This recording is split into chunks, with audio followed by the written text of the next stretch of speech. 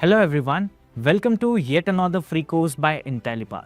Today we are going to help you master Power BI from the very ground level. If you guys don't know, Power BI is one of the most used tools in the market for analytics works. It is used by business analysts, data analysts, product analysts, marketing analysts, to even sales managers. So basically what that means is if you learn one skill, that is Power BI, you'll be able to target jobs in 5 different departments. And you know what's the best part? This is a skill which literally virtually anybody from around the world can learn. You do not require coding knowledge, you do not have to be from an IT background, and there is no qualification criteria. So even if you are from a non-tech background, you can absolutely learn this skill. All that is required is an intrinsic motivation to deal with numbers. Now you must be thinking there are so many analytics tools out there. Why to learn only Power BI? Then let me tell you that in the BI analytics market, Power BI is considered as #1 tool and it has acquired around 17% of total market share. Around 223,000 companies are using Power BI to churn their data already. That is the reason why the demand for Power BI developers and analysts has been on the rise since the last decade. While you are watching this video, there are around 13,000 Power BI jobs available on LinkedIn within India where you can apply and get a job already. But for that, you need a skill of using Power BI to tell business and data stories. And that's exactly what we have tried to cover in this entire Power BI course for absolutely free. So let me walk you through the contents that are taught in this particular course.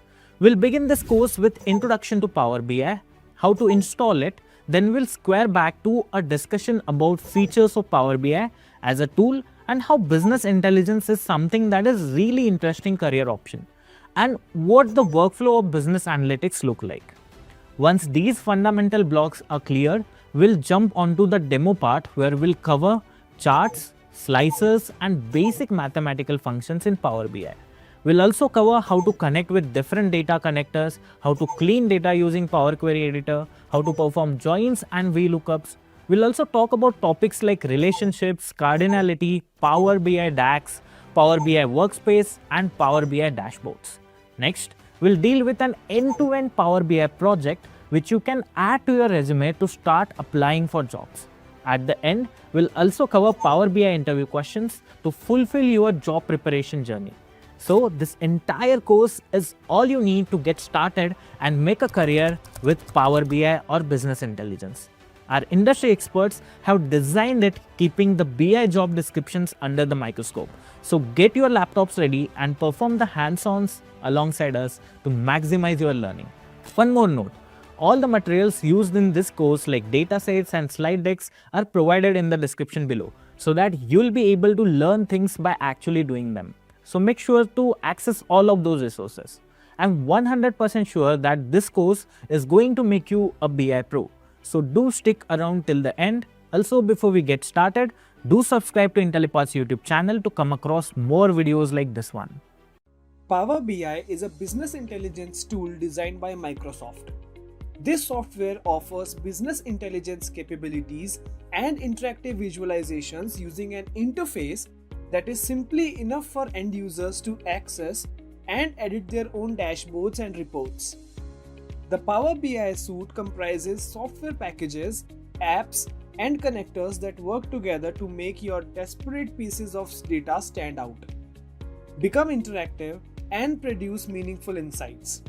The data you need may be in Excel, or it may be in cloud-based or on-premise hybrid data warehouses. Through Power BI, you can easily connect to your data sources, visualize and discover what's important, and you can even share it with friends and colleagues. David is a Power BI developer for Microsoft. Microsoft has created a new application and has launched its beta version in the market. The stakeholders would like to see how the application is performing. So, David uses the data collected from various sources to analyze, find hidden patterns, and create dashboards which could be understood by everyone.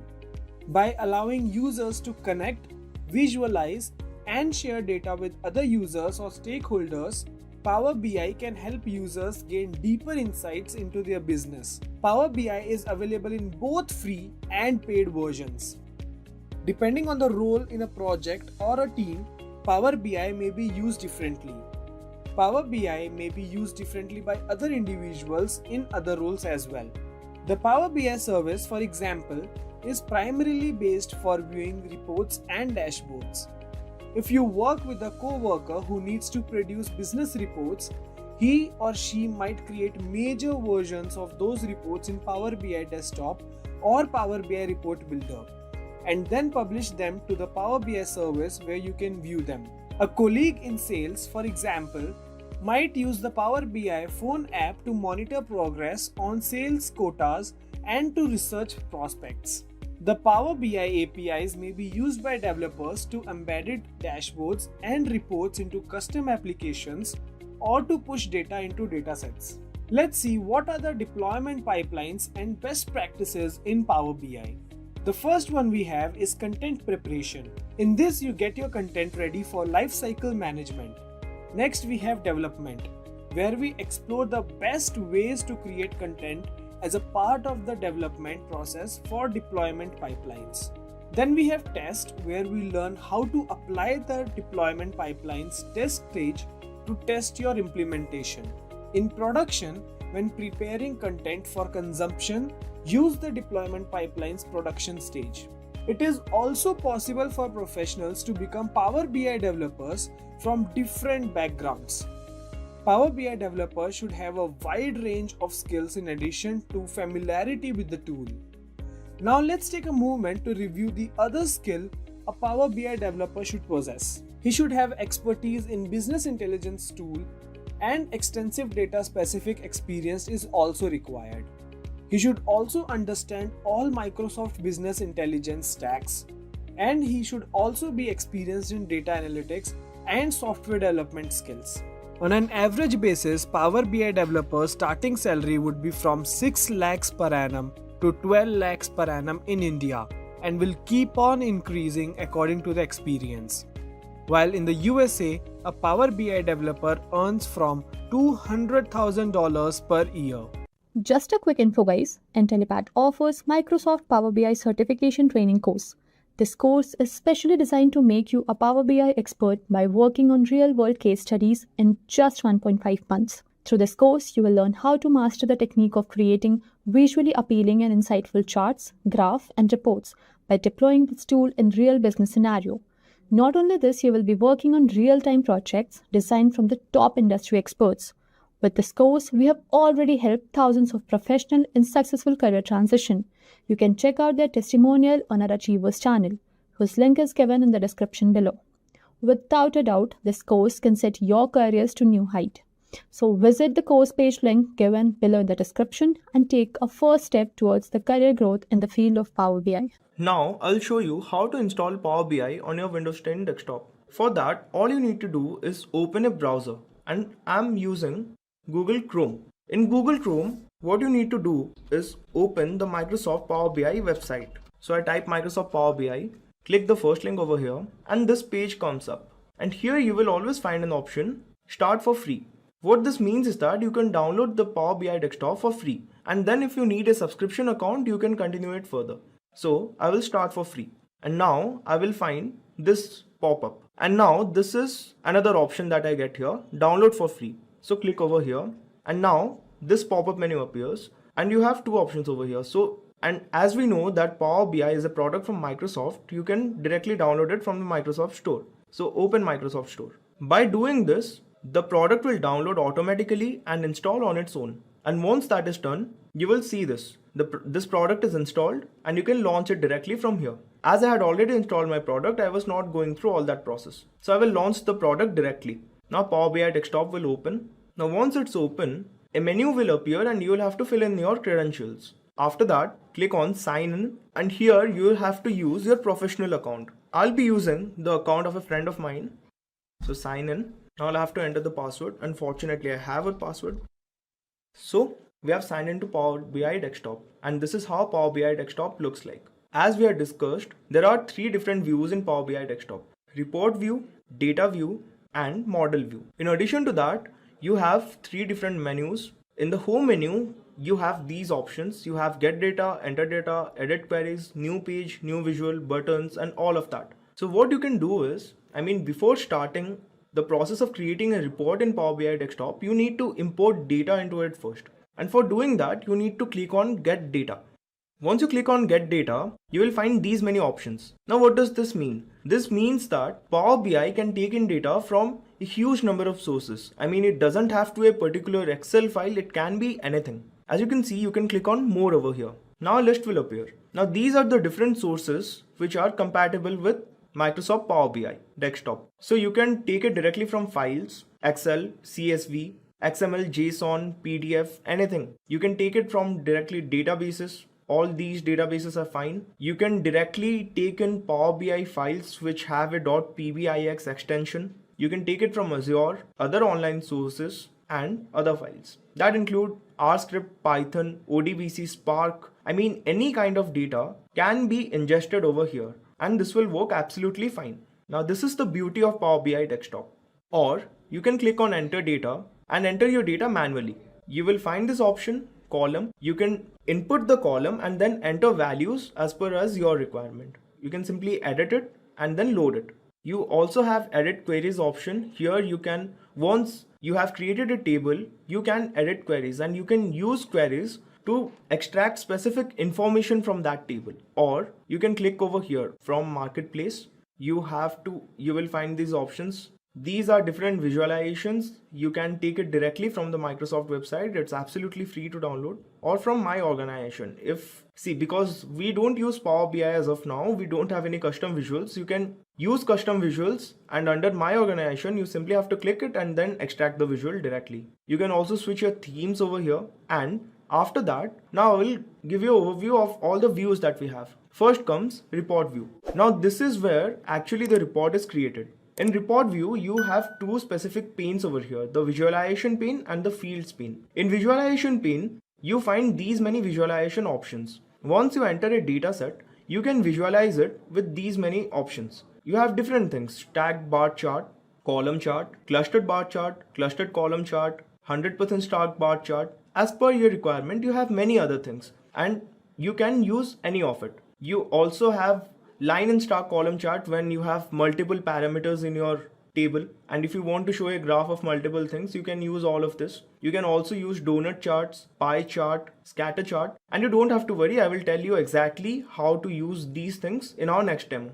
You can also take data directly from RScript visuals and Python visual. You can create your reports in these visuals also. All these options are available to you, and all you need to do, click on a visual, and once you have data in it, all your parameters will appear over here in this fields pane, and you can directly select a parameter and drag it over the axis on which you want to project it. There will be two axes, X and Y, and you can put it directly over here. And there are other options also. You can add data fields over here, add data values over here, and these are the filters if you want to apply. Also, in addition, we have these options, and all this will be active when we enter some data set. That is the only reason why this is not active right now, but I will give you an overview. You have the title thing over here. You can enter a title, you can customize your background, the lock aspect, general things, you can give a border, visual header, and all those things. And analytics is not available for this visual as we have not entered any data. Once that is done, next comes data view. Here you can edit your data. You can manage it with query editing tools. Edit your queries, and once you have parameters in your data, you can manage those parameters directly from here. And then we have this modeling view. What you can do in the modeling view is that, suppose you have a big report and you have to break it down to make it more understandable, or break down into modules. So what you can do, you can simply enter the data over here and break it down. I will show you how to do that. So this is how the Power BI desktop basically looks like. In our next demo, I will generate a report and tell you how exactly can we work in Microsoft Power BI desktop. Just a quick info guys, Intellipaat offers Microsoft Power BI certification training course. This course is specially designed to make you a Power BI expert by working on real-world case studies in just 1.5 months. Through this course, you will learn how to master the technique of creating visually appealing and insightful charts, graphs, and reports by deploying this tool in real business scenario. Not only this, you will be working on real-time projects designed from the top industry experts. With this course, we have already helped thousands of professionals in successful career transition. You can check out their testimonial on our Achievers channel, whose link is given in the description below. Without a doubt, this course can set your careers to new height.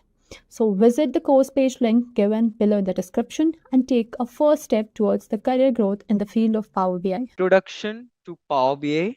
Okay, so in this one, we'll just see there is this is the tools which our Power BI is providing to us, that is aggregating, analyzing, visualizing, and sharing your data.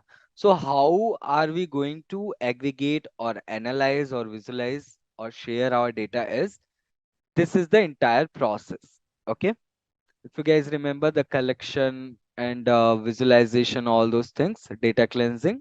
So what we are going to do here is, first thing is we are going to connect with a data source. Not only a single data source, but we can connect with multiple data sources. Okay. Then we are going to transform our data. Transformation means manipulating your data. So in data modeling by using Power Query, right? Yes. Not only in Power Query editor, we can perform all the tasks, not only our data connection, but data transformation also. Okay. So these two we will be performing in our Power Query editor. Okay. And then the third option comes as data modeling. In data modeling, we create a data model for our report.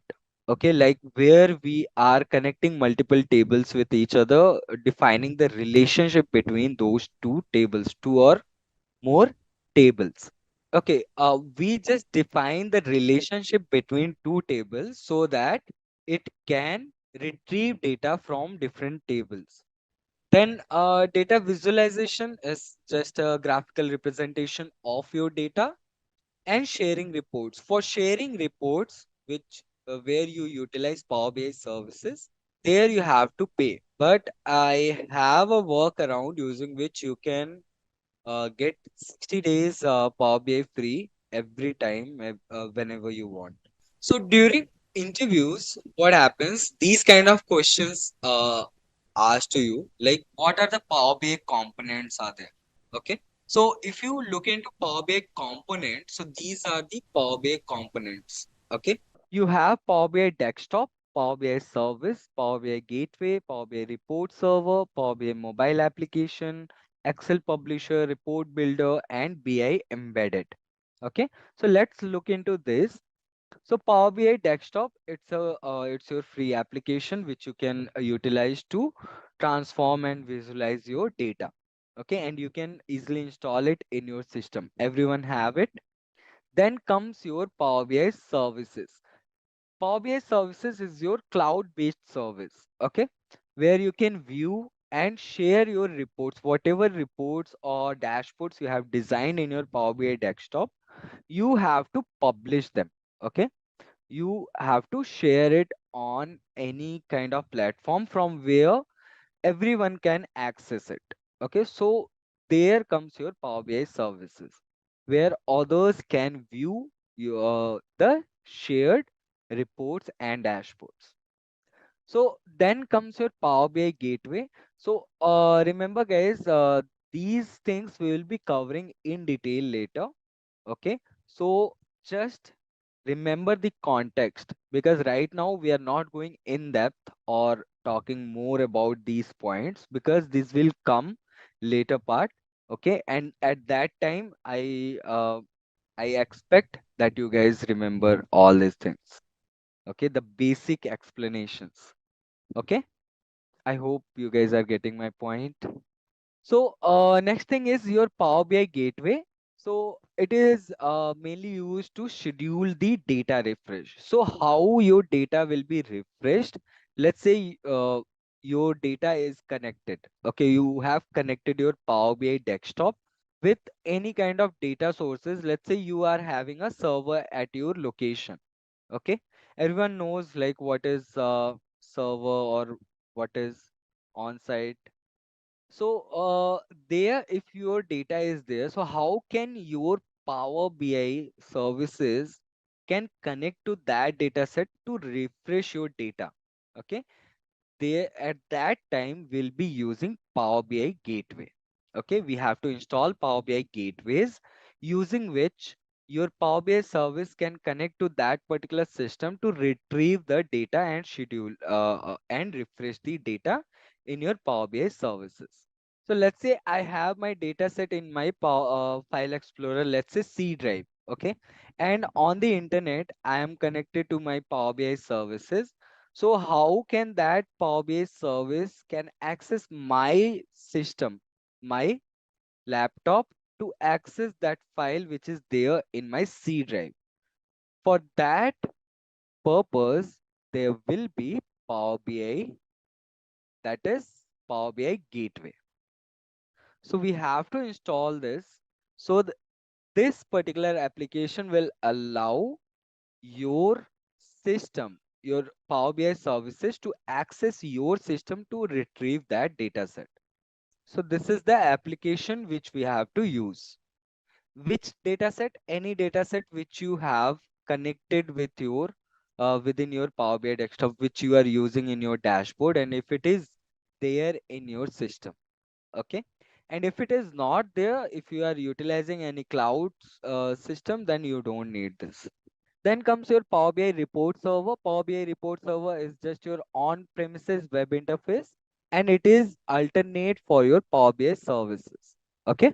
You will have the Power BI itself, access of Power BI, but on-premises interface. Let's say, for an example, right now we will go like microsoft.powerbi.com or whatever it is. Okay, but if it is on premises, that is your Power BI report server, it will be like oracle.powerbi.com or any other organization you guys can take. That is their on premises, that is locally provided. Okay, provided on their own servers. What is the use of Power BI report server? See, if anyone does not, let's say for an example, you have your own server called as sanjumehra.com. Okay. And for that, you want to use your own report server where you do not want to share your data or you do not want to share your dashboards with with Microsoft itself. Okay, or you want it in your on premises server, that is whatever the cloud system you are having. All right, so instead of utilizing the traditional Power BI application from Microsoft, what you are doing, you are just getting a Power BI report server in which you are just creating a domain, like where only uh, your organizations people or whatever you want to do with that. So it is on your cloud. Okay, it's not like you should have any server for yourself to get the Power BI services. It's not like that. Okay. All right. So next thing is your Power BI mobile application. You can install it within your Android or iOS or Windows mobile devices. Okay. You can easily install it from your App Store or Google Play Store. So that is also available. But always remember, whatever you are using, either it is Power BI services, Power BI data gateway, mobile application, or even you are downloading any Excel file from Power BI to analyze, that is your Excel publisher. Okay. All of them can be accessed with the same email ID which you are using, same domains. You guys understood? No. So let's say for an example, let's say Rutuja at the rate nirvan.com. Okay, that is the entire email. So the same email ID you have to utilize in your Power BI mobile app, your Power BI desktop application, your Power BI data gateway also, so that everything can be connected with the same account and it can access each other. And one more thing, if you use Excel, like you are exporting your data to Excel, okay, then at that time also you should be logged in your Excel with the same account from which you have exported it. So this is your Excel publisher. This is only for integrating your MS Excel with your Power BI. Then Power BI report builder is there where we can design invoices, receipts, delivery notes. So any kind of paginated reports which can be printed. Okay. Paginated reports, everyone knows what is a paginated reports. Paginated report is any kind of report which can be printed on a page or paper. That's it. Okay. So, like you receive invoices or receipts on your like petrol bunk or let's say from restaurant. So those kind of receipts, if you want to build, you can build it using Power BI Report Builder. So that is what it is used for. Then Power BI Embedded. That means to integrate your Power BI report with other applications. So where did you guys saw that Power BI Embedded? Recurring neural network? What is happening there? On other application? See guys, you guys remember uh, data storage gallery? Yes, that is also an embedding of that report because it's a web page where you can interact with the entire Power BI dashboard, same like how you can interact within your Power BI desktop or Power BI services. So that is what your Power BI embedded is.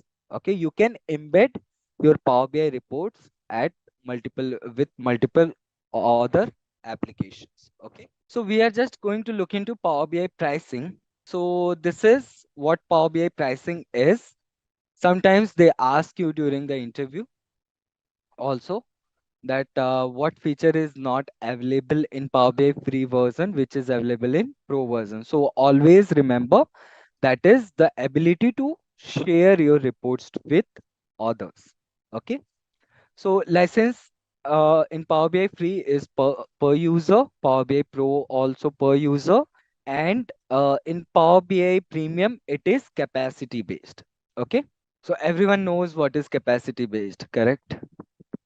Power BI is a free. Power BI desktop, see everything is free until and unless you are sharing your report with others. Okay. See, capacity based is nothing but like let's say you have your mobile and you have 64 GB of storage. Okay. So sometimes if you are installing any application or running your any kind of application or clicking on images and everything, you cannot go beyond 64 GB, correct? So that is what your capacity based. Power BI desktop is free version, so we cannot publish the dashboard on cloud. Yes, you will not be able to publish it on the cloud as until and unless you are having your ID, okay, or a Power BI Pro. Power BI free equals to Power BI desktop, which we installed. No, it's not like that. You can also use Power BI free in Power BI services also. But there will be some restrictions in that. You can publish your reports in your Power BI free Power BI services also. So licenses is per user capacity based. 70 plus data sources. It is available either you are in free or pro or premium version. So here, ability to publish and consume content from app workspaces and dashboards, that is not available in your Power BI free version, but it is available in your Power BI Pro and premium version. The costing is free for Power BI, but Pro version it is $10 per month, and for premium capacity it starts with 4995 per month. Okay.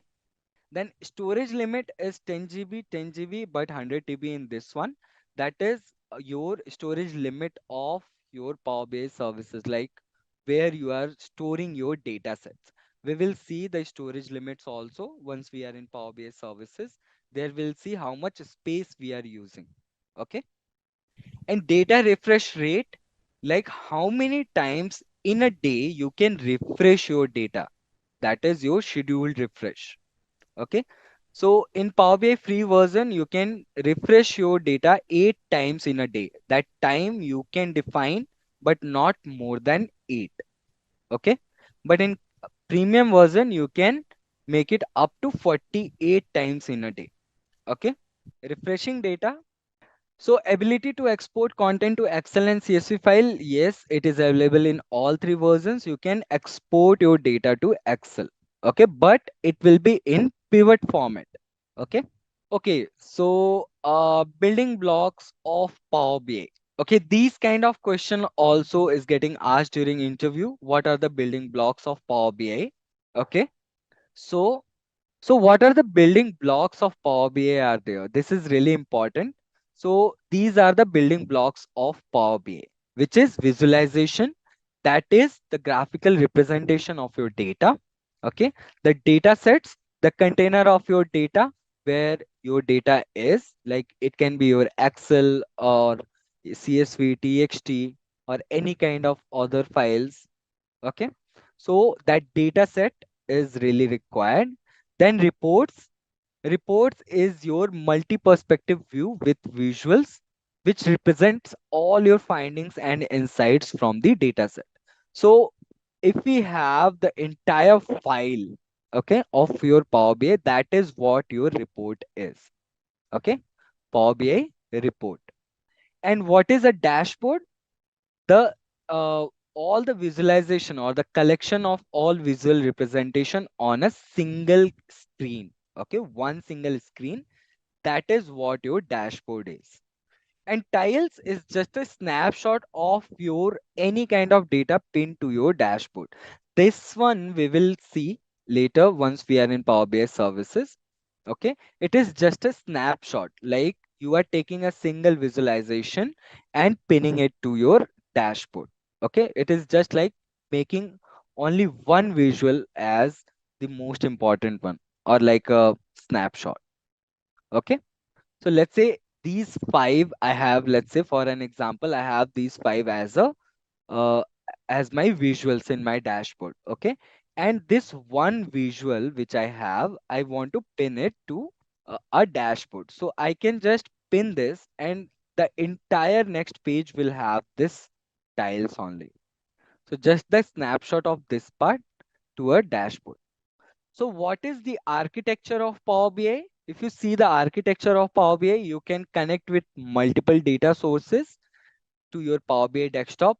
You can manipulate data, you can create new information and develop your dashboard or report. Then you publish it to where? Your Power BI services. Okay. So you connected with multiple data sources and published your report in Power BI services. But how your Power BI services can interact with your data sources to refresh your data? That is using your Power BI gateway. Okay. So wherever your data source is, your Power BI gateway will allow Power BI service to interact with that so that it can all your information like the dashboard report in your multiple devices. Could you please show where we can find the Power BI service? We'll have to create an account, Sanju. So till then, don't jump into Power BI service. Let's proceed with this.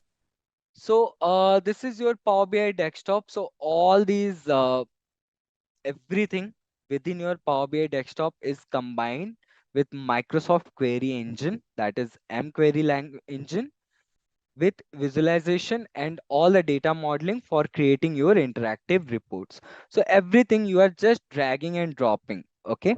But how actually everything is happening is using your Microsoft Query Engine. There is one more thing that is called as narrative. So what you can do is whatever visualization you are creating, you can copy it and convert it to a narrative. So it can provide the narration about that particular visual. Okay. What is MQ? That is your Microsoft Query Engine. Okay. Like whatever we are doing in Power BI. All right, like if I'm dragging and dropping any table, so this is, I'm just clicking, but how it is happening is using your Microsoft Query Engine. Same like how we are just working within our this Windows system, everything we click is defined somewhere like in a programming language. So in Power BI desktop, it combines your Microsoft Query Engine, that is we utilize it in your Power Query editor. Okay. So in Power Query Editor, whatever we perform, all the dragging and droppings and changing the data, everything and in the backend is handled by M language. Okay. So if you guys have heard of sometimes that they ask you the M language also within that job description, that means that if you can edit the M queries within your Power Query Editor. Okay. Just a quick info, guys. Intellipaat offers Microsoft Power BI certification training course. This course is specially designed to make you a Power BI expert by working on real-world case studies in just 1.5 months. Through this course, you will learn how to master the technique of creating visually appealing and insightful charts, graphs, and reports by deploying this tool in real business scenario. Not only this, you will be working on real-time projects designed from the top industry experts. With this course, we have already helped thousands of professionals in successful career transition. You can check out their testimonial on our Achievers channel, whose link is given in the description below. Without a doubt, this course can set your careers to new height. So visit the course page link given below in the description and take a first step towards the career growth in the field of Power BI. Power BI. What does this BI stands for here? What is this BI stands for? What do you mean by BI here? What is the meaning of BI? Business intelligence. Business intelligence. Correct? Now, again, a very basic question. What is business intelligence? The definition should be like when you say that, the person should understand what is happening inside it, technically and functionally also. How would I define business intelligence? To learn that, let's do an activity. Let's do an activity, guys. The activity that I want to do is purchase mobile phone.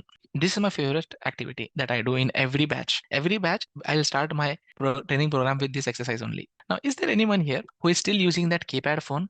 Anyone who is still using that keypad phone? 1, 2, 3, 4, 5, 6, 7, 8. No one. Some people says yes. Okay.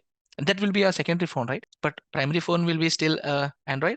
So now, if I ask you purchasing a smartphone, now how many of us will go to a shop in your locality? You see 4 options in front of you. You just take one phone out of it and come back. You just give money and come back. How many of us do that? Anyone who does that? You go to a shop, you have 4 options in front of you, and you just take one of those without even thinking anything, and then you give money and come back. What do?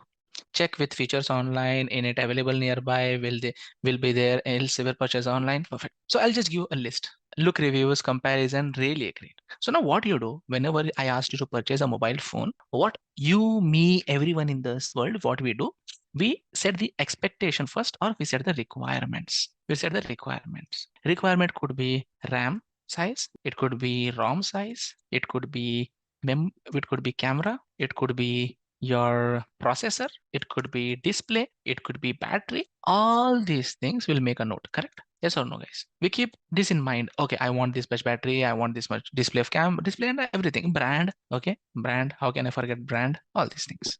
You go to YouTube. You go to YouTube. Okay, you go to YouTube and you see review videos, correct? Review videos. Nowadays, every second person has become a reviewer, right? Even if he doesn't know anything, he'll just take content from 10 different videos and he will add that content in his video. So now you'd see genuine YouTube review videos. Then along with that, what you do, guys? You go to Amazon, you go to Flipkart. Here in US, you will go to Walmart. We'll go to many other places. We go to Costco, correct? People in the US, we go to Costco and we look for better offers and comparisons we do. Or we go online and we can check from Gadgets 360 and anywhere. Not only that, we go to our family and friends and ask them for their opinion. Correct? Family and friends to ask about their opinion about a particular phone if they have used it. Not only that, one more thing that we do. If currently I'm using a Samsung phone or Apple iPhone, I'll be using that understanding also. Previous mobile experience. Is there any other source of information that I try to collect, or this covers most of them? From the shop, yes, that is what family and friends, you go and talk to them. From the shop also, you can ask the prices and all, everything. When you tell Amazon, Flipkart, Walmart, Costco, Walmart and Costco are shops only here. In India also, there will be many shops. We go and then what we do. I'm showing about, I'm not speaking about business intelligence, guys. I'm not speaking about business, forget about business intelligence for a few minutes. Just think about how your human brain works, how my human brain works, how everyone's human brain works. Now what I do, after I go to these various sources, the backend, my mind, my human brain is collecting this information, correct? Whenever I read that, that means my human brain is collecting that information. Basically what I'm doing, I'm just doing data collection. Then what my human brain does after I do data collection? My human brain will remove the unwanted information from all the websites or all the inputs that I got, correct? What I do, I just clean the data. Data cleaning I do. Whatever data I have collection, I will clean it. And then I will combine that information. Clean and combine. Clean and combine. Clean and combine. After that, what I do, I store that information where? Where do I keep that information? In my human brain, right? I will memorize that. Memorize, or I will just keep that in my mind. I'll store that information. Here the storage is what? What is the storage here? My human brain. Perfect. Great. Then what I do? After that, I will go somewhere quiet at my home or somewhere, and I will analyze what I have read, what I have seen, what I have spoke. I will start doing analysis on it. Okay, what if I take like this? Okay, this will be less price. Okay, if I add another 2000, I'll get this feature. Okay, if this is a brand, in the same brand, I'll get that other phone. Okay, if I take that phone, will the battery will be good or no? Like this, we'll analyze, right? Agree or no? We do analyze. After getting all the information, we do analyze. And after doing the analysis, then only we come to a conclusion. Now which phone I have to purchase? Decision you make. Everyone agree with this process? Everyone, do we do that? Even an educated person does this. Even an uneducated person also does this. This doesn't need any graduation certificate, correct? Why do we do this? For better choice, really good. To get a good phone in the price, to come to a proper decision, to get a concrete logical decision, really very nice. Everyone knows that. And guys, no one have taught this process to us, right? To select the best one, correct? No one has taught this process. This is inbuilt in every human being, correct? This process is inbuilt in every human being. Our ancestors also have this there. Because my generations and generation, my father, my grandfather, everyone were doing like this only. But at that time, no internet was there, but they used other means, correct? Because we are spending some money. We don't want to waste our money. We do this. Now, after you do this all process and you get a really good deal and a best product, don't you feel that I am an intelligent person? I took a good decision. Don't you feel like sense of having that intelligence in your mind? Yes, right? Because I have worked for it. I have put effort. I have learned something new. So that has increased my intelligence. No? This process is making me intelligent, correct? Can I tell that? And if how can you tell that? It's just purchasing a mobile phone, right? Okay, apply this process for anything. Apply this process for purchasing a washing machine. Apply this process for purchasing a car. Apply this process for purchasing an insurance. Apply this process for purchasing a house. Apply this process for getting a college degree. Basically, this process in general, you can apply in any area of your life to take better decisions. Yes, that means if it is helping in any area of your life, then definitely it is increasing your intelligence.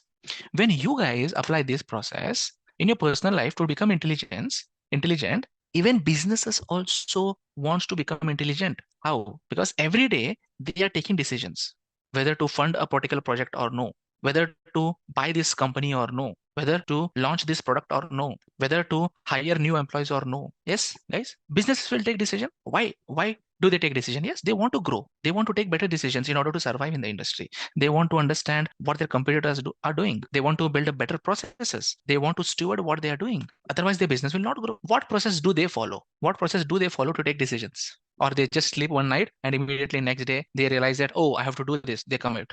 No, right? They will understand customer behavior with the help of what? Data. They understand their sales. How do you know the sales? Data. They will understand the customers with the help of data. They understand their competitors, data. They understand their employees, data. Everything is data, right? For business, everything is data. If you give me the data, in the personal life also, everything is data only. What is this YouTube video? It's data. Amazon websites, it's data. Family and friends, when you are speaking to them, they are talking information, data. Different forms of data will be there. Data will be in different forms. For businesses, they also want to take decision based on what? One night I slept, I got a dream. Okay, I have to buy this company, I'll buy. No one does that, right? So they do proper research with the help of data. They want to understand, okay, if I spend in this company, if I spend in this product, so how will I do that? And now I have decided a target. Okay, I want to reach that. Month by month, I will track it with the help of data. Now, how do they do? That process of decision making in the company is called business intelligence. What technology they use, what tools they use. If I start making the list of the tools, right, my life will end, but the tools names will not end. Agree? People who have experience in the industry, do you agree with this? There are so many tools. But some tools have become very popular. Some tools have become very, very popular in the industry, which are leading. Power BI is one among them. Okay, let's give a technical twist to this learning. Now, think I own a company and I want to implement BI process. So now my sales is happening and I'm storing that information in SQL server. It could be, okay, let me just change the color. My data is in SQL server. My data is in Oracle server. Some of my data is coming from Excel files. Some data is coming from CSV files. Some data is coming from PDFs. Some data is coming from cloud like AWS. Some data is coming from Azure. Some data is coming through web scraping. We get some information from web or APIs. They collect this data from various sources. What are these sources? It could be your sales system. It could be your employee HR system. It could be your R&D system. It could be market research system. It could be a various systems in your company. Correct? Many different systems are there. CRM, what is that? Customer Relationship Manager. ERP, SAP system. These are all various systems, right? Which I use to run my business. Everyone agree with this? Are these the various tools that I use to run my business? So where the data comes from, where I collect the data, yes, these are the various sources. Then what I do, the people like me, what they do, BI architect people, what they do, they connect to these data sources, they collect this information, they combine and clean it, and then they store in one process. This process is called, can you tell me, guys? Tell me. What do you call this? ETL, which I call it as extract, transform, and load. ETL process. Extract, transform, and load. And where do I load it? I'm extracting, transforming, and I'm loading in a place called data warehouse, which is nothing but a SQL server. Which are some popular tools in the industry which does this? We have Informatica, we have Talend, you have Data Stage, you have SSIS, you have SQL. Nowadays, everyone's popular, very much favorite, Python. We use all these tools to do data transformations. Once I transform the data, then I store that transformed data or combined data into data warehouse. Then I do analysis. Okay, how will you do analysis? Which is the best way when a user can understand your words? If you go and read, okay, you do this is the way you do the business, this is the way your sales is increasing, if you go and read it, your user will not understand it. You have to show them something. What? Visualization, graphs. Exactly. Power BI, Tableau, Click, SQL, Python, many tools are there. Then you give it to the users who are managers, who are decision makers in your company. You give them as a directors, managers, business analyst in a company. Then they will take decisions based on that. Tell me, guys, did I change the diagram or I just added the technical words there? That means even businesses do the same process what I do in my life. They do the same process, right? But the data is huge. So human brain cannot handle that much of information. So businesses take help of softwares, correct? Businesses take help of softwares. And we are learning these softwares so that we can help big businesses to take better decisions in the company. That is business intelligence. If I define now business intelligence is a process where I collect the data from various systems, which could be ERP system, which could be CRM system, it could be SQL server, it could be Oracle server. I take the data from these various servers. I pass through a transformation engine, which is called as the ETL process, where I clean and cleanse the data to make it in the right shape and store that information in the data warehouse. Once we have the data in the data warehouse, then we use some visualization tool, build some dashboards, and using the dashboards, we can convey business insights to the stakeholders or managers, and they can use that as their data used for their data-driven decision making. Isn't it a very beautiful and simple explanation which anyone can understand? This is fantastic. I got the definition now. But take some example and explain, then it will be really much interesting. If you take an example and explain how a project is executed. You have drawn a diagram, but in real world also, this is a diagram which is applicable. Yes, it is applicable. Give us an example. Correct. Give us an example how a project is executed. Then it will make more sense. Okay. Before that, I will draw three diagrams. I will draw three diagrams here. I will draw one diagram, one box still here, another box here, and my final box, which will be what color? This color. It will be here. I have drawn three boxes here. One is light purple, one is dark purple, and one is black. Arif, why did you draw these boxes like this? Okay, I'll tell you. The person who does work on this dark purple job, he is called what? A data engineer. Now you might have heard these terms many times in the industry, but you never knew that. Arif, what are these terms? It looks same for me. Data engineer. Data engineer. Who is this black box person? What do you call him? Come on. What is that role? Can someone tell me? Data analyst. Perfect. And who is the person who is in small purple box? What is this role? Business analyst. This makes a whole lot of sense, right? Many times people get confused. Arif, who is data engineer? How will you differentiate data engineer from a data analyst? How will you differentiate business analyst from a data analyst? Many of you have seen these terms in various job portals, but you never knew that. What is the difference between these people? But with a very simple example, you are learning what are these people doing in the job. Data scientist will not fall here. Data scientist will fall some other place. I know people are very interested to know data scientist job role. I know because we have been hearing that data scientist, yes, the top position. Without learning this, you can't be a data scientist. I'll tell you where the data scientists sit. Okay, let's take an example. One fine day, company CEO, management, they met one day and they decided some metrics. They decided that we are going down on the business compared to the business. We have to increase profits of our sales by 5% next year by end of 2024, 2025. Think 5% is a big number for big companies. They decided. CEO people, MD level people, they decided. And after deciding that, they will go and sleep, guys. After deciding that KPIs, will they go and sleep? Or targets, will they go and sleep and let the company run as is? No, right? They don't. They don't do that.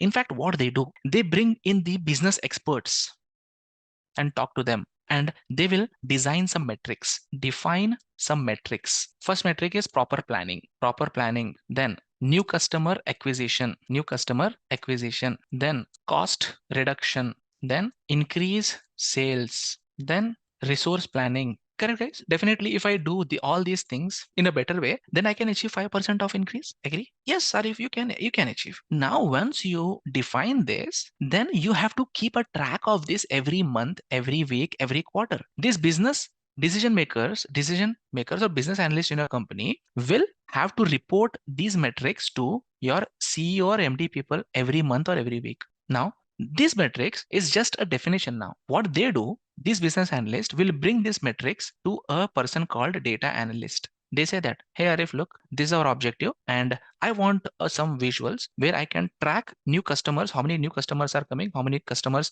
have not turned back to us, from how much time, what is the sales change by changing year by year. I want to see that so that we can understand how much we are progressing based on our target. So that after 3 months, if we are not going good, then we can change the strategy. After 6 months, we can change the strategy so that we have enough time to decide about it. So they want to see that something visual. So he comes to me as I'm a data analyst, guys. My entire career is in data analyst position. Now I'm looking into the entire picture. I started my career with a data analyst position.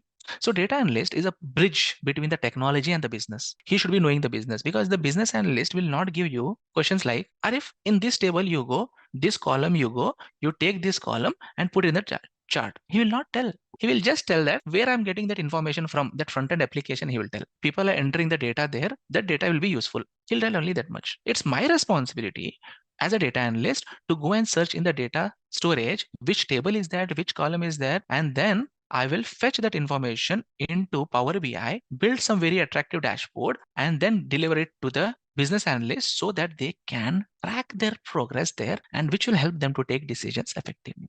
Okay, I have defined some metrics. So data analyst will build that into a dashboard, and then that will be used. Now, what if the data is not in proper structure? It's not in the data warehouse. That is where the data analyst will bring data engineer on board. I'll tell 3.1 step. Then data engineer will do his transformations for new pipeline, and he will implement that here, and then the data will be available here.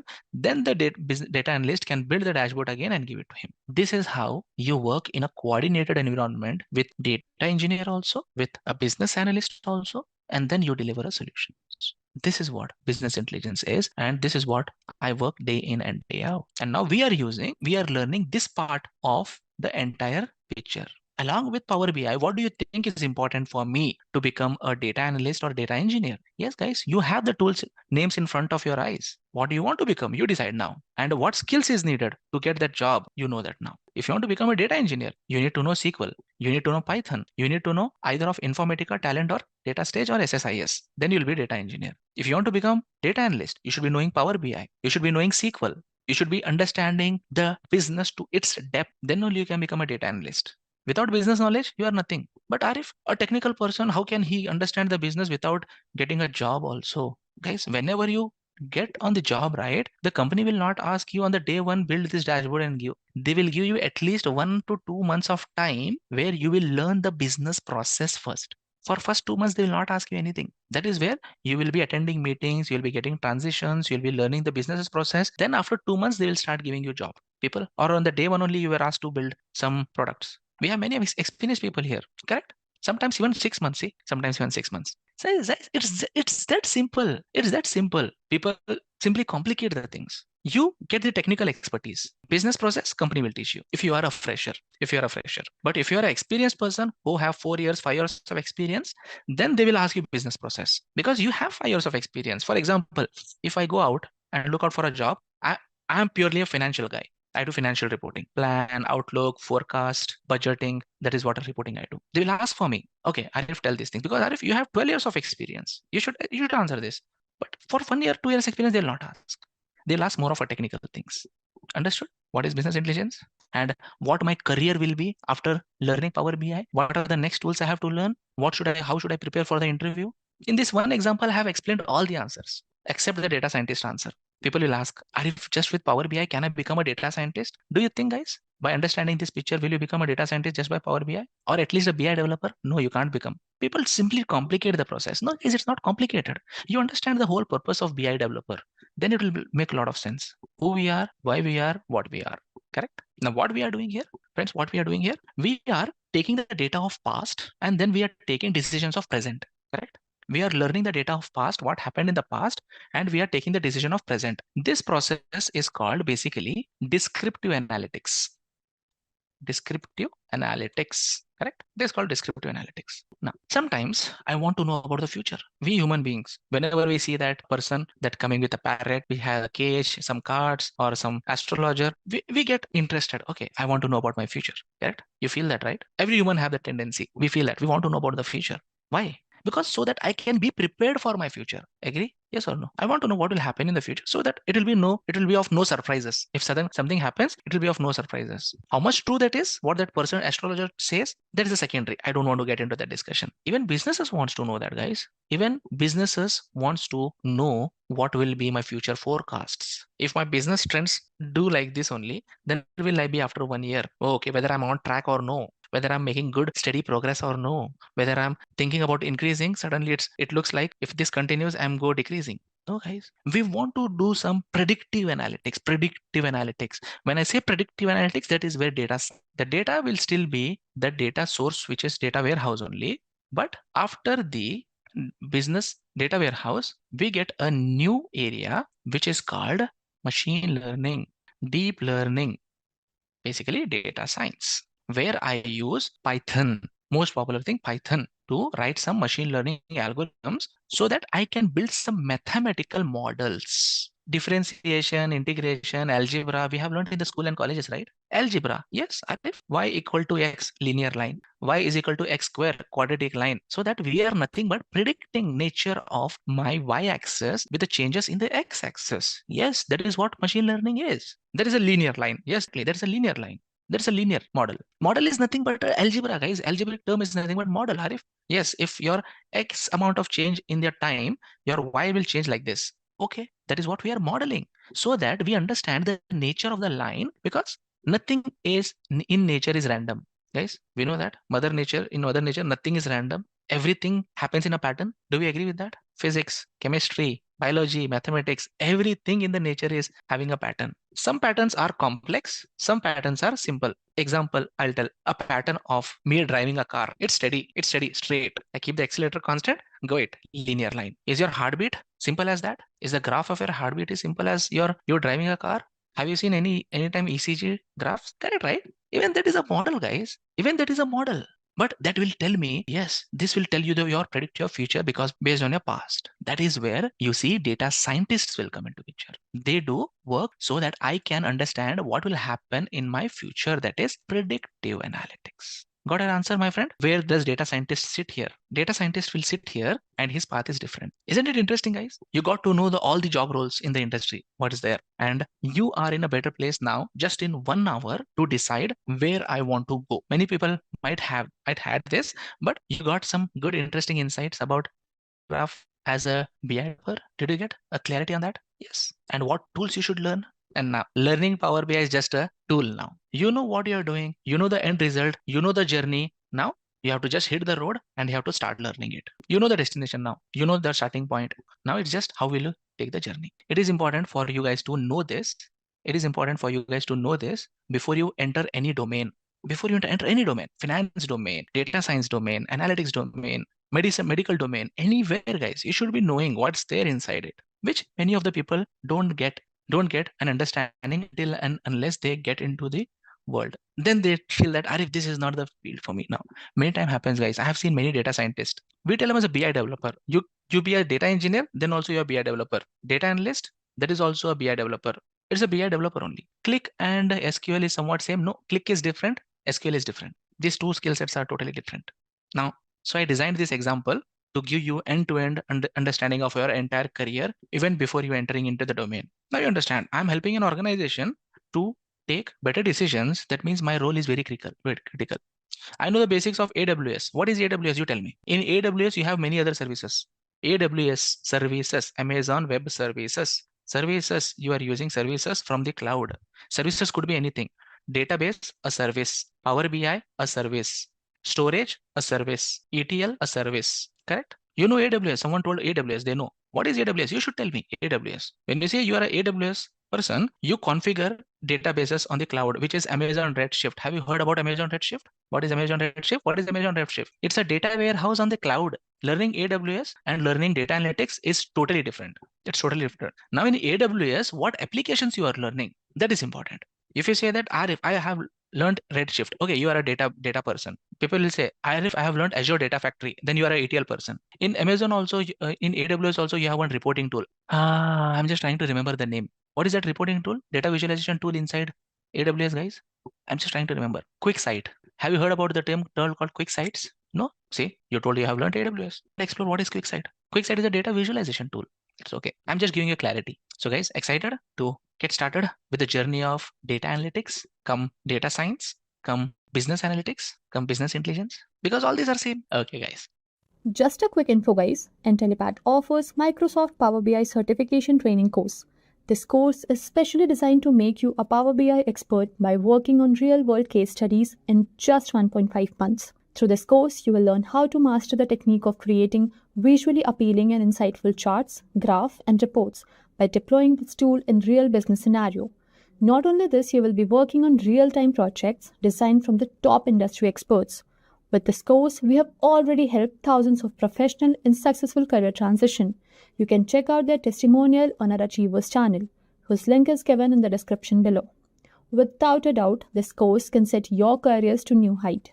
So visit the course page link given below in the description and take a first step towards the career growth in the field of Power BI. This is your landing page of your Power BI desktop. Please open your Power BI desktop. Do you guys see same screen as mine when you open Power BI desktop? Perfect. So this is the landing page of Power BI. So I'll just cancel this. Now tell me, based on the diagram of entire business intelligence process, if I ask you to break that into 3 steps, what would that look like? Or what would be that steps called as? If that entire process, if I want to break into 3 steps, what would those 3 steps would look like? First step would be data collection / modeling. Second step would be data or / data transformation. Third step would be visualization, correct? And then it will be given to my end user who wants to take business decision based on that, correct? Can I say that broadly this term, these three terms for entire BI process? But people will agree that Arif, this is a 3 steps, but why have you written in the reverse order? Correct? People will ask, Arif, why have you written that in reverse order? One should be on top. Why you have written in the bottom? Okay. So if you see here, there is a separate section for each of these activities. 3 blocks are there. Each area is meant for that capability. So make a note of this. Data collection and modeling can be done here. Data cleaning and transformation can be done here, second step, and data visualization can be done here in the third step. Does it make sense? Power BI also has developed the tool based on the fundamentals of BI only. Now we have the tool, we know, then let's get started working on the Power BI. Now, hold on. And if in order to work on Power BI, we need data set, right? We need data set. Okay. In order to start working on this, we need some data set. Okay. Let me share the data set. The link you open, and there is one global superstore Excel file. You have to download only that one file. Only this one file you have to download. Go ahead, download that. Only one file, which I have added as a red color box. Downloaded. Arif, before working on Power BI project, I should be knowing what the data set is all about. I should be knowing the business problem. I should be knowing the scope of the project. Then only it will make a sense for me to work on the project. Because no one can work on a BI project without knowing the purpose of the project, without understanding the data set, what's there in the data set. Without understanding that, it will not make sense. Okay, I'll do something, you'll do something. So guys, you should understand what this data set is all about. Don't open the Excel files. I will show it directly by drawing a flow diagram here. So basically, Global Superstore is nothing but a sales data for a company called Superstore, Global Superstore. Okay, now this Excel file has 4 tables. 4 sheets is nothing but 4 tables. First table is nothing but orders table. Second table is nothing but customer table. Third table is nothing but person table or people table. And finally, the last table is nothing but returns table, returns. So now this is how these are connected. Now every column will be connected using a common key. Like you have customer ID here, and the same customer ID will be available here. But people is nothing but a regional manager. So it will be like person region here, and the region here would be the connected option. Here it will be returns, it will be order ID, and here also it will be order ID. So this will be my data model to build. Now, as I've said, it's a sales database, and I'll be building some sales analysis here. Now it has dates, it has cost, it has products, it has categories, it has subcategories, it has country, it has region. All the dimensions are there and all the measures are there. Now, what kind of analysis I can build as per you to understand the performance of the company? What kind of analysis I can build? I'll just write some. You can analyze sales, cost, profit, tax across time, which could be year, month, quarter, anything like that. Also, you can analyze sales, cost, profit, tax by geography. Geography could be country, it could be state, it could be city, it could be region. Top performing products, customers, cities, year over year sales growth, percentage growth. It will never end. It will never end. All these analysis you can do from this data set, which we can help the business users to take effective decision how my sales trend is changing in the past so that I can take decision of future. Now, some of these answers are very easy to answer. Some of these questions are very easy to answer, but some of these questions are not that easy to answer. Am I making sense? Some of these questions are very, very easy to answer, and some of these questions are not that easy to answer. You have to do some data cleaning, you have to do some data transformations, you have to do lot many things. You have to write DAX also to bring in sense out of these tables. So one by one, we will be getting into our journey so that we'll build basic visualizations also. We will do data transformations also. We will be doing data DAX preparation to do some advanced calculation also. Sounds like a plan? Done? So coming back to Power BI. Okay. So what is the first step out of these 3 options here? Which is the first step I should go for to start my project? Import. Yes. Here we go. Model view collection. Click on that. It will open this view. Now, ideally, guys, if I'm developing a BI system for my company, the data could be available in any system, right? It could be SAP, it could be CRM, it could be webs, it could be SQL Server, it could be Oracle Server. The data can be residing anywhere in the cloud or anywhere. Now, an ideal data visualization tool should be able to connect to any of these data sources. In ideal case, yes, right? In ideal case, my tool should be able to connect to any of these sources. So let's see how many sources that Power BI can help you to connect. If I click on get data here, see, I'll click on more. If I click on more, these are all the data sources I can connect from Power BI. You name it, Power BI has it. Files, connect to Excel workbook, text, XML, JSON, folder, PDF, databases, SQL Server, SQL Analysis Service, Oracle Server, DB2 Server, Informix, Netezza, MySQL Server, PostgreSQL Server, Teradata, SAP HANA, SAP Business Warehouse, Amazon Redshift, Impala. Guys, the list will never end. Snowflake, and some of you guys have worked on these databases, correct? You have lot many possibilities to connect to various data sources. But in this training program, we'll be learning how to connect to SQL Server. We'll be learning how to connect to Excel files. We'll be learning how to connect to web data. All these 4 or 5 data sources will be able to connect because these are the major data sources in any of the company. Because if you learn connecting to SQL Server, then you learn obviously how to connect to Oracle, how to connect to BigQuery, anywhere you can connect. Just learn one data connectivity, then you can learn others also easily. Now, where is our data source currently? Where is my data source? Excel. Okay, go to File, Excel Workbook you select, click on Connect. Excel workbook, perfect. Now see, it'll ask me, Arif, where is your Excel file? Okay, I'll tell that this is my Excel file, Global Superstore 1. Navigate to that folder, wherever you have stored that file, and then click on Open. Once you open it, it will open up a navigator window, which will show that, Arif, this is Excel file. In this Excel file, these are the sheets which are available. Correct? And now see, the navigator window has opened. It is asking me, Arif, you have 4 tables in this Excel file. Can you guys see this 4? Don't consider this 2. Can you see this 4 at your end also, friends? You can see that, right? So you have customer table, orders table, people table, and return table. Is it the same tables which I have explained just now? The data model? Same, right? Which one I will take first? I will take orders first. As soon as you click on the checkbox in front of orders, as soon as you click on checkbox in front of orders, you can see this preview of the data. It will show you, Arif, see, these are the column headers, these are the data, and you can scroll towards right and check all the columns are in good shape or no. Good shape. Because sometimes what happens, the Excel files are not properly formatted. Some headers will get changed or some headers will get misplaced. They will be treated as data. Example, see, if I click on people, do you think, guys, this table is correctly structured or no? Is people table correctly structured or no? It's not structured, right? Exactly. Headers are treated as row 1. So basically headers should go here. So this is a very common problem. Like this, some blanks rows will come in the data set. Some blank rows will come. Some errors will come in the data set, which if you see, then you should go to transform data. If you see like this structure, then you have to go to transform data. But I'm not loading people's table. Only I'm loading the orders table. Now, do you see any discrepancy or any issues in my orders table, guys? Or headers are populated correctly and I don't see any blank values anywhere? One column is there, like pin code, it has some null values. That's totally fine. I will ignore that for now. But apart from that, do you see your data is in correct shape? No, right? It looks good. Then what should I do now? Should I load transform data or should I load on load? Definitely load, because I see the data structure is correct. Click on load. Now, once you hit load, then that entire table will get pulled into your Power BI model.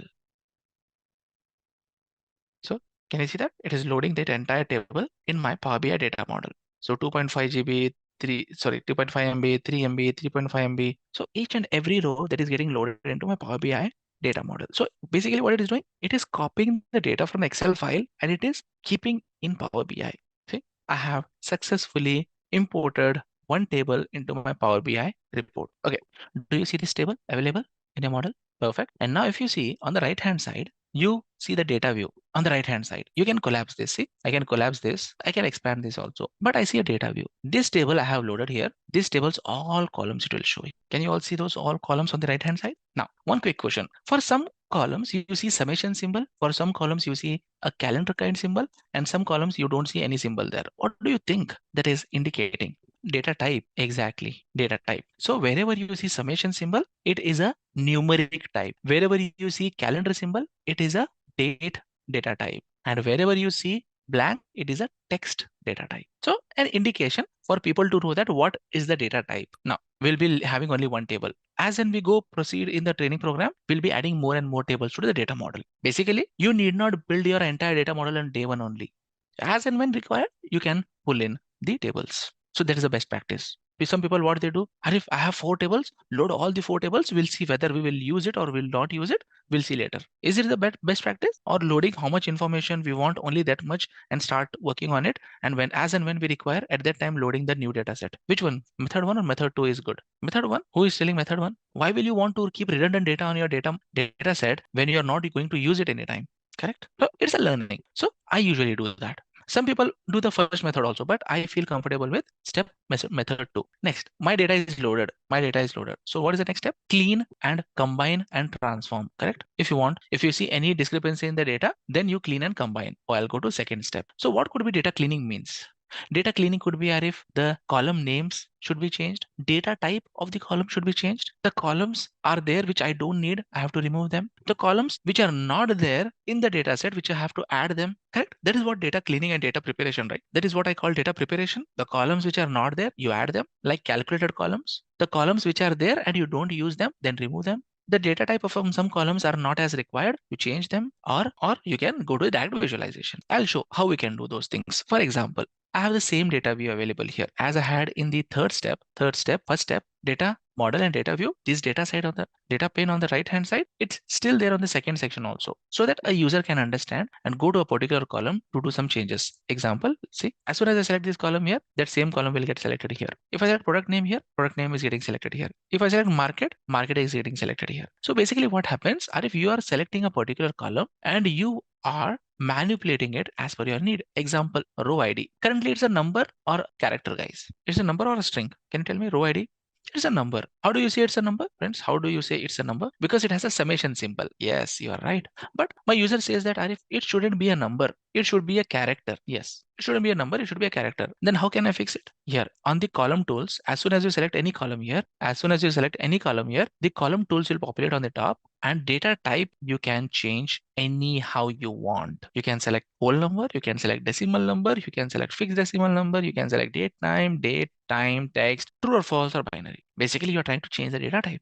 So if I want to make it as text, I click on this, and now you'll see that entire column will get converted to text. So I change the data type. I did that. Now some people say that, Arif, there is a column which I'll not be using anywhere. Example, okay, if there is any column that I'm not be using anywhere, like postal code, Arif, postal code. Okay, I'll not be using it anywhere. So right click and delete from model. See, you have an option, delete from model. I'm not deleting it, guys. I'm not deleting it. I'm just showing you guys that it can be done. And what I'm doing, all are basic data cleaning, very, very basic data cleaning. Then Arif, what do you mean by advanced data cleaning? You will learn in one of these session, not one of these session. Half of the training program will be doing data cleaning only. It could be like doing joins, doing unions, removing duplicate data from the table, creating new columns. All those are intermediate to advanced level of data preparation or data transformation. How do we track these changes? There is no way you can track these changes, what you do here. Is there any reason we change data type? It's a business requirement, Dipanjan. I told, right? I have clearly mentioned, my business said that this should be a text, shouldn't be a number. Yes, I changed it because my business wanted it. Now people will say that, can I track these changes, what I'm doing here? No, you can't track. But you can track if you do this change in Power Query. Step by step, what you did, you can track that using Power Query. If you have done these changes in Power Query, you can track it there. Power Query, you will learn future. You will learn in the future Power Query. Now, people will say that, Arif, I don't like the date formats like this. See, date formats are here. What you have to go to Power Query and get it back. You have to click on Home. You have to click on Transform Data, and that step you did here, it will get captured there in the Power Query. You have to undo there and it will come back. Power Query. Arif, what is Power Query? Yes, Power Query is transform data. When you click on this, I'll show that. Example, I'll do it quickly here. I'm just deleting this postal code, guys. Just pay attention. I'll just delete this. This column gone. Postal code, column gone.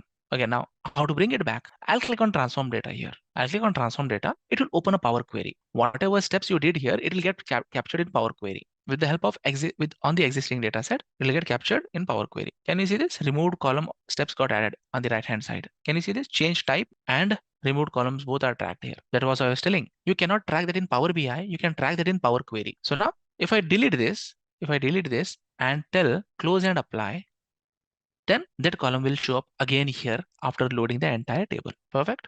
So basically, this is what basic data cleaning, very, very basic data cleaning. But in this training program, you are going to learn advanced data cleaning also, but not on day one, or day two. Particular day will come where you will be learning those in right sequence. And when it comes, it will make a whole lot of sense. Now people will say that changing the data type, I have understood. Changing the deleting a column, I have understood. Recovering back the column, I have understood. How can you create a new column with the help of DAX? That also you will learn in future. And sometimes people will say that I don't like this format. Date, month, full name, and I like small, short date, DD, MM, YY. Select these column tools. Select this column first. Go to the column tools, format. Data type we have seen. If you want to change the column name, you can change this column name from here also. See, you can change this from here. But I don't want to change the column name. I just want to change the formatting. See, I can have these many different formats. Okay, I'll select DD, MM, YY. Then you'll see the format will get changed. Does that make sense, guys? So far? Okay, great. Now, step 1 is done. Step 2 is done. Okay, only that much transformation? No, guys. You'll see a lot of data transformations, but at this time, I need only this much data clean. In future, you will see a lot of data transformations that we'll do in this data set. But now we assume that my data is clean. Why are you assuming if your data is not clean? Why you are assuming? Why don't you clean entire data set first and then go for data visualization? Some people ask me this question. Okay, how I answer this question is, tell me when you say that data is clean. Guys, when do you say the data is clean? When you have all the required columns in this data set, with which you can create the visualization. Then you can tell the data is clean. If you have all the columns and in the right structure, correct? If you have right columns and in the right structure, then I tell the data clean. Okay, now I have that columns here. I want to see sales by country, sales by region, sales by state. I want to see sales by year, quarter, month. Okay, see, I have order date. If I want to see sales by country, sales by city, sales by market, sales by region, sales by product, sales by customer, I have this. Then I'll assume my data is correct. My data is correct. I'll assume that because yes, all the columns are there. Then when do you say what kind of transformation will you do? Okay, the transformation that I'll do in future is where I will bring multiple tables and combine it in one table. Yes, at that time I got the new data set. Okay, I want to visualize how many orders were returned. Okay, that is available in different table. At that time I'll bring that data in this table. That is what data transformations I'll do a lot of later. Guys, correct? Slowly progressing only will be better, right? Okay, let's go from known to unknown, from simple concept to advanced concept, so that simple concept will make our foundation strong and complex problems will make us think more and apply our learning. Okay, guys, that's the way it should be, the learning. Perfect. Now, step 1 is done. Step 2 is done. Let's go to what is the next step? What is the last step? Visualization. Here we go. Visualization. This is the main place where I do all the visualization. This is my canvas. This is my paint. This is my canvas where I draw my charts. Draw means create the charts which are available here and on the data set which is available here. Does it make sense, guys? Are we proceeding in the same sequence? Are you proceeding in the same sequence? Yes, that's the essence. That's the essence of this area. Okay, how will you create the charts here? So let's create our first chart in Power BI. So basically, I have these many charts here. I can select one chart that will pop up here, and then I will drag and drop, add the fields in the respective area, and then the chart will show up. Okay, let's create the first chart, a horizontal bar chart. Okay, this is my horizontal bar chart. You have x-axis, you have y-axis. I want to see sales by year. I want to see sales by year. Now tell me, guys, what field I should add in the y-axis and what field I should add in the x-axis from this list. I want to see sales by year. Which field should go in x-axis and which field should go in y-axis? Y-axis sales and x-axis year. Guys, this is horizontal. This is horizontal bar chart, not vertical. X-axis is this, y-axis is this. Yes, keep that in mind. So x-axis should be sales and y-axis should be year. There is no year, but you have date. Okay, expand the date and inside date, you will see year. Okay, bring this year and add it here. And your first Power BI chart got created. Simple as that, right? So simple. Now people will say that automatically it gave sum of sales. Yes, that's how summarization. Sum means summarization. So it did sum. Why only sum? It can do average also, right? Can be max also, right? It can be min also, right? It can be standard deviation also, right? It can be average also, right? Yes, it can be. You want it? Drop down here, this part, and you'll see all those. If you want to change the aggregation, you can just drop down or the right click. It will give me all the options. Does it make sense? Now people will say, if I don't like the horizontal bar chart, can you create the vertical bar chart? Okay. Do you want to create a separate chart or you want to convert the same thing? Let's try to convert the same thing. Select this, click on vertical. I can convert the chart into different types of formats. Pie chart, funnel chart, tree map. I can select this chart and I can click on this all charts to check which suits better. And I will click on this. It will give me this chart. And automatically your fields got switched. X-axis became year now and y-axis became sales. If I click on this, the fields will again switch. Y-axis will become year and x-axis will become sales. If I do it here, it will again switch. Isn't it nice? You create any of the chart and just go and switch it. Come on, create it. create this chart? Did you create it? And did you check? Are you able to translate that chart into other types of charts? It's really cool, right? How we can translate one type of chart to other types of charts. That is what you will learn in some time. That is called formatting. Is there any rule to put these parameters in x-axis, y interchanging parameters in algebra? X-axis and y-axis. The changes in x-axis will result in what changes in y-axis. So is there a rule? Yes, it is a rule because x-axis is an independent variable, y-axis is a dependent variable. And now sales by year, which is independent variable and which is dependent variable. Year is independent, right? Time is independent. Even if there is nothing, no sales is happening, the time will pass. You can't control time. It's independent. But sales changes based on time. Sale changes based on time. I've repeated it 3 times. It means what? Sales is dependent on time. Sales is dependent on year. Sales is dependent on month. Sales is dependent on day. Sales is dependent on quarter. So the foundation for adding x-axis where y-axis where come from basic algebra. Okay, you will learn that. How you can add more than one field, you will learn that. Now, I want to create another chart, guys. How should I create? Sales by quarter. I want to create a pie chart. How should I create? So first, you have to click on the blank space first. You have to click on the blank space here first. You have to keep wherever you want this chart. Wherever you want to keep this chart, you keep it first. And then you have to click on the blank space. What happens if I don't click on blank space and then bring a pie chart? Will it allow me to do that? It will not allow you to bring a new chart. Instead, it will convert the existing chart. Exactly. So in order to bring a new chart, you have to click somewhere on the blanks. Okay, bring your pie chart, keep it wherever you want, like this. And now bring, okay, legend and values are there. Now people will ask, why there is no x-axis and why there is no y-axis now? Right? Pie chart is a circle. Is there a concept of x-axis and y-axis in a pie chart? Do you think will there be any concept of x-axis and y-axis in a pie chart? It's a pizza. It's a pizza, and the larger the share will be the larger the value. That's the reason I will add quarter in the legend. So it will divide by 4 quarters equally now, and then I will add sales in the values. This is what my pie chart will be. Make sense? Now people will say that in this pie chart, I'm not able to see which year it is. Now this is Q4, guys. Which year Q4 is this? Which year Q4 is this? It's not for 1 year. It is combined for all the 4 years. If you want to see individually for each year, there is a detailed option here, details. Just bring here and add it here. Can you see that? Each slice further got divided into 4 slices. Now, not only you can see the total quarter sales, now you can see within the quarter, which year is higher. Similarly, you can go to the bar chart also. And you can bring quarter and add it in the legend here. Now, not only sales by year, you can see sales by quarter also, and you can compare which quarter in which year has highest. Isn't it a really beautiful way to analyze the information? When you add a field in the legend, it will further split your bar into a stacks. We call it as a stacked bar chart.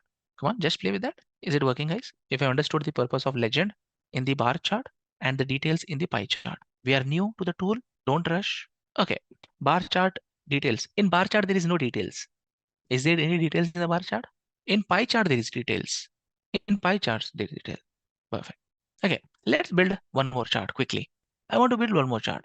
Sales by month. I'll build a line chart, and I will keep this line chart a little bit stretched, and I will add month in the x-axis, sales in the y-axis. Now see, you got sales by month. Simple as that. It's not that complicated at all. Now again, people will ask, January month, what that value is? It's around 0.6 million, 0.7 million, but is it for 1 year? It is for 2 years? It is for 3 years? Or it is for all the 4 years? Is it for only 1 year or combined all the 4 years? All the 4 years. Then if I want to see only 1 year, you have a magic. Click on 2016 in the bar chart. See, your line chart will automatically change. Click on 2017. Your line chart will again change. Click on 2018. The shape of the line chart will again change. Click on 2019. The shape of the line chart will again change. And along with that, the pie chart also is changing. Click on this. Click on this, your pie chart is changing along with the line chart. Click on this, your pie chart is changing along with the line chart. That means interactivity is there between the charts. The charts are interactive. They are talking to each other.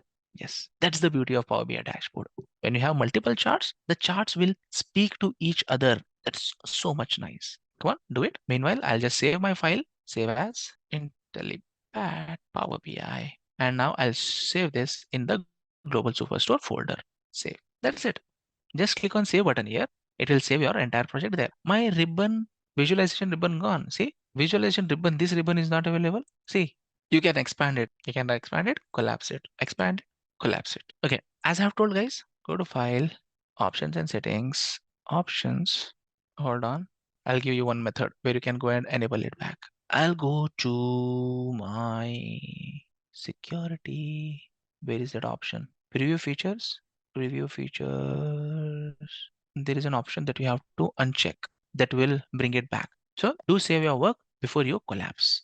Just a quick info guys, Intellipaat offers Microsoft Power BI certification training course. This course is specially designed to make you a Power BI expert by working on real-world case studies in just 1.5 months. Through this course, you will learn how to master the technique of creating visually appealing and insightful charts, graphs, and reports by deploying this tool in real business scenario. Not only this, you will be working on real-time projects designed from the top industry experts. With this course, we have already helped thousands of professionals in successful career transition. You can check out their testimonial on our Achievers channel, whose link is given in the description below. Without a doubt, this course can set your careers to new height. So visit the course page link given below in the description and take a first step towards the career growth in the field of Power BI. Now, people will ask, can users also enjoy this feature? Even they can do this or what? Example, you have a dashboard and due to space constraints, I have not added some charts here, but I want my users to work on with Q&A. If any chart that they want to see, even if I'm not creating that chart, they should be able to do that. Will it be nice if your end users also can type this like questions and check? Yes, right? Okay, I'll go to insert. I'll go to insert. In the buttons, can you see these buttons? Drop down, there are so many different types of buttons. I will take Q&A button from here. Q&A button, Q&A button. I'll take Q&A button and I'll bring this button and I'll paste it here. I'll keep this button here. Now I will configure a little bit button for that. See, actions. First thing that you have to do whenever you take any button is first you have to configure the action. It should work. And now whenever you do action drop down, you'll see multiple actions. Ensure this you can have. It's Windows app. Okay, then it should work. There is no reason that it will not work. It should work. If you are using Windows, then it should work for sure. You try this. I'll tell another way how we can use Q&A feature. Or else you can do like this. Take this option. If that is double clicking is not working for you, then use this one. Can you see this? That is same as the Q&A. Double click, that will show up the chart, or you can use this also. Both are same. Okay. Now, people, I brought this here, and what should be my action here? What should be my action, guys? Q&A action, right? Q&A. And now you can style your button however you want. There are so much of styling options available. You can give text, you can change the icon, you can fill some color, you can add some border, whatever you want, you can give. You can select anything of your choice to show up this like the same I'm telling. If you're following me, I'm telling the same thing. See, if you're not able to get as a double tap, double click, then click here. This is the Q&A option. Do you have this chart? Can you please confirm? Do you have this chart available? The one which I'm highlighting? A quick yes, if you have this chart. You guys don't have Q&A icon? Guys, there is no possibility that there is no Q&A icon. Can you check which version is your Power BI? Which is your version, guys? Guys, please have the latest version. Always have the latest version. I was telling to the people that always have the latest version. This Q&A is there. Now, if I'll show you my version, about. So now, if double click is not working to any of one, you can take this one. This also is Q&A only. See, it will show up the same thing. This also Q&A only. Same. Either double click or use this object. Okay, coming back to my page one. Now, this is for my end users now. It is telling that if I click here, it will give me this option. That depends on your company, how quickly your company will upgrade. If your company is very active, they will take the latest version. If they are a little bit slow, they will take 2 or 3 versions before. It depends on your company. Every company will use different versions. So, but you are learning the latest version. So you need not worry about and think about which is the companies are using. Now guys, when your users can type the question and see this feature, this button, it's showing message there. What is the message that I'm getting? If I hover over that button, what is the message I'm getting? Control plus click. Some people, again, what they will do here, they'll just click on it. Will it work? It will not work. But control plus click, you have to do. This will open this option and I can type any question that I want. Sales by country. So what I did, I took Q&A button, I configured the action, and then it started working. So you can create this kind of button and give it to your end users. They can generate whatever charts they want. But Q&A feature, they cannot save those charts. Okay. For developers, you use this so that they can quickly create the charts. For end users, create this Q&A button and add this here and configure Q&A action to it. Then your users also can take advantage of Q&A feature. They can do some little bit R&D by typing their own questions and see the result. Okay, now what else am I missing on this dashboard? cards are there, Q&A feature also are there. But what am I missing on this dashboard? Nothing left to create on this dashboard. Is it complete? If someone wants to see Asia region on this entire dashboard, filters, yes. Charts are there. Charts, how many you add, it's less only. Charts, how many you have, it's less only. You can create multiple dashboards, but filters are very important. Filters or slicers. Now, this area that I have left here, there I'll be adding some slicers. Slicer is here. These are called slicers. Can everyone see slicer in your list of visualization? Yes. Click on that slicer. It will show up in your canvas. Now I will add one field inside it. See, all the 13 regions is showing up there. Now see what will happen. If I select Africa, entire dashboard will get filtered for Africa. Sales, profit, bar chart, line chart, pie chart, map. Okay, select central. Africa got unselected and central got selected. Okay, east, central got unselected, east got selected. Can I select multiple values? Okay, press control and select multiple values. Press control key and select multiple values. You can do select. These are called slicers. Slicers will filter your entire dashboard. Now people will ask, it is taking so much of space. Can I make it as a drop down? Can you make it as something different look and feel? Okay, I'll go to the formatting and I'll go to slicer settings, style, tile, drop down. Okay, if I make tile, then I can accommodate other slicers also. Drop down. I made this a drop down. I'll keep it here and I'll just go ahead in general. I'll just select this, copy formatting and paste my formatting on this visual as well. Then I can go ahead and change the title to, for this, it is visual slicer header. This is a slicer header. I'll change it to white. Perfect. If you don't want some of the formatting, you can remove that. I don't want it to have shadow. Similarly, you can have multiple slicers also. Control plus C, Control plus V, Control plus V, Control plus V. Why am I copy pasting the slicers, friends? Why am I copy pasting the slicers of the same type? So that I need not do the formatting again and again. Yes or no? So that I need not do formatting again and again. Correct? So I like to do like this. So I'll just take this and I place it wherever I want. Okay. Now I go ahead and just change the field. Region I don't want. I want it to be country. I want it to be country. Where is country? Okay, country. I'll add country. Here, this one, I will add region, I'll remove. I'll add segment. And for last one, I will add category. Now your user can do slice and dice also on the information. Example, if I want to see African region, okay, select Africa. Africa got selected. Okay, only African countries will be available here for me to select. See, only limited countries are there, not all 147 countries. So filters are cascaded here. What is meant by cascading, guys? What do you understand by cascaded filters? Cascaded slices? What do you understand? If you select one filter, automatically the other filters will have only the relevant information. Example, if I select Central Asia, East. Okay, if I select East, if I select Central Asia, now only 5-6 countries should be visible. Cascaded slicer.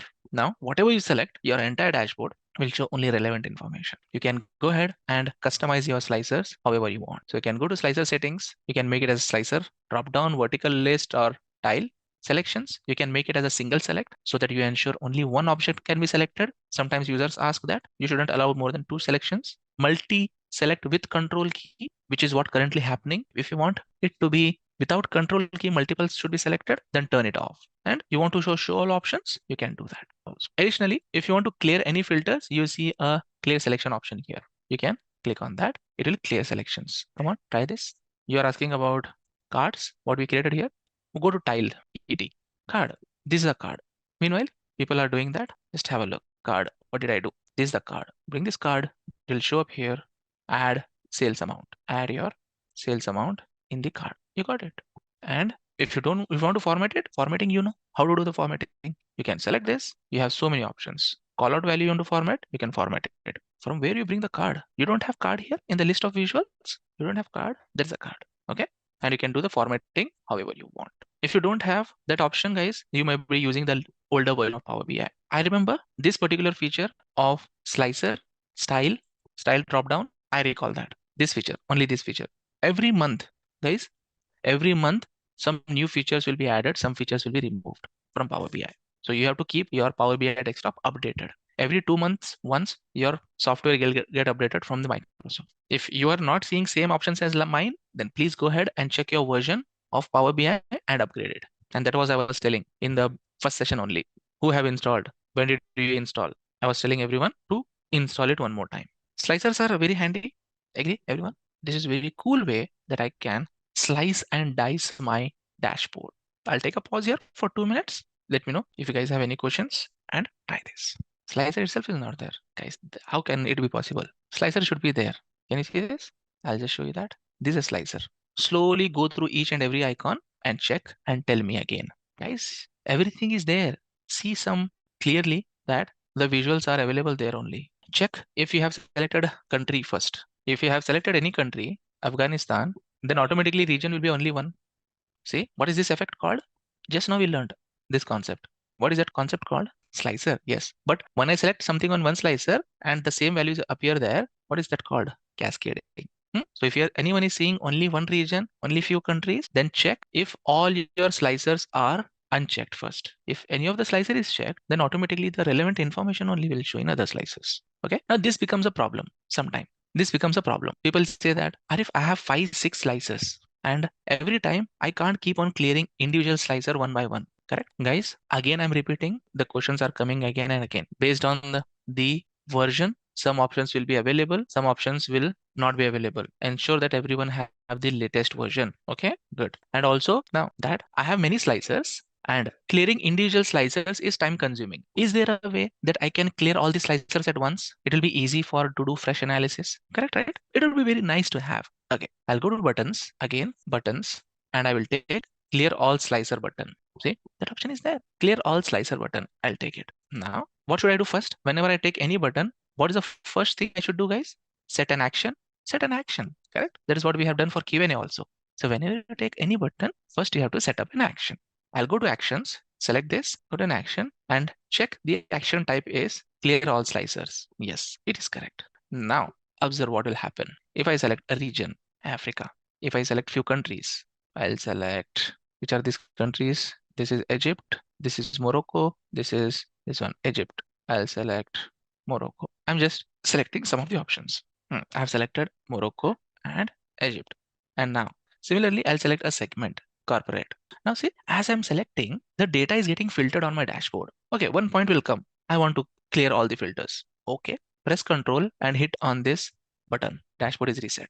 Nice, right? Like this, buttons are available, which will enhance your interactivity on the dashboards. Yes, slicers is for end user only.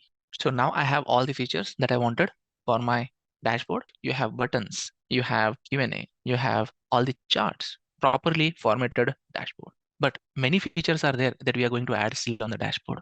Still, the dashboard is still not complete. Content wise, yes, it looks good. But features wise, it will take some more features. For button like on and off, there are a variety of options we need to select. So that is not an option in Power BI default charts. On and off, toggling kind of things will be there, will not be there so far. So here are the properties, what I have done. Only slicers I have set up. Whatever color you want, whatever font you want, you can customize that in the styling. You can have many different types of buttons and you can have different types of actions also. See, back action, when you want to go to previous page, back action. Drill through, you will see that in future. Page navigation, when you have multiple pages, from one page to other page if you want to go, happens, right? Whenever you have multiple pages on your report, click on this button, it will take you to some specific page. That is button. Q&A, that is what we have seen just now. Web URL, what the web URL will do? Any idea? When you click on it, it will take you to some website. Example, you have an image here. Now, many times you have seen that, right? In the Instagram, YouTube, that icon will be there on top left. If I click on that icon, it will take it to the home page. Similarly, for image also I can do. For logo actions, I can turn on the action. I can tell web URL action. I'll take a new page and I will just tell any website name. I'll add google.com, the drive link only that we have been using. So I'll paste that drive link here, entire link with www. From there it should start. From HTTPS, everything should come. See, it should come from HTTPS. Some people, what they'll do, they'll just type www.com, finish. Whatever they want, they'll type it. No, guys, don't type it. If you want that link to work, don't type it. Open that link, copy that entire link from the web browser and paste it here. Now what? Press Control and click on this. It will open a new tab. See, it has opened automatically on the screen. So whenever you want to give some additional info to your end users, Correct, right? Some documents will be there. You want to give them the link of the documents, see some user guides. At that time, these features are very handy. Go to that, slicer settings, slices, slicer settings, selections. You should have this option, select all. You have that in the settings, slicer settings, you have that option. Clear slicer, clear the selections is the one you should click, then you'll get the full list. Every slicer will have a clear selection option. You have to click on it, then it will go. Okay, now let's go to the next page. Now, that's the reason, Hom. That's the reason.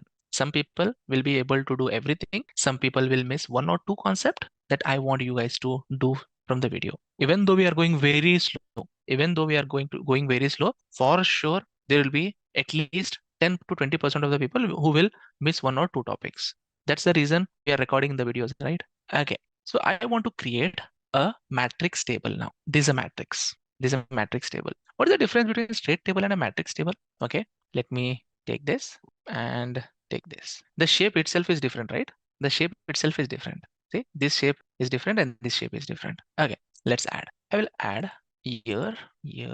I will add month and I'll add sales.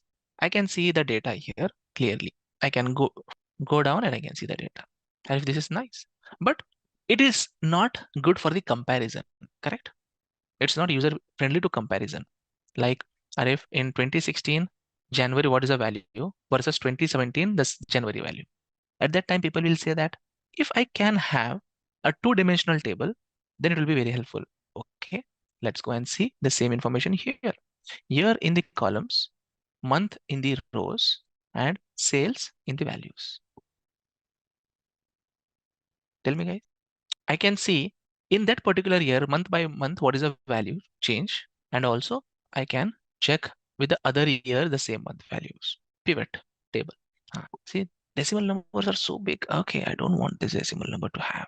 Okay, I'll just go here and I will make this decimal points to 1. Guys, decimal point, even if I do, it's not changing. What should I do? Okay, let's see. It's showing 1. Let me just reduce this. I'll go to formatting of this, values, options. What is showing so many decimal points? It shouldn't have so many decimal points. Units, I want to set values, options, column tools, go to the visuals, remove the sum of sales, add sales again, go to the data set. Sometimes the buttons will behave weird. Sales is coming correctly here. It's 2 decimal points only. Let me just go back to the visual. Select this. There's a sales field. Go to the column tools. Come on, guys, create this table, straight table as well as the pivot table. That's what I'm checking. It's not working for me. Even my version also sometimes behave weird. See, I removed it. I've just added 2 and I'll jump this 2 here. Okay, now it is fixed. Sometimes it take time. Usually my system is hardly restarted once in 15 to 20 days. So this says that it's the time to restart my system. So what is the difference between straight table and a pivot table, guys? As you mentioned, it's a two-dimensional table. So not only for the value capturing, but also to comparison we use matrix or a pivot table. Quickly tell me, in this table, in the matrix table, which month, which year have highest value and which year, which month have lowest value? 2000 November is highest. Okay. February 2016 lowest. And that also, even for end user also, it is a problem, right? If it is a problem for me, then for end user also it's a problem. So then how can I make the charts speak for itself? That is what called conditional formatting. I'll go to formatting of this chart and I'll go to cell elements. Cell elements, I have various options: background color, font color, data bars, icon. I'll turn on this background color. Now is it easy to tell which is highest and which is lowest? Correct, right? Just on a one click, you can change the look and feel of your chart. I have changed the background. Now people will say that this is nice, but I don't like the blue color. Can you change that color? Okay. For the map chart, I'll click on FX. Gradient style I'll keep. Based on sum of sales, lowest value, I'll select red color. Highest value, I'll select green color, and middle color also I'll add. And now if I click OK, now see the look of your chart. Now, whenever you have big tables, these kinds of features are very, very handy for you guys to highlight some specific area of your chart. Give it a try. Is it working? Cell elements, just you have to turn on the background color. If you want to change the color format, go to effects, and then you can do that setting there. I'll show that settings one more time. This is a setting that I have done. Okay, now people will ask, gradient style is very nice, but rather than gradient, can I set the condition less than 1 lakh? It should be red. 1 lakh to 3.5 lakhs, it should be yellow or orange. After 1 lakh, 3.5 lakh, can it be green? I don't want gradient. Arif, I want based on the rules. So we can set up that also. Here in the same setting, rather than gradient, I will select rules. It will give me all the rules there now. If sum of sales is greater than or equal to 0 number and then less than 1, 1, 2, 3, 4, 5 number of zeros, be very careful. If 0 to 1 lakh, it's there, make it as red. New rule, greater than or equal to 1 lakh, 1, 1, 2, 3, 4, 5, make it as number, and less than 3.5 lakh, 3, 5, 1, 2, 3, 4. This should be yellow. New rule, greater than or equal to 3.5 lakh, 1, 2, 3, 4 number. Now what should be the value that I should add here? Less than any value that I can add there. Do you know what is the maximum value in your chart? Or in future, will you know what is the maximum value in your chart? No one can answer that, correct? So I can tell as max. Similarly, can you confirm that 0 only is the lowest number, or it can be negative also? It can be negative also. Make it as min. Make it as min.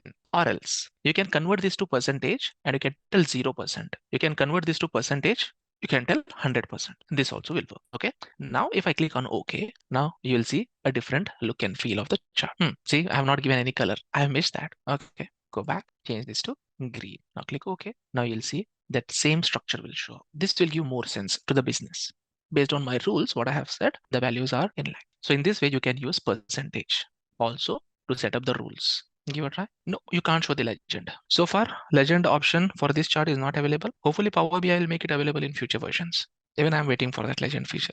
Let it be the background. I don't want to see the background color, but instead the font color only I want to change, correct? Not the background, font. Okay, I can just turn this off. I can turn this on and I can see the same options will be available. Okay, we can, if you want to change the color, you can change the font color also. I can make it as red. I'll make it as green. Click on OK, you'll see the font color will change rather than the background. This is another feature. Now, sometimes people say that if color and background and font color, okay, do you have something else? Data bars. What is the use of data bars? Along with the values, it will show a bar value on top of that, so that the width of the bar will tell you which is higher and which is lower, when that is a good option.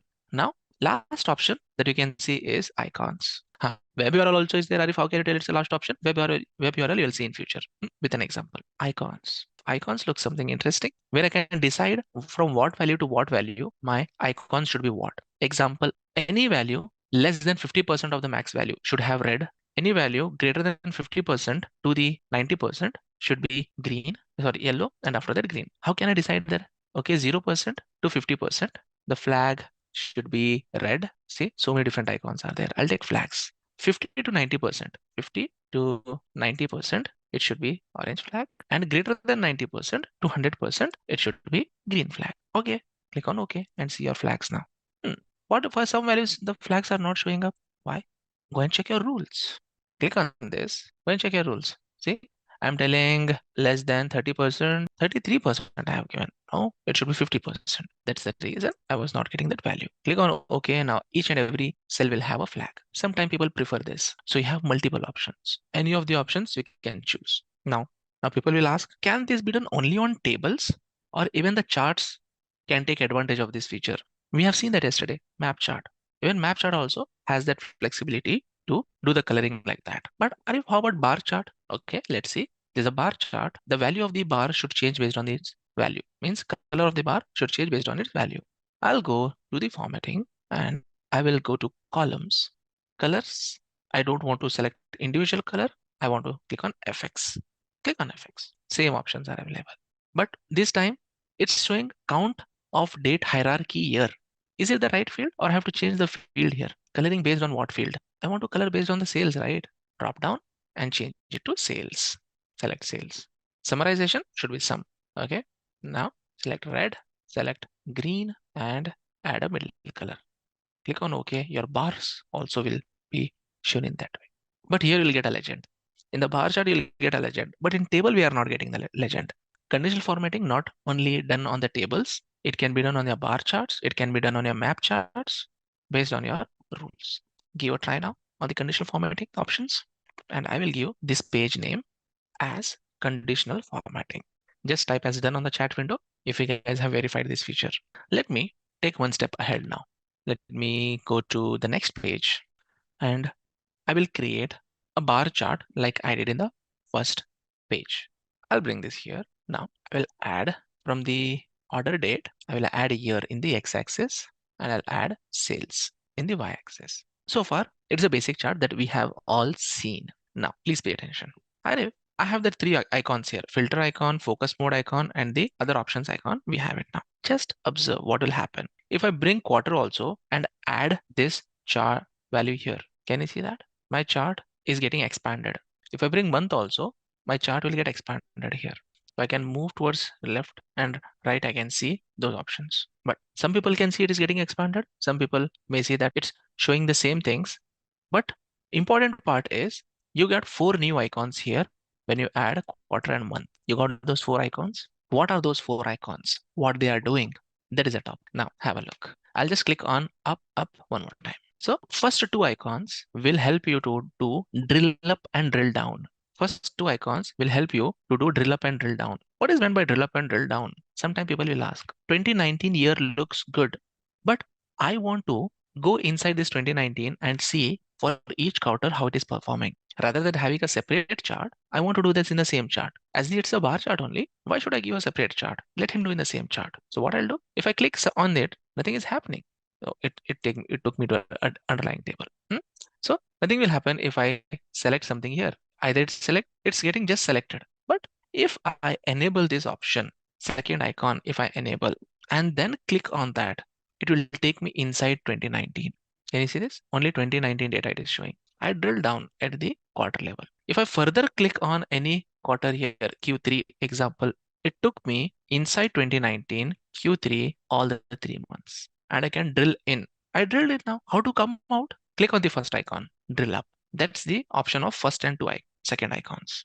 First, second icons, that is the option. But some people will ask, I want to switch this chart based on the quarter-wise sales, but not getting inside every year. It should show me all the years, quarters.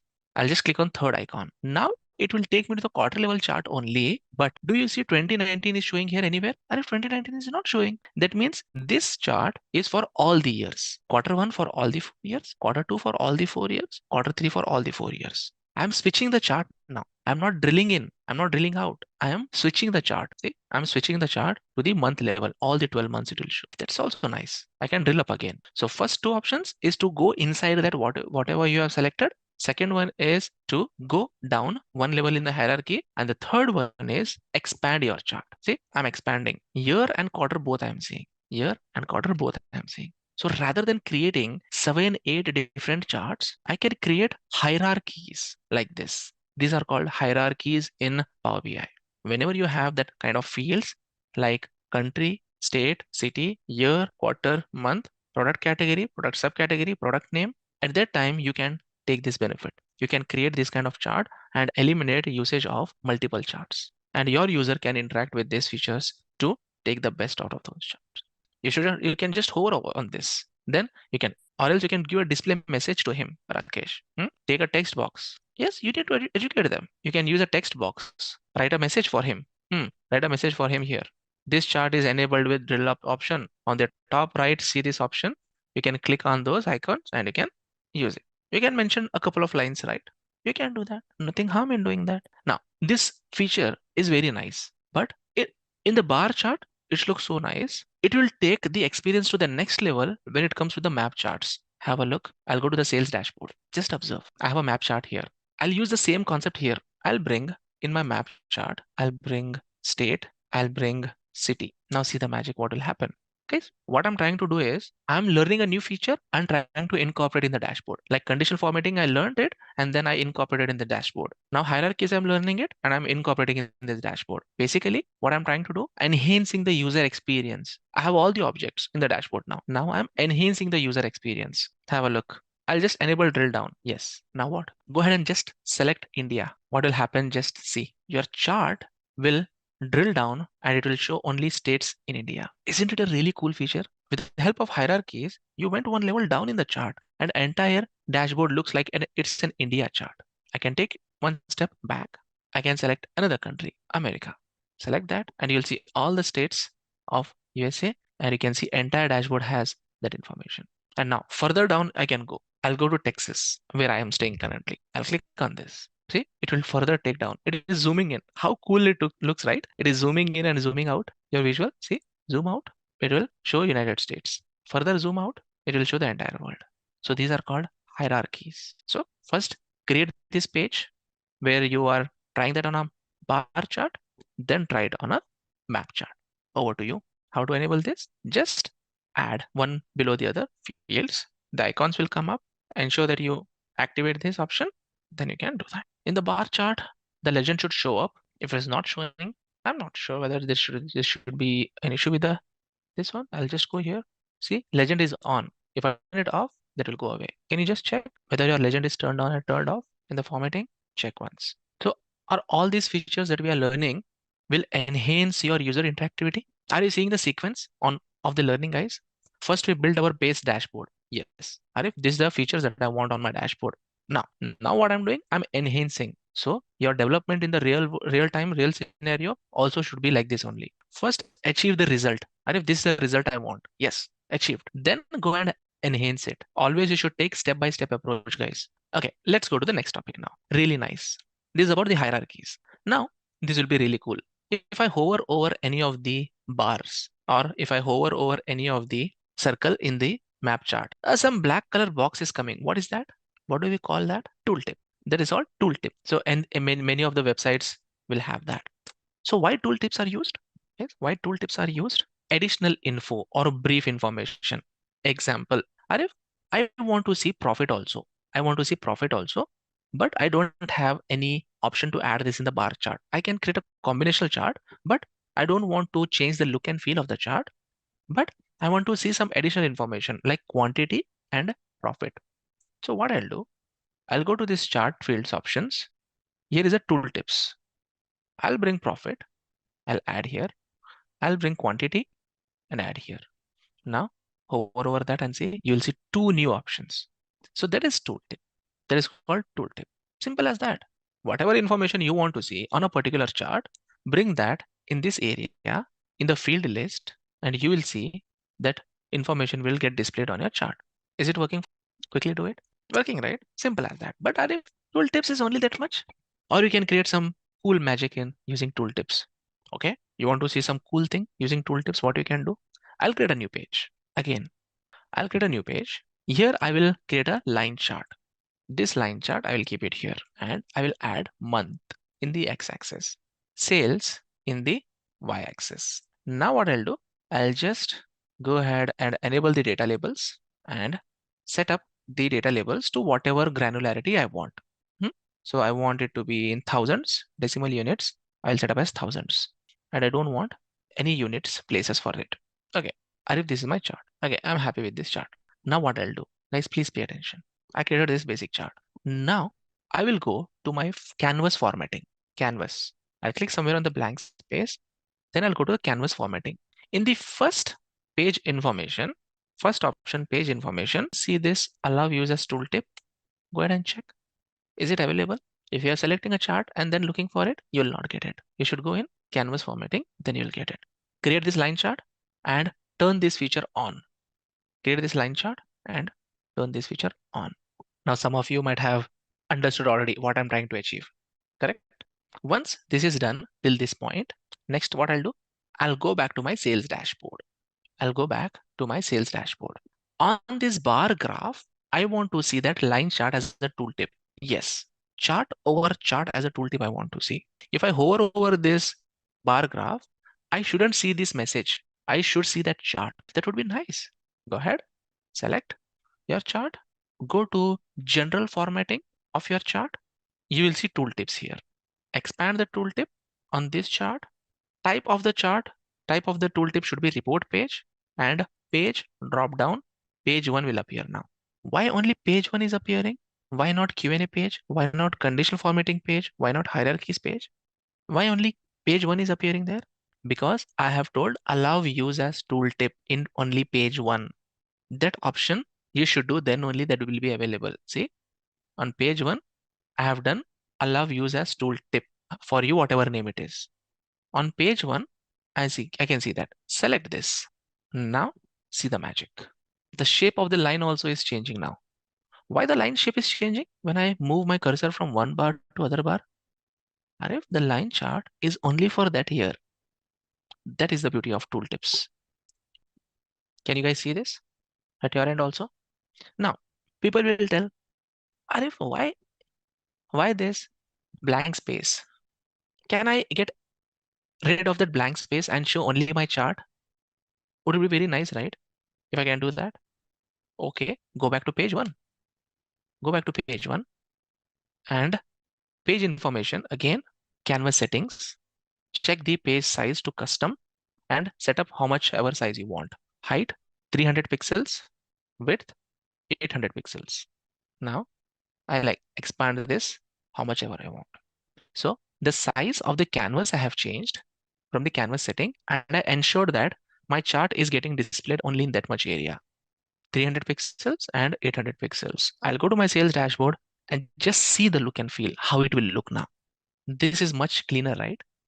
Now people will ask, can I add more than one chart? Yes, for sure you can add. In this page only, you can add one more chart. I can go to the formatting of the page. I can tell canvas settings. Instead of 1100, I'll tell some more space I got. I'll create a pie chart also. And now I'll add quarter. I'll add sales. I don't want this legend. Go to formatting. Legend I'll turn off. Okay. Now go ahead to your canvas, sales dashboard, and see both the charts will show now. This is the magic of tooltip. Over to you. You want to see different chart in the tooltip? In the same tooltip, different chart based on the data? That's not possible. Tooltip is already designed, which you cannot change. The values in the chart will change based on where you are hovering, but chart will not change. I don't even need my chart to change. That's not the purpose. Here you have the line chart, sales by month, and pie chart, sales by quarter. You can see on my screen what I have added in the x-axis, what I have added in the y-axis, and which chart I have selected. Still many features are there that you can add on your dashboard. As the tooltips are dynamic, it will take some time to process. That could be one reason. And also the not internet connectivity, because Power BI Desktop is on a local machine, right? So it will take some time to process that information. Any kind of chart. You can activate this tooltip on your map chart also. You can do that. You can do this on your pie chart also. Anywhere you want, you can do. Any chart you can create. Wherever you see tooltips, there it is possible. So you can set up whatever size you want based on your client requirement. Do you see the difference? In the dashboard now, learned how to create a basic dashboard with some charts, values, title, cards. Now we have taken the experience to the next level. Q&A, slicers, buttons, actions, hierarchies, conditional formatting, and tooltips. So many things that you can do on the dashboard, right? So many things that you can achieve. Which was the best part out of all these features, or all were the best? All. Yes, I really like them. All these features are really very cool. And also guys, keep in mind, whenever I'm teaching any concept, I am first throwing a problem statement first in front of you. What if this? What if someone asks you? Correct? In that way, I am making you think first. Is it really worth what we are learning? I'm not just telling you, okay, this is a concept. Yes, this is how we do. Why are we doing that? That is important, right? So I'm throwing a problem statement first in front of you so that you can think about it for a few seconds, then showing you the solution. That will make your thinking also in that direction. These kind of questions will come. So always have that approach. Before you do something, think about why am I doing it? What's the value add that I'm achieving? Who is getting benefited from that? Those things you should think. And this entire training program, you'll be learning in that way only. First, you will learn the problem statement. Arif, this is the problem. Then see the solution. Because that is my job. Without a problem, there will be no data analysts only. Correct? Just a quick info guys, Intellipaat offers Microsoft Power BI certification training course. This course is specially designed to make you a Power BI expert by working on real-world case studies in just 1.5 months. Through this course, you will learn how to master the technique of creating visually appealing and insightful charts, graphs, and reports by deploying this tool in real business scenario. Not only this, you will be working on real-time projects designed from the top industry experts. With this course, we have already helped thousands of professionals in successful career transition. You can check out their testimonial on our Achievers channel, whose link is given in the description below. Without a doubt, this course can set your careers to new height. So visit the course page link given below in the description and take a first step towards the career growth in the field of Power BI. Okay, so let's continue. We'll start our discussion with concept called drill through. Drill through. What do you mean by drill through? Example, I'll tell example. It's not going more deep. Example is, have you seen during the COVID or websites where you have one summary page where you will see summarized information, which will give the bigger picture, and another page which will have a detailed information, and based on the selection what you do in page 1, you can go to the other page from there, and whenever you move to other page, only the relevant information will be there. Example, COVID cases across the world. Now if you want to analyze only India COVID cases, click on India. It will open a new page which will give you the cases of Indian states. Correct? So now one is the higher level information data and one is the more granular data. That is called drill through. Example, I will create one chart here, one map chart, which will have state in the location, and sales in the bubble size. So many states. Looks very much cluttered, right? The chart looks cluttered. Now it's different. Okay, now I'll create one more chart. I'll create a matrix chart. Here I will add sales in the values, columns in the year has the columns and month has the rows. Okay, two charts are there. Now what I'll do, can you see this? Add drill through fields here. Option is there. I will add country. That's it. I'll not do anything. I'll just added country there. I'll come to my sales dashboard now. Which chart has country information here? Map chart, correct? Map chart has country information. Have a look. Right click on India.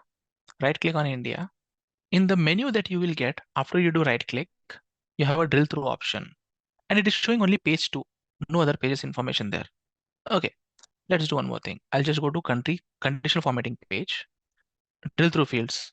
I will add country here also. So now the drill through option, in the two sheets you have country, page 2 and conditional formatting page. Other pages, I don't have that field added. I'll go to sales dashboard now. Right click on the country. Now, if you see, when I go here, it is showing two pages. That is showing that the field on which you have clicked, the field of investigation, what you want to do, you can take that field and go and apply that filter on this page. Okay, click on page 2. Now see, that page, you need not apply that filter again. Automatically, only that relevant information will be shown.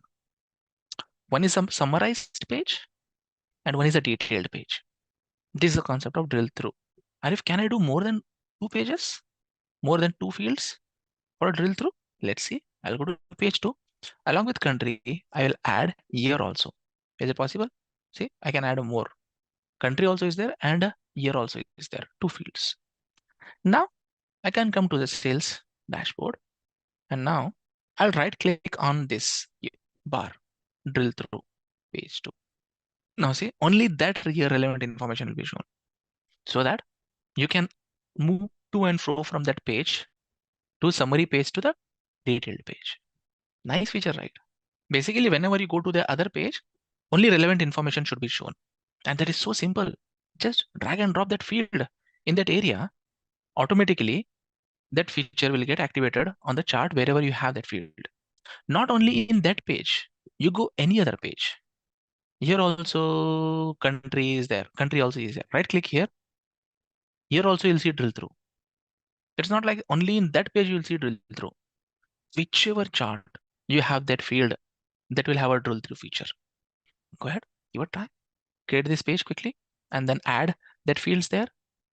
Go to some other chart on other pages where you have that field you used. Right click on that and then try. Two pages cannot be drilled to the same. Two pages cannot be drilled to the same chart in the dashboard. Two pages cannot be happening, right? From sales dashboard, right click on the country, go through, drill through, and then I can go to conditional formatting page or page 2. I'll go to Q&A page and then right click here. Both will come. Page 2 and page 2 in the map chart. Both can go to the page 2. From here also we can come here, and from here also we can come here. From here also, and from here also. You can. So you should use that field there, then only it will show. I'm using these two fields in my drill through area. I'm showing you and the marked country and the year. Wherever you have this field, it can move. There is no option that you will not have that option. If you have the latest version of Power BI, then you should have, guys. It should be there. It should be there. If it is there for me, then it should be there for you also. There is no reason it will not be there. If it is not there, reach out to support team. Take a screenshot of this under the visualization pane. Take the screenshot of this. If you don't see this, reach out to support team. They will help you. If you don't see that, Nazia is telling now you got it. If you observe, you'll get it. If you observe, you will get it. And one more thing, guys. So far, I have helped everyone to find this option and that option here and there. Going forward, it's your responsibility to find that option. Initially, couple of sessions, it will take time for you to get adjusted to the tool. Yes, I will help. Now you are working on the tool from 4 days now. You should be aware of which option is available where.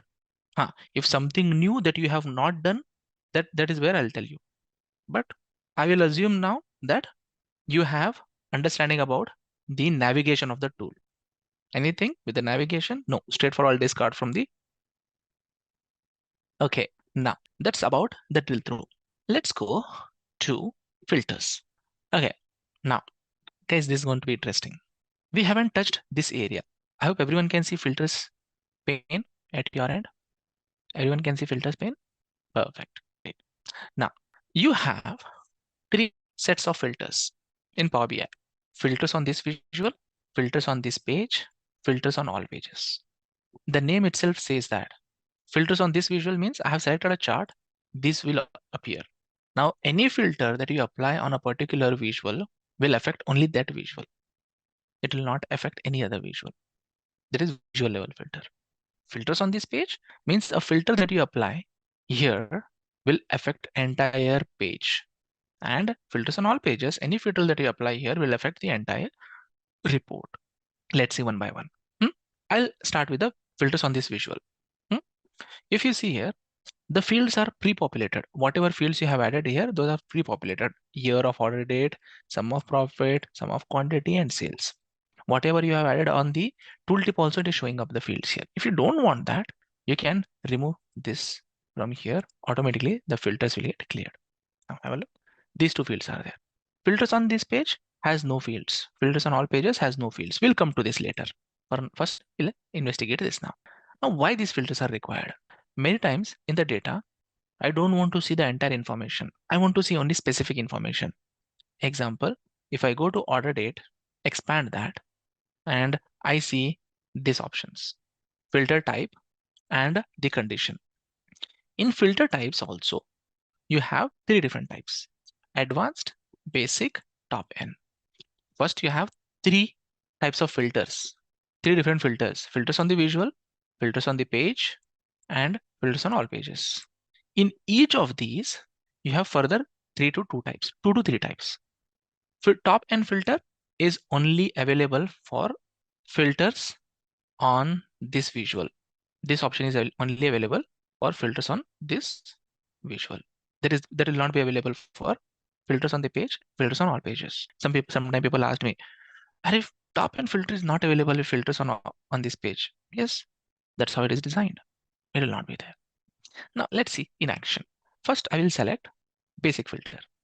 Basic filter is same like the slicers. Whatever information you want to see, only you checkbox those and you'll see only that information. How many visuals got affected by this filter, guys? How many charts got affected by this filter? Only one. Someone is telling all. Please observe. Only one. This got affected. Other charts, no. How we can verify that? See here, that funnel symbol on top of every chart, it will be there. No filters. No filters. Okay, here it is there. If you have a doubt, you can go ahead and check on the funnel option on every chart. You will see how many filters got applied. So now this is a basic filter, same as the slicer. Then people will tell, Arey, what is the difference between slicer and a filter then? Slicer also is doing the same thing. Filter also is doing the same thing. Then how will you differentiate them? Till basic filtering, both are same. Till basic filtering, both are the same. But when you go to advanced, that is where the fun begins. You can filter based on a condition. See, so many conditions you can add. Year less than or equal to, year greater than or equal to, year is directly equal to, year is not equal to, is blank. Only the blank values you want to see, not blank. I'll tell is greater than or equal to. I'll just tell 2017. Whenever you have many values, at that time you can see. Now people will ask that, Arif, I just want to see Apple products. I don't have any information about the Apple products. Product which is Apple branded. Okay, what I'll do? Slicers will not help me. What I can do, I can bring directly the product field, product name. Where is the product name? Product name, drag and drop field here. I'll go to advanced filtering, contains Apple. Click on apply filter. Only this visual is showing Apple filters, Apple products. It got filtered. You want to see that on entire dashboard? Okay. Bring product name and add that filters on this page. Now go to advanced filtering and just type Apple products, which contains Apple as a keyword.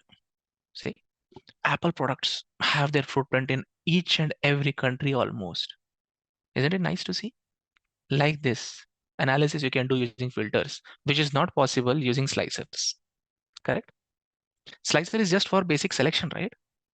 Basic selection it is there. But whenever you want to search for some input, which is a wild card or anything, advanced filtering is possible. Make sense?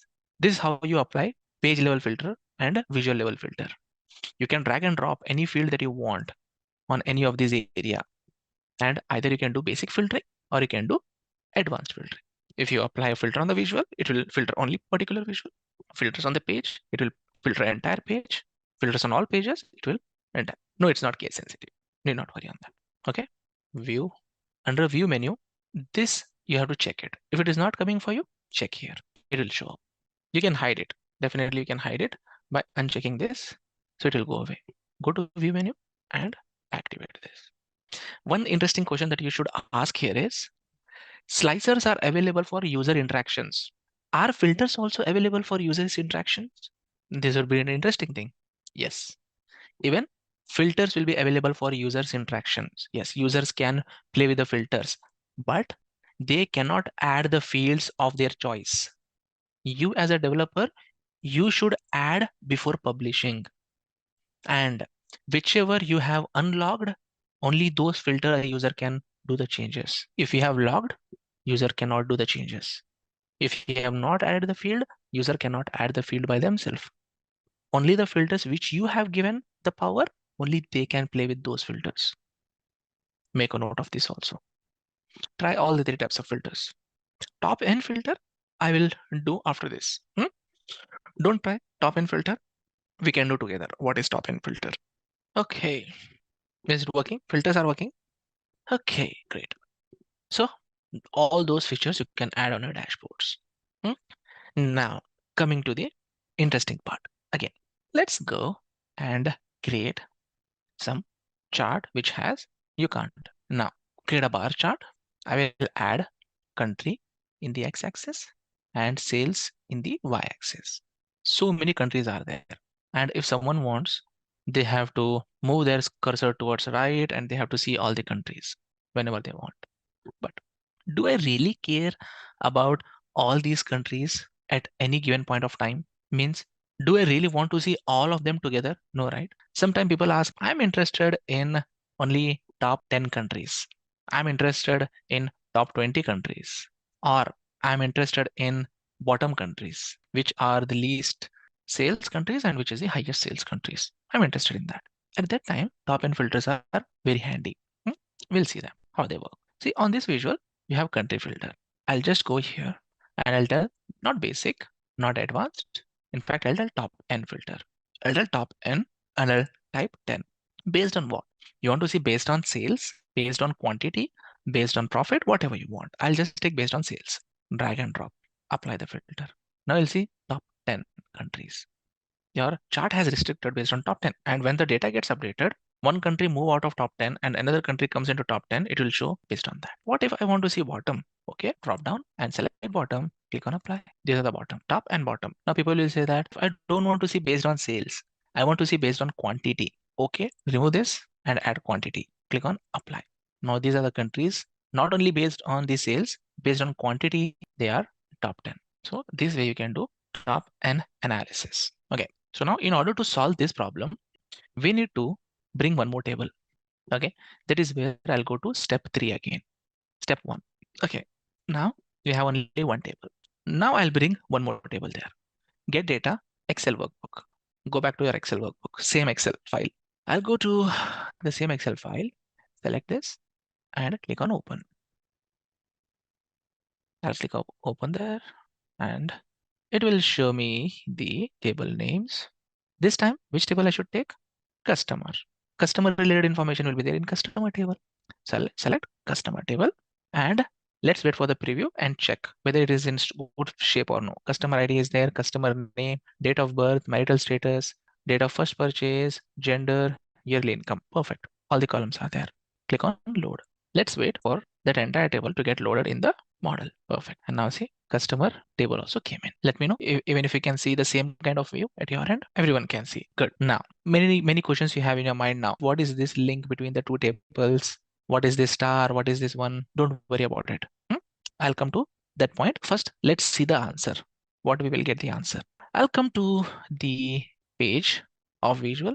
I'll give the name for these pages first so that you can keep a track of what we have done. I'll just name it as a tool tip. And this is my drill through, and this is top N analysis. Okay, now coming to this page. It's the same data set. Now I have two tables. Now what I'll do, I'll just build a table and I will tell from the customer table, I'll have customer name here in the x-axis. And I will add what I should add in the y-axis? Number of orders. How can I get number of orders, guys? Which field I should use to get number of orders? And from which table? Order ID from the orders table. Exactly. Order ID, I will take. Where's my order ID? Order ID, here is order ID. And I'll put it on y-axis and automatically it has become count. Okay, I'm good. Automatically it has become count. Now what I can do, I can go ahead and apply my top 10. This one. Count of order IDs is coming. Do I want to filter count of order ID? No. I want to filter count of customer name. Okay, customer name, and I will select top 10 customer name. Based on what? Order ID. First order ID. No, based on count. Click on apply. So these are my customers who gave me more number of orders. 108, 106, 102. Like this, these persons gave me more orders. Now, one thing, if you have noticed, order ID is coming from which table and customer name is coming from which table? Both are coming from separate tables, right? Both are coming from separate tables. Then how Power BI is understanding that even if the data is coming from separate tables, how it is putting the right visualization, how it is giving the right answer. That is called relationships. That is called relationships between the tables. Just to show you a demo, what will happen if I delete this? Right click, delete. I'll not have any relationship between the tables. If there is no relationship between the tables, then your answer will be wrong. Go and see the visual. Your answer will be flat. See, Every person gave me 51,290 orders, 51,290, 51,290. All the 1,600 customers gave me 51,290, which is altogether my entire orders. So this is called a cross product. We call this as a cross product in technical terms. So when there is no relationship between the tables and you are using data from both the tables and building up a visuals, you will not get the right answer. You will not get the right answer. This relationship between the tables will ensure that you have the right connectivity between the tables. Quickly give a try till this point. Then we can go to relationships and understand how the relationships are created, how Power BI will create automatic relationships. If Power BI does not create relationship, how we can create the relationship. All those things we will learn. Try till here first. It's showing the result. Top 10 customers based on the order ID. I'll remove this for my further analysis. I don't want this. I'll remove this filter. I don't want that filter for now. Okay. Now you have understood that relationships are very, very important. Now I'll go back to my pane one. Here you will see these two tables. Now this is where the relationship will occur. Now people will say that someone is asking, can you explain and or? Okay, let me do that. Okay. One question I got on and or. Okay. Now people will say that, please pay attention. I can do an example for and or. It's simple, but just pay attention. I'll do top 10 countries based on the sales and whose sales is greater than 5 lakh. Not okay, greater than 6 lakhs. Think. I want both the conditions and or. Correct? Conditions can be added like that. Is less than and for some time you want to see between the range. I'll just erase this. Now you don't want top n. Now and or option someone asked. And if sum of sales, I want the filter not based on top n analysis. I want to say between 3 lakhs and 6 lakhs, 3 lakhs and 8 lakhs. How many countries are there who have? Okay, let's do this. Is greater than or equal to 3 lakhs, 3, 1, 2, 3, 4, 5, and is less than 6 lakhs, 6, 1, 2, 3, 4, 5. Apply filter. Now you'll see only those countries who fall in that bracket. This is 5.8 lakhs. Any country beyond this will have more than 6 lakh sales. Any country below this will have less than 3 lakhs. Does that make sense? And or option, when you want have a condition bandwidth, you can use this. And or option, whenever you want upper limit and lower limit both are important for you, then you can use this. Let's go to my data model. I'll just delete this table one more time. So we have seen that loaded the table. We have seen that, but I'll delete this table from my model, delete from model and reload it. You need not do it. I'll do it once. So I've deleted this. I'll click on get data, click on Excel workbook. I'll select the same file and customer table. I'll select and click on load. Same as I did earlier. What is happening now when the tables are getting loaded? When the tables are getting loaded, at that time, Power BI will try to find which are the common columns between the two tables. Yes, Power BI will always try to look out for commonality between the two tables. It will profile the data, and Power BI has found that customer ID in orders table and customer ID in customer table both have same name and data type. Then Power BI assumed that this could be a key in the both the tables. This could be a primary key, and this could be a foreign key in the table, in the SQL terminologies. People who don't know SQL, you don't consider that names. Without that names also you can understand this. So there should be at least one column between the two tables to have a relationship. So that is what Power BI is trying to do. Now people will ask immediately after this, what if the column names are not same? Will Power BI create a relationship? A straightforward answer is no. It will not create a relationship. What if the column names are same, but the data type is different? One is number and one is character. At that time, will it create a relationship? Answer is again no. It will not create the relationship. So what is Power BI doing? It is creating the relationship. It is helping me to create a relationship. On what basis it is helping? Based on the name and the data type. Why only it has chosen that way to create relationship? Because generally in the database world, whenever we create two tables, and if you want the two tables to talk to each other, we always 99% of the time we give the same column names in both the table. In the database world, we give same column name in both the tables. So that is a database language that we follow. Power BI is taking advantage of that only and helping me to establish the relationship. What if the column name is same, but the relationship shouldn't be the same? Yes, column names are same, but these shouldn't be related. In that case, go ahead, delete the relationship. I can't guarantee that the relationship has created by Power BI is 100% correct. No, guys, I can't guarantee that. No one can guarantee because the way Power BI is creating the relationship is based on the name and data type. That's it. So always, even if the Power BI creates the relationship for you, you have to go and do a double check whether it has created the right relationship or no. How you can do that? Just come here and click on this link. If you feel that the relationship is incorrect, can you see this properties on the side? It will be whenever you click on this link, this properties pane will get activated. See, again, after November, December versions only we have this right side panel. September, August, June, July will not have this right hand side panel, I believe. Now, it's nice. It's nice that whenever I click on this link, this properties will appear. So it will give you in orders table, in customer table. What is the column that you are trying to add? So orders table, customer table, and what kind of relationship is this? If you feel that the relationship is created on the wrong column, drop down and you can select any column that you want. And what if the relationship is not there only? How we can create the relationship? Okay, delete this. Delete relationship. There will be no relationship between the tables. If you want to create the relationship, there are multiple ways.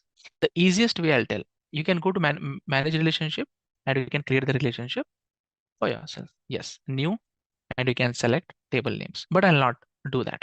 I'll tell you the easiest method to create the relationship. So what I'll do, I have identified the customer ID and customer ID here. I'll just customer ID, I'll drag and drop it on the customer ID here. See, customer ID I'll drop. That's it. From one table, take from left to right or right to left. Both are same, but result is same. Easiest method to create the relationship. I'll do it one more time. How to create the relationship, guys? Just drag and drop the column on the other side, other table. Not on the any column, guys. On that right column, you have to drop. See, or customer ID. Am I dropping on other columns? No, I'm dropping exactly on the customer ID only, which has highlighted by that black color border. I'll just drop it. Now the relationship will get created. This is how you create the relationship. And once this handshake is done, then you can use this both tables as a data model, and you can build any visuals by taking information from these both tables. This is a very, very basic data model, which has two tables. You can have n number of tables in a data model. Now, once I have this, I'll go in the charts and see whether my chart is fixed. Yes, I can see the chart is fixed. It's not a join, it's a relationship. There is a difference between relationship and a join. Joins you will learn in future sessions. Relationships are different than joins. Joins you will learn in the future session. We can do it for multiple columns. You can't do it for multiple columns. At any given point of time, there should be only one active relationship. If you create any other relationship, it will become an inactive relationship. At any given point of time, only one active relationship can be created between the two tables. You can use only one active relationship. It's not like you can't create, for example, order date and date of birth I'll create. Just pay attention. I can create, it will get created. It will get created, but one will be active and other will be inactive. Can you see this? Dotted line. Dotted line means it is inactive. Even if the relationship is there, it is not in affecting your values. At any given point of time, there can be only one relationship between the two tables. So I'll delete this. I don't want this now. Understood, guys? The concept of relationship. Example, I'll tell. Have everyone worked on Excel here? Anyone who has not worked on Excel? Excel in colleges also we are learning nowadays in Excel. If you have learned Excel, then you should be knowing VLOOKUP. When do we use VLOOKUP? Can you tell me, friends? When do we use VLOOKUP? Whenever we want to bring information, it's not join again. Someone is telling join again. No, guys. VLOOKUP says not join. Whenever you want to bring some additional information from the other table, whenever you bring additional information from other table, what will be your reference? There should be one column in common in both the tables, right? Then only you can do VLOOKUP. Otherwise, can you do VLOOKUP without a common column between the two tables? Is it possible? No, right? The same is a relationship. The same is the relationship. Without a common column between the two tables, you cannot have the relationship. Now, in VLOOKUP, you are bringing only one column, but here you are bringing multiple columns by creating that link. Now, in future, we are going to add more tables to this. And again, I'm giving a clarity, guys. Relationships are not same as joins. Joins are something different. Relationships are something different. Joins cannot replace relationship. Relationships cannot replace joins. Joins, unions, all you will see in the future sessions. Now, having said that, we know that now what is a relationship and how the relationships are created. If not created, how I create it for myself. Coming back to my chart, I'll just create a new page. Guys, please pay attention. I have two tables now, which are related. Handshake is in place. And now I'll take two slicers. Very important concept. Out of 10 interviews, 8 to 9 interviews, sure short question this is what I'm teaching now. I'll take customer name. All these are customer names. And I'll put customer name this side. And I'll bring my order ID. Another slicer. Another slicer. I'll bring in my order ID. See, I'm not able to find order ID. It's here only. Okay, I have added. I have created two slicers. Friends, if you can see my screen, I have created two slicers. One slicer has a field from orders table. One slicer have a field from the customer table. Agree? As there is a handshake between the two tables, if I select any customer name here, then it should show me only the orders given by that customer. And if I select any order ID, then it should filter the customer who have given that order. Is my statement correct? How you will join establish the relationship if the two data sets are different format altogether? That is your data integrity problem. You have to ask your organization who is your data engineer to help you with that. As a BI developer, you should be having that in the right format to create a join. If it is not in the right format, then as a Power BI developer, it's not your responsibility to go and correct it. It's the data engineering team who have to correct that and give it to you. As a BI developer, you should have the data in the right format to establish the relationship. If the relationship cannot be done, then it's not your problem. It's a data engineer's problem in your company. From the source from where they are gathering the data. Power BI models will be established only when you have the data in the right format. If it is not there, no, you can't create the relationship. It's not Power BI's issue. It's a data integrity issue. It's a data integrity issue that your company have given to you. If a transformation has to be done between the columns, you have to change the data type, you can change it. Correct? If you want to change the data type and then try it, okay, example, I'll come here. The relationship between the two tables is customer ID and customer ID. Think, here is an integer, here is an integer, here is a character. In this is easy, you can do it. This is do it. Okay, now, but here it is 1, 2, 3, 4, but here it is A, B, C, D. Which one you can resolve and which one you cannot resolve? This one and this one. Which one will you consider in your scope and which one do you don't consider in your scope? 1, 2. As a BI developer, you answer. Anya is telling, but sometimes we have to do. In out of these, which time you have to do? So this is in my scope. I can change the data type and I can link it. But even if I change the data type, the data itself is not able to match, then that's not my scope. That's the data engineering team. There's a database team who have not populated the data in the right format. And I know you know this answer, how to do it, correct? Just select that column tools will populate, change the data type, and then connect it. Let me give you the clarity and then I can go to the next step. Is it clear? So guys, it depends on the scenario. Okay, coming back. One slicer is coming from one table, another slicer is coming from another table. What I was telling, as there is a handshake between the two tables with the help of relationship, if I select a customer, it will show all the orders only for that customer. If I select an order, it will show only the order which has given that order. Let's try Adrian Barton. Can you see this? Only the orders which is given by that customer has got filtered. Select Alan, customer ID has got filtered. Is it filtering? Alice, it is filtering. Come down. Becky, okay, it is filtering. That means whenever I select a customer name, it is filtering the order ID, correct or no? Let's do the reverse way. If I select a order ID, did it filter the customer? Did it filter the customer, guys? Can one order ID can be given by multiple customers? No, right? No, how is it possible? One order ID can be given by only one person. But why when I click on order ID, customers are not getting filtered? But when I click on customer ID, why the order ID is getting filtered? That means from this to this, it is filtering. From the customer table to orders table, it is filtering. Whereas from orders table to customer table is not filtering. Ensure that is the scenario correct or no? Create two slicers, check at your end and tell me whether this is happening same at your end or no. Okay, I got, but no, right? I don't expect that to happen. It should be the both way. Why is happening so? Something wrong in my data model? The thing which is happening is because if you see this, okay, customer table, orders table. What is the direction of this symbol? Customer to orders, correct? And the filter was working in which direction? Customer to order only it was working, correct, right? It was working customer to orders only. Orders to customer it was not working because of this reason. Okay, let's fix this first. Then we will see what was happening. I want to make this direction as a both directions now. Cross filter direction. If I click on this link, this relationship will come here. Cross filter direction, change it to both. When you change it to both, apply changes. Now the symbol will change here. Symbol got changed. Go back to your chart and see filtered. That order was given by Patrick. Now it's a two-way. From customer to orders also will get filtered. From orders to customer also will get filtered. This is what cross filter direction is. Sure, short question in the interviews. Try that and I'll tell you the logic behind it. Now, friends, which one is good? Single direction is good or multiple direction is good? Obviously, you'll tell both directions is good. People will tell definitely both directions is good. I'm with you. Both direction is good. If I select anything on both the tables, it should filter. That is how the other tools also will work.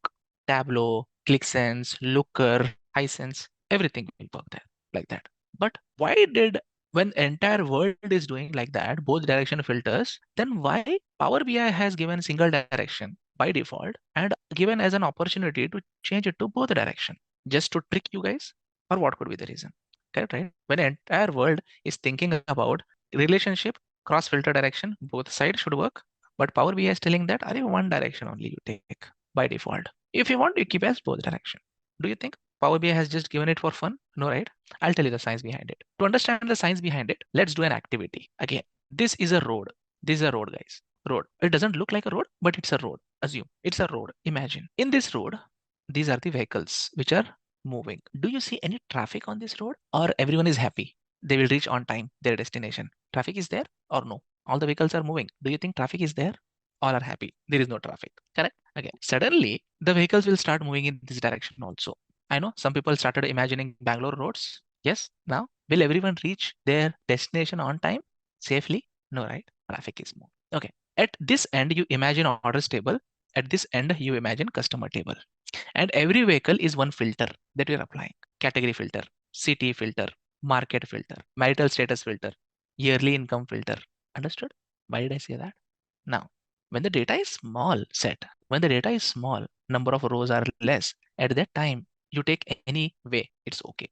But when the data is huge, at that time, the performance will get affected when you apply the filters from both the direction. Definitely it will give you the right answer. There is no wrong in making as both direction. It will give the right answer only. It will never give you a wrong answer. It will give you a right answer only. But in the backend, don't you think Power BI is doing a lot of data processing to get that answer for you because of the cascading effect of the filter? One filter from left to right and immediately the next filter from right to left.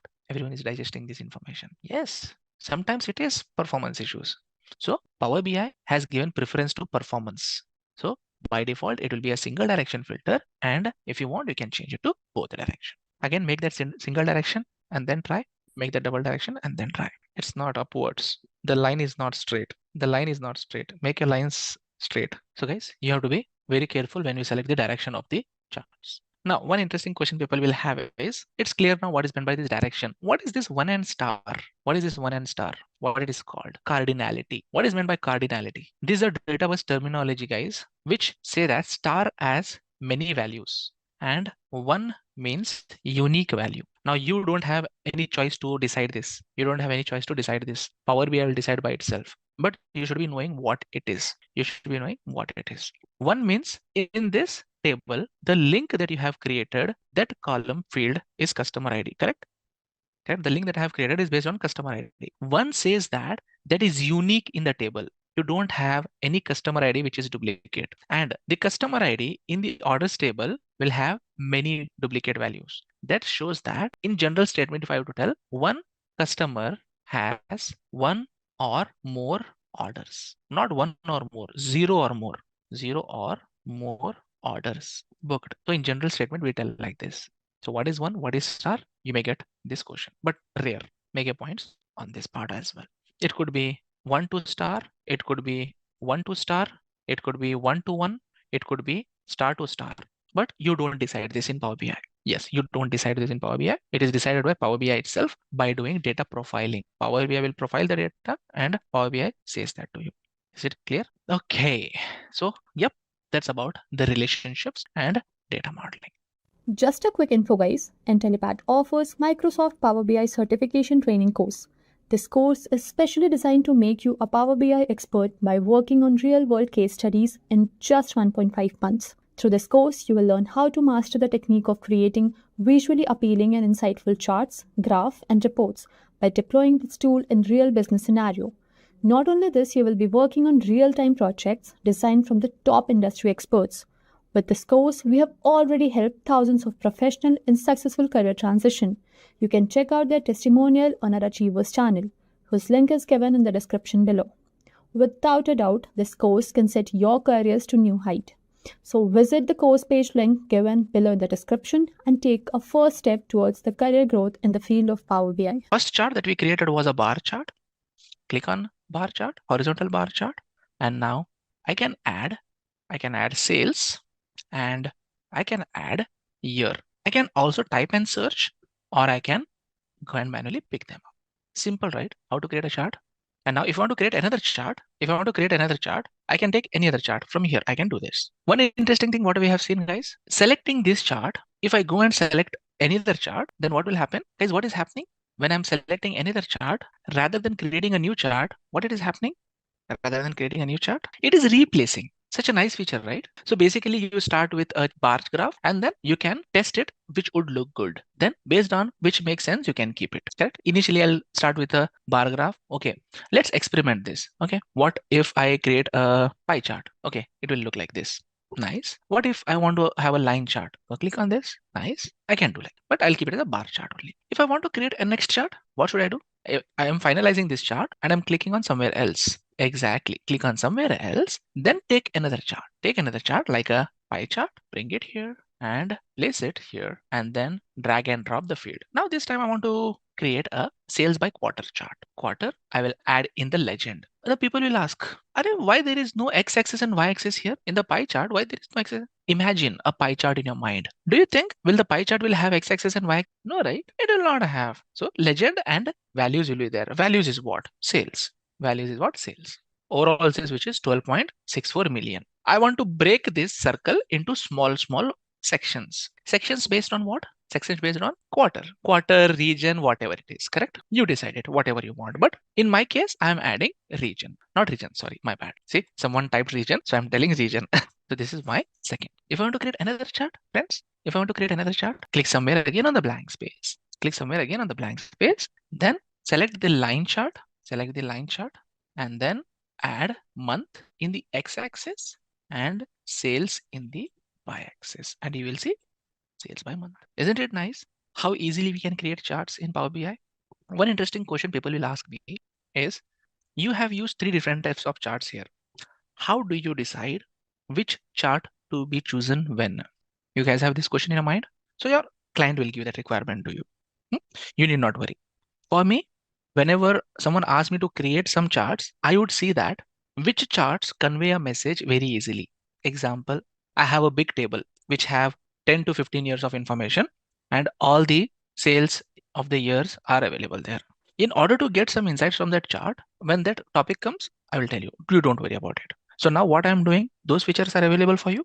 What I'm doing now, those are available. Those also are not available. Bar chart is not available. Pie chart is not available. Line chart is not available. This entire thing is not available to you. Can everyone see this section? Visualization section. Charts are available, right? So then continue. If you're not seeing this, we are not going to see this topic today. Don't worry. What we are doing now, at least those features are available. Data expansion is not showing. Why? Click on this. It will expand. Date. It is getting expanded. Okay. Date. It's not showing a calendar symbol in front of it. It's not showing. But is it a date format only? Does it have a calendar symbol only in front of it? No, right? That means you have opened your Excel file and then you have modified something, I believe. So delete your Excel file, create your project from the scratch. This will happen sometimes whenever you open the Excel file and your version and my version, if it is changed, then it might happen. Difference in the version of the Excel also will happen. So I recommend to the people, don't open the Excel file in Microsoft Excel on your machine. If you open it, then delete that file and take once again from the drive location. So whenever you open the file in your desktop and your version is different, older than mine, then some formatting will change. I have seen that many times. Okay. Now people will ask, in the bar chart, I have seen a concept called legend. Here also in the pie chart, we have seen concept called details. And here also in the line chart, we have seen a concept called a secondary axis and legend. What are these? What will happen if I put some fields there? Have a look. In the bar chart, in the legend, if I add quarters, just observe and tell me what is happening on the bar chart. What did just happen on the bar chart, friends? It has stacked exactly. So now not only based on the year, I can see based on the quarters also. That's a nice way of representation. Exactly. The height of the bar, did it change? Did it change the height of the bar, friends? No, right? It didn't change the height of the bar, but it changed the subdivisions. Perfect. Now we can remove this. Similarly, on the pie chart, I see details. If I take year and add this in details, can you tell me why pie chart in purple color further has 4 sections? Why every slice? Exactly. Quarterly results for each year. Exactly, for each year. Now, if I click on 2019, see, it will show only those years out of those all sections. See, isn't it really cool? Click on this. Did you observe, guys, how my charts are changing? If I select on one chart, this is called interactivity between the charts. This is called interactivity between the charts. Similarly, now I'll remove this details tab. I don't need this for now. If in case you need it, you can add it. Now, the line chart also same. What is meant by secondary axis? Just observe what will happen. If I bring profit in the secondary axis and drop it, if you observe, guys, this is one axis and this is another axis. So whenever you want to analyze two metrics across one line, don't you think this picture is very nice to understand if the sales is varying, then how the profit is varying based on that. There is a nice way to see that. That is called secondary axis concept. I can keep. Now, if you don't want that secondary axis, you can remove the secondary axis. And if I bring year in the legend, I'll get 4 different lines. Each line represent what? Each line represent what here? 1 year.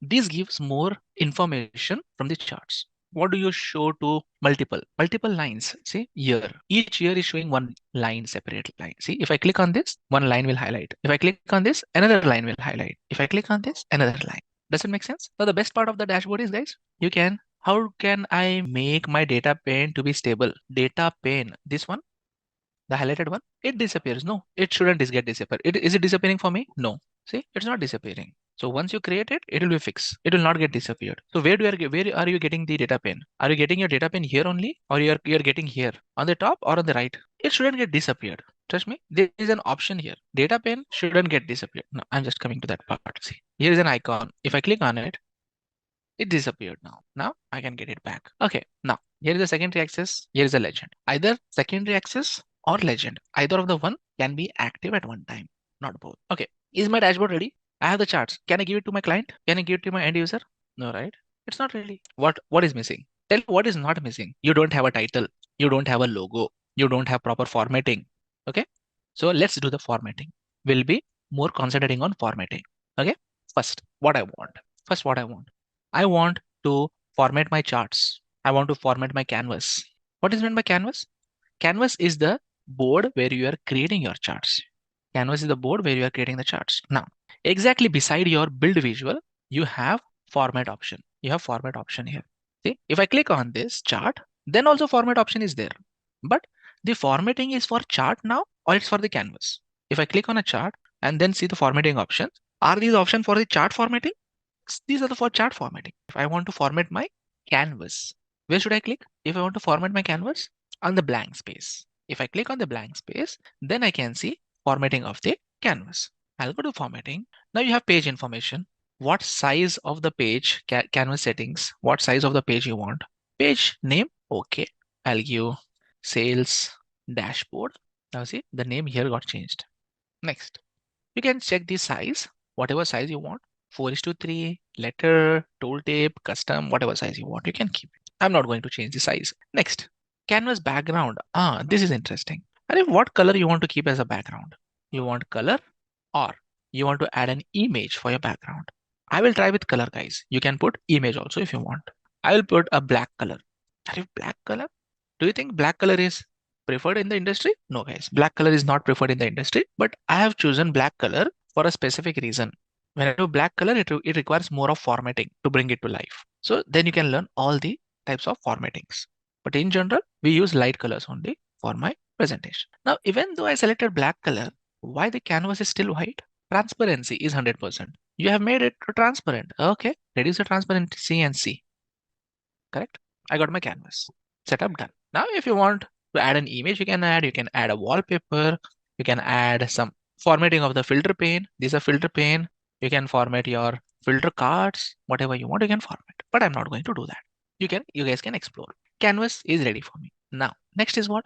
Chart formatting. Okay, let's go to the chart formatting. If I select a chart, if I select a particular chart, now the formatting options are totally different. Not only different, you have two sections of formatting, general formatting and visual formatting for one chart. For one chart, you have general formatting and visual formatting. Any idea what could be the difference of general formatting and visual formatting?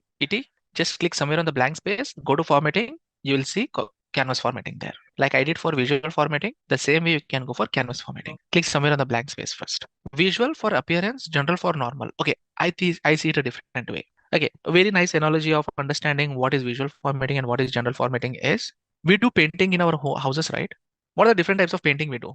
Exterior painting and interior painting, correct? Exterior, interior. Exterior means outside, outside the house. Interior means inside the house. Okay, consider this area as a house. Consider this much area is a house where you are putting your charts.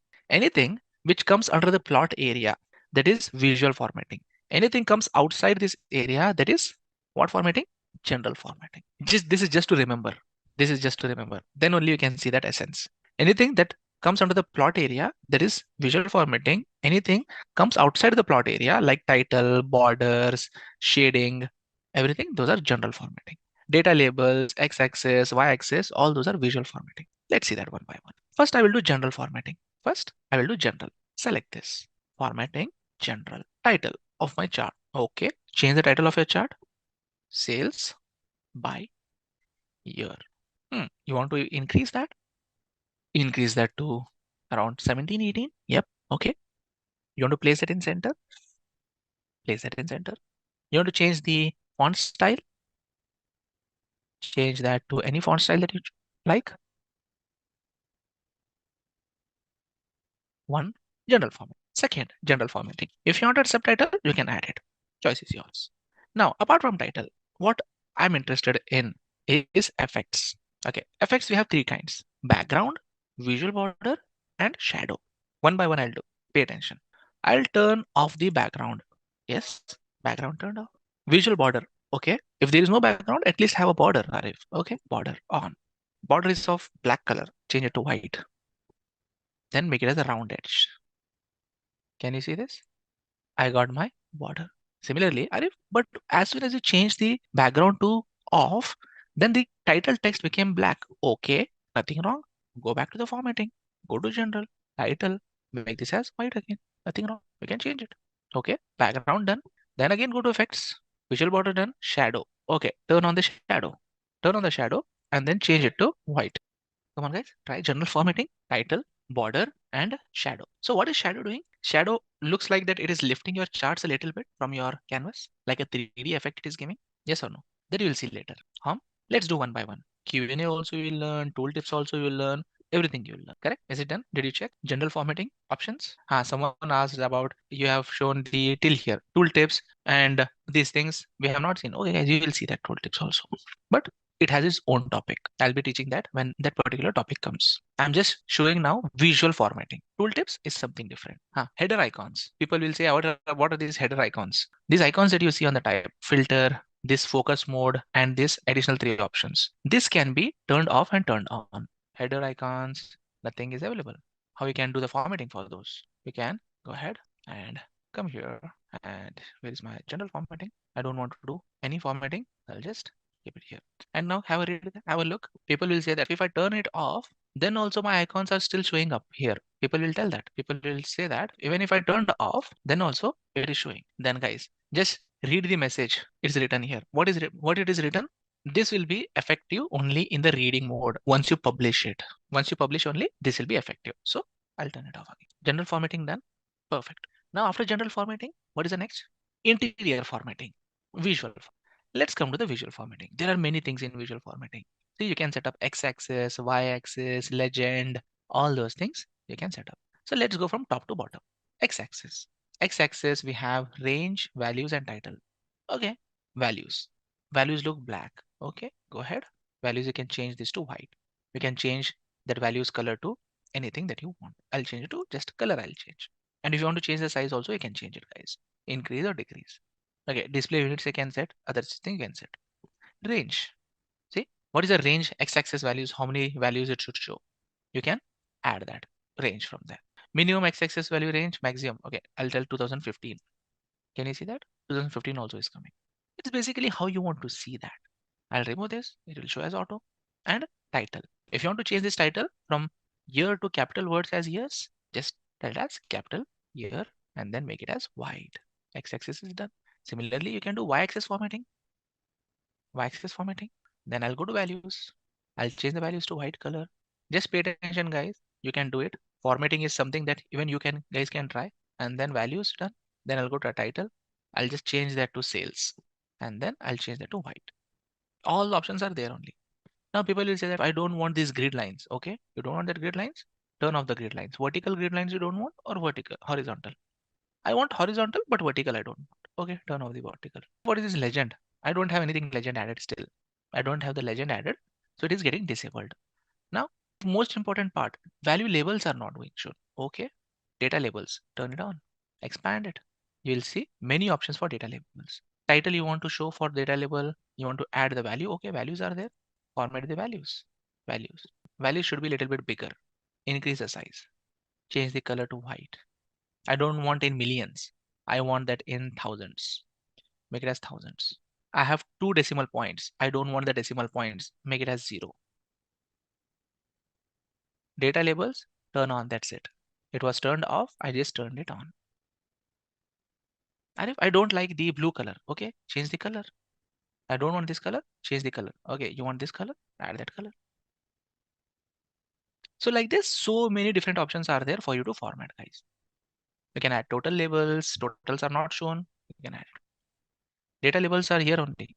You can expand it and you can go to values, details, background, whatever you want. Currency, which is dollars. Currency I have set in the columns formatting. Here, from here I'll set. I'll select that sales here and currency I will select from here. Make your chart bigger. If your chart is very small, then if your values are bigger, which will overlap on the other bars, it will not show. Make your chart a bigger in size. It will show all the values. I'm not getting the value inside the bar and other. Okay, you're not getting the value. I'll go to the values. You have options. You're not getting the values inside the bar. Okay, I'll go to options. You have under options, you have horizontal or you want vertical. You can select that. See, it has become vertical. Let it be horizontal only. Horizontal. Where you want to place it? On the top or the bottom or the middle? Inside, end. Okay, I got it. Inside, middle, inside, base. You can do it whatever you want. Under the options, that thing will be available. Go ahead, you try. There are so many options for formatting, so please try. How to change the color of the bar? In the columns. Go to the columns and then you can click on color here and you can change it. How to create a line chart? You have a line chart here. This one is a line chart. Can you see this? This is a line chart. Add year and sales in that, it will show up. Add these fields, it will show up. Okay, sorry, I'm selecting this chart. Select the line chart, add order date month in the x-axis, y-axis sum of sales, and legend is the year. Everyone done with the bar chart formatting like mine? Okay, if I ask you, one chart I have formatted, format the other 2 charts also. How will you feel? Yes, we can do that. But one thing I realized that formatting is time consuming. Correct? Formatting is time consuming. Think it is time consuming. Others, don't you think it's time consuming? It is time consuming. You want to know a trick? How to format the charts? Okay. select one chart which you have readily formatted. Once our entire formatting is done, select that chart, go to home menu, format printer, copy, paste it. Format printer, copy, paste it. I'll do it. I'll select this chart which is formatted. I'll go to format printer on the top. I'll select that and I'll drop it on the other charts. See, my icon has become a paintbrush. Can you see my icon? It has become like a paintbrush. I will drop it wherever I want to paste the formatting. Now, only thing that I would like to do now is go to that chart, change the title. I'll go to general. I'll change the title. Sales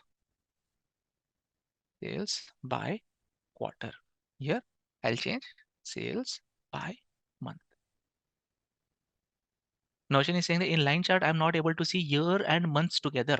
Have you added the fields like mine?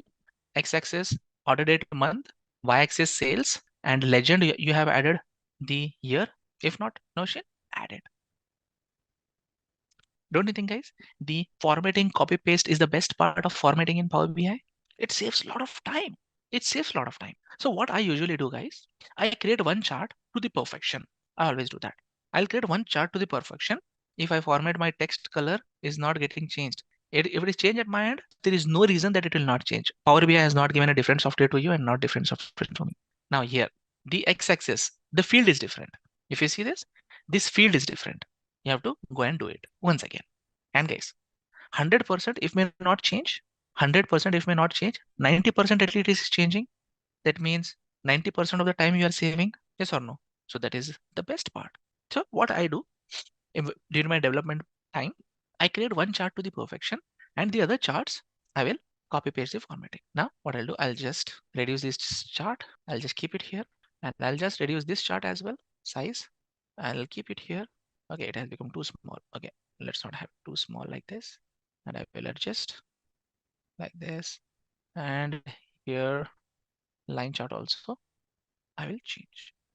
Now people will see as I adjust the width of my chart, the size of the labels also will change automatically. And why did you leave this place? Okay, another chart will come there. The interactivity is happening currently that if I click on this, the charts are reflecting the change. That is what ideal case. Yes, we want it to reflect the changes. But sometimes whenever you develop some charts, you don't want this interactivity to be in place. It's very rare. It's very rare. But sometimes you want it. So how can you control that interactivity? When I select this chart, I'll go to format. There is an option called edit interactions. When I click on edit interactions, just observe. I have selected this bar chart and click on edit interactions. What happened on the other two charts? These new icons came here, correct? That shows that this is the chart in action. This is the chart in action. And whatever you do here, how this chart should react, you can control it like that. Example, if I tell none, and now see, if I click on 2018, is my line chart changing? It's not changing because you have set as none. Make it as filtered, automatically it will filter. Similarly, if I make it as filter, it will filter that entire value. If I make it as highlight, it will highlight it. If I make it as none, it will not. Simple option which is available, but we use it very rare. Ideally, the dashboard means it has to filter. If you don't want it to filter, you can try this. Come on, guys, give a try. Go to format, select a chart, and enable edit interactions. Once you control that edit interactions, turn it off. With the mean value, just go to your sales value, select your chart, drop down on the y-axis, you have all the options here. You have average, minimum, maximum, count distinct, count, standard deviation, variance, median, everything. If you want mean, then you can add the calculation. Okay, now one more chart. Let's get one more chart. This time I'll create a map chart. I have two types of map charts. One is bubble map chart and one is the color map chart. If you want to change an aggregation in your chart, like you do in Tableau, y-axis, sum of sales, drop down, and you can change that aggregation. In Tableau also these options are available. Click also these options are available. On the metric, when you drop down, you have aggregation you can change. Sum, average, max, min, you can change it. The same way you can do it. Now, there are two types of map charts. We will learn both one by one. I'll create first bubble map. That chart will show up here. That chart will show up here. And now I want to analyze country-wise sales. Okay, location. Help me guys. What should go in the location? If you have latitudes and longitudes, you add latitudes and longitudes. But in location, I will add countries. Just wait for the map to populate and see map has populated. Some people, they'll say that it has populated, and some people will say that map chart is not getting populated. I'll show you why it is not getting populated. Because it is not enabled. Yes. Go to file, options and settings, options, file, options and settings, options, and I'll go to security and I will enable this and recreate my chart once again. For those who it is disabled, go ahead, do this settings and click on OK. Delete the chart and recreate the chart one more time. So I created this chart, selected this chart showed up, and then I added location country. That's it. In the location country I have added for now. Guys, what is this map chart giving us information currently? Delete your chart and recreate it. It should work. There is no chance it will not work, Deepak. But which country is having higher sales? Which country is having lower sales? Can you say that? No, right? We can't say that. But if some interesting option is available here, see, you have bubble size. I'll just bring sales and add that in the bubble size. Bring sales and add it in the bubble size. What is this? See, it is not showing for me. It is not enabled. I'll just log out. I'll log out. I don't want this. I'll just delete this and I'll create it one more time. For me also it's not showing. So now I'll just create a map chart and now I will add my location country location bubble size as sales. I'll go to formatting and bubbles. I will increase the size a little bit. Okay, now see, it looks so nice. Now formatting, we know that how to format. I'll not waste my time for formatting.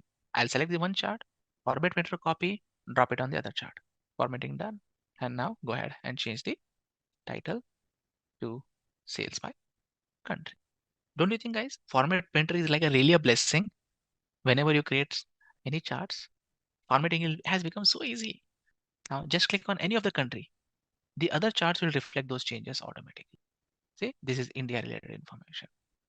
In this chart, there is no need of legend. I don't want 12 legend. Okay, you want legend? Bring region in the legend. Bring region in the legend and see what will happen. Can you see that? What is happening when you put legend? If you observe, I'll just go to focus mode and I'll show you what is happening here. It looks so nice, right? African countries are getting blue color. South America countries are getting the blue color, and Middle East and European countries are getting this color. It's getting break based on the region. So if I add legend, it will show like this. So focus mode is really a great way to expand your chart. See, one thing more you have learned. What is that focus mode? I'm not able to see this chart properly. Okay, can I expand this chart? Okay, click on the focus mode. It will make your chart bigger so that I can see your values and come back again to your normal layout. Focus mode is nice, right? Yes, it is nice. Here is the focus mode. On the top of the chart, you have 3 icons. You'll see focus. Chart is on front of your screen. You know what to add in locations. You know what to add in bubble size. You can create it. How to publish the results to the team who don't have access to Power BI. That is not the topic for now. Those who don't have access to Power BI, you can't share with them. Long answer short, those who don't have access to Power BI, you can't share with them. They have to get a license first and they should be part of your company. Then you can share with them using Power BI service. Power BI service will be the topic you will learn at the end of the training program. We'll be there just to learn Power BI service. But long answer short for you, if you are exploring any option to how to share the reports with the external users, no, you can't share. The training program will have a particular flow and we'll be taking that flow only. There will be no deviation from that flow because some people are advanced expectation. Okay, guys, you'll get your what you want to learn. DAX, advanced topic, Power BI service that will come on their own respective sessions. Will the watermark in the map? No, you can't remove that. You can change that map types. You can change the map types in the formatting. Map settings, you can change the map styles. Dark, light, grayscale, road, you can change the styles. But it is powered by Microsoft Binge and it will show. Now, some people will say that. No, that is a data warehousing concept. DOM. Reach out to support team. You have a separate, you can get, help you understand facts and dimensions, data warehousing concepts basically. No, we are not going in depth of what is fact, what is dimension. No. Okay, now people will say that Arif, this is a bubble map chart. Can I see there is one more map chart? I can see there is one more map chart here, exactly beside the bubble map chart. Click on that and just observe what will happen. Sum of sales, country in the location, legend. I'll just add tooltips, nothing here. But see, Arif, same color is showing. Arif, just go ahead and add the country in the color. I don't have any option to add the country in the colors. Legend. Okay. Legend based on what? Legend based on what? Based on sales? See, entire world is covered. But how can I understand? How can I understand which is higher sales and which is a lower sales? Correct? So I'll go to the formatting and here I can change the fill colors and I can add colors based on a field value. Yes, I can add colors here based on the field values. How? I'll click on FX. Now I'll tell gradient style. Count of countries? No, it should be based on sales. Lowest value, red color. Highest value, green color. Middle color if you want, you can add it. So I'll show you where you will find this option. Under the formatting, visual formatting, fill colors, click on FX, then this will show up, right? And just tell me if your color of the country is changed after this. This kind of map, it will take a little bit more time to render, but yes, it will show. Now, if I click on OK, you'll see the map chart will change the color of the country based on its values. See, slowly it has taken. Now, wherever the country sales is higher, it has given green. Wherever it's like little bit good, yellow, and then wherever it's not good, it is like red. In the map chart, that legend is not available. Now you'll see this kind of coloring more. You'll see this kind of coloring more in the next class where we will learn about conditional formatting. One complete topic is there for conditional formatting, how to do conditional formatting in charts, tables, many more options are there that we will learn there. I'll come back to my bubble map chart. Any thoughts? Any questions so far? If everyone have done till here? One small question, if I need to go back to the entire data set, how to make it go to the second tab? You'll see your entire data set. Go to the first tab, you'll see your data model. Again, come to the first tab, you'll see your charts. It will show. It will take few seconds to show up. It will show. If it is showing for me, Bhanupriya, then it should show for you also. It should show. Sometimes it will take some few seconds to display that. If it is not showing, just move this cursor right and left. If I'm clicking on the bar and need to see the full graph, if I'm clicking on the bar, no, that's not possible in Power BI. If you click on this, the entire dashboard will change. See, if you click on this, entire dashboard will change. But you can't see the data behind it. No, that's not the purpose of Power BI. So now tell me guys, if I want to build a title, which object I should use? Obviously anyone can tell that text object, correct? Text object. Okay, take a text box that will show up on your canvas here. Hold on the three dots here and drag it wherever you want. Drag it wherever you want and then adjust the size how much you want. I will give a title name here, Global Superstore, Superstore Dashboard. Select the text, increase the text size to 28 something. Oh, it's too big. 24. This looks nice. If you want to make it as bold, if you want to change the font, you can change the font size. And then you can make the color as white. Then adjust how much ever you want and click on blank space. Okay, again, formatting. Okay, select this. Title, I don't want border. I don't want shading, nothing. Okay, just go ahead and go to effects, turn off the background. Correct, everyone? This is how I bring title. Now, if I want to add a logo, which option I should take from here? Logo and image. Which object? Are you just now you told image? Take image only. Take image object.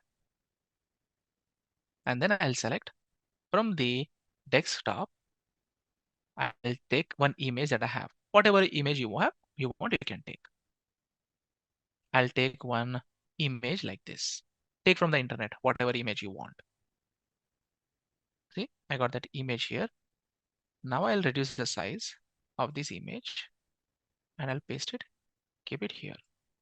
Oh, just move it a little bit side. And now see, I got my logo also. Superstore. I got my logo also to my dashboard. For the colors, select your chart, go to formatting and bubbles, not bubbles. Where did I go? I did for my bubbles. I'll just search for colors. There should be an option for colors. I'll search for colors. Color. See, I can search like this. Now you are telling bubbles you want to change the color. Okay. Where did I go for that? In the bubbles, you have range and color option. Click on this FX. You will see these options and you have to do the settings uneven. So go to the formatting, visual formatting. Under the bubbles, you will see colors. Click on FX. It will show up like this. Same settings you have to do, like mine. Okay, what else is missing on my dashboard? Slowly my dashboard is taking shape. What else is missing? IF. I don't see any IF here. On which chart you are telling? No, I don't see that anywhere. See? Bubble chart only I'm doing, right? It's a map chart. It's not a bubble chart. It's a map chart. Bubble map chart. Gradient I'm selecting sales and I'm adding this. I don't see any if. If you're seeing anything if, please check where you're trying to do the settings. Okay, what else I'm missing on my dashboard? What else you want to see on the dashboard? Some cards, guys. Some cards on the dashboard. Let's add some cards which will show numbers. I have seen different types of charts now. Let's see some cards. How can I create cards? Single number, KPIs. There are some KPI cards. Card. Can you see this? Card. It's here. I'll zoom in and show. Card. If I click on this card, it will bring me that card option here. See, card. Just pay attention. How will I put this card here? Now I want to show sales there. Okay, bring sales and add it here. Observe. Arif, this looks good. But see the size and nothing. Okay. Go ahead to the formatting. Call out value this is. Adjust the size. Oh, 45. No, 25. Oh, it looks good. Cards are very important. I took this card, and I added sales in it. And then I went to the formatting. Under the callout value, I just reduce the size. It gave me this option. Now, if you want to further do the formatting like this, if you don't want the background color, turn off the background color. If you want some other values, why should I do all those things? Select this chart, format printer, drop it here. It's there. Now, go ahead, visual formatting, callout value, change it to 25. You can show like this. Sum of sales went down. Sum of sales went down. Okay, go ahead. I'll go to the formatting. This one, category label that is. Category label. This number that is coming below, it's category label. I'll turn it off. I don't know. But where will you show the sales? Okay, go to general, add a title and tell sales. Correct, guys? Does it look more structured now? I want 3 copy of this kind. One is for sales, one is for profit, and one is for quantity. Okay. Control plus C, Control plus V, Control plus V. 3 copies. Why should I waste time by creating individually these things? Let me just add only 2 for now. One is sales and one is profit. I will add this in the profit. I remove this. I'll add this in the profit. Now go ahead and change the title to profit. And now profit tariff, it should be in dollars. Okay, select this, go to dollars. And it will show. How many can we create at once? One. Copy paste as many as you want. Copy paste. Control plus C, Control plus V. Copy paste if you want multiple options of the same type. You can show the cards also like this. Just a quick info guys, Intellipaat offers Microsoft Power BI certification training course. This course is specially designed to make you a Power BI expert by working on real-world case studies in just 1.5 months. Through this course, you will learn how to master the technique of creating visually appealing and insightful charts, graphs, and reports by deploying this tool in real business scenario. Not only this, you will be working on real-time projects designed from the top industry experts. With this course, we have already helped thousands of professionals in successful career transition. You can check out their testimonial on our Achievers channel, whose link is given in the description below.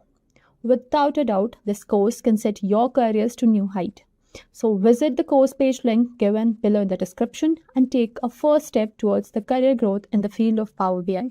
Can you just help me to answer these questions from the data that you have? Create bar chart to show sales by weekdays. Create chart, any chart to show. So create a chart to show the customer age by sales. Can you try this? Think about it and tell me whether you can do this or no. Is it possible that you can build this chart? No, as we don't have data of weekdays and age. Yes, really. So guys, you don't have that data in your tables. Now, does that mean that you can't build that visuals? No, we can build the visuals. What if the data is not directly available? Data is indirectly available. I can extract the weekdays from the dates. I can extract age from date of birth, correct? That's what the whole concept of DAX is. The data which is not available with me or the data which is hidden from me, explore that data. Bring out the sense from the existing data set is DAX. I can create new columns. I can create new columns. I can create new measures. I can create new tables from the DAX. So let's start working with DAX. So now we don't have that data in the tables. Now what should I do if I don't have the data in the tables? I should go and create it. I'll go here in the second step where I will see my tables. Orders table. Orders table. I don't have the fields which I wanted here. Very basic field that I don't have is total cost field. I don't have. Do you have total cost field, guys? Here in a table, do you have total cost field? You just have shipping cost, but total cost is not there. If someone asks you, show me the cost by year, you can't give, but you know how to derive that. It's basically sales minus profit. How to do that? I'll go to home menu. In home menu, can everyone see these 4 options? Everyone can see that, right? You have new measure, you have quick measure, you have new column, and you have new table. One by one, we'll explore these things. What are these? The total cost now is including the shipping cost. So if you want, shipping cost is already added in the cost. If you just want cost without shipping, you can just minus it. Okay. Now I'll click on a new column. So how can I write that formula? I'll just click on new column. Automatically a Excel kind of interface will come where you have to write your formula. Formula will look like total cost equals. Always you should give for column name. Whatever column you want to create, guys, you should always give the name of that column. Once you give the name of that column, now you start writing. Type SAL. So as soon as you start typing, it will start giving you suggestions. This is called IntelliSense of Power BI. So now the word which has SA, it could be a function, it could be a function, or it could be a column, or it could be a table. Wherever you see FX is a function. Wherever you see this kind of symbol, it's a column. But I don't need any functions here. I just need the column sales. Don't type the name, guys. Don't type the entire name. Just type the half word and then automatically it comes and you can select that from the list. Selected. And how the notation of the columns are there? Table name in square brackets, you will have column name. This is how Power BI will understand that it's a column. How to write, why to write that? Can I write in a different way? No, guys. There is no way you can do that. Always you should do like this only. Okay. Then I will type sales minus profit. I'll apply, and you will see a new column in the data set, and you see the total cost column is available here. So guys, I'll be taking logical stops in between so that you guys can digest during that time. Okay, someone is telling order sales not picking. Okay, what should I do? Go and type it correctly. If it's not picking up, what can I do? You're not typing the column name correctly, might be. See, SAL, I'm typing. It came up. Column name is sales. I'm typing it. Some people will type orders. Okay, orders mean table name will come, and you have to go down and you have to select. Okay. Now, are you clicking on a new column or a new measure? You think first. How to check that? What it is showing here? Column tools. If it is written measure tools, then you have taken a wrong selection. Then sales will not come up. Sales will not come up. So keep that in mind. If you are creating a new column, then the columns name will pick up.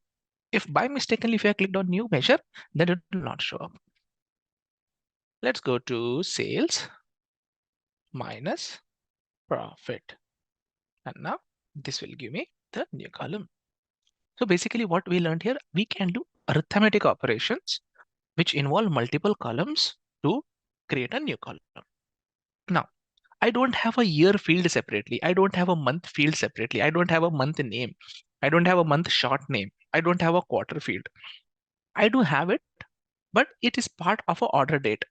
But if I want that as a separate field, do I have that field as a separate field in my data set? I don't have, right? I don't have, but I have the date field. So what I can do using the date field, I can derive, I can calculate, I can extract the year field from it. How? I'll click on home. I'll click on new column. When I click on new column, again that will come up here. And this time I'll type year equals. Now observe in Excel, how will you extract year from the date field, guys? How will you extract year from the date field? With the help of year function. With the help of year function. Or if we know that a function is available in Excel which will extract the year from the date fields. See, year function here also it is there. Just read it. What it is telling there, returns the year of a date as a 4-digit integer. Okay, now what parameter I should pass? It requires one parameter. If you see, it requires one parameter, which is a what type? Date. If I pass a numeric or if I pass a character there, will it give me the right answer? No, right? No. So many times people ask me this. Who are beginner in the tool, they ask me, what if I add a different field? Okay, you can do that, but I want to use it as a separate field which I can use in my future calculations. Next, I will add date, which is that order date. Order date, where is order date? Here is order date. I'll close this here and hit enter. Here we go. It has extracted the date field for me. I have year. Now similarly, I will create all the other columns also. See what approach you should. Now once I have a year, I want to extract quarter also. Let's see how we can do quarter. Click on a new column again. Click on a new column again. And now I'll type quarter equals quarter. Okay, as soon as I type quarter function will show up. See, all these different kinds of functions are there. Quarter. Again, it requires a date field. Okay, order date. Close this and hit enter. And now I got 1, 2, 3. Now people will ask me here, but quarter usually it will be like Q1, Q2, Q3, Q4 it will be. But I'm just getting 1, 2, 3, 4 here. Is it possible for you to give me Q1, Q2, Q3, Q4 format? Okay, I will concatenate Q hyphen and I'll tell M. We can concatenate constant string in front of a function also. You got it. Now, once you added a string, the data type from number, it has become to character. And on the right hand side, if you observe guys, what is the difference between these columns and the base columns? The symbol, it's looking like FX, right? FX, correct? FX. That means it is calculated field. It's a new field. So people sometimes they get confused. I'm not able to see that. How will you separate or distinguish between these fields? Yes, using this you can. Okay. Now I got year, I got quarter, and I have seen how to concatenate also. Can you get me month number? Okay, click on new column again. I can type month equals month of order date. All right, it is here. Close it and hit enter. Here we go. But what is the number? Can I get a name of that? Okay, let's see now. Please pay attention, guys. Here, I'll type month name equals. Now, for year there was a function, for quarter there was a function, for a month there was a function. But then now let's type month name, just assuming it might be there. Okay, but there is no month name function. There is no month name function. Does that mean that I cannot extract month name here from the date field? Function is not there. Then how can you extract it? If this was the case in Excel, which formula would you use, guys? No one worked on Excel here. Just MMM. MMM is a function. There was a function in Excel. Not there. Not there was. There is a function. Now also it's there. There is a function in. There is no function. There is no function month name here. Month will give you a number. I want month name. Listen the requirement first. It should be text function. Yes, there is a function called text function which will format the values from one type to other type. Here also there is a function called format which is same as the text function. Order date, comma, within double quotes, I will tell hit enter. Now you will see month, full name. Can you create these columns for me? Create these columns. I'll explain that. Why what is format function, all those things I'll explain. What is that sin sigma fx when add a column? Sigma is the base column, which is of a numeric type. Fx is a symbol which comes for a new column. Wherever you see fx, it is a new column. Okay, I'll go to quarter because here is a number. Any numeric field will have sigma in front of it. Okay, now going to the last column, which is month name. One question that I got is why more important question than that MMMM is you have experience in Power BI, you know all these functions, but how would I know these functions exist if I'm starting learning Power BI? Correct, guys? Arif, do we have some reference page where I can see all these functions? Okay. Power BI DAX functions. I'll just open the first link here. All these functions are listed here. Official Power BI page. Official page of Power BI where you'll have hundreds and hundreds of functions. Aggregate functions, you have so many aggregate functions. Date and time functions, you have all the date and time functions. Filter functions, you'll have all these filter functions. Financial function, information, logical, math, other functions, parent-child, relationships, so many functions are there. So many functions are there in Power BI. Now, how would I search for a function here? Okay, I just heard about format function. It works. Okay, search for format function. See, format function is here. It will give me the details about the function, what it does, how many parameters it requires, which are optional, which are mandatory, and examples. So many examples. So many examples of the function. Someone told that why MMM. Okay, come down. Custom dates and time format section in the page. Come down and can you tell me what is this MMMM meaning here? Written display the month as a full name. This is not what I have decided. Write 4 M's, it will show up. No, guys, it's not what I decided, right? It is decided by Microsoft. These functions are really very powerful. You can convert the numbers to currencies, dates to different types of formats. You can do that. You can create any kind of date formats as you want. See, so many different examples has been given here. So now like this, you can come and search for any function. Now people will tell that, how would I know which function will be used where? Guys, that comes with practice. In this training program, you'll be touching up each section, few functions. One, two functions in each section you'll be touching up so that you'll get more comfortable with understanding of the functions. And then you can start exploring more functions from there. Sounds like a plan? Good. So bookmark this page in your machine so that you can go and look for the functions here. Coming back to Power BI. Okay, now task for you. You have seen how to create the columns. Now, can you help me create these columns? First column, year, month, and the format should be 2016 hyphen underscore Jan. Jan in capital. 2017 Jan. 2017 Feb. Like this. I want you to create one column.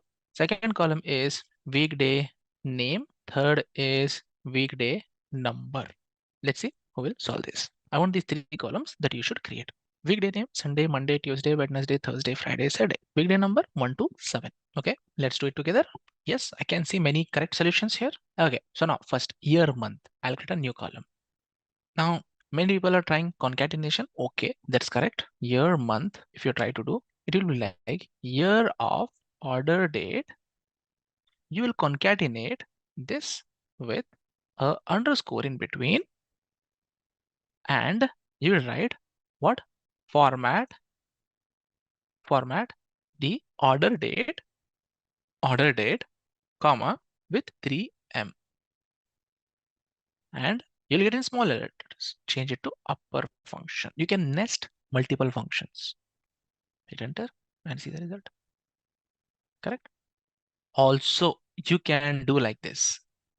Remove this part. I don't want this. Just type y underscore m and then tell enter. Result is same. Yes, format function will help you to do that. So either you can use concatenation or you can use this method. Hold on, I'll do all the three, then you can try that at your end also. Next, what you did, guys? Weekday name. Okay, what is the function for weekday number? Weekday name. Weekday name, what did you use? There is no function called weekday name. If there is no function, what should I use? Format, order date, comma, within double quotes, what should I type? www.dddd. 4D, not 3Ds. Now see, you have already learned how to use the format function. You have already learned. Okay, you got the weekday name. Finally, I'll create one more column, that is weekday number. Weekday number. Now I have weekday number already available function. Weekday number. Weekday. Now it has two parameters. Okay, you can add second parameter or can leave it, but we'll learn both. I will add order date. Close this and hit enter. You will see the weekday numbers will populate 1 to 7. See, 1 to 7. Now people observe this and they say, if Sunday is treated as 1, you can use 2, which has Monday as 1 and Sunday as 7, or you can use 3, Monday as 0, Sunday as 6. Different countries follow different methods. In Middle East, guys, week starts from Sunday or Monday. Middle Eastern countries, week start from Sunday or Monday? Sunday, right? So they want to treat Sunday as 1. We in India, we have Monday as 1. We in United States, Monday as 1. Okay, select it and then close the bracket, and now you will see the difference will come. You have both the options. Come on, create all these three columns. So I'll show the year month first. You use this, and then you can create the other two columns. It's not weekdays, it's just weekday function, format function. Is it done? So now if anyone asks you that, give me the sales for based on weekdays, okay, you can have that. You give me the sales for year and month together, oh, you can have that. Now, if someone asks you, give me the sales for how much sales happened on weekdays versus how much sales happened on weekends. Can you do that? We need to create a weekend or weekday column. We need a column to do this, to say that which is a weekend or weekday. Okay, try. But there is no function to do that. There is no function to do that. There is no function, and format function also cannot help you to do that. Then what you should do? But you know that you have weekday name, you have weekday number. Using that, you can check if weekday number is 6 or 7, then it's a weekend. Else, it's a weekday.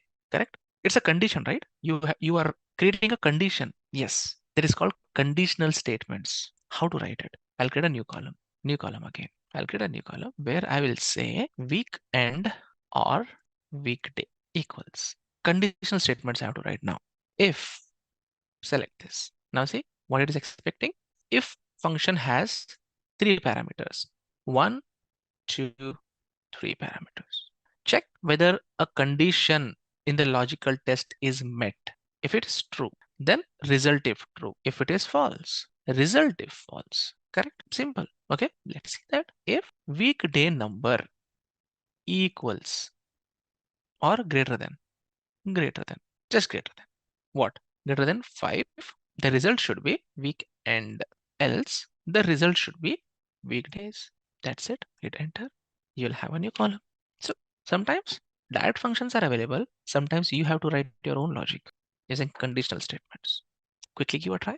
Just type as done on the chat window. If perfect. Okay. check comma, check brackets. There is no case sensitivity here. You can write capital, you can write small letters, anything is okay. It's not case sensitive. DAX is not case sensitive. Now people will say that here you have numbers here, but sometimes weekday numbers will not be there. Then how will you write conditional statements? Interesting, right?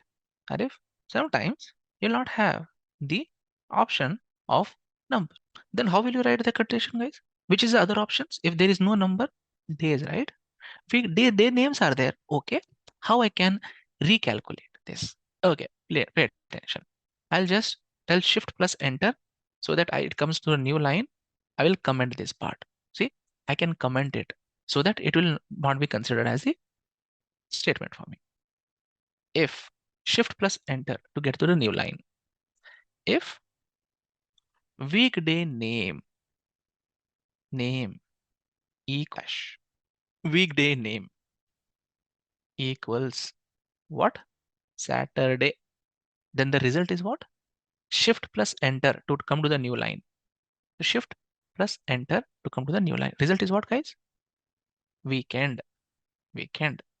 Else, what is the result? Weekday. Anyway, you write. Just so that you can read it easily, I have written the next line. If you want to confuse others, you write in single line. There is a concept called indentation, right? Indentation. In any programming language, friends, we follow a right indentation. Guys, this is why I usually write all my expression with proper indentation. So that if someone is reading it, it should be easy for him to understand. I never write my all the statement is single line because today it's me, tomorrow it will be someone else who will be taking up my role and I will be taking someone else's job. Now, do you expect that whenever you take someone else's role in your company or you get to work on some reports which you already built, if everyone have written their formula like a paragraph, will you feel happy seeing that? Will you feel happy? Definitely no, right? If the person has properly done a indentation and given the comments wherever needed, then you'll feel really happy. Oh, 1 hour of effort done in 5 minutes because of the nice indentation and the comments. So when you expect that from someone, then you have to follow the same thing, correct? That's the reason you can write in single line also, but adding in multiple lines and indenting properly will give the expressions a nice look. So it'll be easy to understand. Now people will say that it's an or condition. What if I have an and condition? What symbol I should use for and condition? 2 times ampersand. 2, not 1. 2, that means and condition. Come on, try this method also. I have 2 more methods. I'll be telling you that how to write this. So there are n number of different ways to write conditional statements. Which to use when? That is what you have to decide.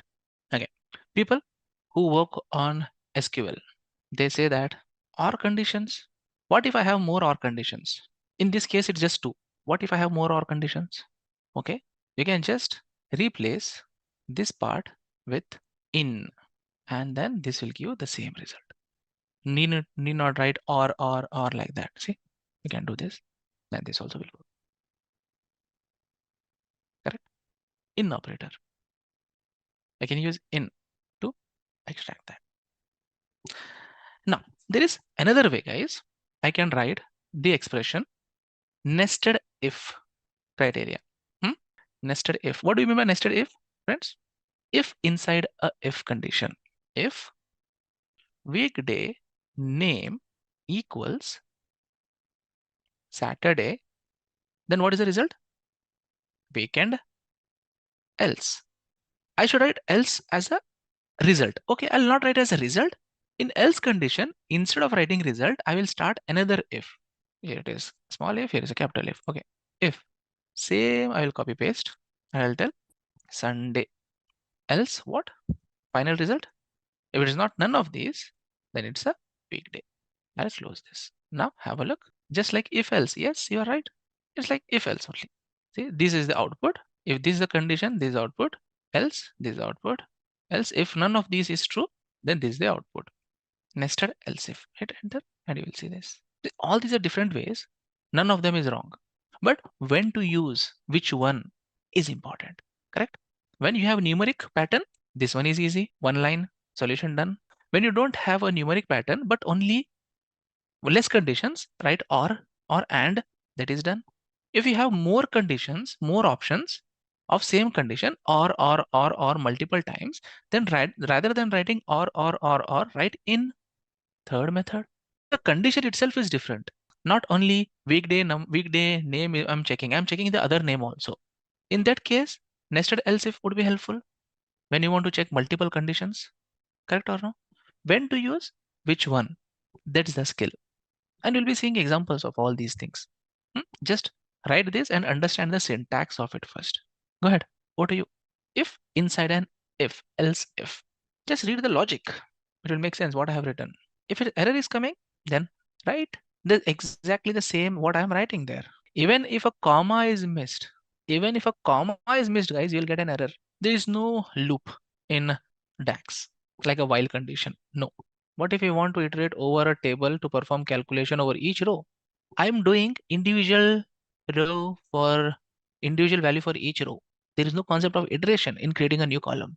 I am calculate and then do it, guys. Take your time. No worries. Take your time. Okay, I'll zoom it. You are using the same data set. I'm using the same data set. You have the answer on my screen. You should see and do it. If one person is getting, the other person also should get the answer. Only the thing is, you are not paying attention to the small details. If I miss a comma, what will happen? If I miss a comma, what will happen? Error. It will not exist that in future sessions when you use measures, not today. Okay, let me take your solution. Copy this and paste your solution here. What are you trying to achieve here? Is this the name of your field? Is there any space in between your name? If it is there, be very careful. I don't have a name space in my name. See, I have weekday name. I'll delete this. I'll add weekday name. Now what are you trying to achieve here? I'll just see this also will work or no. It has worked. Check your column name whether you're using correctly or no. See, it's working for me. Then it should work for you also. Check if you are creating a new column or a new measure. Check this also. It should be column tools there. That will say that you are trying to create a column.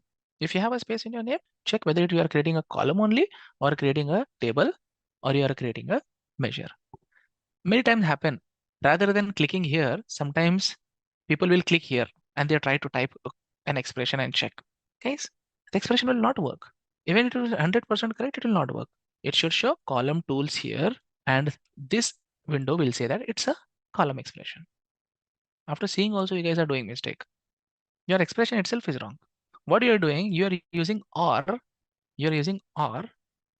and you are not writing after or the field name again. Weekday name equal to after or where is your weekday name? One more method I'll say. I'll just comment this off. Third method, I'll comment one more method. It could be one more method, guys. If many conditions you have to check, 10 conditions, 15 conditions, 20 conditions you have to check. Can you write method 1, method 2 or method 3? I can write, but don't you think it's time consuming? When I have more than 10 conditions, more than 15 conditions, how many of you say that if I have more conditions, it will be very much time consuming? Only one says it's time consuming, but for others, okay, now I'm seeing the responses. It's time consuming. I have a solution for you guys. So have a look. I can use a function called switch. What? Weekday name. I'll type switch. Weekday name is the column condition that I'm checking. Shift enter. What is the input? Weekday name input is Saturday. If input is Saturday, then what should be the output? Weekend. I'm not doing any calculation here. I'm just checking input and output. I'll say that. Again, next input, Sunday, double quotes, and it should be weekend. Again, else, if none of these is true, then I will tell week. So now input and output based, it will work. I'll close this. This also will give the same result. So different ways are there. And I've given you all the 4 methods. In fact, 5 methods. One is numeric pattern. Perfect. Next is name based with or in. Okay. But if more different conditions are there, nested if, multiple conditions to check. If more conditions are there, and there is no proper criteria, it's like just input output based. at that time switch. Does it make sense, guys? When to use? Yes, the best and the easiest part at the last. If I tell easiest part only at the beginning, then the other different ways you'll not learn. And people who are doing mistakes, guys, please check each and every comma, each and every line, each and every bracket, field names, everything. It should work. If it is working at my end, then it should work at your end also. You might be doing some mistakes due to which you are seeing error. You are learning, you will do errors. Even when I'm learning, I was doing errors. But solutions is there in front of your screen. Don't do mistakes. Everyone is able to verify the solutions. Is I want you to get me these two columns.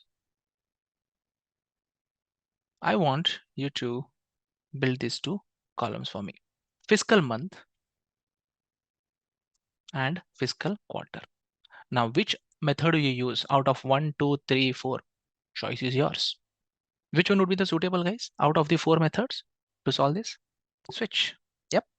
It's not like you can't get with nested if, correct?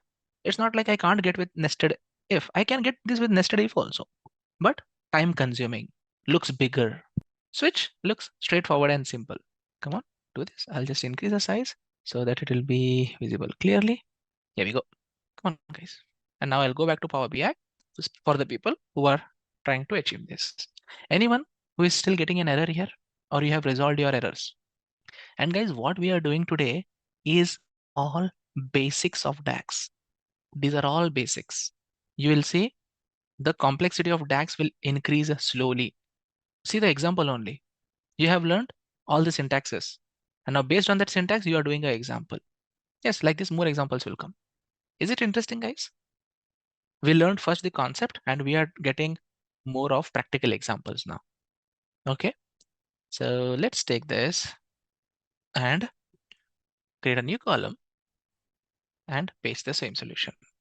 If it is April, FM1, May, FM2, June, FM3, month name, I'll take it as month name as a month name column. Okay. October, November, December, see, this is where you have done mistake. It is FM12. Everything is correct. Just the last condition should be FM12 because it's no input, right? And you can write it. That's okay. No problem. You can write the name March also. It will work. It's not like it will not work. It will work if you write that, and it should be March. It can work without an else condition also. Now, if I remove this part, one bracket is there, I'll remove this and click on apply. Fiscal month column will come. Yep, see, I got the solution. December is showing 9th, April is showing 1st. And now I can do financial reporting also using this financial month reporting as well. Perfect. That's nice. Can I get financial quarter solution, guys? How will you do financial quarter solution? Which method will you use for financial quarter? Okay, we have got FS1, FS2. You have used FS. Okay, it could be FM. You are used the same. FS1, FS2, FS3. Perfect. Fiscal quarter. Let's take this and try to execute this at my end. And I'll paste the same solution here. See, orders 3. Okay, let me just replace the name of the table to fiscal month. Fiscal month column I'll take directly. Fiscal month, and fiscal month. See, guys? So nicely written. What we have learned in the session, the same thing is implemented here. The same thing what we have learned just now, that is implemented. Nested else if, along with that in. And that is the purpose. I have shown you multiple ways to solve the problem so that you can apply that knowledge in solving some problems like this. Just to give us initial kick, yes, Arif, why we are writing, how we are writing the functions, codes. See, some responses are easier than I thought. Some are telling quite difficult. No, guys, it's not difficult. Only the thing is you are seeing it for the first time. You are seeing it for the first time. That's the reason you are feeling it's difficult. All what we have done, all these are Excel formulas. Yes, I know that. All what we have, all those are Excel formulas only. The same thing I'm writing in DAX. Correct me guys if I'm wrong. All these are Excel formulas only, but how to write in DAX we have learned. Slowly we'll get into the actual DAX formulas. Yes. Major part of the training is on DAX. As a developer, I'll be spending more time in writing DAX and complex calculations. In we write, rather than writing or multiple times. What I'm telling, if fiscal month name is equal to FM1 or fiscal month name equal to FM2 or fiscal month name is equal to FM3, writing that big statement is better, or writing in and giving all these options is better. This is better, right? Just it's a replacement of writing or multiple times and solving that. Yeah, I'm writing in. I have not used that. What is that? If s? No, I have not used that function. Is there any function of that kind? If yes, no, I have not used. In Excel also I have not used. Might be there is a function that I have not used, but you can try. Let's see in Power BI if there is a function kind of that. If s, right? Okay, let's see. Ifs. I'm writing nested if here. It's nested if only, right? This is nested if only I'm writing. Is it something different than this? One thing. Whenever you go to write a mathematics exam, if you are just reading it, you are just seeing the video and you are not writing it, then it will be difficult, guys. Especially in the DAX, I want more practice from your end, guys. Just a quick info guys, Intellipaat offers Microsoft Power BI certification training course. This course is specially designed to make you a Power BI expert by working on real-world case studies in just 1.5 months. Through this course, you will learn how to master the technique of creating visually appealing and insightful charts, graphs, and reports by deploying this tool in real business scenario. Not only this, you will be working on real-time projects designed from the top industry experts. With this course, we have already helped thousands of professionals in successful career transition. You can check out their testimonial on our Achievers channel, whose link is given in the description below. Without a doubt, this course can set your careers to new height. So visit the course page link given below in the description and take a first step towards the career growth in the field of Power BI. Okay, let me give you an exercise. Now what I want you to help me with, first question would be, in the customer table, year month, this is a formula, year month, upper format, audit, year, YY, Okay, if you see in the customer table, guys, do I have customer age column? Do I have customer age? Customer age is there? No, but I have it at my end. So how will you create the customer age in your table, guys, then? And if you don't have customer age, so there is a task. So now create column in the customer table as age. Give a try. Do it and give me the formula. Will be more exercises we'll be doing based on the DAX. What is my password? Okay. So now some people have given me a solution like this. Let me create a new column. But yes, the solutions what you guys are giving is correct. Now age, I'll just give 1 in front of it. People will do like this, year of today. What is today? Today is a function which will give you current day's timestamp. Okay, today minus year of date of birth. Close this, hit enter. You'll get the age, but not always the same, right? Now what this is doing, it is just subtracting the age. But how about the people who have completed 300 days, 200 days? That also it is considering. The same result you will get if you do with this. Age 1 is equal to what? Date diff. There is a function. Date diff of date of birth, comma, today, in terms of what? You want in terms of days, in terms of hours, in terms of minutes, in terms of quarter, in terms of seconds, week, year, whatever you want. I'll take in terms of years. Now, this is another way to do it. Can you see that? But what is happening here, guys? What is happening here? See, the person's age is 59, but it is showing as 60 here. Why? Because the age is getting rounded. Example, see, September 5th, 1964. Has he completed 60 years? Has he completed 60 years, guys? No, right? He has not completed, but age is showing 60 years. 55.5, sorry, 59.523421, like the decimal number. Do we consider that decimal part while calculating the age? Even he has completed 354 days also, 64 days also, then we don't consider him as he has completed that age. We don't consider that. That's the logic, right? Then how can we remove the decimal part when it is not showing only? That is where you bring in another method. Basically, it's rounding. You bring in another method, which is year fractional. Start date is date of birth. End date is what? End date is today, comma. What is this? 0, 1, 2. I don't care about it. I'll just keep only this much. Hit this. And now you will see the date will come in the fractional number. It has rounded up 5928. It has made it as a floor of that. Year fractional will give only the completed years. Only the completed years. It will not give the years which is decimal part. Isn't it nice? 3 different ways. One is very basic. Second is with the rounding. Third one is the real-time usage. Can you try all these 3 methods, friends? Where is my site? Select this customer table here. Go to second step, and then select customer table here. Then only we can create columns in the customer table. Keeping the orders table selected, you can't create columns.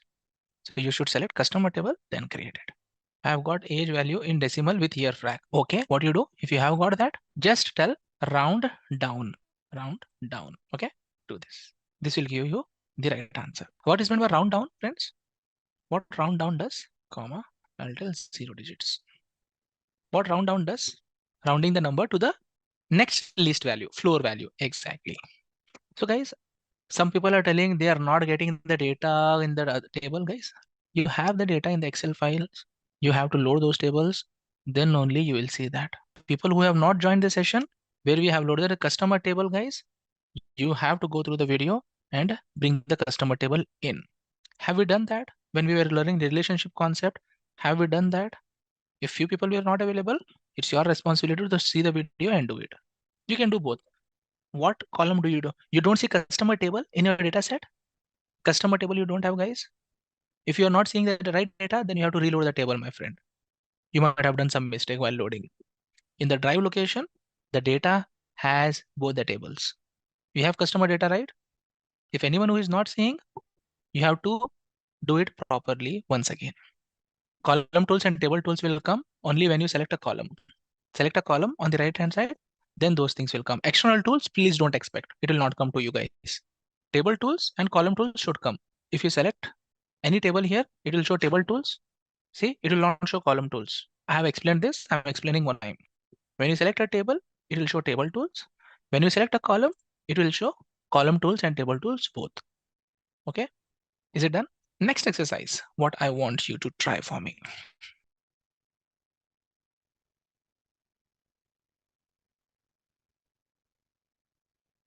So what is the expectation here? How many customers I have in each salary grade? In which salary I have more customers? I want to know. How to give math expression less than in switch? Yes, that's what is asking. I'm just giving you an idea, guys. Switch may or may not work. Do you think really switch will work here? Switch will not work here. What I have told yesterday? Switch is used only when there is an input output, no calculations. When there is just input output, at that time it will not work. Switch. And I don't prefer also. Nested else if is good here. Nested else if is good. You have? Can you just open that and check and tell me? I'm not sure. I have not checked between function. Can you just quickly check and tell me? Is there any between function? I'll paste the same solution here. See? Solution nested else if. Nice example, right? To know where nested else if will work and the switch will not work. Now, when I build a chart for this, when I create a chart for this, the chart will have income is the yearly income grade in the x-axis and customer ID from the customer table in the y-axis. Okay. Is your value and my value same? Tell me if the values are same. 722, 720, 126, 22. Create and tell me, guys. So now what you are understanding from these exercises? Guys, what you guys are understanding from these exercises? In the real world, you will never have ready-made data, correct? Even though the data looks very clean, even though there is no errors in the data set, then also it's not ready completely, correct or no? Not every answer can be done from your base data definition, and that is what I'm doing. To build the visualization, I have to do this data preparation. No, right? So good at learning.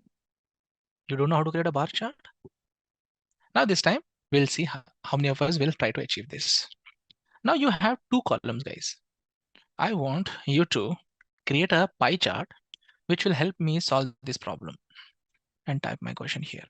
Create a pie chart to show on time versus delayed orders percentage. The condition for delayed order is the if the order is shipped and if the order is shipped and still order, okay, if the order is received and shipped after 7 days, after 7 or more days, also if the, have a look, also if the order priority, how many priorities are there in the, for the order? Let's see, order priority is critical, high, low, medium, correct? Also if order priority is high or critical, then it's what? It's delayed critical. If order is received and again same 7 or more days, if order priority is medium, then delayed medium critical. Else what? Else what? If it is delayed, which has low and medium, I'll say it as low. Delayed, low, medium, or low. I'll tell low.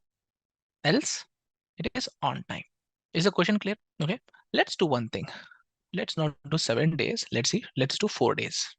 4 days will do, and then we'll see how the chart will look. After that, if you want, we can change it. Are you understanding that these are all real world problem statements that you will get from the users? Yep. Try. So which method you are using? Nested if, nested else if. Okay. To find the difference, date diff. Yes. First you have to find the difference using date diff, and then date diff you have to use in the on time versus delayed. Okay, in which table I should create this? In orders table. In orders table, select the order table, and then click on new column, paste. There we go. Let's see how it is done. If date diff and shift plus enter hal and is critical, only critical or high also? In critical, comma, high, okay? Then else if, I'll take the same thing and I'll add it here, and medium, I'll just type in medium and low, then delayed low or else on time. And similarly, the same indentation, I'll use it here, and I'll just give some spaces for me to understand it. Okay, click on apply and see the result. Correct? Now, let me just go to the chart, order status, create a pie chart. I will add the order status in the legend and order ID in the values. Count distinct. Okay. How many are delayed critical? 922 orders are delayed critical. 2409 are delayed but low priority to close, and 21,871 are high priority. This one on time. Is the value correct, or you are getting some different values? I'm doing count distinct. I'm doing count distinct. You guys check the solution with mine, guys. I want you guys to check the solution with mine. You have the chart, you have the code there. The answer values are correct. Now, I have something mistake here, and I have taken this of one of the candidate only. I have taken one of the candidate only. Okay, first of all, date diff. First, it should have the lower date or the higher date. Always tell me. Date diff should have lower date first or higher date first. Higher date, it should have lower date first. Keep this in mind, guys. Always it should have lower date. Which one is lower? Order date is lower or ship date is lower? Okay. Now I'll remove this part and I'll just change it to order date. I'll just change it to order date, friends. And now I'll not add dot day. No, I'll not add dot day. And I'll just remove this part also and I'll tell ship date. Perfect. In terms of days, I'll copy this part and I'll paste the same thing here also. Now let me just hit enter and check. So guys, we have done this. Date diff we have just now done. And now let's see what is the answer. This is the reason why I copy your solution and paste it here and check. If I directly show you the right answer, you will learn only one method to solve a problem. But when I start with a solution that you guys have done and correct it, that is where some new learning will come. Right answer definitely you will learn. But along with that, where I may go wrong, where I do mistake, that is what is very important or no, guys. Again, even that was giving the answer. It was not like it was not giving the answer. It was giving the answer. But not every answer is correct, right? No, I know that, guys. I know that. That's the reason I was just sitting quiet. But now, is it a learning in the wrong answer also? We had a wrong answer. Why it was wrong? Yes, we had a learning there. So this is how you should learn coding in DAX, guys. This is how you should learn. Still, we have more exercises. I'll go to my dashboard. This is going to be interesting. Next two exercises. Do you see regions here? How many regions are there? 13 regions.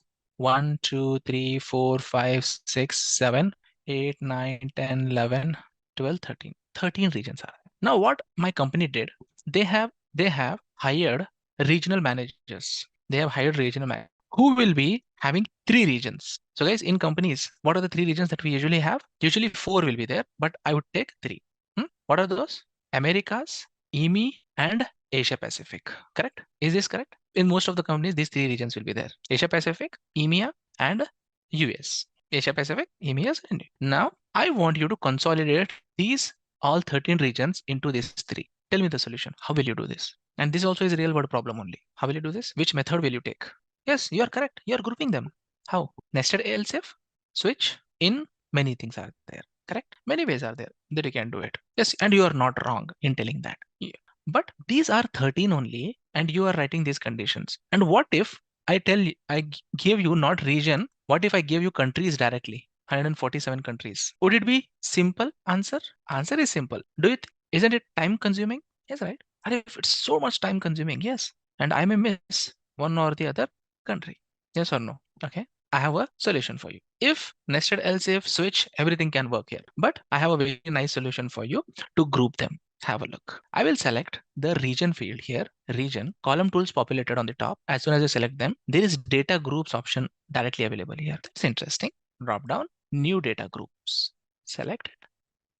And now Africa, Central, EME, group tell EME region. You need not write any DAX, guys. Canada, Caribbean, plus country and select. Canada, West, Oceania. Group, which is this? Americas. Central Asia, East, North Asia, Southeast Asia, South, let it go in APAC. And North. Which group? Okay, choice is yours. You want to add in Americas? Select it. Select Americas and tell group. Isn't it a nice way rather than writing that switch in? Okay, switch and this is like totally different, but rather than writing that in nested else if, this is easy, right? And now group them. Okay, regions group. Click on OK. And now you will see a new field will get auto calculated for you. A new field got generated automatically for you, region groups. Okay, now select this and add another slicer here. I'll just select these slicers and move it down. See, I'm moving them down all together. And what I'll do, I'll select this, copy, paste. For this, I will give title as slicer settings, drop down general, title is on. The title is, I'll tell legacy region, which is coming from the data source. Why it is showing so big? I'll reduce that. Legacy region. However you want, you keep it. And the category label, you can remove it. Visual, slicer header. Okay, I can edit here only, right? Directly. Why am I adding title? I don't want title. I'll just add the region as legacy region. I can add legacy region, and this is the region group. And now in this legacy region, I will remove the region first, and I'll add region groups. Here we go. And now how beautiful it is. Americas, only 3 will be there. Okay, select Americas, and now see all those countries will get filtered. This is a data issue. See, I have understood a data issue also in this. These are all data issues, bad data I have identified. Okay, let's select APAC, and now it will show me Asia Pacific. See, the data has so many issues. I have understood that from this. But the concept is what? Grouping. See, EME, which has almost, it's mixed. It is mixed, guys. But isn't it? The grouping feature is really very cool and handy whenever we have a lot of items and where writing the expression is not practically feasible. I'll do that again. Writing the group statements or expressions is not practically feasible. At that time, grouping is very handy. So what I do, I'll select the field, whatever field you want, then go to the column tools, click on data groups, new data groups. If you have already created the groups on that column, then click on edit data groups like I did now, and then you can create your own groups. Over to you, do it. Okay, I'll ungroup one, select AMS, ungroup. Press Control, select multiple items, group, and rename it as AMS. You're not selecting any column first. You have to select a column first. On the right hand side, data pane, you have to select a column first. Click on a column, then automatically it will come up. Is it done? Able to see that? Did you take that group in the dashboard and did you verify the result? If yes, so that we can go to the next topic. Any naming of your choice you can add. I'm using the name AMS as Americas, Pacific as APAC, as Middle East. I'm naming it as that. Europe, Middle East, and Africa. Together we tell it as EME region. The expansion is that only, right, friends? Isn't it? Europe, Middle East, and Africa. So you will hear these terms, the regional names, very much frequently when you join the companies, guys. Some people are already working here, so many people are already familiar with this. Correct? Okay, next exercise. Then let's do one more exercise. The exercise is which bracket of customer age has given more orders? Question. And the brackets are decided as 0 to 9, 10 to 19, 20 to 29, 30 to 39, 40 to 49, so on. What is the bandwidth size here that I'm expecting? 10 years. Now I want to see which bracket of customer age has given me more orders. Can you try? Tell me the method. Which method will you use to solve this? Nested else if? Grouping? Okay. Will you do grouping here? Who says grouping? Who says nested else if? Think and tell. That's okay. Okay. People are telling grouping. Okay. Grouping. No one saying nested else if. See, you have learned group by now. Now people are thinking, why should I write the expression when a group by is there? Correct? Yes. So now before teaching the DAX, if I have told you group option, you'd say that, why should we do this when group is there?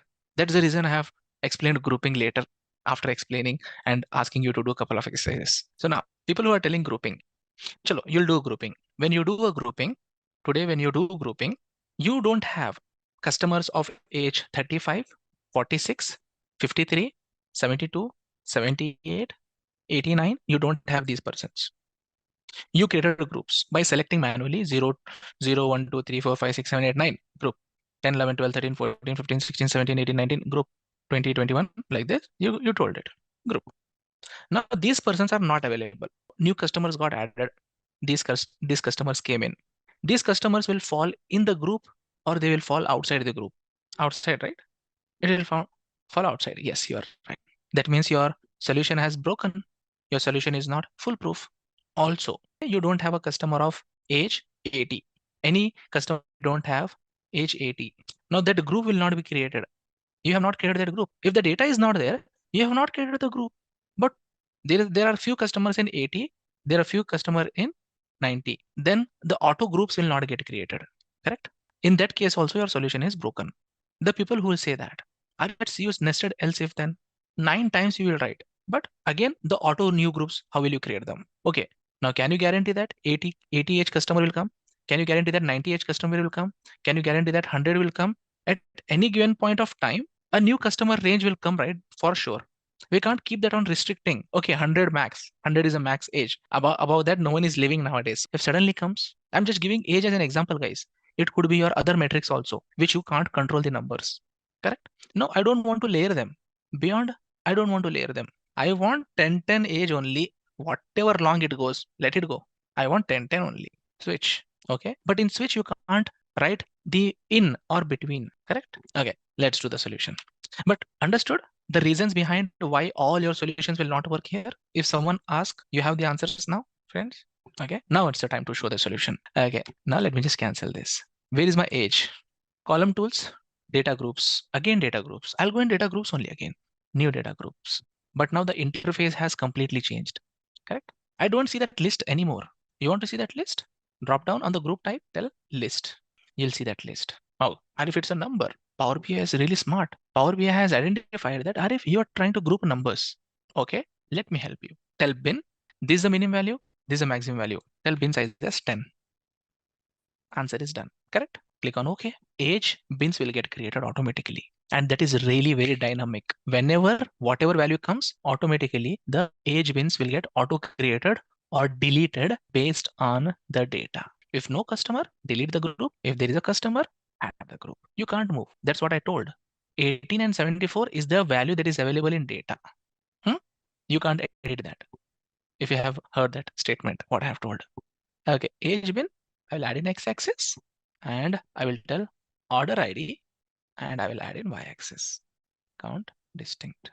Not possible. Different sizes bins are not possible. That is not possible. If you have different sizes bin, then you don't need bins only, first of all. Nested else if is a solution for you. Now see, I got it. I don't have any one from 0 to 9, so 0 is not showing. 10 is a beginning number, it is showing. 20 is the beginning number, it is showing. 30, 40, 50, 60, 70. Now, if there is no data for any of these ranges, that group will not, that bin will not show up. Is it interesting, guys? How groups and bins make my job easy when you have large data. Select this, data groups, edit data groups. Go ahead. Can you see that?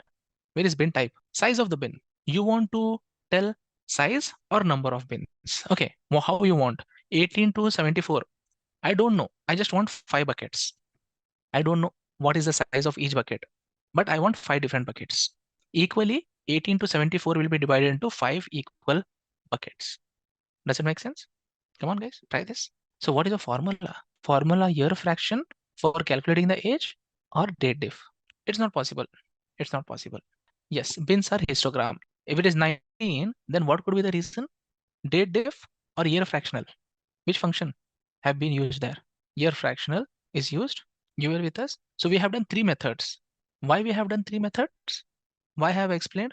Everyone understood, right? Why I have explained 3 different methods and why not only one method? So that means you should be knowing the reason why you are getting 19. Okay, come on, guys, use bins and build a chart like this. Okay, I want you to solve. In the customer table, I have a column called date of first purchase. Is it really a date field? Is it really a date field? Think, guys, what field it is? So someone is asking, I want to know about the number of bins. Okay, I'll go to my data groups, edit data groups. These are totally how many bins now? 1, 2, 3, 4, 5, 6, 7. Okay, so rather than telling size of the bin, I'll tell number of bins. I want totally 5 bins. Click on OK. Can you see this?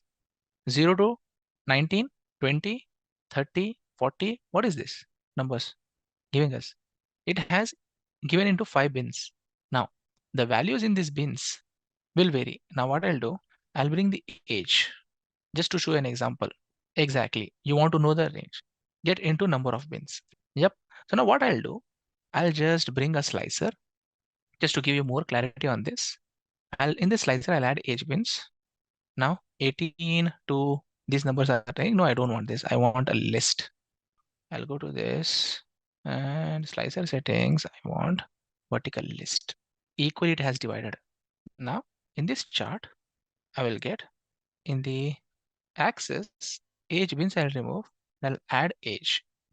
Many values will come. If I select first bin, what are the values will show up in this? 18, 19, 20, 21 till 29 age. If I select 29.2, it is taking from those numbers till 40. If I select 40, it is adding those, everything, correct? There is no number that I don't know, which is that. It's just 5 groups. That's it. Okay, now coming back to the question. This is what, anyone who have worked with the Unix systems here? Anyone who have worked with the Unix systems? Linux, Unix, anyone worked? This is called epoch timestamp. Epoch, yes. But how do you read that? Number of seconds passed from 1970 1st Jan. That means after 1970 1st Jan, these many seconds have passed. Okay, I'll show one website. Epoch converter. It will not work. If you change the data type also, it will not work. See, current timestamp is this. The current Unix timestamp is every second the counter is increasing. Do you see that? Every second the counter is increasing. That means the timestamp now is this. I'll come to my Power BI. I'll take this 155753280. 15575 15575 32800. Can you see this? This is Saturday, 11th of May 2019. Understood the question? And I have given you the logic also. Just a quick info, guys. Intellipaat offers Microsoft Power BI certification training course. This course is specially designed to make you a Power BI expert by working on real-world case studies in just 1.5 months. Through this course, you will learn how to master the technique of creating visually appealing and insightful charts, graphs, and reports by deploying this tool in real business scenario. Not only this, you will be working on real-time projects designed from the top industry experts. With this course, we have already helped thousands of professionals in successful career transition. You can check out their testimonial on our Achievers channel, whose link is given in the description below. Without a doubt, this course can set your careers to new height. So visit the course page link given below in the description and take a first step towards the career growth in the field of Power BI. We will learn about measures. Okay, perfect. Now let's create a new page and create one card which is sales, another card which will have profit. Where is my profit? If I want to understand the percentage of profit, so how will you do that? If you want to understand percentage of profit, open calculator. 1.47 million divided by 12.64 million multiplied by 100. So what is the percentage of profit? 11.62, 11.63, whatever it is. So create a card and this profit should be seen here in the card. Simple. Try creating a new column and then try to add it in there. Let's see. Is it possible, guys? Can you do this? Guys, is it possible to achieve this or no? Can you let me know? Is it possible? What I'm expecting to show that number here? No? Why? Simple, right? Oh, you have sales. You have the profit. I just want to know what is the profit. As we can get the individual row, okay, but not the total. Okay. Basically, what people are trying, they are trying to create what all you know, what all you have learned so far. I'll create a new column. Okay, guys, we know that we have to create a column. I'll create profit percentage equals sales profit divided by sales and multiplied by 100. Okay, we'll do that, multiplied by 100. Okay, now multiply by 100 is nothing but click on this percentage symbol, select this column and do that. Am I doing correct or am I doing wrong? Okay, I'll come to my chart and I'll bring that profit percentage here. Is the answer correct? Definitely answer is not correct. But I did correct only, right? I created a formula for each row. Come on, guys. Tell me then why answer is wrong. If my process is correct, if my method is correct, then why the answer is wrong? I want people to respond. Whatever you think. Whatever you think, guys. Row by row calculation. Okay. What you are doing, you went to a store, you purchased 10 different products. Each product has 10% discount. You went to a store, you purchased 10 different products. Each product has the 10% discount. You purchased all the 10 products and came back to the shopkeeper and asked him, hey, look, this is 10% each is a discount. Add it up and my discount is 100%. Wrong, right? What you should do, you should sum up all the amounts and then on top of the summed amount, you should take 10%. Correct? The mistake's the same thing I'm doing here. I am not aggregating it before calculating, before finding the percentage. I'm not aggregating it. Individually, each and every row I'm finding it. The same example, what I have told, 10 different products, each product I'm taking it. Like that I'm doing it. It's incorrect. So first I have to aggregate it, then I have to calculate. That is called measures. Measures. Example, whenever you aggregate a column, it will become a measure. I'm writing it. Aggregating a column becomes a measure. Make a note of this. Whenever you aggregate a column, it will become a measure. Example, create a new measure, profit percentage measure equals. Now I'm aggregating a column. Sum of profit, I'm aggregating it to a single number divided by sum of sales. Now guys, before dividing, am I doing aggregation here? Before dividing, I'm doing aggregation here. And now see, apply. And now let me just take a card, profit percentage measure. Select this and multiply that with 100 by selecting this percentage symbol. Is this result correct? And if yes, this is correct. Then what is the difference between two methods? One method, you are calculating the ratio based on individual line item in the table. Second one is you are first aggregating the value, then you are calculating it. This is one example of a measure. Now we will go into depth of measures. What are measures? How measures are created? What are the types of measures? We will see that now. First you do this. Everyone understood what is a measure? Whenever you aggregate a column, it will become a measure. By aggregating a column, you are creating measures. Let me know if you can see that 11.61%. But I don't want this. This is incorrect. This is incorrect. I'll just get rid of this. Okay. I'll create a simple table here. I will add year from the order date, year from the order date, year from the order date. Where is order date here? Order date, and I'll take year from it, and I will take sales. Please pay attention, guys. Sales. Is this column sales? Just observe what will happen when I put it here. Is your column name sum of sales or it is just sales? Is your column name sum of sales or just sales? Is your column name sum of sales? Column name sum of sales? Column name is sales. Yes, column name is sales. But what is happening when you bring this value here? It is adding sum of in front of it. As per the wording, sum of, what is happening there? It is getting aggregated. Yes, it is getting aggregated. So when you say it is getting aggregated, what is happening there? When you say that it's getting aggregated, what is happening? It is creating measure. Correct, right? What did I tell? What is the definition of a measure? I have written, clearly had written there. Guys, what is the definition of a measure? I have written it. No, I don't see that what I have written. I don't see that exact statement what I have written. I have just written 4-5 words statement. When we aggregate a column, it becomes measure. Isn't it happening the same thing? Isn't it happening the same thing there? You aggregated a column and it is creating a measure for you. These both things are different. This is different and this is different. Both are different. Both are not same now. Both are individual entities. Both are individual objects. Here it is a single value. Here it is 51,000 values. Correct? Yes or no? Single value and multiple value. So if this is measures, it is converting. Power BI is converting that into a measure. Okay, that's nice. That means everywhere you see that measure items.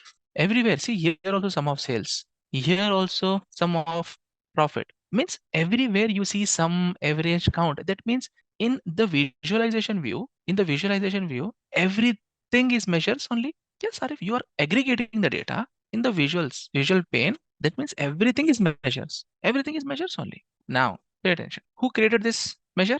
Did I create that measure? No, I didn't create. Power BI created. So I call it as an implicit measure. Implicit measure. The measure that is created by Power BI, taking a column from the source and creating a measure out of it, is called implicit measure, which Power BI created for me. Okay, implicit measure. I can also create the same measure for myself. I'll click on new measure. I'll click on new measure and I will say that sales measure equals sum of sales. So what Power BI used to do, I'm doing it by myself. This is what Power BI is doing. When you see sum of sales, what Power BI is doing, it is aggregating a column. So what I did it by myself. Sales measure, drag and drop it.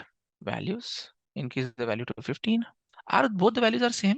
Implicit measure and explicit measure. Both values are same.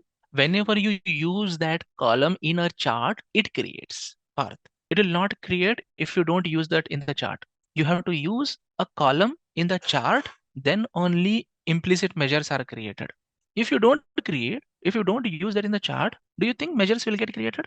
Guys, if I don't use that values in the chart, do you think measures will get created? Measures will not get created. Yes. So measures are created only when you use them. Guys, have a look.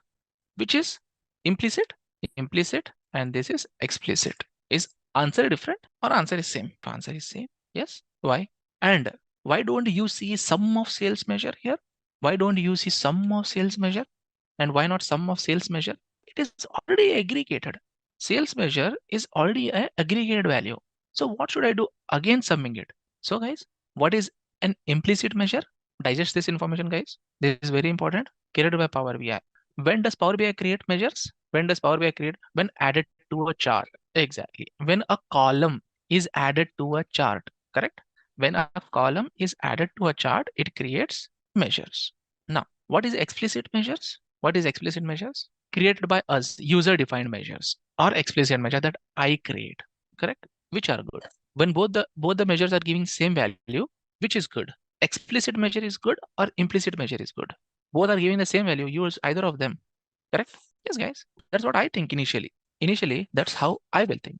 But there are some importance of using implicit measure and there are some importance of using explicit measures. Basically, whenever I tell implicit measure, I'm referring to a column. Example, I have created a column called total cost, correct? Is this column available in the source, base source, or I created that column? We created that column, right?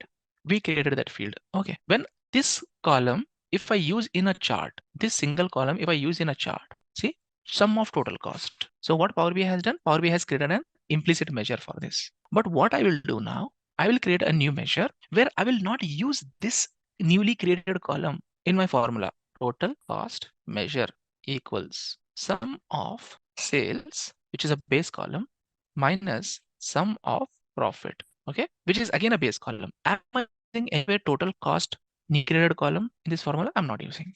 Okay, now let's bring this newly created measure in this chart.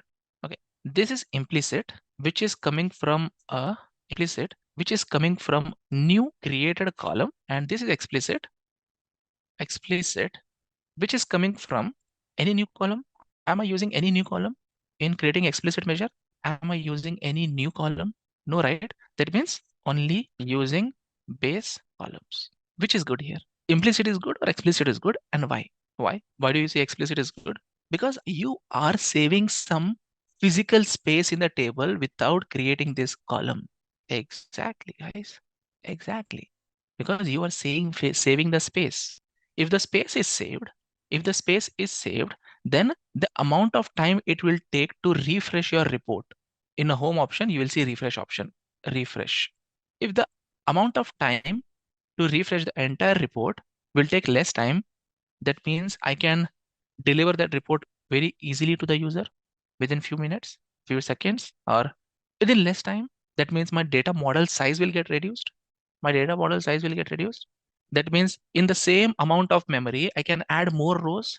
If I give you a big table, guys, and I ask you to optimize this table, what will you do?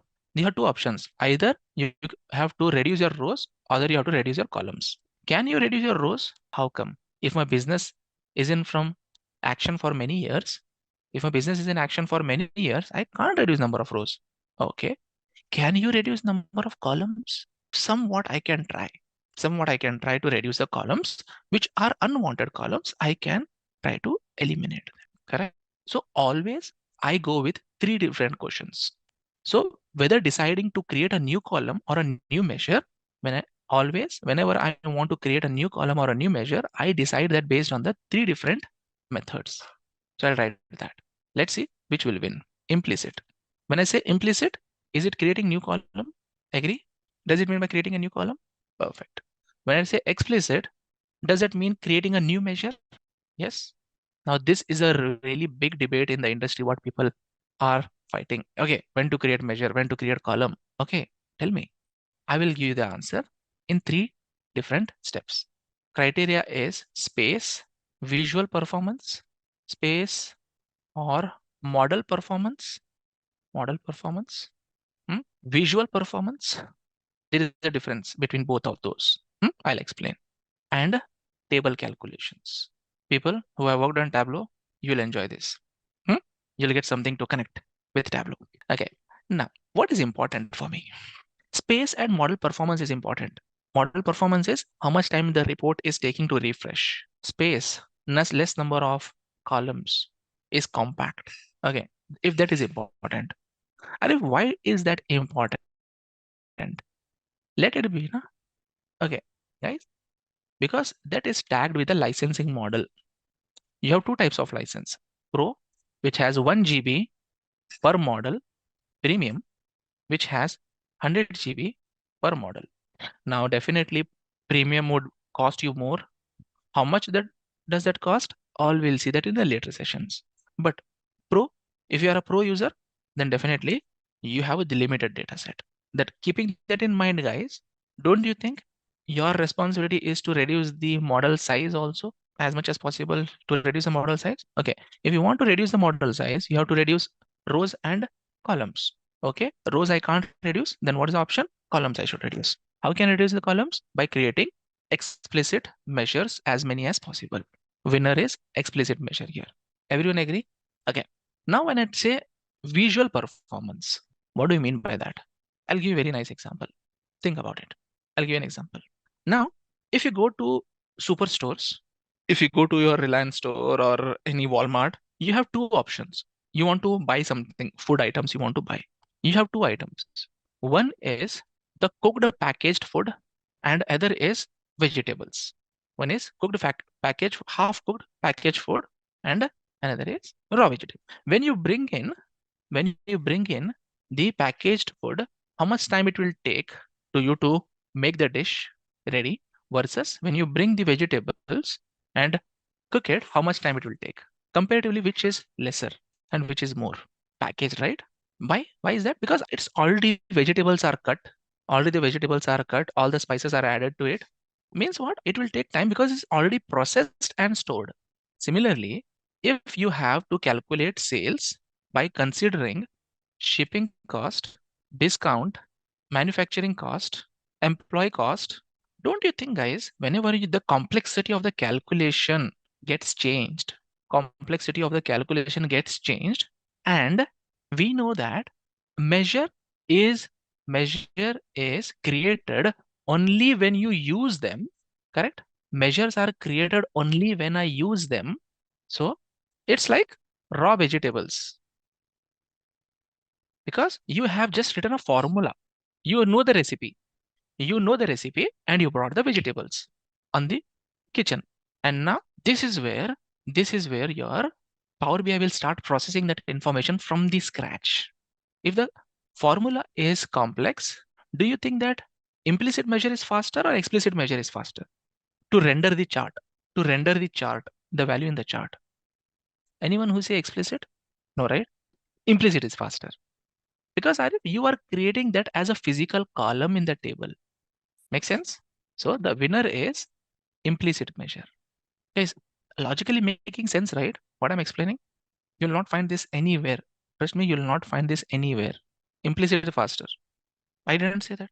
Implicit is faster because I am calculating the values row by row and storing it already. Yes, in the table I am storing it. A Okay, now what do you mean by table calculations? Best example we did just now, profit measure. Profit measure. Is profit getting calculated on the base value from the table or the values on the visuals?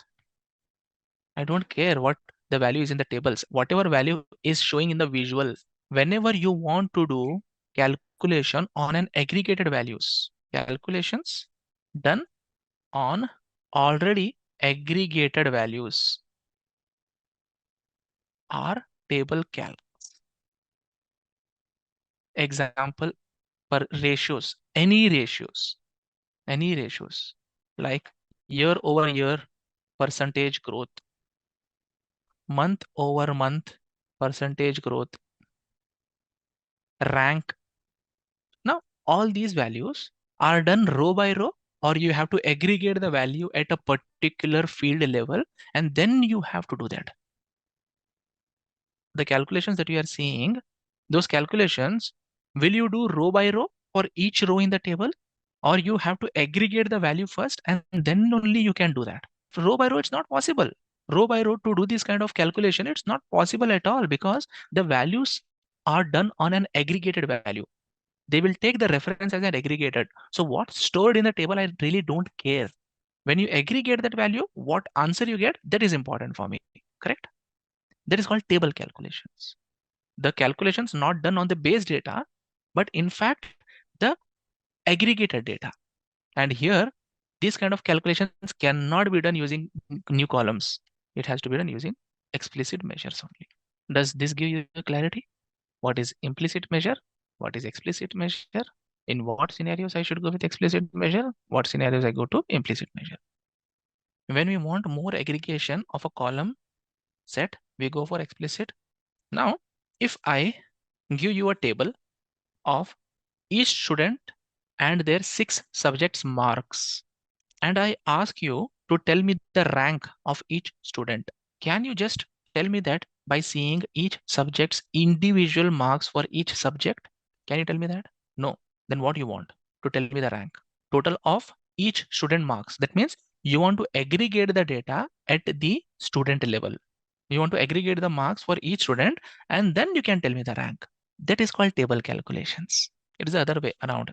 Implicit measures occupy space because those are created from the physical columns. Explicit measures are using only the base columns. They are not creating any new columns. If we create one measure in one table and second table, but no measure where this can be easily processed, like we can do that in single measure. See, once you aggregate a measure, it's done. It's get aggregate based on what fields you use. You need not do again and again aggregation of the same value. No, how many fields you use in the chart, based on that it will aggregate. For example, did I create multiple measures here? Did I create multiple measures here? Or it's only one measure? It's only one measure, right? Then why I'm getting 4 values? Or if one measure should give only one value, right? Then why it is getting 4 values? That is getting divided into the number of items that you have. Now, rather than 4 years, you add 10 countries. The values will get split, but measure will be only one. So this is important, guys. So let's get into the world of measures. Perfect. Okay, now next. Okay, now the requirement that I got is very simple. I will create a table. Someone give the formula for epoch time if you have done. Why you have different currencies? Because I have changed it. I have changed it. You can also change it for yourself. Guys, can we change my currency from rupees to dollars? Can I change it? I can change it. Don't expect that 1 rupee will get automatically multiplied with 83 to give it the dollars. No, the conversions will not happen. It is just format. People will ask that, will that Power BI automatically take care? Will it automatically divided by $1 divided multiplied by 83 to give into rupees? No, guys, Power BI doesn't do that. It's just a symbol that I'm adding there. What symbol you want, you can add it. We have seen that on day 1, isn't it? Have you seen it? Yes, good. Now coming back to the country, I will add this country and I will add sales value here. Now I'll sort this in descending order. Double click on the header, it'll get sorted. Can you see this? All the country have sales. All the 147 countries have sales. Now the question that I got is rank them. Rank the countries based on their sales. Rank them based on the sales. First rank, second rank, third rank, fourth rank, fifth. sixth. Okay, rank them. Will you do this using a new column or a new measure? Are you doing rank for individual row in the table, or you are first aggregating the sales and on top of that aggregated sales you are doing the rank? I have taken a really nice example of student marks that everyone know. Do you calculate the ranks of the student based on their individual marks in the subject? Then how can you do that using a column? Then how can you do this using a column? Number of orders received for United States is more than 1,000. Number of orders received by Australia is more than 1,000 again. Thousands of rows are there for each countries. Hundreds of rows are there for each countries.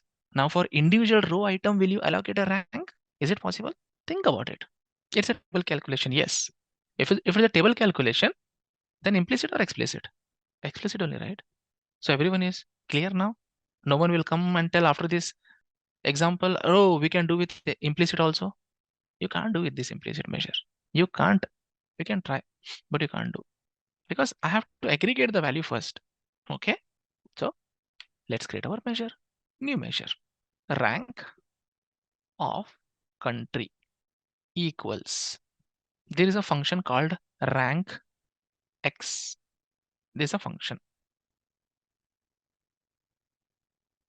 and I will pass the all country names to it. All country. So why I'm writing all in front of a country? You just ignore for now. I will explain that. And I will pass sales measure to it, which is already aggregated. Okay, guys. So now what rank X does? Understand how rank X works here. Now, guys, tell me, have you guys know what is bubble sort technique? In basic C programming we learned in schools and colleges.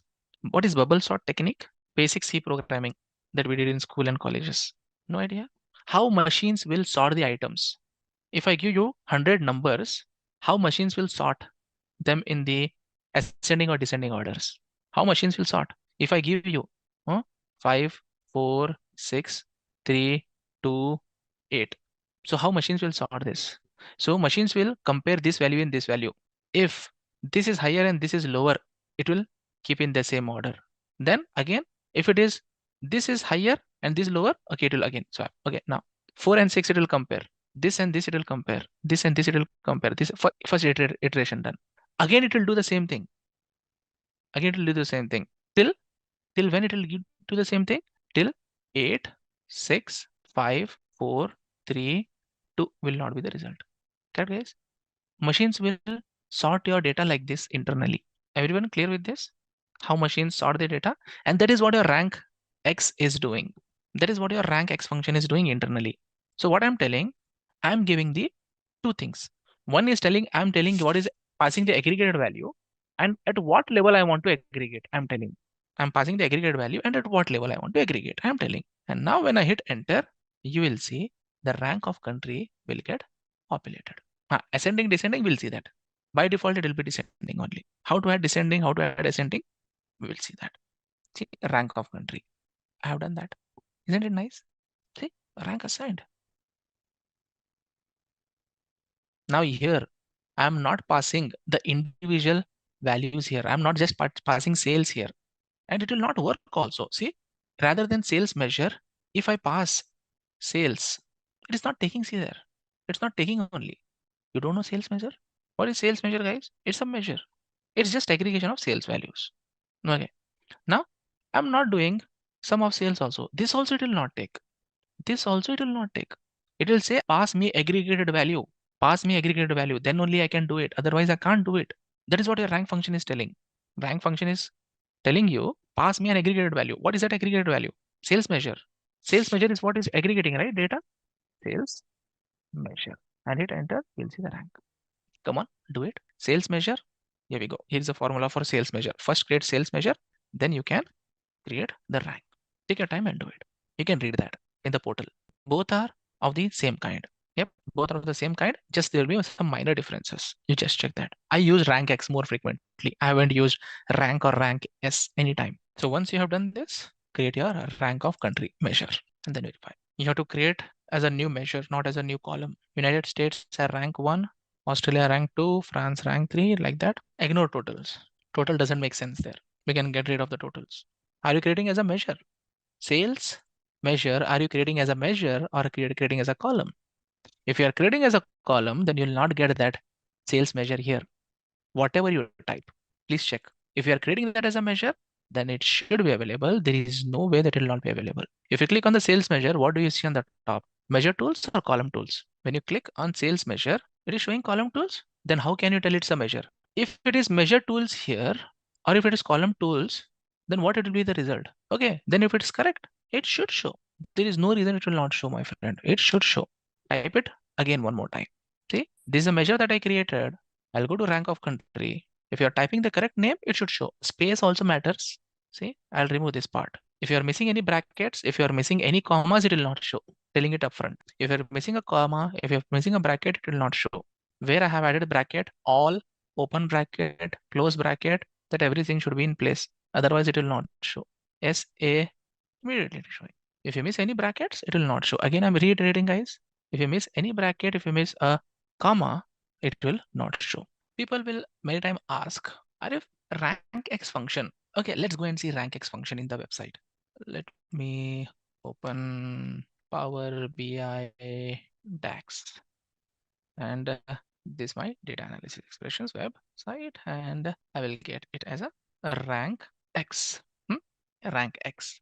Now, how many parameters I can pass for this totally? And what is the purpose of each parameter is seen here. So guys, this is how you should learn the functions. First parameter is table.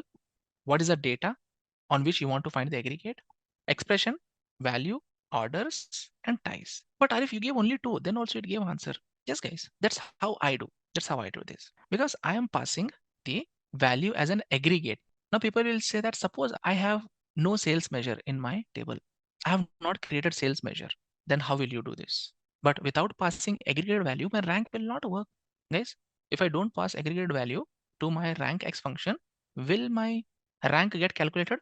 No. So either I have to pass an aggregated value, or I have to first aggregate it, then I have to do the rank. Pass aggregated values, that is what we have done now. How to do that? Aggregate the value within the expression before calculating the rank. Okay, so that is how you can do calculate sum of sales. I'm aggregating it. I'm telling aggregate it. Then aggregated value is what? Sum of sales is the aggregated value. And now you have ascending or descending ranks. Descending rank. Then you have dense or skip. I will tell dense. Hit enter. This also will give the same result. But in this case, am I passing aggregate value to the rank X, or I am telling that aggregate within the expression before you calculate the rank? I'm telling the second method, right? I'm telling aggregate it first within the expression and then calculate the rank. This is what you have to think. It's complicated than before. Yes, that is the reason I have told you the other method. But you should be knowing both. Come on, try with this also. This is to aggregate the value, and this is to say that on what basis you want to calculate the rank. First one is to aggregate the value. Second one is on what basis you want to create the rank. Okay, I want to create the rank based on the sum of sales. Question is same. Shizova, question is same. Way of answering is different. And fourth parameter and fifth parameter are purely optional, guys. If you don't add this also, that's totally fine. It will give the rank. Not all parameters are the required ones. Or you can tell arguments, or you can tell parameters. Both are okay. No, we don't need. If you create a measures, if you already create a measure, then you don't need to write these two. Just write sales measure. Both the result will be the same. For now, when in the upcoming topic, you will see what is meant by all. I don't want to complicate why that all is there now, but I will show you why that all is required. I also go for the first method only because that's simple, which will make even more sense also. Correct. Rank calculates based on aggregate value. So pass the aggregate value. Answer is done. Now people will say that I know now how to calculate the rank, but in the real world, what will I do using rank? What will I do using rank? Okay, guys. In the real world, what will I do using ranks? Okay, ranks just to show. Okay, just sorting the data also you can get the rank. Now, whichever is highest, you can see that. What came to my mind that I implemented rank is one day a user came and asked me, if you did your top N analysis, I'm going back to my top N analysis, where you applied a filter here on the countries by telling top 5, top 10, top 20, top 10, top 5, top 20 based on the sales. That user asked me one interesting question. If rather than every time coming here applying this filter, it's difficult. It's difficult always coming here and applying that filter. Rather than that, can you give me an option here on the top and some 5 15, 20, 25. Can you give me like these options?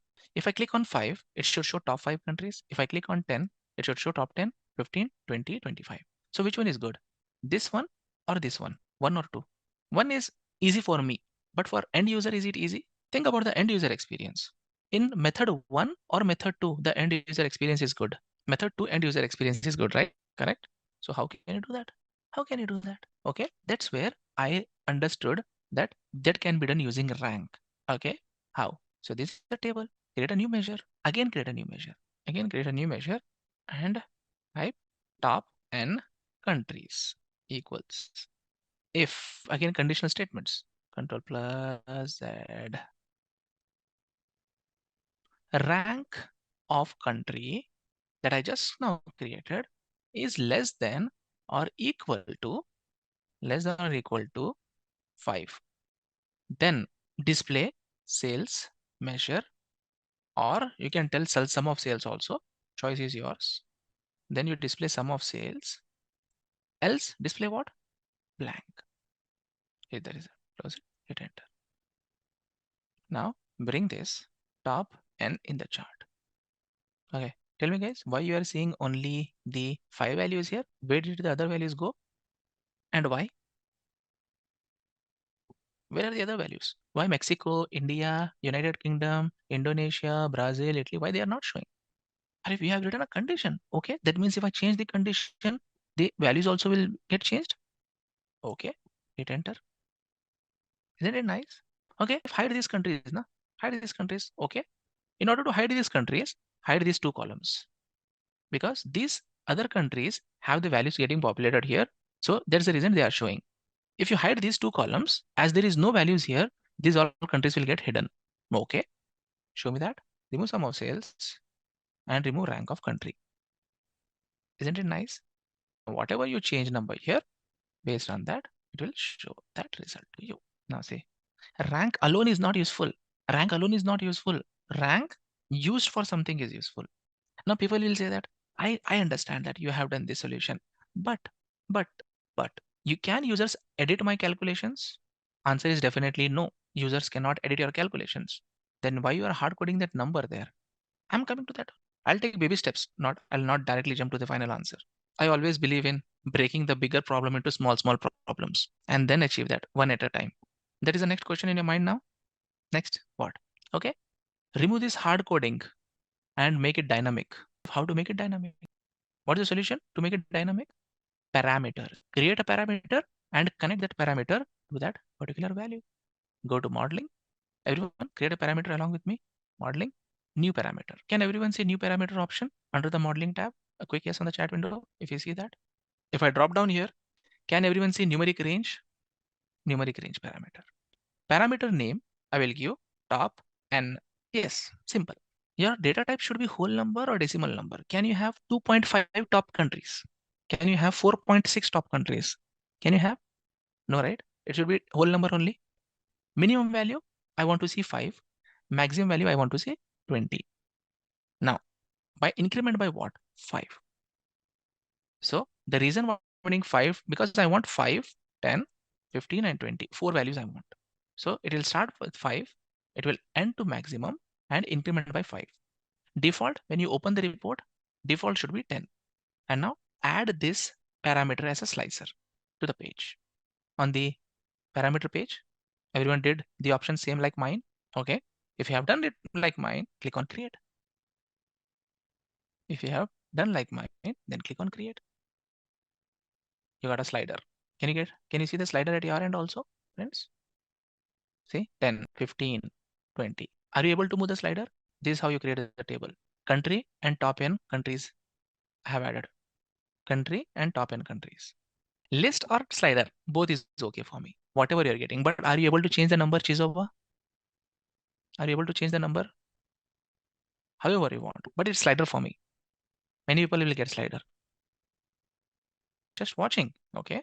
You know that how to change it. How to change the list, how to change the drop down, you guys know that.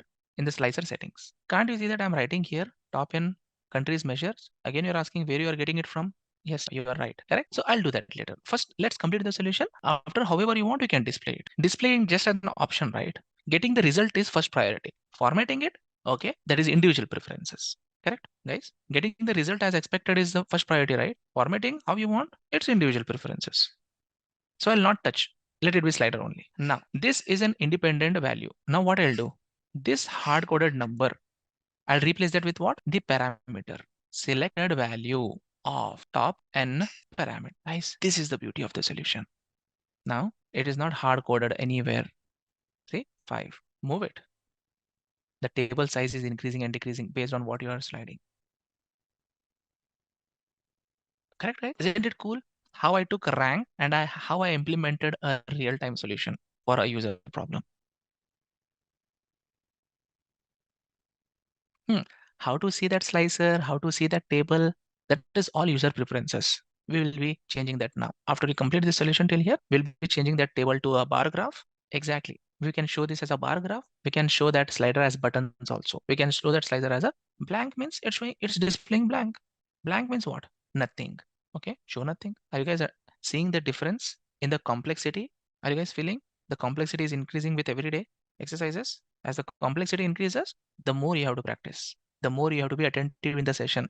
If you move for 5 minutes and come back, gone. Hardly 2 hours. Now, how to see these visuals is personal preference. Okay, I'll select this. I'll select this table. I'll convert this to a bar chart. Okay, this will show as a bar chart now. Now, if I select this, I'll go to formatting. I'll go to slicer settings. I'll change it to tile. That will show like a buttons now. Okay, 5, 10, 15. So it's personal preference, guys. Some people want to see that as a different chart. Okay, choice is yours. Do it. Some people want to see that parameters as a list. Okay, choice is yours. Do it. People will say 5, 10, 15, 20. I want to change it. Whenever you create a parameter, a independent table will get created here. Can you see the top end? Click on this. That formula will get auto-generated. 5, 20, 25. Okay, change this to 25 and hit enter. And now you'll see one more button will come there in the parameter. That will be 25. How to edit the parameter?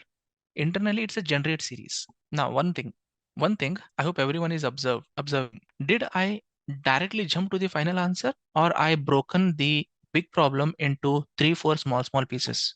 First, I calculated the rank. Okay, done. Second, I calculated the top n. Then done. Third, parameter, done. Finally, format. Don't you think that is the way that I should build all the problems, solutions? So that strategy you have to use always. That is a strategy you have to use always. And we will be seeing many examples like this. Another 2 days, we'll be seeing many examples like this. Come on, do it. Parameter, go to modeling, new parameter, click on numeric range, and give the name for the parameter. In my case, I gave top n, whatever name you want. You can give your name also as a parameter. And then means that is not restricted to any name, not top n only. You can give any name.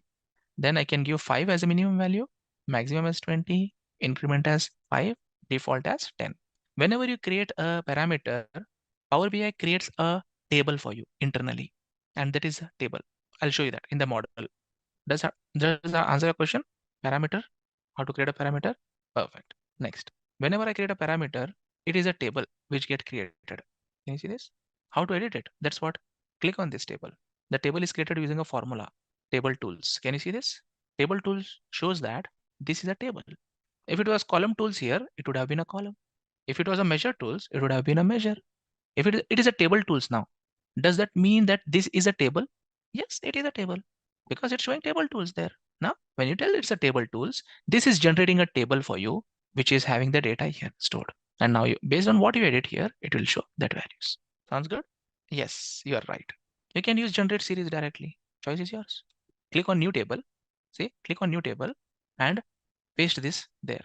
You can create that in that way also. Rather than creating a new parameter, click on new table, paste this there, and see a new table will get created. Abhishek, you can do that. Choice is yours, either that way or this way. Okay, that's cool. Come on, guys, finish it. But was it interesting today? We took one step ahead in our Power BI learning. Foundations of measures. What are measures? Implicit measure, explicit measure. When to use implicit, when to use explicit. What is the benefit of implicit? What is the benefit of explicit? Rank function, blank function, generate series function. If inside that, how to write conditional statements, parameters, so many things. Trust me, guys. If you don't practice this information is very volatile. Within few days, it will get vanished. The epoch, I'll get a new column. So basically what I'll do to calculate the epoch, I'll show you my way of doing it. Okay, I'll just go to my, come on, why is it getting stuck? See, I have good configuration laptop, then also my system gets stuck many of the times. Okay, customer table, new column. First I will convert this into days. Okay, epoch to human equals date of first purchase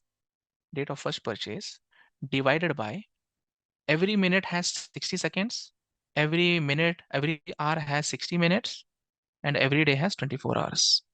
This will be number of days passed from 1970, 1st of January. Okay, then add this to date 1970, 1, 1. Simple. Date add requires 2 date fields. I don't have 2 date fields here. How to remove timestamp? Okay, change this data type to date. Both are same. Date add in SQL and date add in Power BI, both are same. You have the list of functions. You can go ahead and access that. DAX functions. Go here, search for the date add, read this entire article, and see if there is any difference. In date add in SQL, first you will give the interval. In the first only you will give the interval. But here interval you are giving at the last. Have you used date add in SQL Server? The interval will be the first parameter, first argument, right? So if you see this article, if you read this article, you will see multiple examples. Just a quick info guys, Intellipaat offers Microsoft Power BI certification training course. This course is specially designed to make you a Power BI expert by working on real-world case studies in just 1.5 months. Through this course, you will learn how to master the technique of creating visually appealing and insightful charts, graphs, and reports by deploying this tool in real business scenario. Not only this, you will be working on real-time projects designed from the top industry experts. With this course, we have already helped thousands of professionals in successful career transition. You can check out their testimonial on our Achievers channel, whose link is given in the description below. Without a doubt, this course can set your careers to new height. So visit the course page link given below in the description and take a first step towards the career growth in the field of Power BI. I'll write another if here.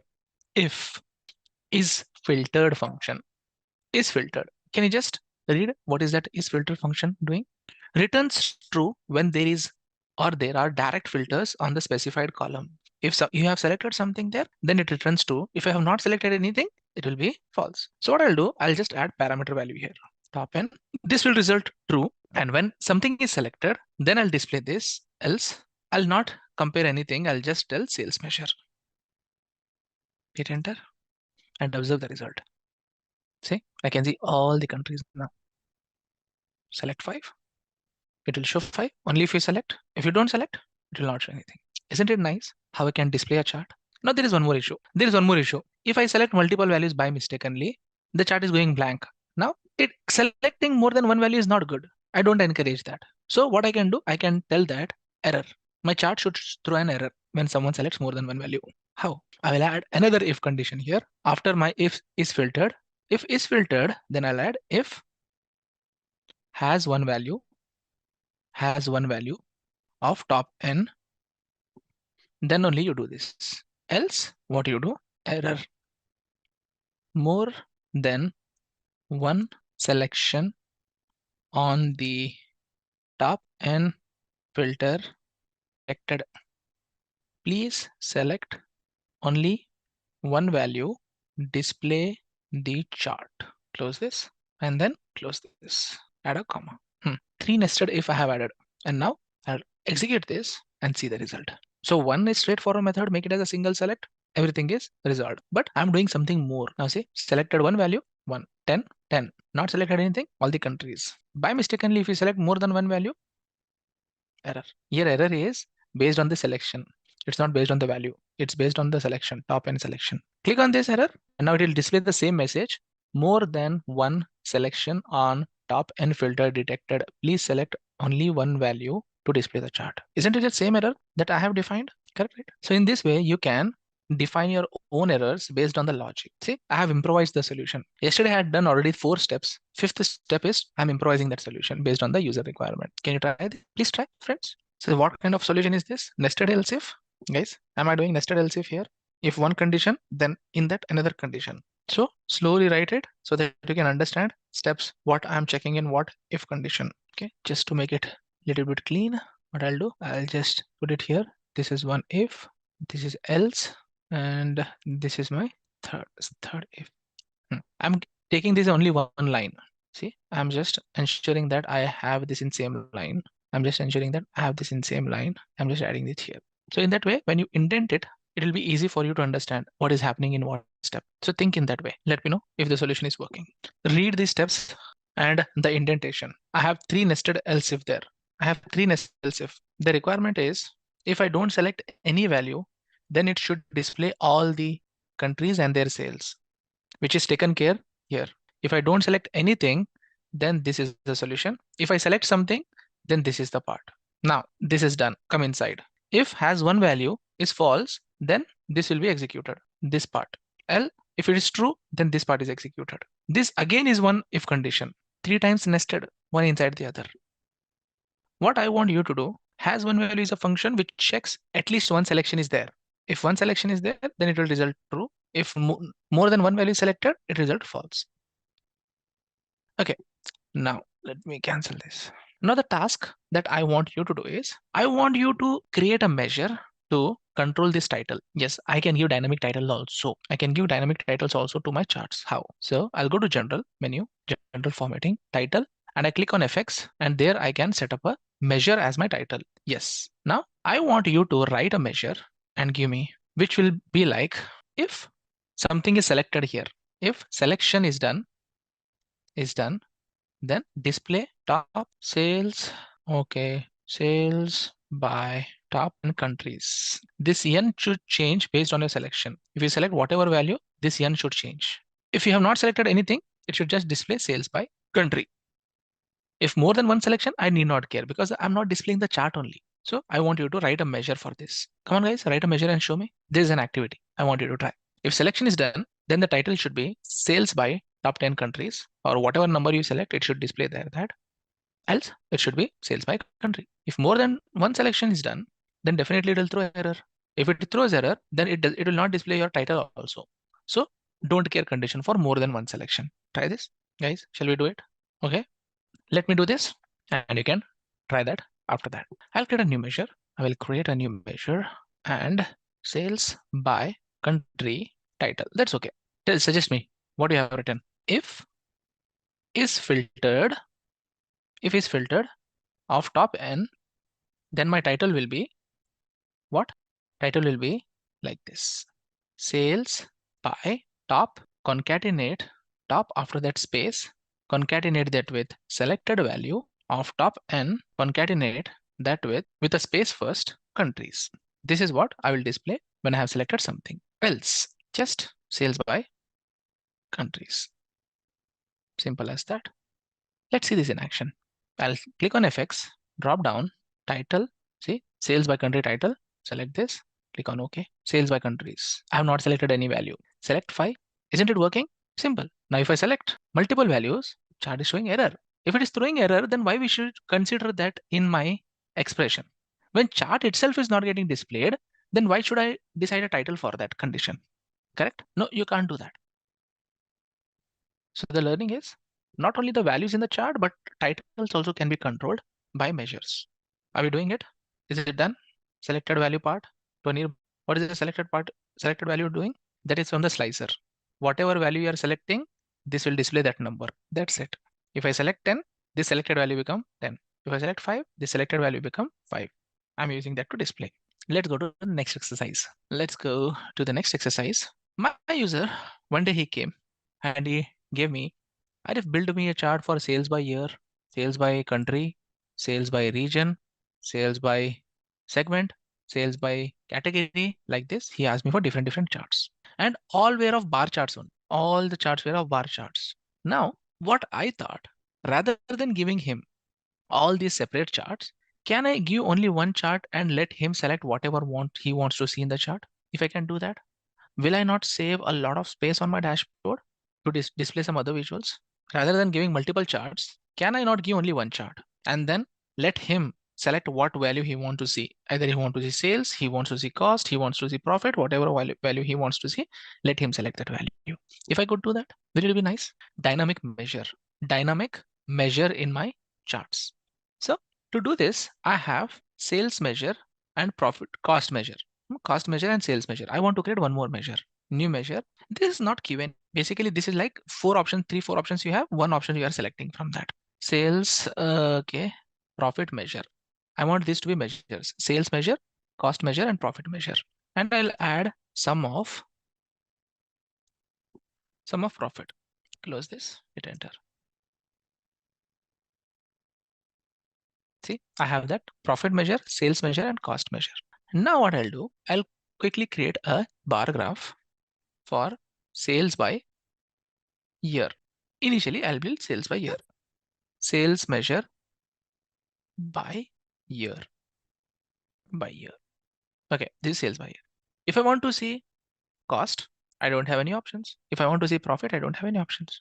So what I'll do, I'll go to modeling, parameters. Now, rather than numeric parameters, I will take field parameters. This time field parameters. Click on this. Tell y-axis parameter, any name that you. Dynamically, I'm changing my y-axis. And I have three measures here. Sales measure, cost measure, sales measure, cost measure, and profit measure I have created there. And I have told add slicer to this page.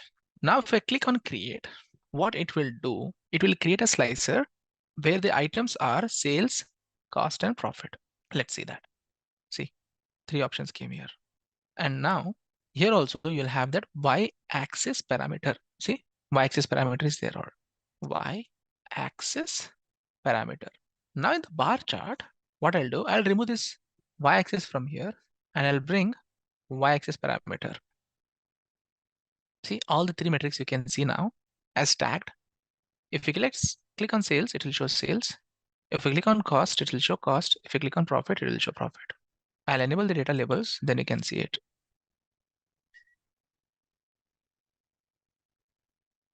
Rather than having three different charts, I have only one chart. And with the parameter, I'm controlling what is this y-axis. With the parameter value, I'm controlling this y-axis. What is this parameter value having? This parameter is internally having three different fields, which I created using modeling and parameters. What I did, new parameter, field parameter. I told y-axis parameter, you give your name also. If you want to give the for with parameter name, y-axis parameter, choice is yours, whatever name you want, you can give. But what you want to display in this, all should be measures only. You cannot display columns. All should be measures. Measure, sales measure, cost measure, and profit measure. See, these three things I'm displaying here. If you click create, these three fields will be working as a parameter for you so that you can use that in your chart and you can dynamically switch between the measures. Sounds good? Good. Come on, try this, everyone. So this is used when you have an opportunity to switch the metric in the chart. So the difference between field parameter and new parameter. Sorry. Yes, because you don't have field parameters. You guys don't have field parameters. Okay. Let's do something. Go to file, options and settings. Options. Those who have only numeric parameters and those who don't have field parameters. Go to options. You'll see this list. And go to preview features. Can you see this? Field parameters. Is it visible? Enable that, save your Power BI file, close it and reopen. Enable that field parameters option, close your file, Power BI desktop you close and reopen Power BI desktop, then it will be available. Got it? Perfect. Now people will say that Arif, rather than list, can I display this as a buttons? Okay, this is a slicer. You can change it however you want. Tile. And now I can click on this and it will change based on that. One interesting thing people will ask here is the title. If you see profit measure, sales measure, it is showing. It's good, but not convenient for my users. Okay, click on this y-axis parameter. Internally, it has this code.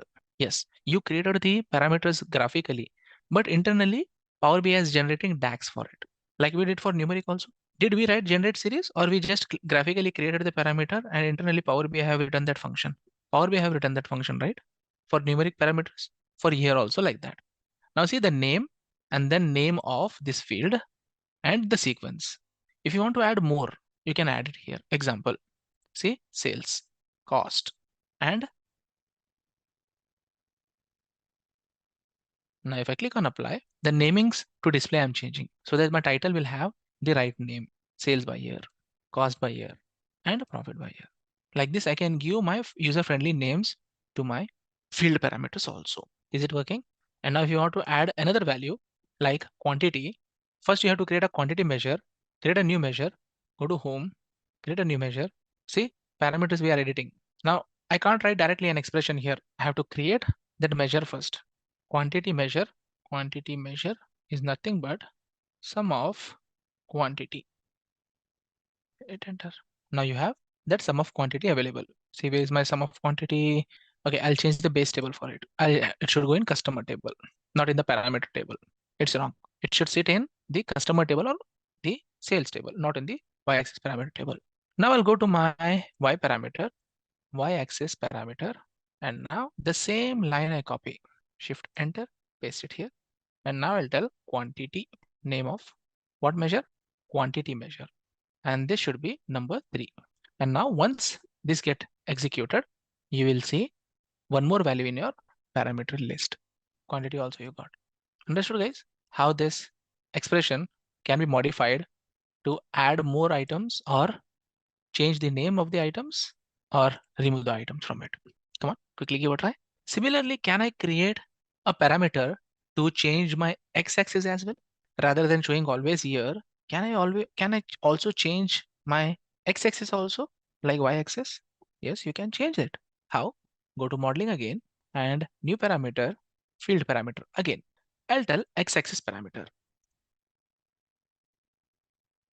And I will add all the fields that I want. I'll just go to order here and I want to see based on the year. I want to see based on month. Then I want to see based on the region. I want to see based on my subcategories. I want to see based on my segment. Like this, I want to see for various items. Weekday number also. Not weekday number, weekday name. Okay. Now I'll click on create. Whatever fields you want, you can add, guys. It's not like only what I'm adding, you should add that. You can try other fields also. So in which table it is available, that table name it is showing. See, my measure tables are created in the customer table. Measures can sit in any table except the parameters tables. Measures can sit in any table. There is no limitation for measures to go and sit in any other table. So they can be sitting in any other table. They are just definitions. Okay, now I'll just go in the slicer settings and I'll change this to tile. Now see, I have the complete list. Now the best part is in the bar chart, I'll remove my x-axis. I'll remove my x-axis and I will add this x-axis parameter. I'll just add this here. Have a look. It is showing year and quantity. Okay, month and quantity. Which month we have good quantity? Okay, month by cost. Okay, subcategory by sales. 6 dimensions and 4 metrics. Total 24 different views. Correct? Totally 24 different views you can achieve just with the help of parameters. And it can be many. So this gives more power to the user. Whatever dimensions, whatever measure he wants to select, he can select them and then see the visual. Correct? What we have created in quantity measure. Quantity measure is sum of quantity. Quantity measure is nothing but sum of quantity. If you have done till this point, we don't have 3D charts here. Y-axis parameter syntax. Okay. Y-axis parameter syntax is this. So I just added this new line. Earlier it was just 3. I added 4th one. And I'm not writing any coding here, correct? Am I writing any expression by myself here? I'm not adding anything. Only in case you want to modify your parameters, only then you are writing. If you are not modifying your parameters, then you are good. This is the easiest part. Perfect. Pay attention what I'm explaining now for next 15-20 minutes. This is very critical and very important topic. Just do the setup what I'm doing. I'll create a table, guys. Again, I'm repeating, if anyone is doing anything, you are away from your system, guys, please pay attention for here for next 15 minutes. This is very, very important concept. I'll add do the same setup, what I'm doing here, and sales. I'll just increase the values. Okay. Next, I will take a card. In this card, I will add again sales measure. Next, I will add few slicers, slicer 1, and I will add another slicer, and I will add another slicer. One slicer, it will be region. One slicer, I will add region.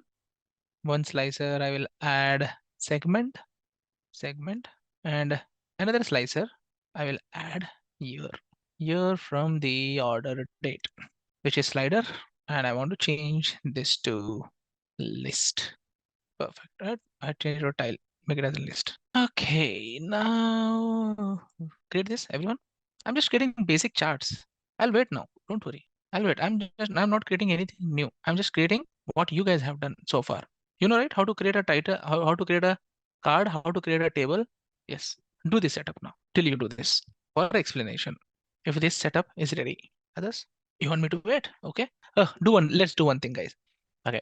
Guys, this setup I have done. I have added sales measure here and sales measure here. All these are measure values, correct? What is happening when I select Africa? Why these values are changing? What is happening when I select consumer? Why these values are changing? What is happening when I select as 2016? Again, the values are changing. Well, what is happening actually? Basically, what is happening is the filters are getting applied and the values are adjusting based to that values, based on that filters. The filters are filtering the data. The slicers are filtering the data, correct? Now, why this value is different than these values and why these individual line values are different? Because each and every value on your canvas, each and every value on a canvas is evaluated under the influence of filters. Each and every value in your dashboard, I'm repeating again, each and every value in the dashboard is evaluated under the influence of the filters. If I ask you, this value is getting calculated under the influence of what filters? Region and segment, correct? If I ask you, this value is getting evaluated under the influence of which all filters? One is region for sure, and one is segment, and another is year. That means I can say that each and every value on the canvas is calculated under the influence of filters. If there is no influence of any filter, then what will be my value? If there is no influence of any filter, my value will be this much total value. What is this concept called? This concept is called filter context. That is what a filter context is. Context, situation.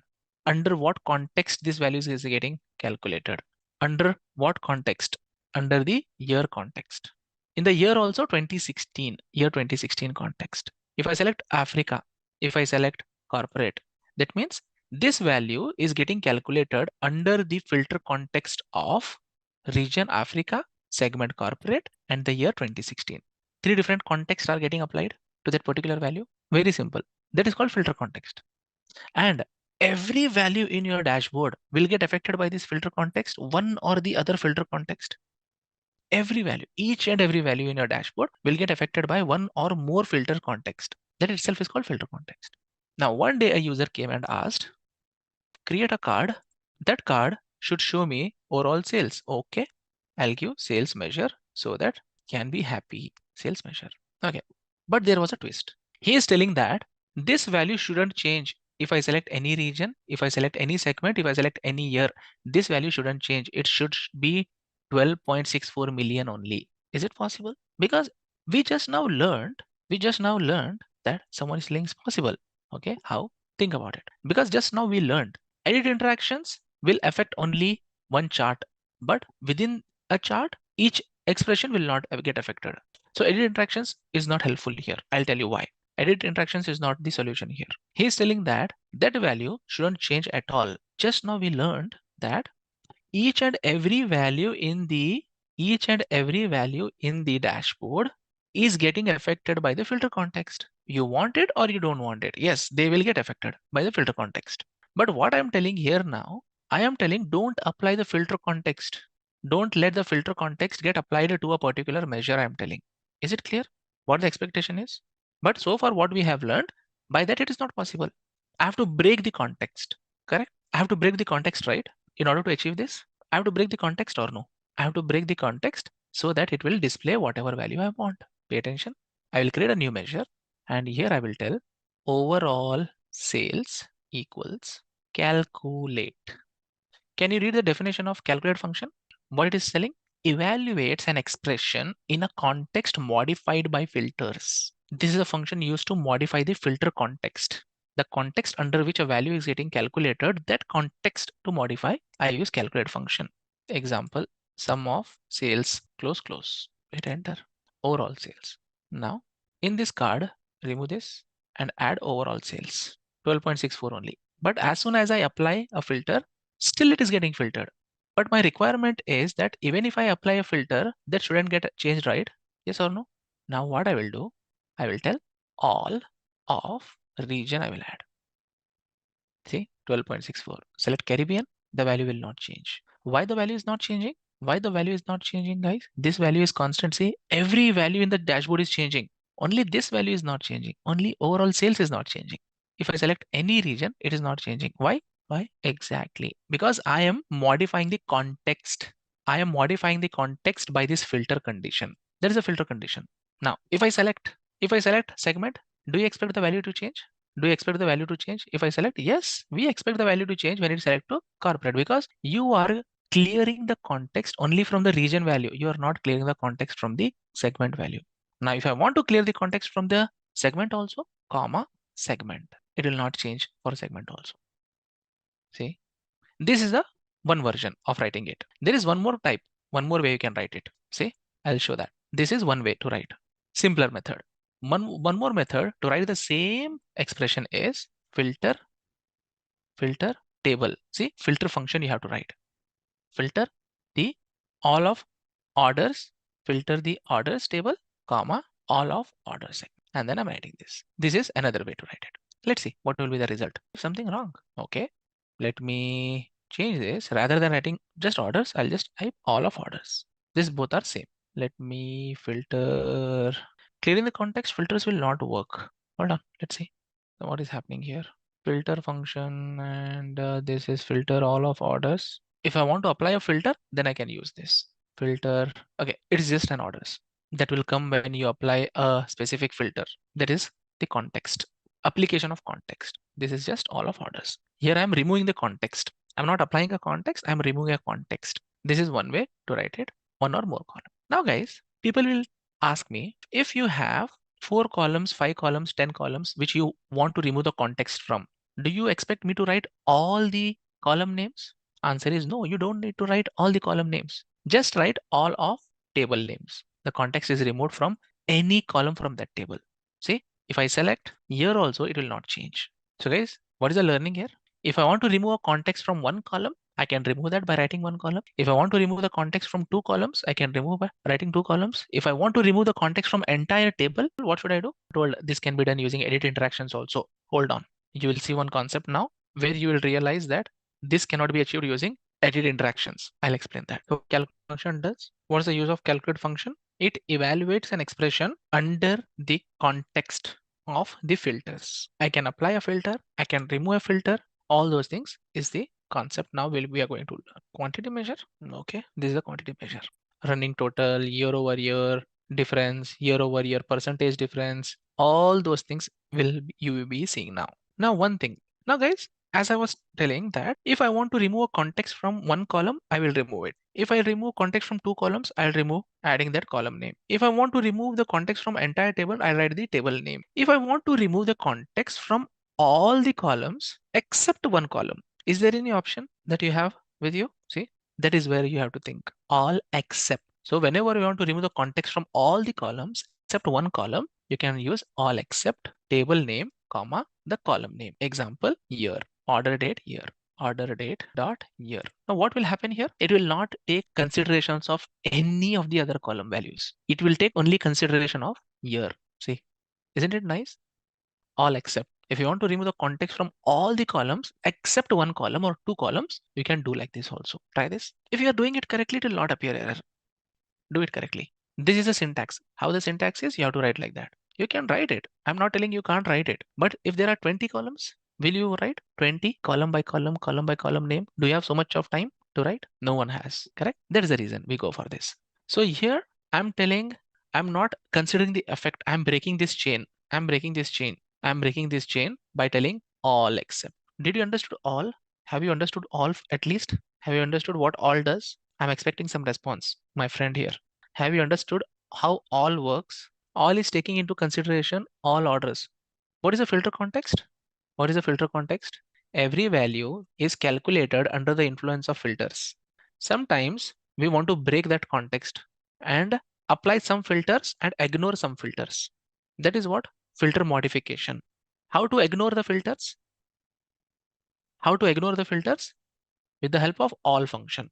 With the help of all function, I will ignore the filters. Example, region filter I'm ignoring, comma, segment filter I'm ignoring. Ignore the filter. If it is working at my end, it should work at your end also. You are missing a comma, you are missing a bracket. I'm not gonna tell which bracket you are missing, which comma you are missing. You have the solution on the screen, you should be able to do it. So guys, what am I doing here? I'm ignoring two filters. I'm ignoring the filters here. Now, if I want to ignore the entire table, I can just write the table name directly. I have ignored the entire table. Whatever filter you are applying on this, any column from this table, it will not get applied. Is it clear till here to everyone who are doing it? Do step by step. I'll wait. Here, the context is applied for everywhere. What measure we are using here? Are we using overall sales measure? We are using just sales measure. Am I modifying any filter context here? Am I modifying any context here? No. That gives you your answer. That gives you your answer. I'm not modifying the filter context. So it is applying the filter context. So I'll clear all my filters. And now you will see this, my overall sales. Overall sales is all of them. All except means if I want to remove the context from all the columns except one or two columns, I use all except. Okay, I understood that. I understood the concept of clear context. Perfect. Now let's learn this same concept with an example. Let's learn the same concept with an example. What is an example? My user is asking me, if these are individual value of each year, correct? My user is asking, if I don't want to see the values in terms of numbers, I want to see these values in terms of percentage, which will, when add up, will give 100%. He doesn't want to see the values in terms of numbers. He want to see the values in terms of percentage. What is the formula to calculate percent of total at a year level? At a year level, what is the formula to calculate percent of total? Basic mathematics. Exactly. By 100? Directly just by 100? Exactly, correct. That year total, that year value, yearly sales divided by total sales, correct? Multiplied by 100. Okay, multiplied by 100 we can do. I know that I have yearly sales, but where is your total sales? How will you get the total sales?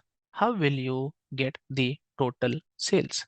Overall sales. Yes. Overall sales. Yes, you get the total sales by overall. Where is your overall year? Overall sales, add it here in this table. Why do you see same value here for each line? Why? Why the value is same for each and every line? Even though the sales measure is value is changing, why the overall sales value is not changing? Total sales is disregarding the filter. This is a filter which is filtering this value to only this value.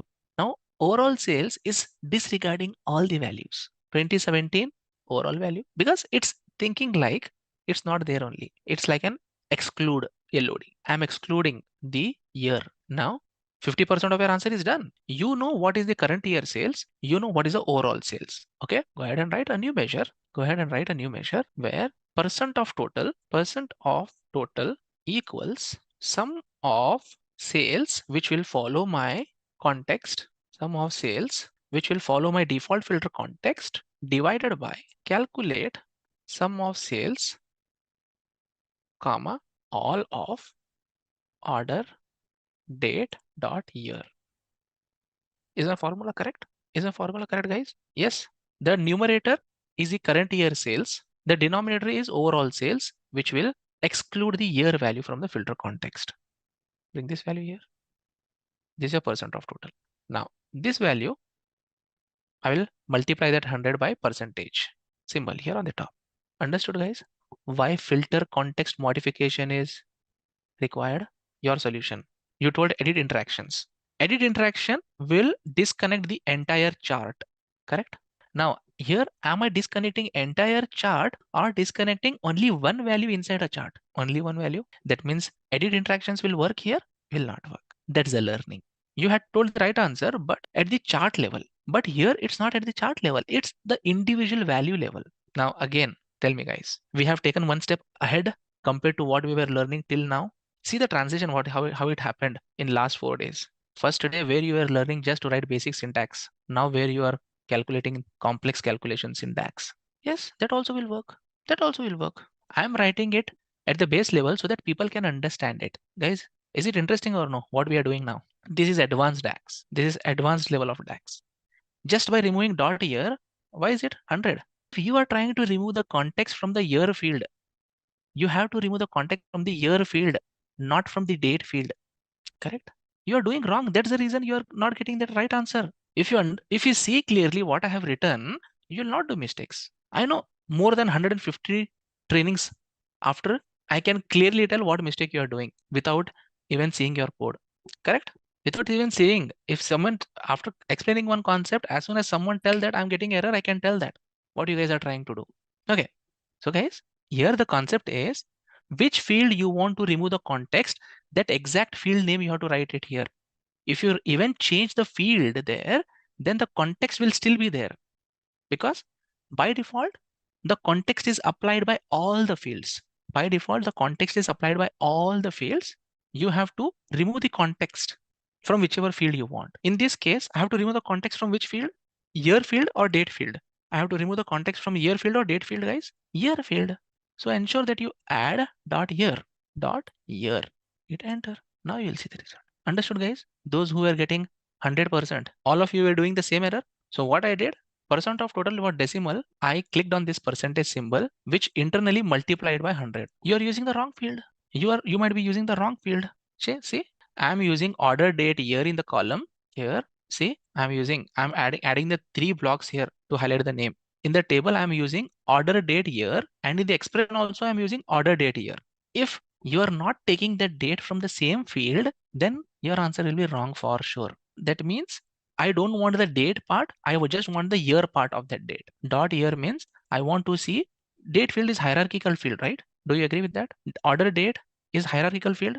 Hierarchy will have multiple layers. If you want to get one layer out of it, you have to write dot year, dot month, dot day, dot quarter, so that one layer of that date field you pull. So which layer I'm pulling here by writing dot year? Which layer from the hierarchy I'm pulling out? The answer. What is meant by dot year? So people who are not seeing the same answer, I have given you 4 different ways to check. One is the syntax, second is the field names, then the totals, percentage values, all those things you have to check. Then you'll get the right answer. There is no any other chance apart from these 3-4 scenarios that you will go wrong. Anyone who is still not getting the answer after this? Anyone who is missing comma, who is missing bracket? No, right? Is it interesting, guys? Because we are breaking the bigger problems into small problems. That's why you are feeling it's interesting. In the real world also, you have to work like this only, guys. That's what I'm telling. What is the reason? By breaking into small pieces.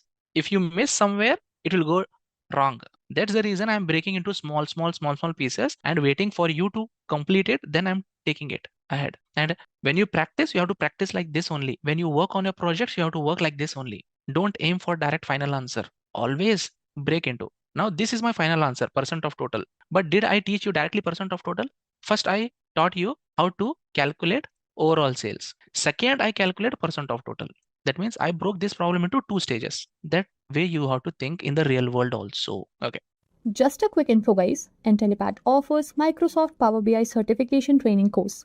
This course is specially designed to make you a Power BI expert by working on real-world case studies in just 1.5 months. Through this course, you will learn how to master the technique of creating visually appealing and insightful charts, graphs, and reports by deploying this tool in real business scenario.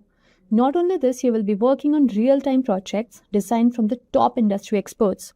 With this course, we have already helped thousands of professionals in successful career transition.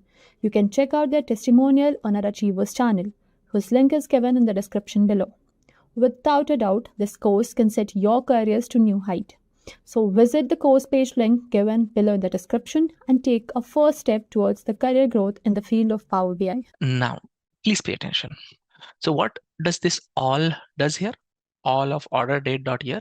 It will help me clear the context, but the context is still working on the other fields, correct? For example, if I select Africa or East, the values will still reflect here. Exactly. See, the values will still change. Is it? Are those still changing? Yes, because you have cleared the context only on the year field and not on the other field. But tell me one thing here. If I select 2017, 2018, and 2019, why is the percent of total not 100% there? Why percent of total is not showing 100%? Now the percentage of total is showing based on all the 4 years or just 3 years? All the 4 years, right? But don't you think my user will get confused? My end user will get confused by this. If I select 3 years, then it should show percent of total compared to 3 years. When I select 2 years, then it should show me the percent of total for 2 years. Based on dynamic selection, it should adjust the percent of total or no? Would it make sense? Correct, right? So not based on the overall data, based on the data in the view, it should show me percent of total. Then what will you do the changes here? I'll just change this all to, where's my overall sales? Overall sales is this. And I will just change this to all selected. Instead of all, I'll do all selected. And then see now, overall sales will change now. Isn't it nice? Even now it is showing total, but not just based on the 4 years, 3 years. Now the total is based on the 2 years. So there's the difference between all and all selected. So what does all selected do? It will not take the clear context for entire data set. It will clear the context for all the values in the visual or in the dashboard. Now see, the percent of total is getting adjusted. Now my users will not feel confused. See, 3 years it is showing, or if percent of total is 3 years. Now they can do comparison between 2 years also, not always with 4 years. Understood? What is the difference between all and all selected? Just the function change. So totally 3 functions you have to remember.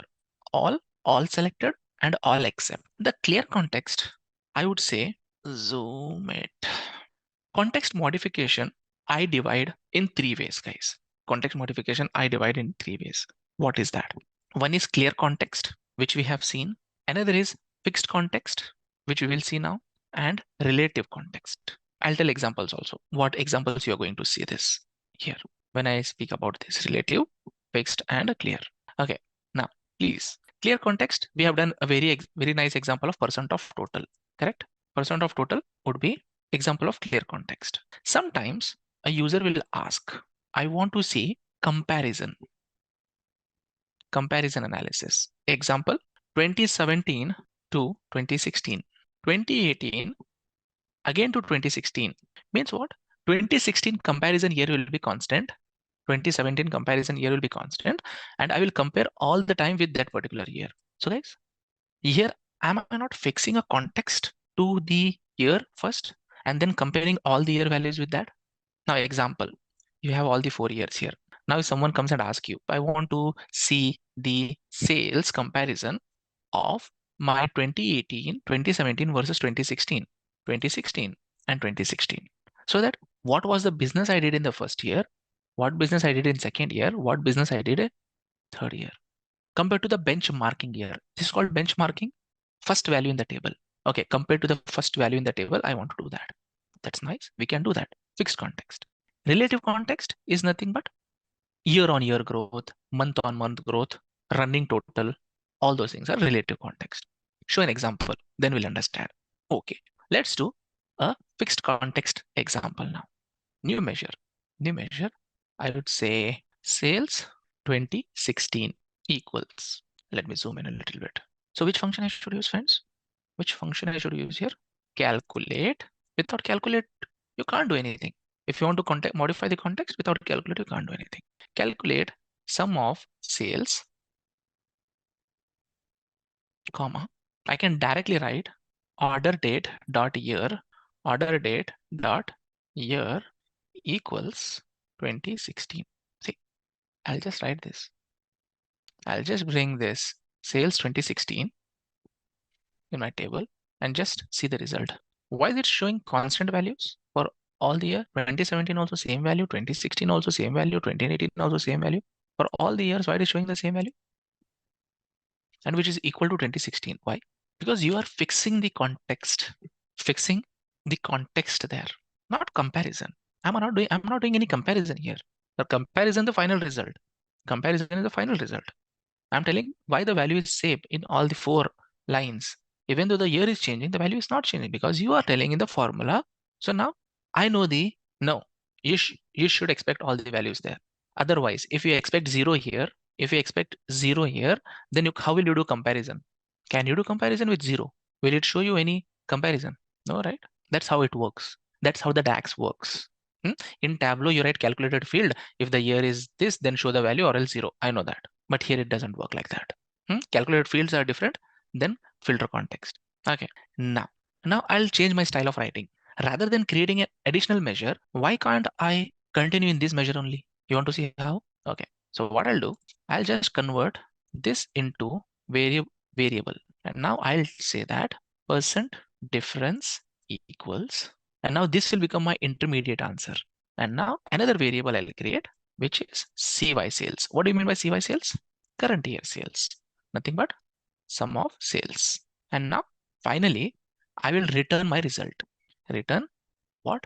CY sales, what I have created a variable, minus sales 2016 whole divided by sales 2016. And now I will just enclose into a bracket. Isn't it a nice way to write, guys? Very nice way to understand. For someone, if you show this expression, they will easily understand this. Compared to rewriting your bigger, what I did, I stored this in a variable. Variable, what is variable? Intermediate result, which I don't need the output of. I don't need the output of that. Directly, I got the result here. See, percentage difference. So this is the concept of using variables. Whenever you use variables, guys, your final output should always contain in return. See, I'll take percentage difference from here. Percent difference. See, percentage difference is okay. It was already there. I just modified it. Okay, now what I'll do? I'll convert this into percentage. Isn't it nice? Guys, if I had not used variables, wouldn't my expression look so big and this part would get repeated? Sales 2016, sales 2016 would get repeated in my calculation. Would that be easy task to manage or difficult to manage when the complexity get increased? The benefit of variables is it makes your code look nice so that a person who is reading it, he will be able to understand. Also, it will help you to manage your expressions easily. Rather than maintaining that multiple lines, you can just write that one instance and you can keep on reusing it. It's similar like creating an additional measure and using it, but I don't want that as a measure. I want that as a just value inside that expression. Okay, you can use variable. No, there is no concept of global variable. There is no concept of global variable here. If you want to use a global variable, create another measure only. If you want to use as a global variable, then create a measure, then you can reuse it. Global variable is equal to 459.54. Okay, that doesn't make sense. I don't want the total also. I don't care. I can ignore it. I can ignore the total. So I can go to the table. Total doesn't make sense. I'm telling this percentage doesn't make sense. And when I'm calculating percentage difference, total doesn't make sense. Total value doesn't make sense. Percentage difference doesn't make sense. You can get rid of this. Totals, turn it off. You can turn off the totals so that it can get hidden. It's getting stuck. Basically, you can turn it off from here. In this logic, the total is invalid. No, we don't care about total. Like that, what I have fixed the context to 2016, you can fix that context to any year or any field, any other field you can fix. You can add multiple fields also there to fix the context for. Okay, now one twist here. If I select 2017, 2018, and 2019, the percentage of difference is happening compared to which year still? 2016. Is it correct? No? Then go ahead. Give me a solution. How my minimum year should change then? My minimum year should change here. It shouldn't be constant. I should add the capability that minimum year should change. How will you do that? Take your time. Think about it and tell me. If I'm having all the 4 years, it should show percentage difference compared to the 2016 year. If I'm filtering down the data set, then it should take the min year in the view and not in the base table. Okay, add and check if that works. Not parameter. I don't want it to be a parameter. It should be minimum year all the time. Whatever minimum year it is in your table, it should show that. If you want to connect that to a parameter, you can do that. You can create a parameter and then you can do that. But here my vision is always it should show minimum value. Now some people suggested rather than adding 2016, add min of order date dot year. Correct? People suggested this. Hit enter. Just observe what will be the result of this. Why it has become 0? I'm not using rank here. So why it is showing 0 here? Anyone have thoughts? Because for this aggregation, default filter context is still acting. Minimum year for every line it will change. Min year for every line it will be 2017 here only, 2018 here, 2019 here. So now the same year comparison I'm doing. Same year comparison. Now when you compare same year, 1 minus 1 divided by 1, it will be how much? 0. Again next line, 1 minus 1 divided by 1 will be 0. Third line again 1 minus 1. Okay, so now what I have to do? Before calculating this, I have to clear the context of the year. Yes. In this example, I'm calculating min year separately. Min year equal to calculate min of order date dot year, comma, all selected orders. Order date dot year. Close this, close this. And now here use min year variable. Now hit enter and see the result. Does that make sense? Why we can't use directly min of year there? Because filter context is still acting on it. I have told you, right? Every calculation or every aggregation that you do will have a filter context acting on it. I have told that every calculation. Now, min of year also was one calculation. My default filter context was hitting that to show only that year. Now see, you take all the 4 years, the min year will be 2016. See, if you take just 2 years, the min year would be 20. What is min year now? 2018. It's compared to 2018. So that is the beauty you should keep in mind. So in this example, you learned both, correct? Clear context and fixed context, both. Line number 2 variable is a example for clear context, where you are clearing the context to find out the minimum year in the table. Third line is nothing but sales for min year. I'll just remove 2016 here because this year keeps on changing. Min year, and the same variable I'll use here also. Min year. Now does that make sense? And the calculation is dynamic. Is it clear, guys? Clear context and fixed context. So let's say relative context. Now, what do we mean by relative context? Now, my year is not fixed. Again, which I'm comparing, my year is not fixed here. It keeps on changing. Okay, the best example for that is year over year growth. Click on new measure. Now tell me, what is the formula for year over year growth? Whatever name you want, you can change for the variables. Variables, you have the control. Okay, now, guys, what is the formula for the year over year change? Compared to previous year, this year, how much growth I have done? What is the formula? Previous year sales minus CY sales, which is current year sales, whole divided by whole divided by PY sales. PY sales minus CY sales divided by PY sales. Let's see the other way around also, how it works. But what do I want here? Current year sales is what I already know, sum of sales. If I add sum of sales, it will give me the current year sales. But PY sales, does PY sales require context modification? Does PY sales is nothing but previous year sales? Does it require context modification? Absolutely, it requires context modification. Okay, let's see my PY sales. PY sales. PY sales equals calculate. Again, calculate sum of sales. What should I add? Order date dot year.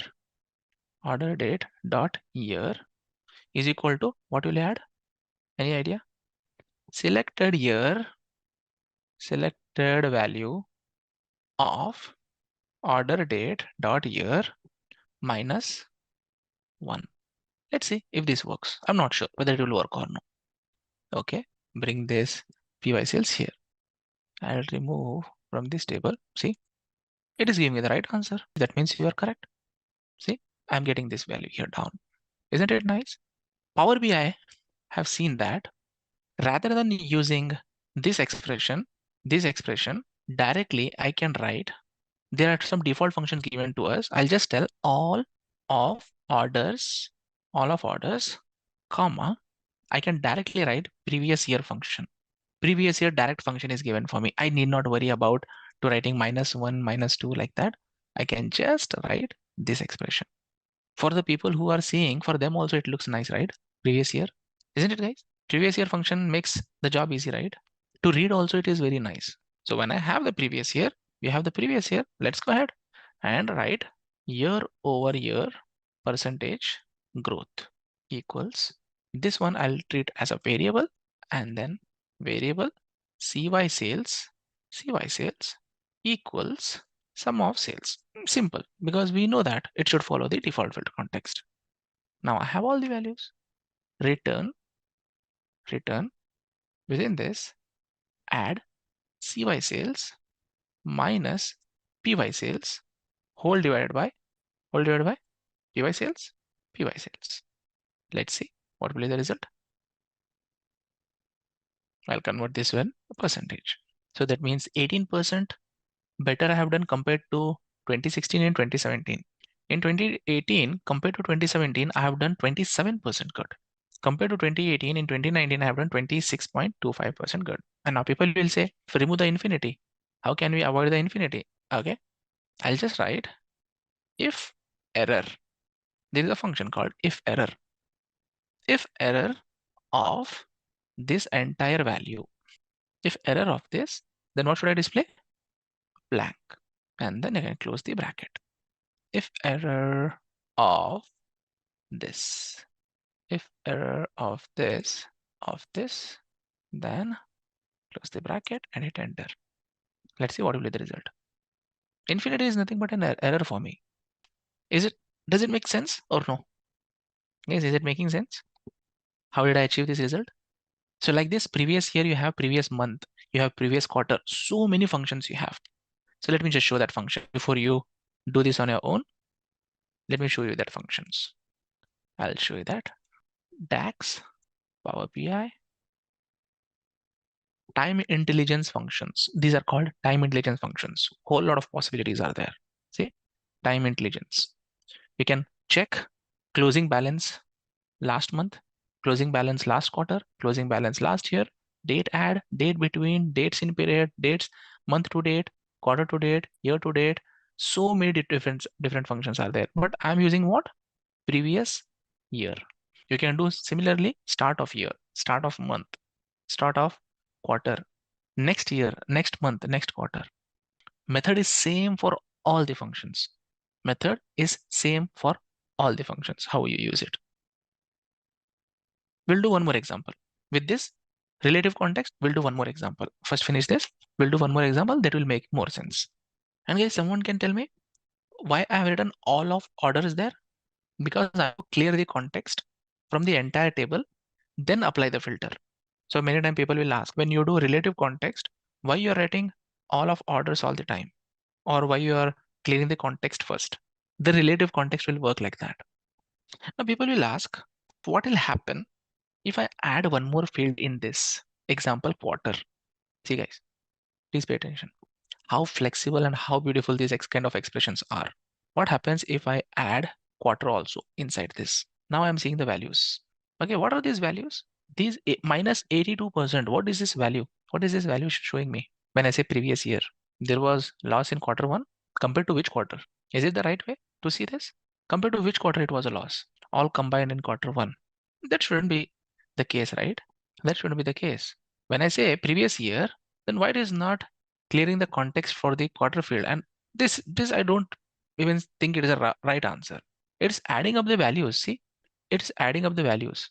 Okay, first let's add previous year value here and check what will happen if I add return. Guys, a twist here. Just observe return py sales. Let's observe what is happening. This value should be what now? What is happening? It's interesting here. Now, can you see this?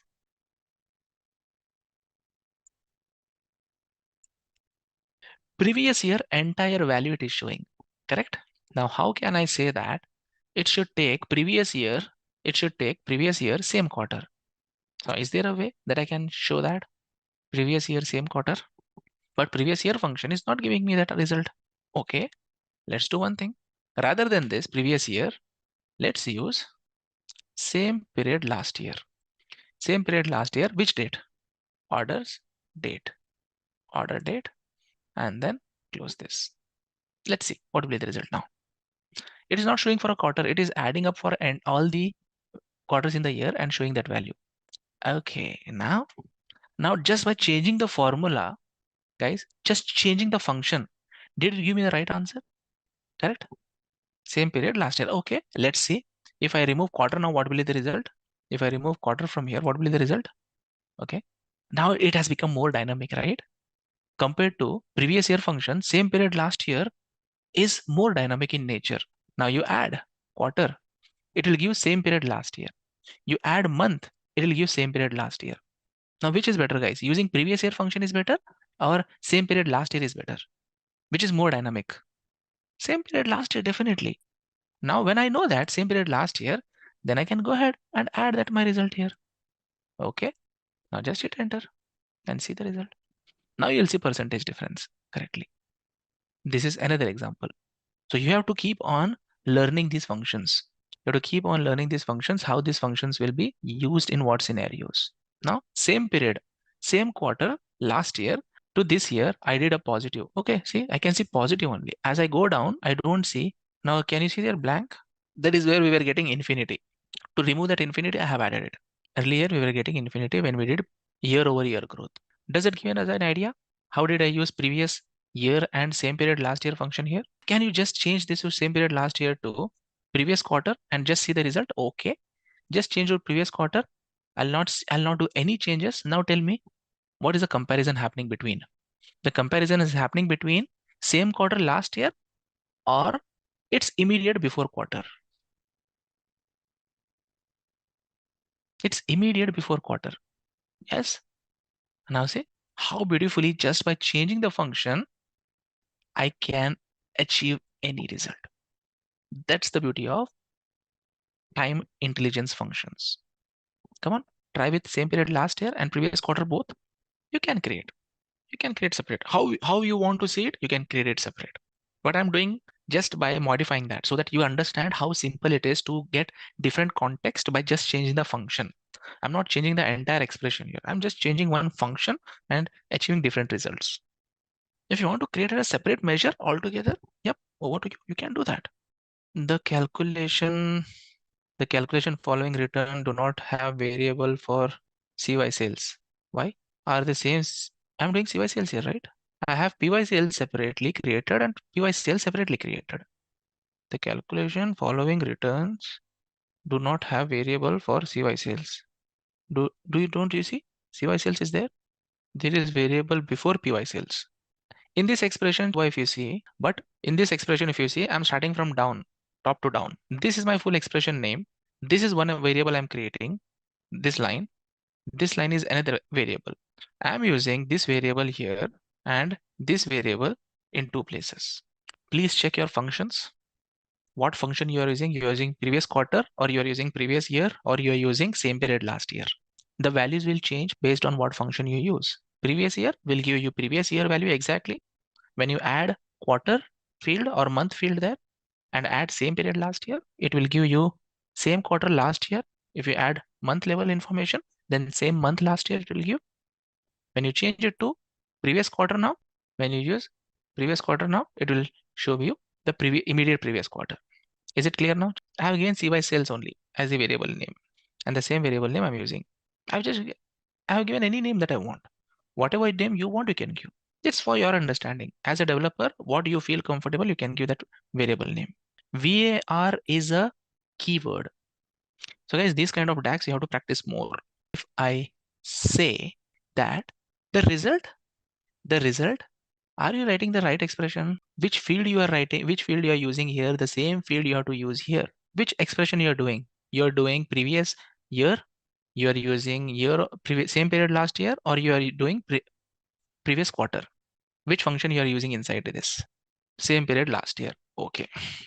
Let me just use same period last year quickly and show the result. So what you are adding in the table? 20 year and quarter both you are adding, or just adding year? Year and quarter. You took the quarter from the hierarchy only, or you took from the outside? Under the year, you took from the quarter only, or outside? Take from the hierarchy only. Hmm. Hmm. 2016, even I'm not getting. What is the reason? Friends, tell me what is the reason? Do you have 2015? Do you guys have 2015 year in the data set? Year over year growth. So this is my year over year growth. Agree? If I use previous year also, I'll get the same result. Okay, that's fantastic. But many times people say that, yes, I understand this, how it works. But to write this, sometimes it'll be difficult. Now what I'll do, have a look. What if I say the same result, what expression you have written, if Power BI writes this expression and give it to you, how will you feel? Power BI write this expression and give it to you directly without you writing it. How will you feel? Nice, right? Okay, let's do that. There is an option called quick measure here on the top. Click on quick measures. This window will open. This is called year over year growth. Drop down and you have so many different calculations that are available here. So many different calculations which are available. Which one I would like to select from here for year over year growth? Year over year change. Select year over year change. What is your base data? Base data is sales. On what date field you are adding? On what date field you are adding that? Order date. Order date. How many years you want to go back and compare? Only 1 year. Previous year sales. Okay. Click on add. See the magic. Don't you think Power BI has generated this beautiful expression for me directly? I didn't write this. Did I write this? No, I didn't write this. Let's see the result first. Let's see the result first. YOY, what is the same value that I have written? Sales YOY. Is the result same? If yes, is the result the same? Okay, then see how did it write. So Power BI also used the same logic what I have done. Now see, previous year it has calculated, and then this. Now I don't want if error. Okay, I don't want is error. Okay, I don't want this part. I'll remove this. I'll remove this part. I don't need that. The best part is I can modify the expressions what is given by Power BI. Yes. Now what different do you see here compared to mine? Even I calculated previous year sales. Correct? Even I calculated previous year sales, but I used previous year, same period last year function. Power BI is using date add function. Okay, you learned one more function then. Then current year sales minus previous year sales divided by previous year sales using a divide function. Don't you think the logic is same? What logic I have used and what logic Power BI used? Logic is same, but I didn't write this expression. Power BI has generated this expression for me using quick measures. So quick measures are having list of predefined calculations that you can use to generate the expressions. Not everything is available, but some of those are available which you can use for reference and start your DAX writing from there. At least if the quick measures can help you 50% of your result, 60% of your result, 80% of your result, that is also so much helpful, right? Isn't it so much helpful? Even if the quick measures are not giving the 100% answer, if it is giving the closer answer, that means I can just modify it. I'll do one example with that also, where the quick measure is not giving me the final answer, it is giving intermediate answer. How I can use that intermediate answer to give the final result. We'll do one example using that also. But try this first. That will come with practice. You have to compare with the answers. What answer you expect and what answer you are getting. You have to compare. That is the only way you can check. Sometimes the function and the DAX looks correct without any errors, but the values will become incorrect. At that time, you have to check manually the answers and verify. Now, let's do an example where I do what? Where I do what? The percent difference.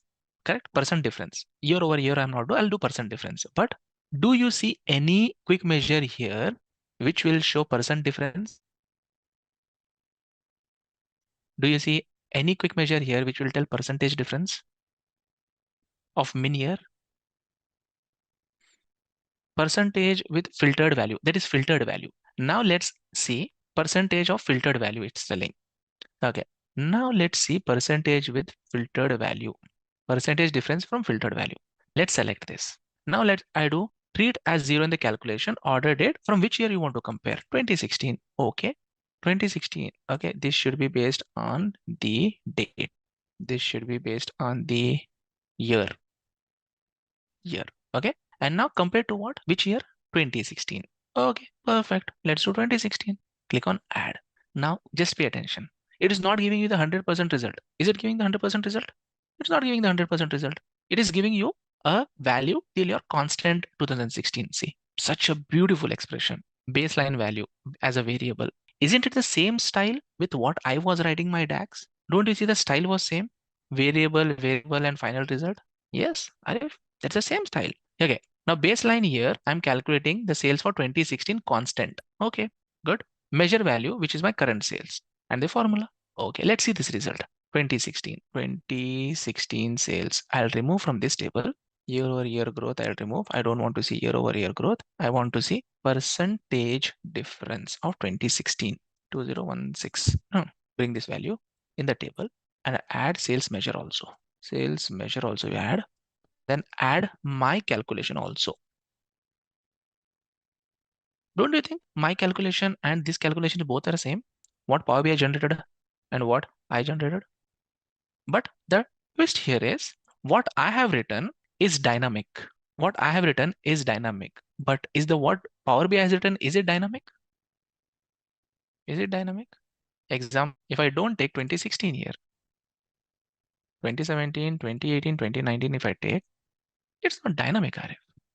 See, the value is differing. Now, how to make that dynamic? Okay, I will create one more quick measure to find the minimum year without considering the year context. Okay, quick measure, one more time. One more quick measure. Okay, now one more quick measure would be, pay attention guys, how I'm using two quick measures to solve a problem. Which one I should take to find the minimum year? Min per category or which one? Min per category or what? Whichever you want. Okay, let's try min per category. I don't care. I don't know what is the correct answer. Okay, min per category. But it is telling with filter applied this is. But if I see there is one more here. Total for category, filter applied, filter not applied. I will take filter applied. Total for category, filter applied. Okay, base value is what? Order date dot year. Base value, I want to calculate this and it should be minimum. Min of year. Category is what? Category is again the same value. And this should be year. Isn't it? This is what I have written my expression, right? Okay, click on add. Click on add and you will see the same expression what I had written earlier. Isn't it the same what I had written? Min of order date dot year, all selected order years. Okay, you are good. This is what I want. Okay, now come to my main. What is that? 2016, this one, and remove this part. Say equals min of here. Now let's see the result. What will be the result? Now see, it's not working. Why? Because you are doing the min of year outside the context of this calculation. It should be done inside the context of this calculation. So what I do, I'll just copy this, and I'll go to 2016. Guys, have I written any expression by myself in this? Using this for this solution? Have I written any expression by myself? No. I am just playing with the quick measures. Paste it here. Change this name to min of year. And now go ahead and remove this and add min year. Apply. This is what the trick is that you should learn. Try to use as much as quick measures and create complex problems using the quick measures. See, I'll get the same result in the both method what I have got with the quick measures and using my way of writing. Let me give you the same result. Isn't it the same result? Yes or no, guys? Is it the same result? What I have done and what Power BI quick measures, combination of those two quick measures have given me? That's how you should think about quick measures. That's how you should think about quick measures. I'll change it to percentage. It'll give me the same result. So quick measure definitely give us a relief. Yes, measures are beautiful, but as a beginner, they are difficult. Quick measures will help me to boost my confidence to do error-free complex measures. Correct? Was it fun? Now people will ask, Ari, when quick measures are there, why did we learn writing all the measures from the scratch? Do you think, guys, without learning how to write the measures, complex measures like this, will you be able to modify quick measures as you need? No, the knowledge is mandatory. Quick measures is just helping you to be efficient. Come on, play with this. I'll give you 5 minutes. Just play with quick measures now. Percentage difference. I'm comparing percentage difference with the reference year. I'm comparing the percentage difference compared to 2017. It's fixed. 2017 year is fixed. This is calculating the fixed percentage of 2017. Now, as I go down, I compare this value with this value, this value with this value. If any further years are there, this value with same value. This value is again same value I'm comparing. This is only the quick measure. What you are seeing is itself is a quick measure. Filter not applied will just give you all, not all selected. Okay, this is for total for category. What I have done. Percentage difference with filtered value. You have to first create this, then I'll show percentage difference with filtered value for minimum year, finding the minimum year. Filter not applied will just give all here. It will not give all selected. We can check which one you want me to show. This you have done total for category for to calculate the minimum year. Now you do this one. Percent difference from filtered value. Base value is sales. Base value is sales. Filtered value is year. And this is 2016. First I'll do 2016, then I'll modify this part of that. Now, if I had to manually write this expression, at least it would take around 10 minutes for me to clear the clear the errors and do it step by step. Using quick measures, I did that in 2 minutes. That means even though I know how to write, then quick measures will eliminate errors. Okay, many of you have not done it earlier. Many of you have not done earlier. Very good, very good. Okay, let me show that here. Okay, go and select total for category. Select your order date. I just want to see base value as year. That should be min of year. Based on what data I want to add? I want to do based on the order date year. This is this one. When you do this, you'll get min year with filter applied. You'll get this expression separately. You have to copy from there and add it here. Okay, now let's go towards the next topic, Power Query. So guys, earlier I have told you when we were working on the initial sessions of Power BI, I told you there are two ways to transform the data or two ways to clean the data or two ways to prepare the data. You can tell anything. Which are the two ways? One is using DAX within Power BI or another way is Power Query. Do you remember that? Okay, so that's what the concept now, Power Query. So have everyone worked on Excel here or SQL? Here you have many people who have worked on SQL, who have worked on Excel.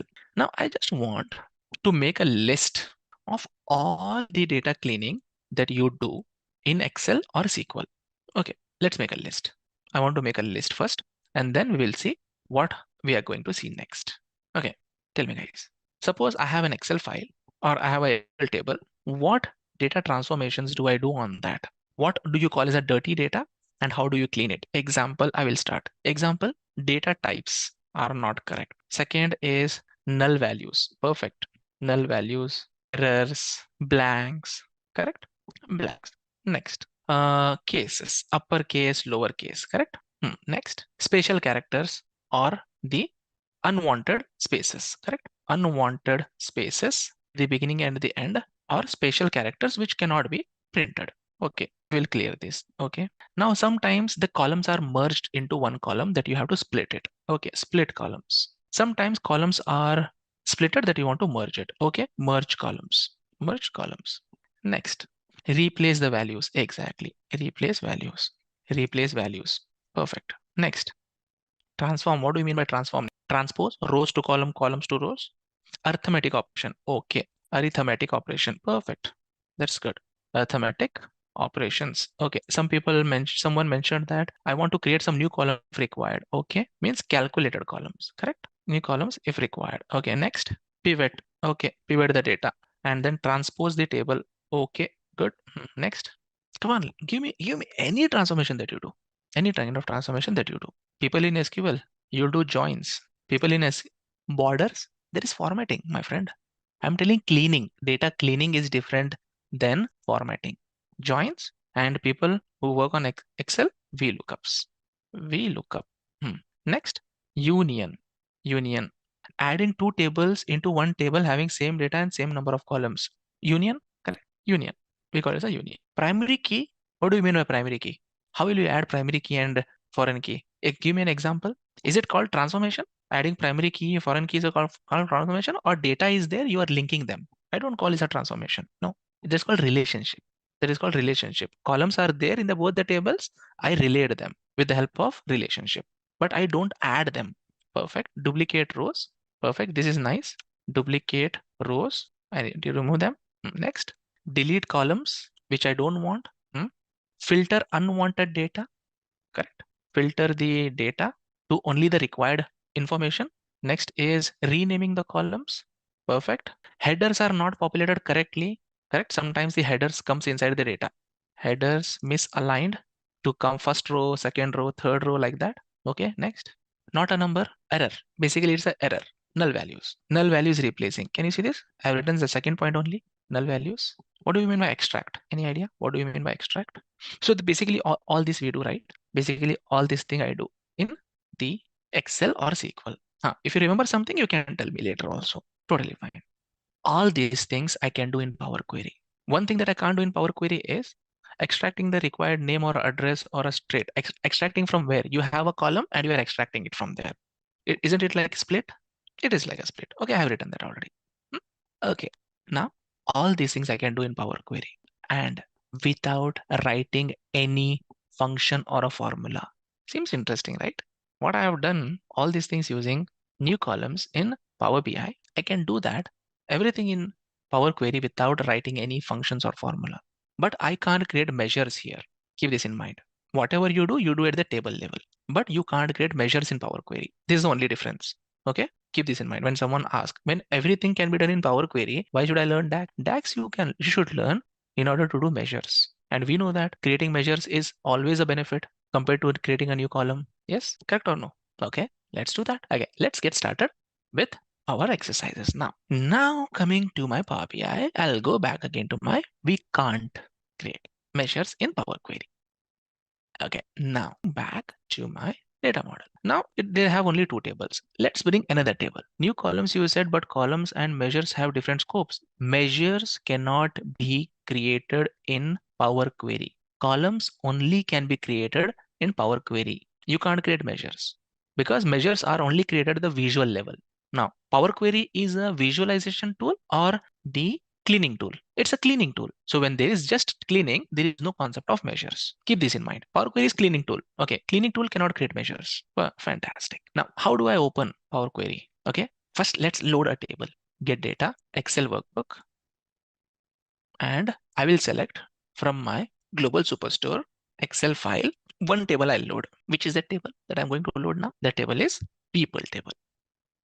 Person or people table. Now, if you see, the table will not be in right form. The headers are not aligned correctly. Can I load this table directly in the model and I expect the relationship to be built automatically? I can't expect. If you can't do that, then what should I do? I have to click on transform data now. That will open a new tool which is called Power Query. Have a look. It has opened a new tool which is called Power Query. Power Query and Power BI both are separate tools. Power Query and Power BI both are separate tools, guys. Keep this in mind. Now there are tables here on the left hand side. Tables here on the left hand side. See, I have all the tables. Now I'll just tell you about a little bit of navigation. Here, these are the queries. In Power BI, you call them as a table. In Power Query, you call them as a queries. They are both are equal to each other. This will give you all the data set that you have.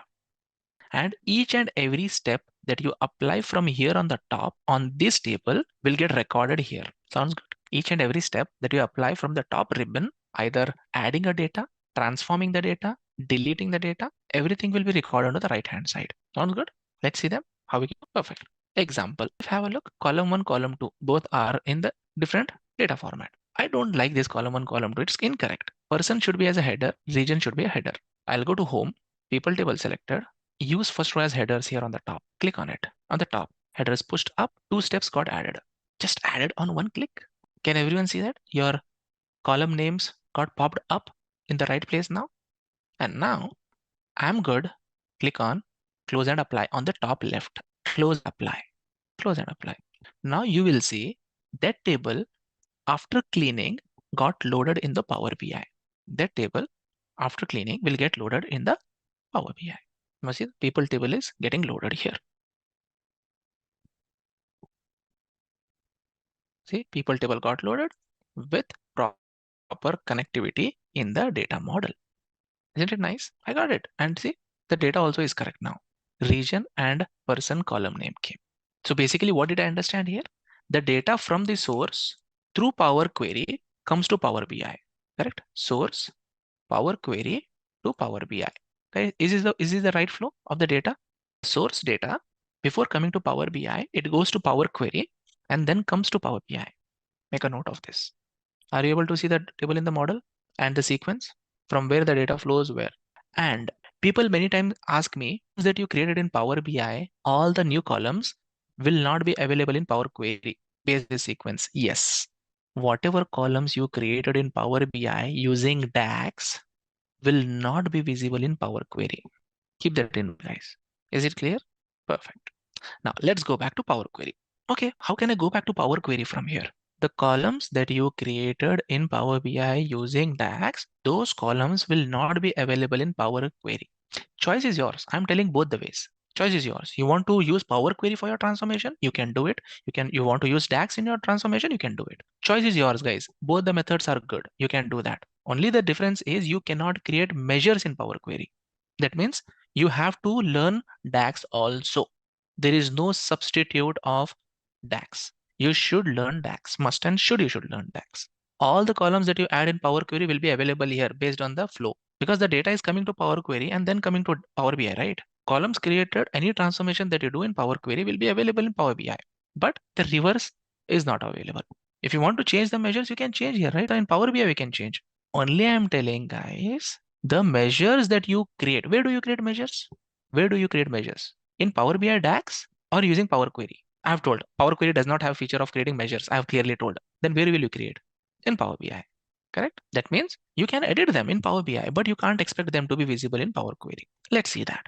Okay, if I want to open Power Query back again. Okay, I realized now after I loaded the data, now I realized I have to do some data cleaning. So how should I go back to Power Query? Under the home menu, can you see transform data option? Click on it. It will open your Power Query back again. Why it is showing? I have to refresh, retry. The error gone. Perfect. Now, people table I selected the people table. Under the home menu, I clicked on use first row as headers. I clicked on this. Then the row headers moved up, steps got added. Then I clicked on close and apply. Okay. Just a quick info, guys. Intellipaat offers Microsoft Power BI certification training course. This course is specially designed to make you a Power BI expert by working on real-world case studies in just 1.5 months. Through this course, you will learn how to master the technique of creating visually appealing and insightful charts, graphs, and reports by deploying this tool in real business scenario. Not only this, you will be working on real-time projects designed from the top industry experts. With this course, we have already helped thousands of professionals in successful career transition. You can check out their testimonial on our Achievers channel, whose link is given in the description below. Without a doubt, this course can set your careers to new height.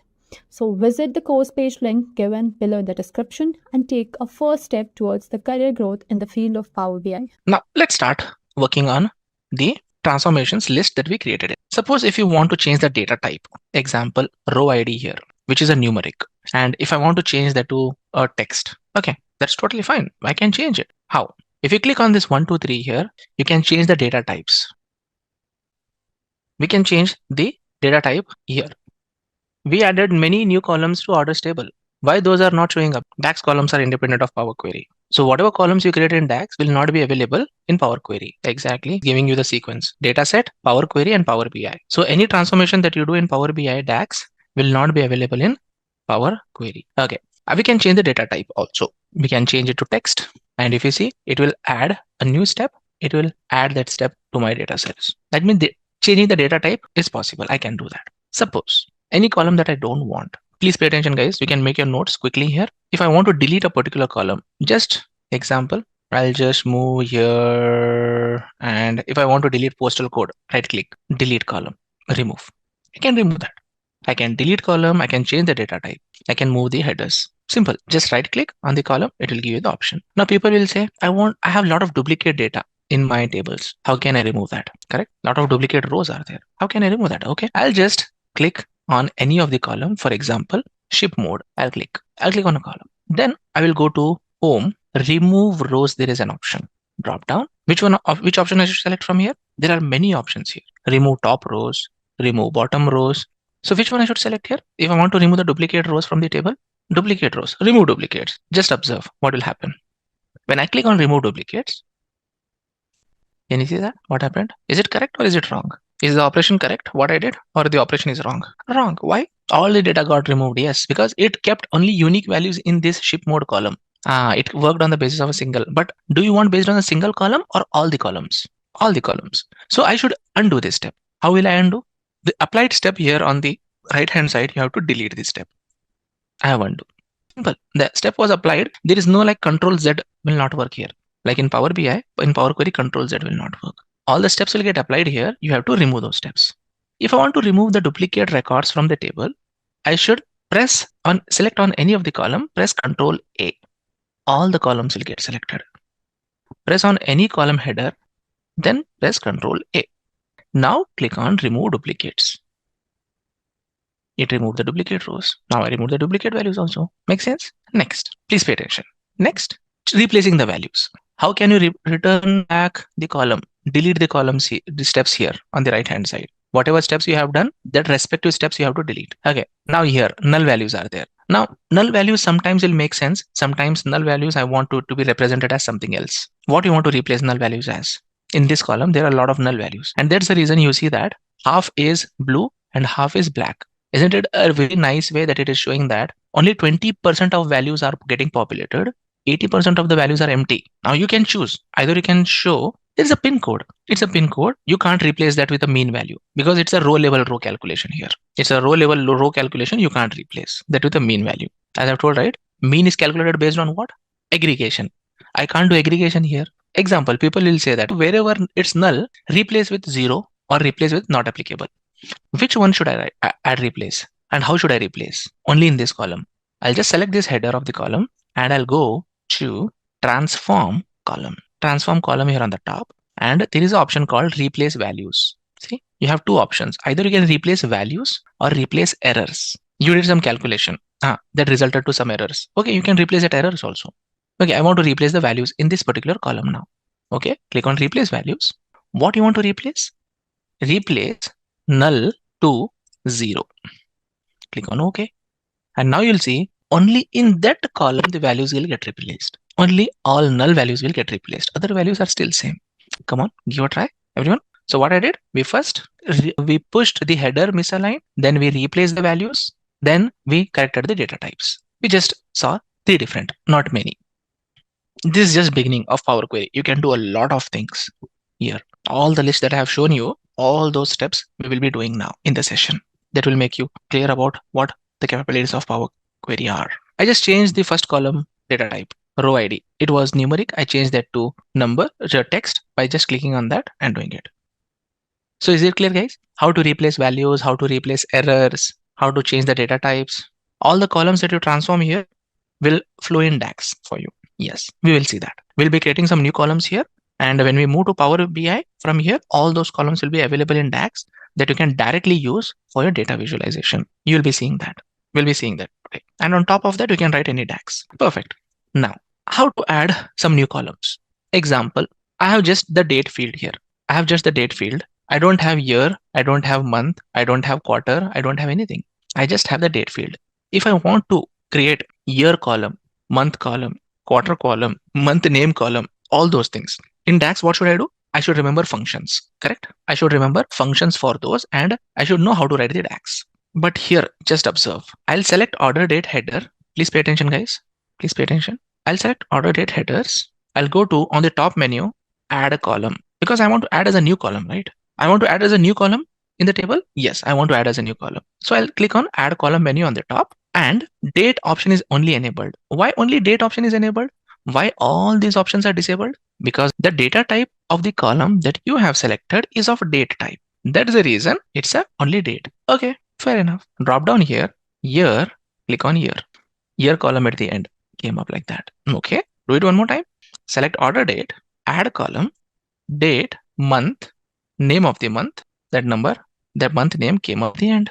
Okay, let's do it again. Order date, date, month number column will populate at the end. Month number. Okay, date, quarter of the year. Guys, isn't it really cool? Just clicking on the header, going to add column under the date type, I have all those options predefined by Power Query that I can calculate all those as a new column. Isn't it easy? Not only all those only 4, but many things you can do that. See, date, you can calculate the age. You can calculate only the date. If it's a date time, only the date. Year, month. In that also sub options are there. Month, start of the month, end of the month, days in month, name of month. Quarter of year, start of year, end of quarter. Week of year, week of month. Okay, that's nice. Start of week, end of week. Day of week, day of year, start of day, end of day, name of day. Just on one click, it will get added. I'll tell that. What is that performance issue? I'll tell that. What do you mean by performance issues? But many people will like Power Query. But why, in what scenarios the performance issues occur?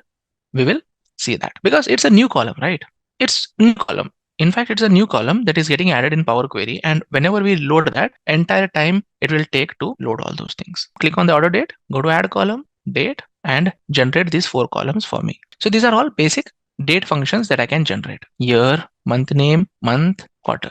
Come on, do it. These are all predefined. Based, if you select a column which has a time, it will show that also. Year, month name, month, and quarter. Let me know if it is done. If you can see these 4 columns in your orders table. What if the table are in 2 different format?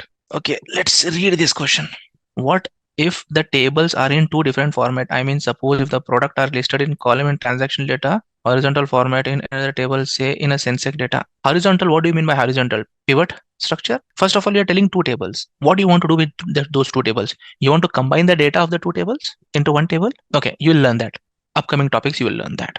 How to combine the data in the 2 tables also you'll learn. How to transpose and how to do pivot also you'll learn. Topics of this session. Okay, so keep these 4 columns as is. Now people will say that with this, I am interested to see how we can calculate the age of a customer. See, date of birth is given, but I don't know the age. Correct. I don't know the age of the customer. So how can you bring the age of the customer? So let me just delete all these steps here. I have date of birth. I want to calculate the age of a customer. So I know that I'll click on this column header. I'll go to add column, date, age. Click on age. Automatically a new column will come, which will show me as a age. But do you think that is actually the age of a person? No, right? What is it? It is the age only. It is age only. But in what format? What format? It's number of days, hours. How to see query setting window if you have deleted it? Okay, select the query here. Go to home. Where is that option? You should see that option. Query settings. You will get the query setting option here. View query settings. See, I can remove it. I can bring it. Some people by mistakenly, if this is not available for you, you click on view and you can click on query settings. It will show. Okay, coming back. Now the age column is coming in terms of days.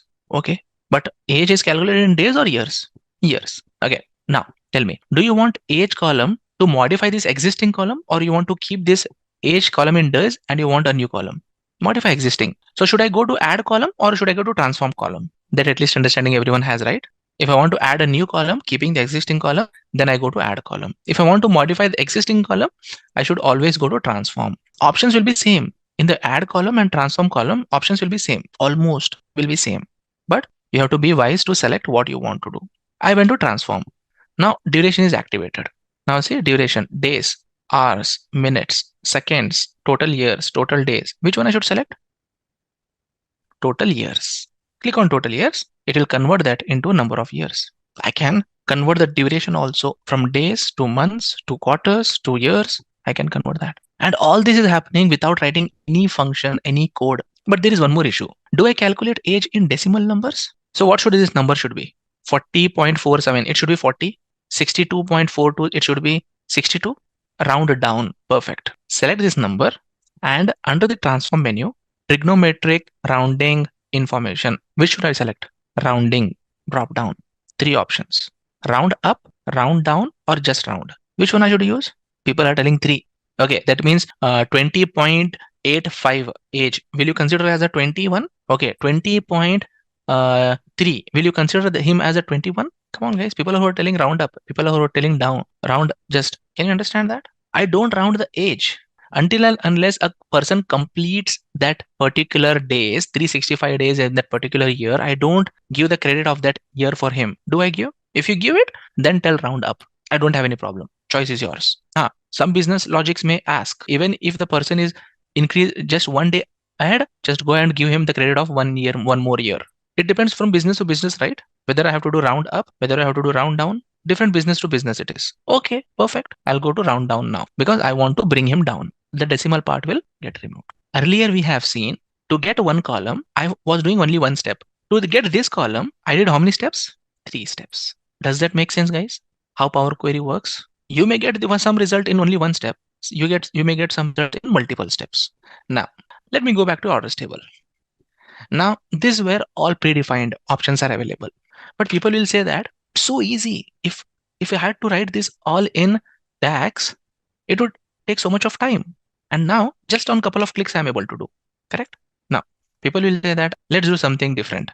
See, quarter is just 1, 2, 3, 4. Like we concatenated Q in front of the answer. Can I do like that here also? Q1, Q2, Q3, Q4. Like, can I add constant string in front of a option? How can I do that? Okay, I'll go to transform. Why transform, guys? Why not add column? Because I want to modify existing column. I don't want to create a new column. Okay, I'll go to transform. Can everyone see format option here? Can everyone see format option under transform? So what are the options available there? Lower. Okay, if I understand, self-explanatory. It will convert the letters in the lower character.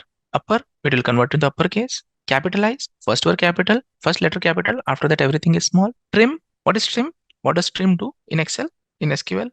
If any spaces at the beginning or at the ending, it will remove them. Round down and round up will have different values. One is asking round up regarding round up and round down. Definitely it will have different values. I'm telling based on the scenario, whatever you want, you can do. Getting different values is the question, or which one to do is the question. To do which one, the answer is with your business. Which one? Which one is your client asking you to do that? I have given you both the options. You have both the options. If you go in a bus, if you go in a train, okay, after 5 years, you have to take full ticket for the kids. Okay, 5 year, 1 month, okay, you have to take a full ticket. But for examination, but for any examination applicability, until and unless you complete 32 years, you can apply for UPSC exams. Both are different scenarios, right? Guys, both are different scenarios. In one place, you will do round down. In one place, you will do round up. So in the real world, both the options are there. Perfect. Good. Okay. Now, here, coming back to format. Trim means remove spaces. Clean means what? Can someone tell me what is clean? Sometimes unprintable characters will be there. Some different languages, characters will be there. To remove those, which cannot be printed. Add prefix, add suffix. So now we know that all these 6 options. What is this? In my case, to suit that Q in front of quarter, which one I should use? Add prefix. Perfect. Add prefix, add Q in front of it, and add a hyphen. Click on OK, and you'll see that result. Yes, I concatenated a constant string in front of the value. So that is called format. You can change the case, you can prefix, you can suffix, you can trim, you can clean. Now people will say, if you have month full name here, can you give me month short name in capital letters? Required, right? Yes, I did that. Month short name is required. Just to show in the charts, month full name is not convenient to show. I want month short name. Okay, how will you do this? You want as a new column or you want to modify existing column? Choice is yours. I want as a new column. Month full name also I want month short name also. Now, should I go to add column or I should go to transform? Add column. Exactly. Add column. Now, I have an option called here extract. Can you also see extract option? From this month name, what I want to extract. Can you see this? Length, first characters, last characters. So now let me just zoom in and this will give me length. Example, the name is Kaladki. What would be the length? If I select length, what would be the result of this? If this is the input, It gives me the length. If I tell first characters and I'll tell 4, then what will be the output? I'll get Arif. If I tell last characters, then I'll tell 4, then what will I get? ADGI. If I tell range and then tell 4, 3, then what will I get? Start from the 4th position and give 3 characters. F space K. K is the 6th position. Space also is called a position. F also is called a position. It will not start with 0 like SQL or like C programming. It will start with 1. In SQL also it will start with 1 only. Text before delimiter. What will be the output of this? Delimiter is space if I give. Text after delimiter. Text between delimiter. I don't have anything, so it will be null. Text between delimiter would be, so see, so many options are there for us. Now if I want to get first 3 letters of my month name, which one I should select from this? Range is easier. Okay, you can try anything that you want. Yes, both the answers are correct. You can do that, but I'll go with first characters. You can go with range and try.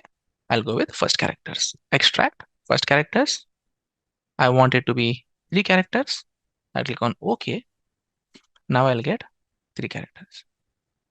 If I want to convert this into capital, select this, go to transform, format, uppercase. Done. Now people will ask, what if this is what you are telling about the splitting of the columns, extract. But what if I have first name and last name column as Arif and Kaladki? I want both the columns. Can I do with this with any of the options? One column into split into multiple columns.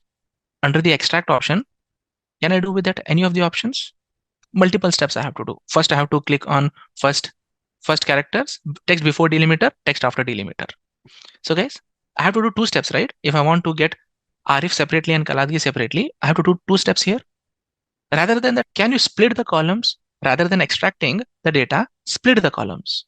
Okay, you have split the columns directly here. And now this is more fun. Delimiter, number of characters by position, lowercase to uppercase to lowercase. Okay, what do you mean by this? If you want to split based on the delimiter, like Arif, Kaladki, you can split it based on that. Simple as that. The number of characters, after 4th character, you split it into 2 columns. You can do that. By position, Arif, by 6th position, you split it. You can do that. Or position of a space, you split it. This all looks easy. These 3 options look easy.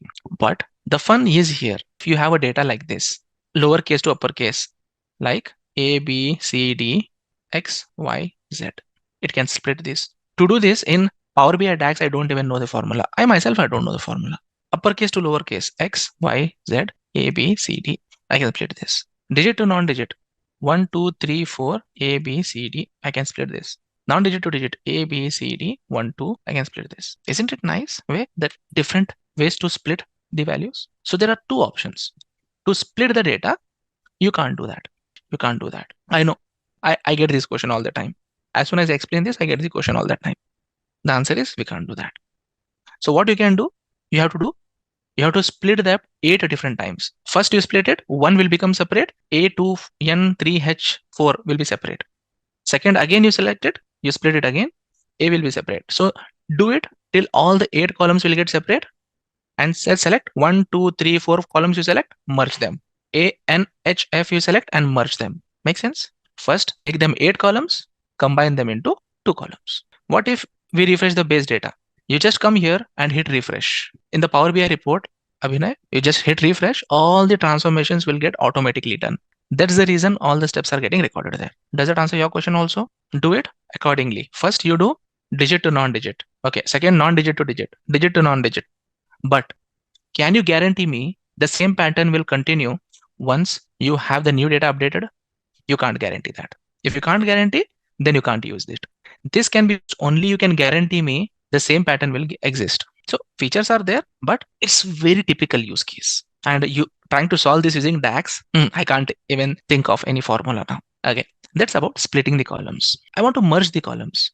Example, year and month, 2 columns are there that I want to merge into one, and I want to create a year month column. How can I do that? You have merge option also. Go to add column, merge columns, click on it. What is the column name that you want? Here, what separator you want to see in between? Custom underscore. I'm adding custom separator. If you want to add a space, you can select space, comma, you can select comma, anything that you want, but I'll go with custom. And once I click OK now, it will give me a new column at the end of the table, which will be combination of year and month. Now, from last 45 minutes, we are working on Power Query. Did I write even a single formula? That means it's nice, right? How I can do all the transformation just graphically 1 to 2 steps for everything. It looks so nice. First select month and then select year. That will work. Okay, next. Please pay attention. I want 2 new columns, simple columns. Order date, date, day, name of day, and date, day, just week, day, name of day, day of week. Okay, I got day name Monday to, okay, day of week. Day of week is starting from 0 to 6. It is starting from 0 to 6. 0 is Monday. What if I want to make it as 1 to 7? I need to add 1, right? One arithmetic number to it. Agree, everyone? Simple. Go ahead, go to transform. Arithmetic operations are activated. See, statistics, standard, scientific. Okay, go to standard, add 1. If you are getting 1 to 7, then don't do anything. If you are getting 0 to 6, 0 is Monday and Saturday is 6, then you should do. Then see, I'll get 1 to 7 automatically in that particular column. That means, what is the learning? I can do arithmetic operations also on my columns. I can do arithmetic operations also on my columns. Add these 2 columns, day name and day of week, which is nothing but this, day, name of day, and day of week. Day name, day of week. Everyone created this? It's not week number, day of week. If you are selecting week number, you are selecting wrong, my friend. It's day of week. Anyone who is selecting the wrong option, guys, please don't select the wrong option. I have selected 2 options here. Enter the day, day of week, and name of day. Let's do some next level. So far, what we have done? We have created all the columns for which we had direct option available. But now the requirement is create a column which will show weekend or a weekday. Do we have direct option to do that? I don't have a direct option to do that. Weekend or weekday. We have done that in DAX also. Who remember? How do you calculate weekend or weekday? Weekend or weekday. A column which will define whether it's a weekend or a weekday. Add a column. Okay, but how will you add a column? Do you know any option directly in the date or in the number, standard, anything that you can tell weekend or weekday? I don't have. I should write conditional column for this. Conditional column. If else kind of a thing. If else. How do we do that? I have an answer. So I'll go to add column. This time I will select conditional column. Can you see? Conditional columns are also possible. Click on conditional column and I can define the condition. See, weekend or weekday. Drop down. If day name equals Saturday, what do you want the output? Weekend. Add another class. If day name equals Sunday, what do you want the output? Weekend again. If none of these, then what do you want the output? Weekday. Add an else clause. Weekday. Isn't it nice? I need not write any formula also. I can just click on conditional column and I can write this. Now if I click on OK, I'll get this column added. Simple as that. Now try to do a financial month and financial quarter like this. I want to see 2 more new columns, financial month and financial quarter. Weekday column in the list. Who feel that, Arif, this is time consuming? What you did? If I had a formula to write, I could have done that in within a minute rather than spending 5 minutes on top of it. Do you really feel that? If I had to write a formula compared to this, check the data column, data type of the column that you are selecting. I have told that multiple times. The options on the top will be enabled based on the column that you are selecting. If your column type is of a date, then only date will be enabled. When the column type is string, only the string part will be enabled on the top. Check the data type of the column. But DAX is not case sensitive. Power Query is. Okay. Now tell me, guys. Coming back to my same statement. Writing this 12 else, if else condition. Now you are feeling that, Arif, if I had to write the formula, because I know to write DAX. If I could write this in DAX, I could have done it very easily. How many of us feel like that? Many of us. Many of us. Every step that you did here, guys, every step that you did here, you did graphically, correct? But do you know, in the backend, Power Query is executing some commands to achieve these operations. Is it? Can I see that commands? Go to home and click on advanced editor. Click on advanced editor. And when you see this advanced editor, you will be surprised to see how much of code Power Query has written for you. For every step that you did here, Power Query has added one step here to calculate the year. This is the function date dot year function. To calculate the month name, date dot month name function, date dot month function, date dot quarter of the year function, concatenation, first character text dot start function, upper text dot upper function, text dot combine function, date dot day of week function. All these are the codes that Power Query is writing behind. And now similarly, conditional statement also it has written. See, if like this conditional statement it has written, if day name equal to Saturday, then weekend. If day name equal to Sunday, then weekend, else weekday. Can I not write like this expression by myself here? I'll not write here, guys. I'll not write here. I don't recommend anyone writing here. But then where do you recommend writing this kind of expressions? Exactly. Come back to your cancel this window. Go to your add column option. Now write custom column. Click on custom column here. Under the add column, custom column, that is where you can write your own formula using mQuery functions. The functions what I have shown you, all those are functions similar to DAX functions. If let's write one example. Okay. Fiscal month. If month, as soon as I start typing, the intelligence will get activated. Month, see, I'll select this month. There is a column greater than 3.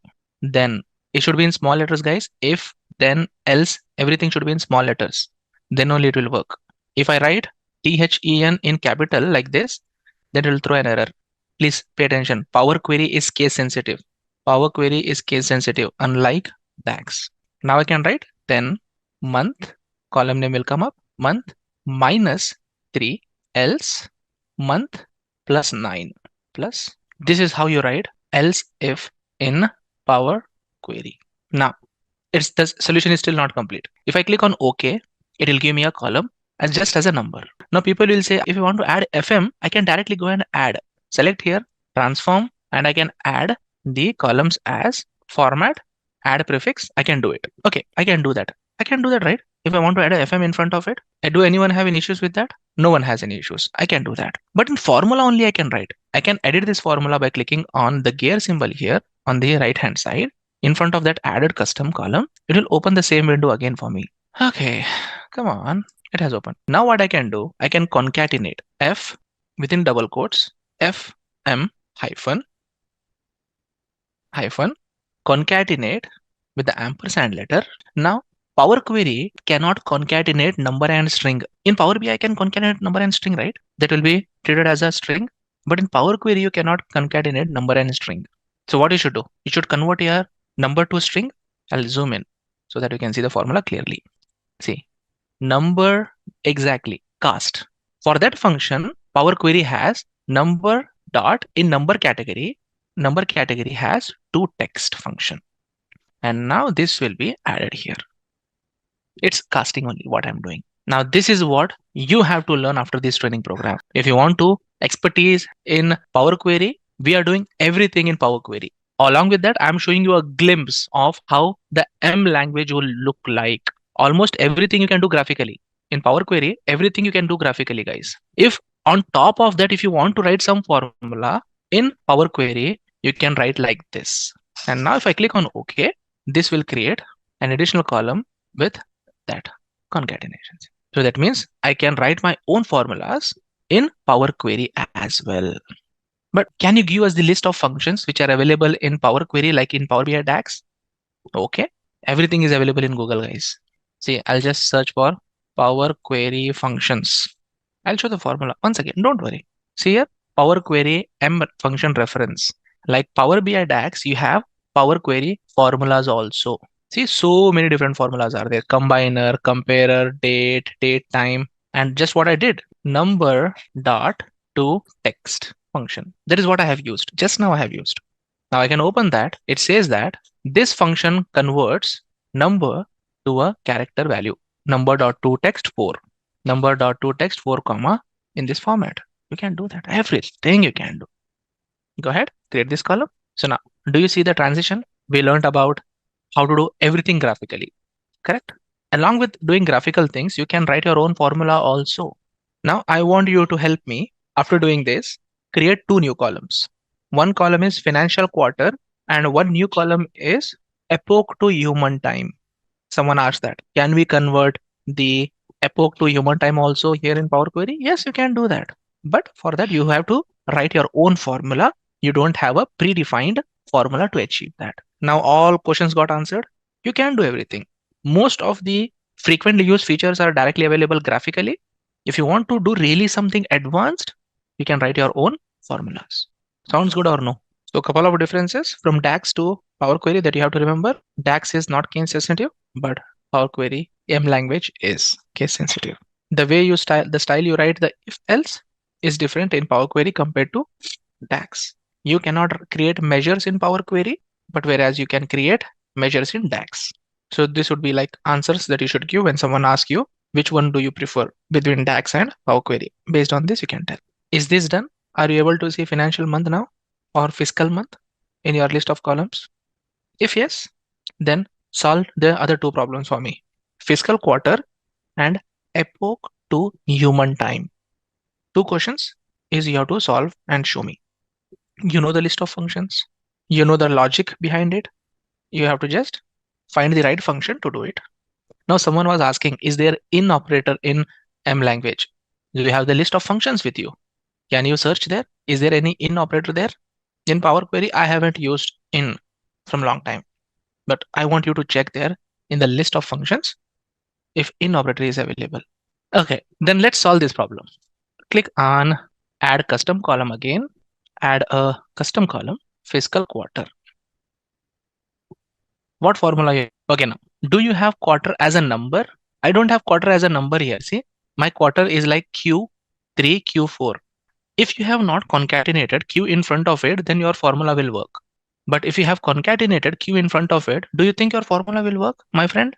I know that. I know that it will not work. You have to use month. Okay, month is one way to do that. Or else, observe this. If, I'll write it this way. Just look, I can use directly a function here. If date dot quarter of the year, quarter of year, open bracket, order date. Can I not do this? Yes, this will give me the quarter part. This is fun, right? I can use functions here as well. If greater than 1, then minus 1, else plus. What if that column is not there? I can extract that like DAX. Is this solution understood? How did I do that? Date dot quarter of the year is a function which is available in mQuery, which is similar to DAX function, Try. Is it order date minus 1 or quarter of order date minus 1?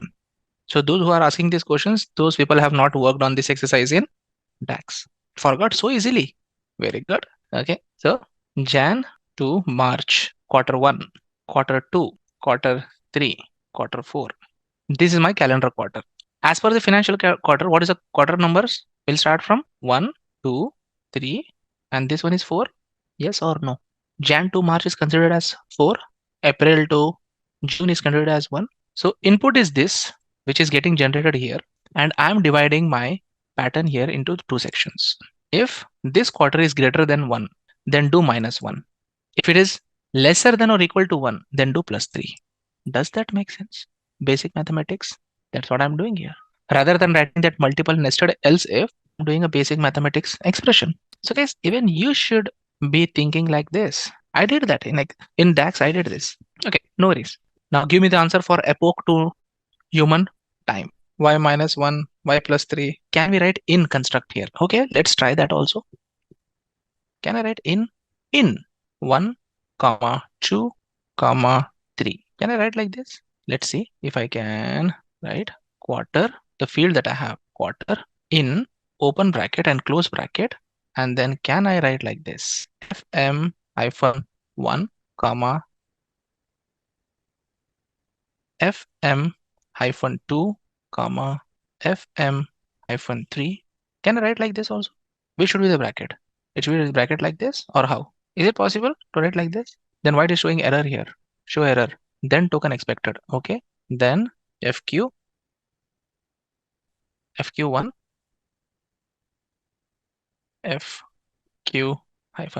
What I can do after this, I can cut this, I paste this part, let it be else. I'll just copy the same formula. Is it possible to do like this? You have to answer me. 4, 5, 6, 7, 8, 9, 2, 3, else. Else if can be one statement, or it's like, see, it's not like else if. Okay, else separate and if separate. Else if Q-4. But do you think it's working? Think about it and tell me, will it work or no? Fiscal month. Okay, let's use fiscal month. You are telling fiscal month. Okay, let's use fiscal month. Fiscal month. Let me zoom in. Cut this and paste this here, comma, the column name, close this bracket and close this bracket. Tell list dot contains. There is no in operator available, guys. In Power Query, there is no list of this one in operator available. You have to write like this only.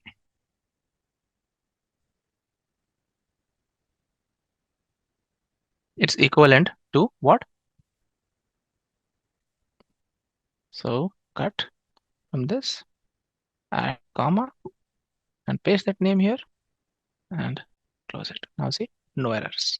So in operator is not available in Power Query, but there is a function called list.contains.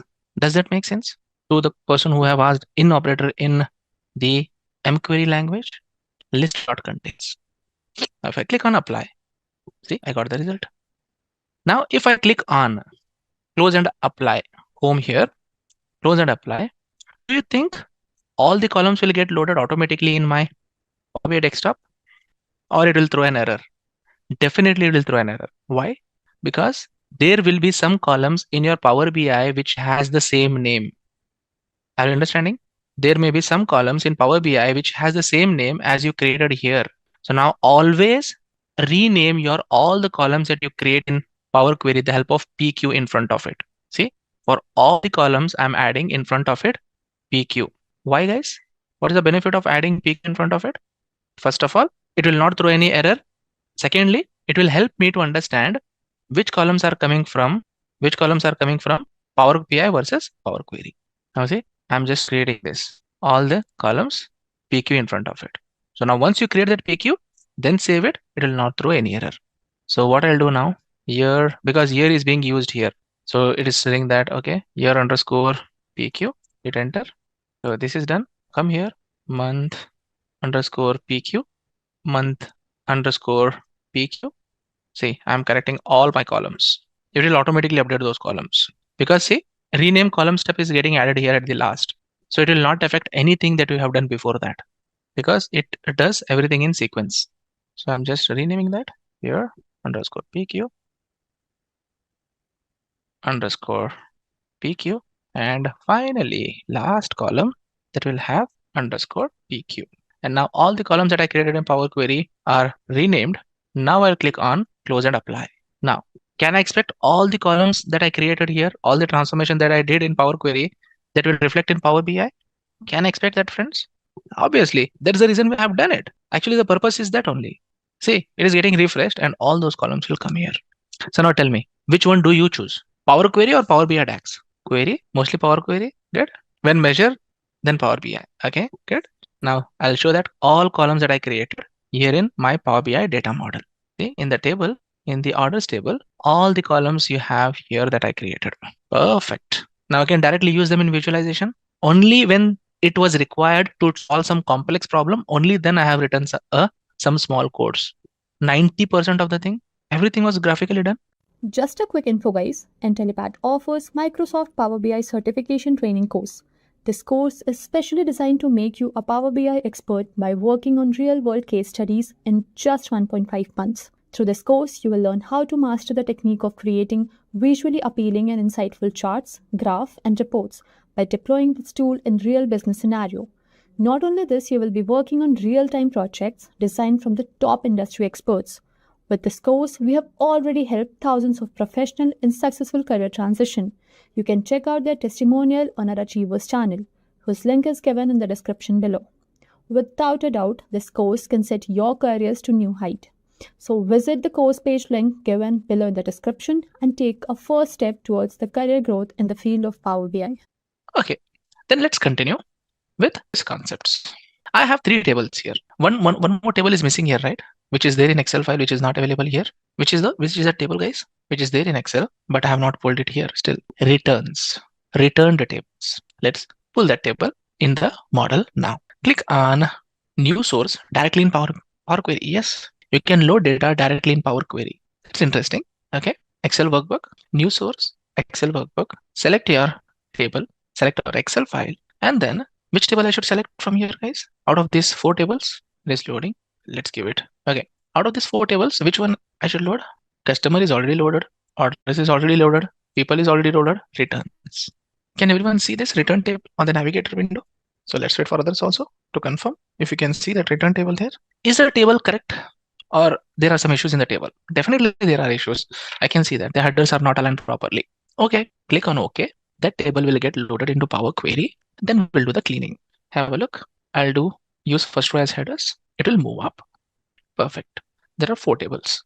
Now what I'll do, I'll just click on close and apply. Close and apply. That's it. Let's wait for the table to get loaded in my model.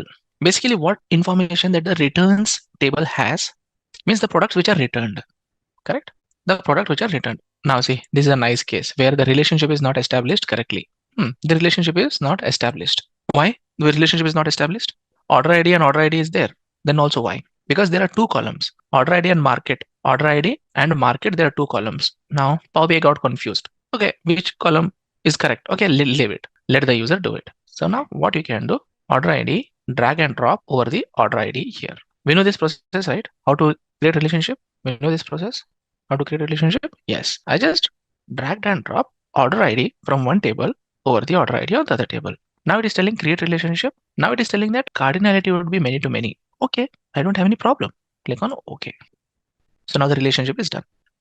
So I got the returns table also. Let me know if you can see this return table in your data model. After that, I have the main exercise, returns table in your data model. Can you see this? Here is a plus or minus option. You can zoom in and zoom out. Okay, let's continue. Now I have a task. Think about it, guys. Think about it. I have a question.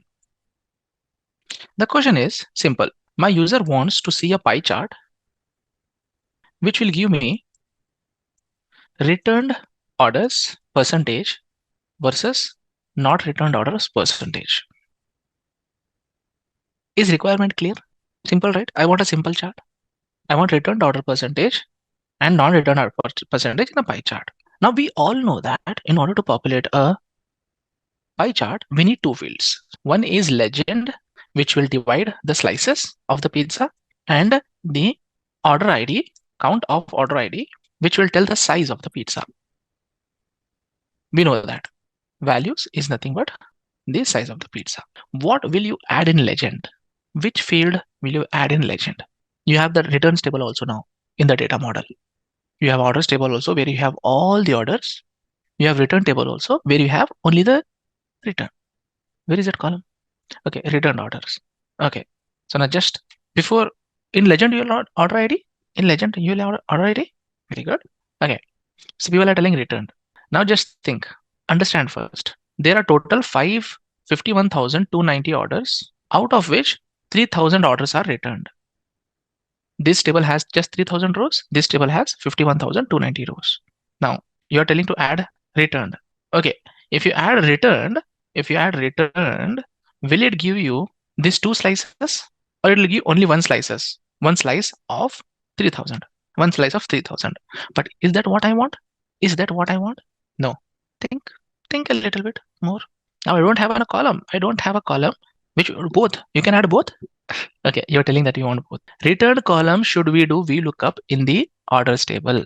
Do VLOOKUP of the returned column from the returns table to orders table. That means what?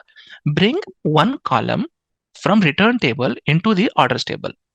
That is VLOOKUP. Everyone know that. What is VLOOKUP? In SQL, what is this concept you tell us? Calculated column will be used only in one table. But here the column you have to move from one table to other table. Think once. Calculated columns are used within the table. But here am I doing within the table or bringing a column from other table? The column to be used in a calculated column is present in the same table or other table. In the other table. So calculated columns will not work. VLOOKUP is one solution. VLOOKUP is one solution. Whereas the same concept in SQL is called joins. Join you have to do. Basically, what I'm trying to do here is I am trying to horizontally expand my table by adding more columns to the first table. That is called joins. So let's do that. How it works. You can't do that, Shizuba, in Power BI because it's a many-to-many relationship. Many-to-many relationship will not have that feature exist. I have seen that answer thrice, but yes, that will not work. Joins is the concept that you have to do. Joins is the method that you have to do. Okay, coming back to transform data. I'll click on transform data. Now, people who worked on VLOOKUP, tell me, whenever you want to do a VLOOKUP, there should be at least one column which is common between the two tables. Without a common column, can you do VLOOKUP? You can't do. Similarly, if you're doing a join, friends, can you do joins without a common column between the two tables? No, right? Exactly. That will become the basis. Remember that. Which table you want to join with which table? Returns table you want to bring in the orders table, correct? Okay, then select your orders table. Select orders table, orders to returns or returns to orders? Returns to orders. Perfect. Next, I will go to home, merge queries. There is an option. Can you see that? Merge queries option on the top. Click on merge queries. First table is already populated based on the orders table which you have selected. Second table is returns table and which is the common column between the two tables. Order ID, and you have different types of joins here. I'll not go into depth of each and every join. Left outer join is nothing but in the orders table and in the returns table. I am bringing in the orders from the return table to the orders table, left join. If you're doing the reverse, then is a right join. Whichever is matching, it will give you that data. If you're not matching, then it will keep as is. Inner join, common in both the tables. So keep that in mind. Left to right or right to left. I'll keep it as a left join. Let me know if you have reached till here, where you have selected order ID and order ID in both the tables. Perfect. Now I'll click on OK. Please pay attention. When you click on OK, the entire table got connected here. See, entire table got connected in the front of orders table. The returns table is still there. The return table is still there, but a copy of the return table got connected here. Now, expand. Click on this expand. How many columns do you want from returns table? Only one. Which column is that? Returned. Correct? Returned. I'll select returned column and I'll uncheck this. Means prefix as a column name. Prefix column name I don't want to have. I'll click on OK. Okay. See that? Yes and null got populated. Tell me, what is that yes signifying and what is that null signifying? Nice. Yes means returned. Unreturned is null. Perfect. Okay. Null does not make sense, right? Can I replace null with no? Can I replace null with no? Yes, I can do that. Right click on null, replace values and tell no. Click on OK and see it will get. This is how you do joins. This is how you do joins in Power Query. Now, simple as that. Click on close and apply. Click on close and apply. And you will see in the orders table, returned column will be available now. Let's go and see in the orders table if returned column is available or no. It's there. Can you also see in your Power BI data view, returned column available in the orders table? If you have it, go ahead, create a pie chart and tell me what is the percentage of returned orders. What is the percentage of returned orders? Please tell me. 5.96%. Okay, 6% of my orders are returned. Now, can this be problem solved without joins? Do you think we could have solved this problem without joins or VLOOKUP? As the information present in different tables, you cannot solve. You can't do that. You can't do that. Even DAX measures cannot do that. You should have the data in one table. Everyone clear with that? Relationship cannot solve this because it's a Many-to-many relationship. Have a look. You could have solved this problem if this was one-to-many relationship. I'll tell you how. This is many-to-many relationship. That means all the values are duplicate. Duplicate values are there. Who knows SQL? So now many-to-many relationship you cannot solve. Can you do VLOOKUP with if you had many-to-many relationship? If duplicate values here and duplicate values are there, then can it do VLOOKUP? How does the VLOOKUP will work? Tell me, guys. Table 1, A, B, C, D, D, D. C, C, D, D, D. 1, 2, 3, 4, 5. I want to bring 1, 2, 3 value here. Please pay attention. I want to bring 1, 2, 3 value here. Now, this column and this column is common in the two tables. Now, do you think VLOOKUP will work here? Do you really think VLOOKUP will work here? Before you tell your answer, think, guys, there are duplicate values in both the tables. A, you can search here, it is not there, null. B, it will search here, it will not there, null. C, it will search, two values are there. Which value it will populate here? Correct? VLOOKUP will not work in this case. The same way, the relationship will not help me to solve this. Okay. Now, what if one-to-many relationship? You can solve this problem using if it was one-to-many relationship using the new column. How? I can add example. If you see, if it was one-to-many relationship, person name I can bring here in the orders table because it's one to many. I'll come here in the second step. In the orders table, I will add a new column. In the new column, yes, that's what I'm telling. Which formula is used in Power BI to do VLOOKUP? Have a look. Column is regional manager equals related function, related person. Close it. That's it. VLOOKUP done just in one word. See, I got the name populated here. I can see all the regional managers' name will get populated automatically. So the power of related function is it does the same job as VLOOKUP if the two tables are connected automatically. If they are connected, then do I again need to specify which column is common? Guys, do you think there is a need after relationship to specify? No, just tell related and bring whatever column you want. Now, this will work in one-to-many situation. If in many-to-many situation, it will not work. It will throw an error. It will not give you, first of all, option only. Have a look. Returned. It is not giving me the table name only. Arif, look. Only customer table and people table it is showing. Why it is not showing me the other table? Return table, column list, why it is not showing? Why it is not showing? Because of the duplicate values. Duplicate values in the either of the tables. When to go for relationships, when to go for joins. This is a very nice example, guys. Relationship means any table you do first a relationship only. Okay. If you are using column from multiple tables and you putting in the visualization. But whenever you don't have complete information in one table, at that time you have to do joins. Okay, let's see what is meant by union. Guys, what understanding do you have when I say union? What understanding do you have when I say union? Example, I'll tell. Currently, you have a data of 2016 to 2019. Now, next year, you get data for another 2 years. And user asked you, there is no concept of new measure. In VLOOKUP, there is no concept of new measure. It's only V new column. Okay, please pay attention here, everyone. If this is a requirement and you are asked to create a one table out of this, how will you do that? If this was Excel files, you would manually copy the data of this file and add it in this file and hit refresh under the home screen. You do that if it was Excel. If these were Excel files, you would do that or no? Manually copy the data of second data file and put it in first data file. Yes, right? So that is called, you are doing it manually, but Power BI can do that for you. That is called union or append. Okay, let's see that how we can do. I'll go again back to transform data. I have orders table, customer table, and people table. Okay, but unfortunately, I don't have an additional sales table to show this demo. So what if I append orders table to itself and show? Will that give you an idea? Appending is happening. Orders table, can I append it to the same table again? Yes, I can append it. Duplicate table, I can append. Okay, so I'll select orders table here and I will tell append queries on the top.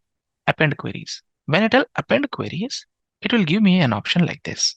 2 tables you want to append or 3 or more tables you want to append. 2 tables. If you have more than 2 tables, click on 3 tables and select orders table again and add it on the right hand side. Select the table and append it on the right hand side. That's it. Now you see tables to append, there are 2 tables. That means if I apply this, then go to charts and see I should get all the values should be doubled. You think all the values should get doubled? No. Why? Why do you think it will not get doubled? Because each record is getting multiple times, right? ID is same. Okay. Am I removing duplicates? Am I removing duplicates? Okay. First, let me just click on OK. Then you will see appended query. After I do close and apply in the charts, I will see double values. Who will say yes and who will say no? Guys, duplicates will be there. Duplicates will be there. How can you say duplicates will not be there? Who told that the values are not duplicate? Values are duplicate because you have appended orders table to orders table itself. This also order and this also order. Each order ID are multiple. Here also that order ID is there. Here also that order ID is there. How can you say it will not be doubled? Because I appended the same table, huh? Exactly. That is what you'll get the question in interview. That is what you'll get the question in interview. Whenever you combine two tables, so if you come to me for an interview, guys, for sure this question will be there. This is where people will get confused. Basically, this is a union all operation. People who know SQL, this is a union all operation. It is not union operation. It's union all operation. Does union all really care about duplicate records, or it's just go and dump the data in the other table? That is what you have to think. It contains duplicate. Yes, that's what I'm doing now. So that's the reason, again, I took the same table again, just to show you how the append works. Now people will say, after appending, can I remove the duplicate rows? Definitely, why not? Go ahead. Select all your columns. Remove rows, remove duplicate rows. Now see, after appending queries, I remove duplicates. It's like I have not done appending only. Correct? Now when I click on close and apply, will I see any change in the values? No. Why? Why? You have removed the duplicate rows. Okay, I'll not remove the duplicate rows. Let's go and see the data. Click on close and apply. Click on close and apply, and you will see the tables will reload.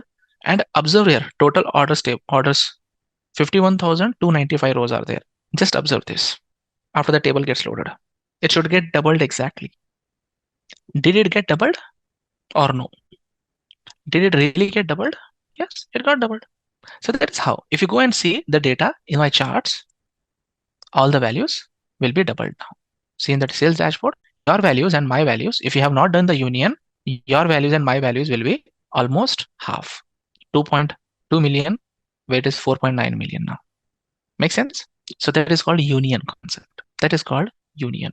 I'll go back. I don't want this. I'll go back to transform data and I'll undo my changes. I don't want that. How should I undo the changes?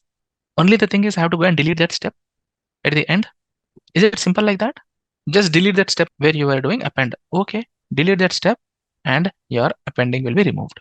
Now again, click on close and apply. You will see your values will be half again. So that is joins and union. Is it clear to everyone? How we do joins and how we do union in Power Query? Now people who don't know SQL, who have not learned SQL, you might be very much relieved. Yes, without knowledge of SQL also, I can work to some extent on Power BI, correct? Only if I know the concept, I can work to some extent on Power BI, where I can implement the SQL kind of logic. But it is not substitute to SQL. It is not substitute to SQL. If you want to get into data analytics role, learning SQL is mandatory. So there are two more concepts: pivot, unpivot, and transpose. We will see these two concepts before we go to row level security. Shall we go ahead and see those? Okay. Now guys, the next topic, what I'm teaching, you need not do that. Pay attention and listen. I have this kind of data. I'm showing an Excel file, which is of this kind. Do you see any mistake in the data, or data looks good, readable? Data is readable, right? 2010, 699, 735, 681, 909, 805. All those values are there. I have all those values. Okay. If you see the data is correct, I will tell your requirement, build a, it's not readable, you can't read it, or machine can't read it. Two questions. You can't read it or machine can't read it.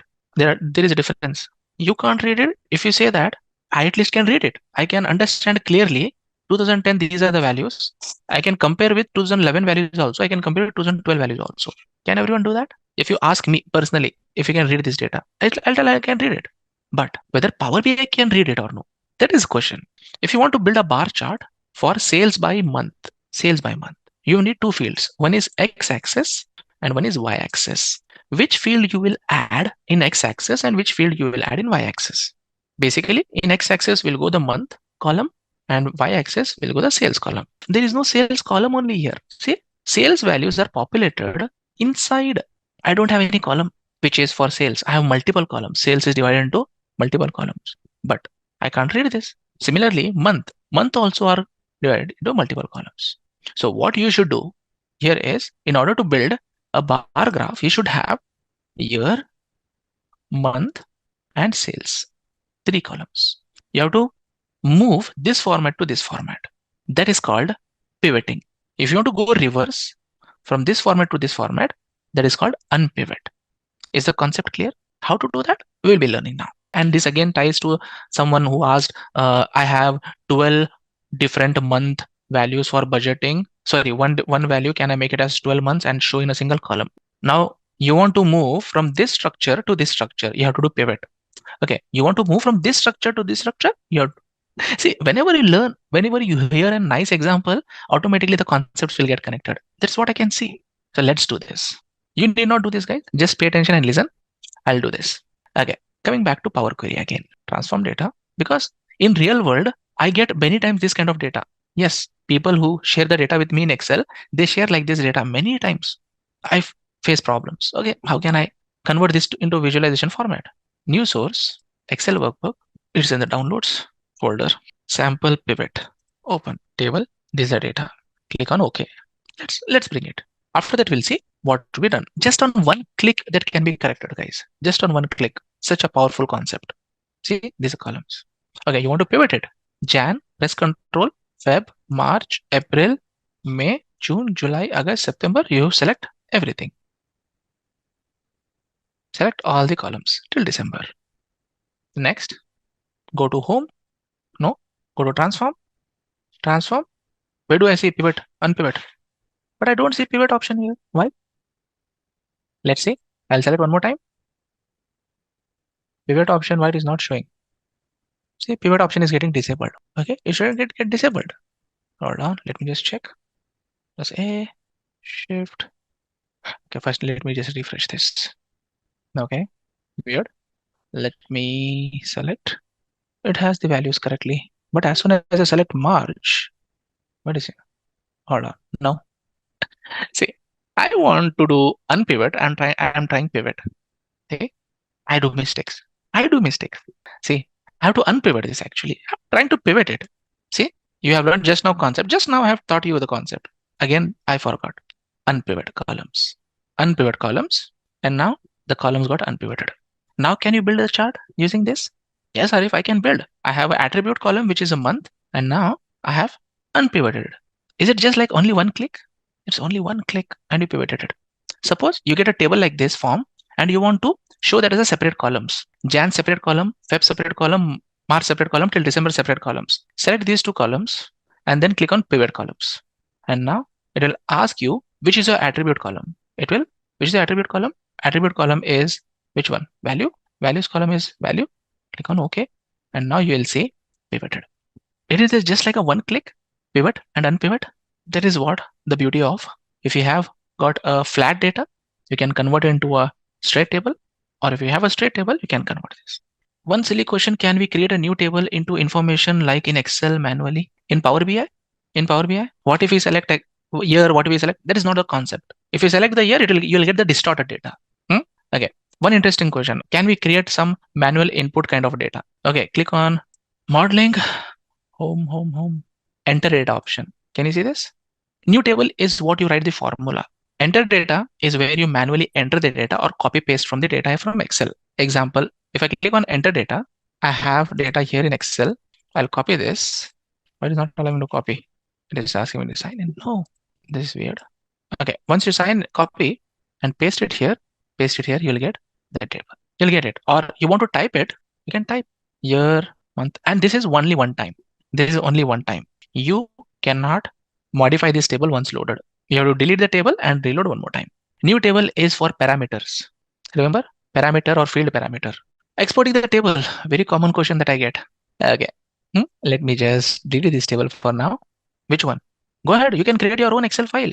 You want to try this? Okay, go ahead, you can create your own Excel file. Pivot and unpivot. You can try.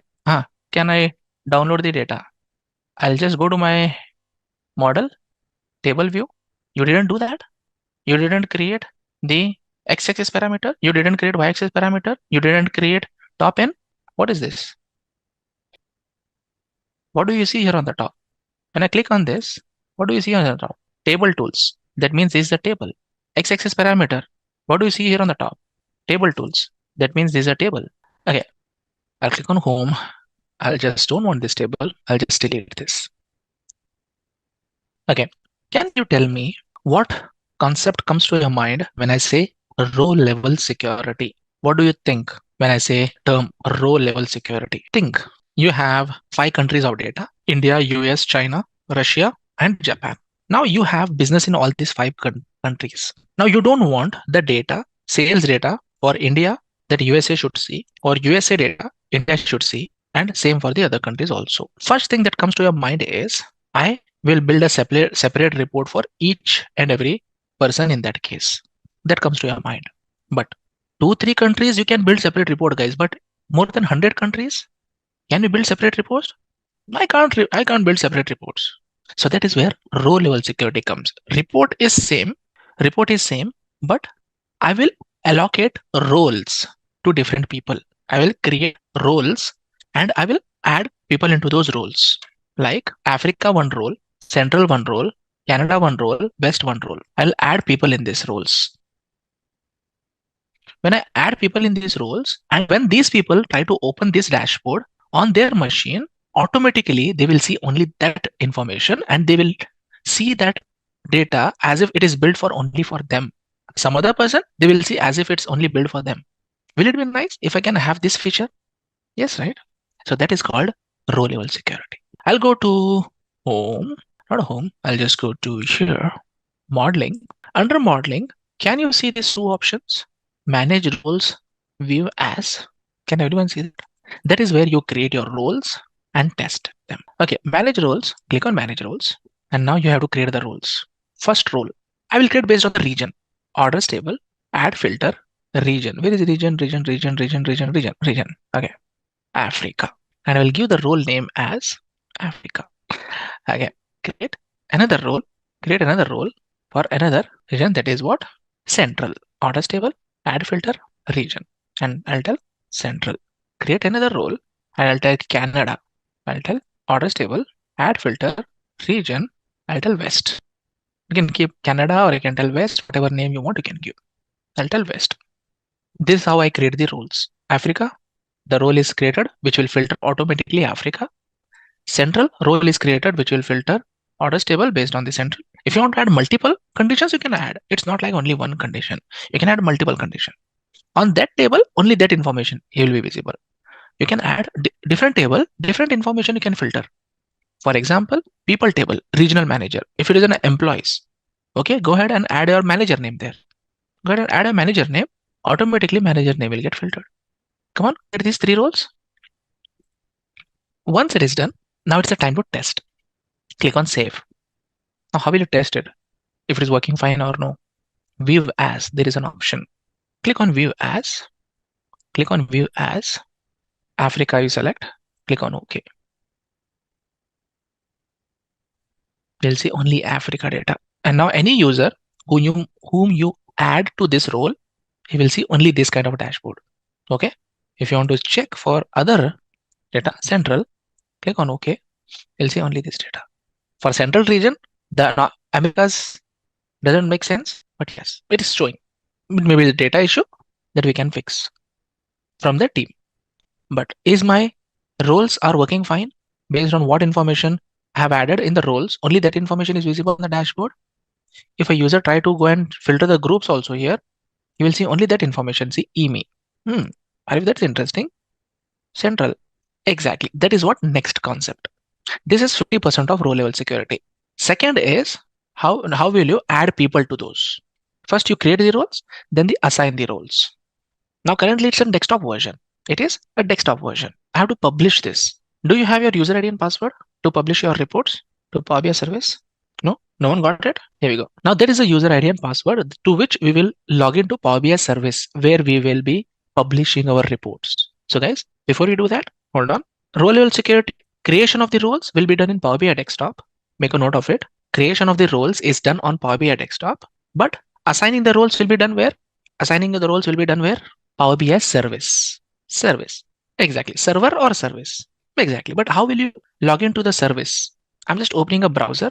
Can everyone see the browser window on my screen? I'll type app.powerbi.com. Just type app.powerbi.com. Hit enter.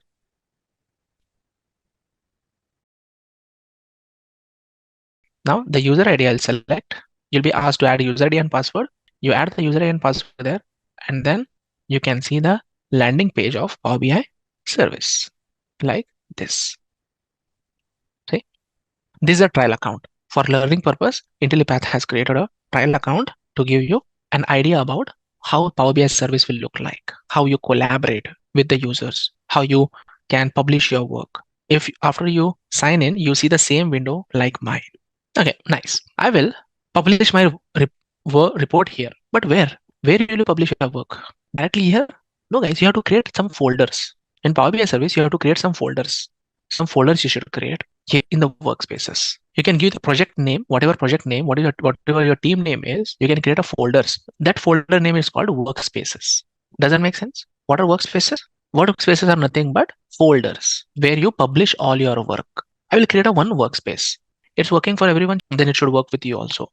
If it's not working, might be some limitation at your end that you can check with the support team. Okay, now I can create a new workspace. Even you guys can try if you want, or else you can publish in my workspace. In my workspace, the one that I create. I will create a new workspace where we can publish our work. See, I'll give Intellipaat batch 28. I'll click on apply.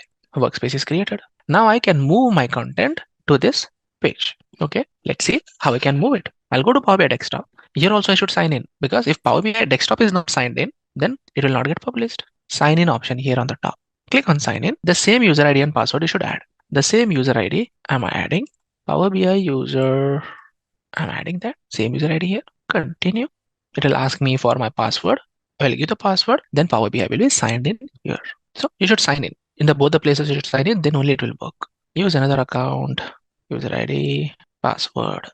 Now once I complete the sign in, it will show me here my name. Can you also see the same name there?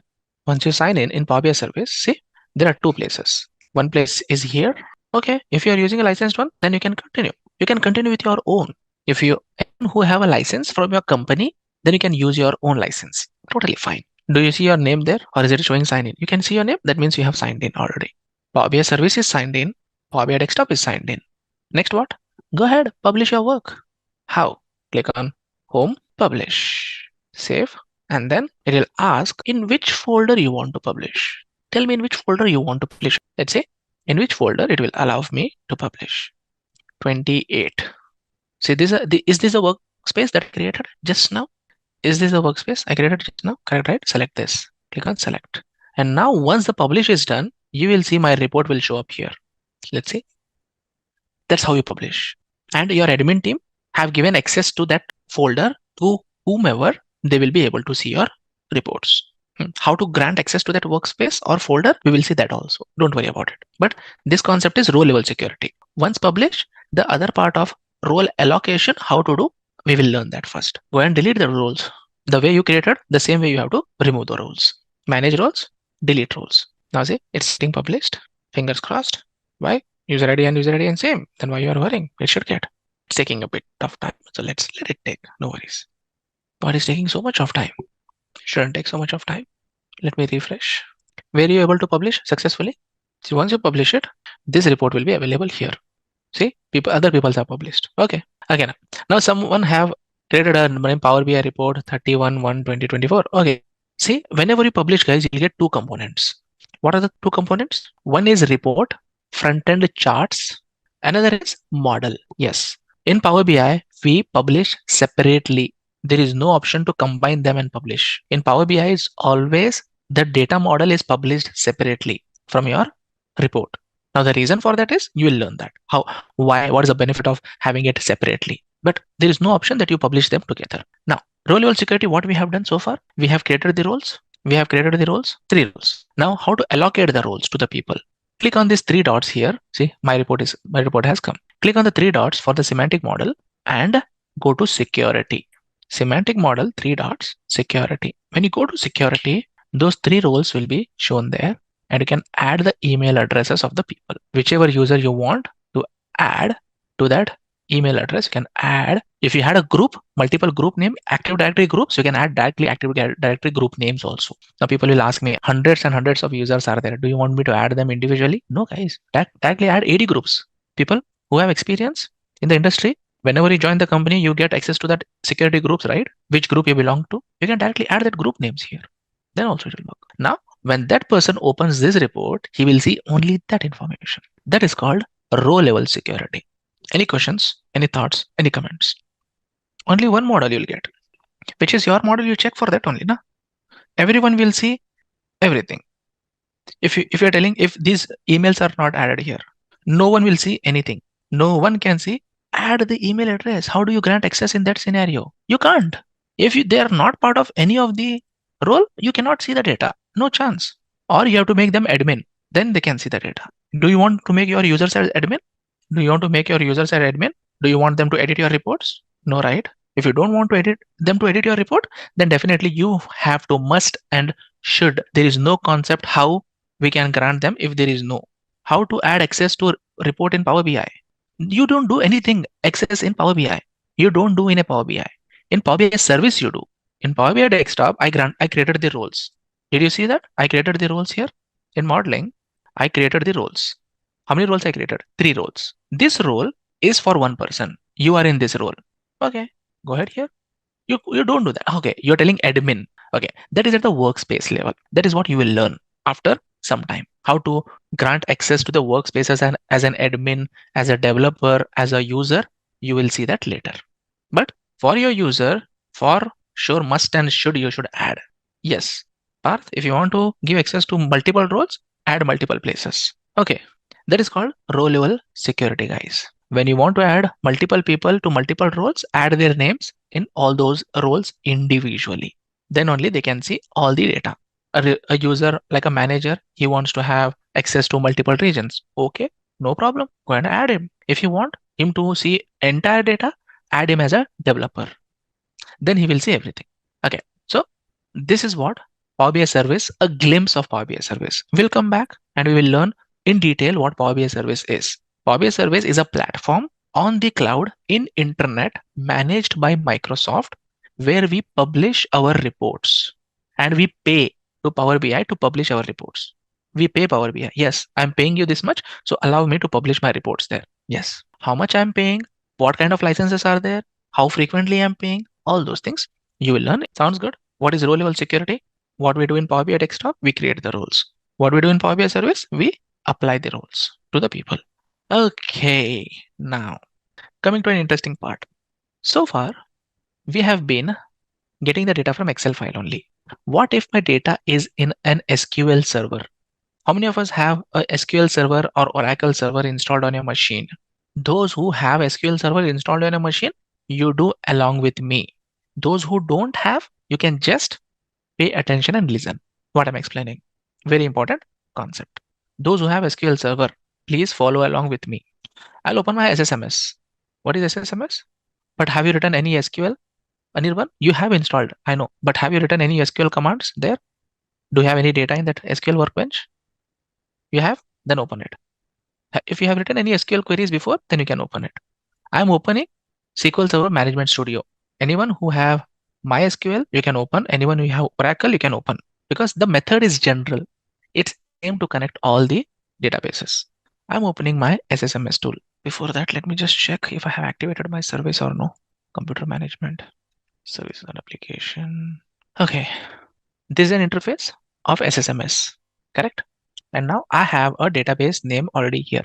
This is my computer name and this is my server name. Fahim PC is my server name. Everyone knows about it.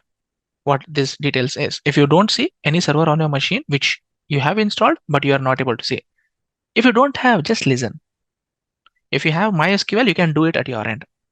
I'm doing on SQL Server Management Studio. If you have MySQL, you can do it at your end. No? Perfect. And now some people say that I don't see any name here. Okay, if I have installed it, I was working on it, but I don't see anything here now. Okay, click on browse for more. You'll see all your database engines here. I'll select this PC, click on OK. I'll keep it as Windows authentication only. What is meant by Windows authentication? What is meant by SQL Server authentication? Whenever your company gives you a user ID and password, which is not same as your computer username and password, that is called SQL Server authentication. Windows authentication, companies will not give you a separate user ID and password. They will integrate the access directly in your computer's user ID and password. So I'll just click on connect. So it will show me all that server details here. It will show me the databases, it will show me the tables, everything. See, databases, AdventureWorks. You should have the tables loaded. In your system, you should have some tables loaded. Now, tables, I have so many tables here. Dim customer, dim employee, everything. Okay, dim employee only I'll take. Right click, select top 1000 rows. Means what? I'm seeing top 1000 rows of that table. Okay, what does the table look like? The data in the table look like? Here we go. I have 296 employees in my table, and I'll remove this part here. So what am I doing here? I'm writing a very, very basic statement of SQL query. Select these columns from this table, from this database, this schema, and this table. And now this is my data. Now many people ask me, I want this data in my Power BI. Even you want to know that? How can you bring this data into Power BI? If you have Oracle server, how can you bring that data into Oracle server? Let's learn. I'll go to my Power BI desktop. Can everyone read the data on your SQL Server Management Studio? Please confirm. Can everyone see some data, whatever data it is? I don't mind, whatever data it is. Some random table also, let it be. Whatever table it is, are you able to see at least some data on your SQL Server? Perfect. Great, guys. I'll come to my Power BI. First, before that, I will just clear the credentials. Hold on. Because I have saved it, right? My user ID and password, I have saved it. I will clear the permissions. Current file permissions, global permissions. I want to clear fine PC, delete. You don't do this. You need not do this. I'm just clearing the permissions first so that I can show you the demo.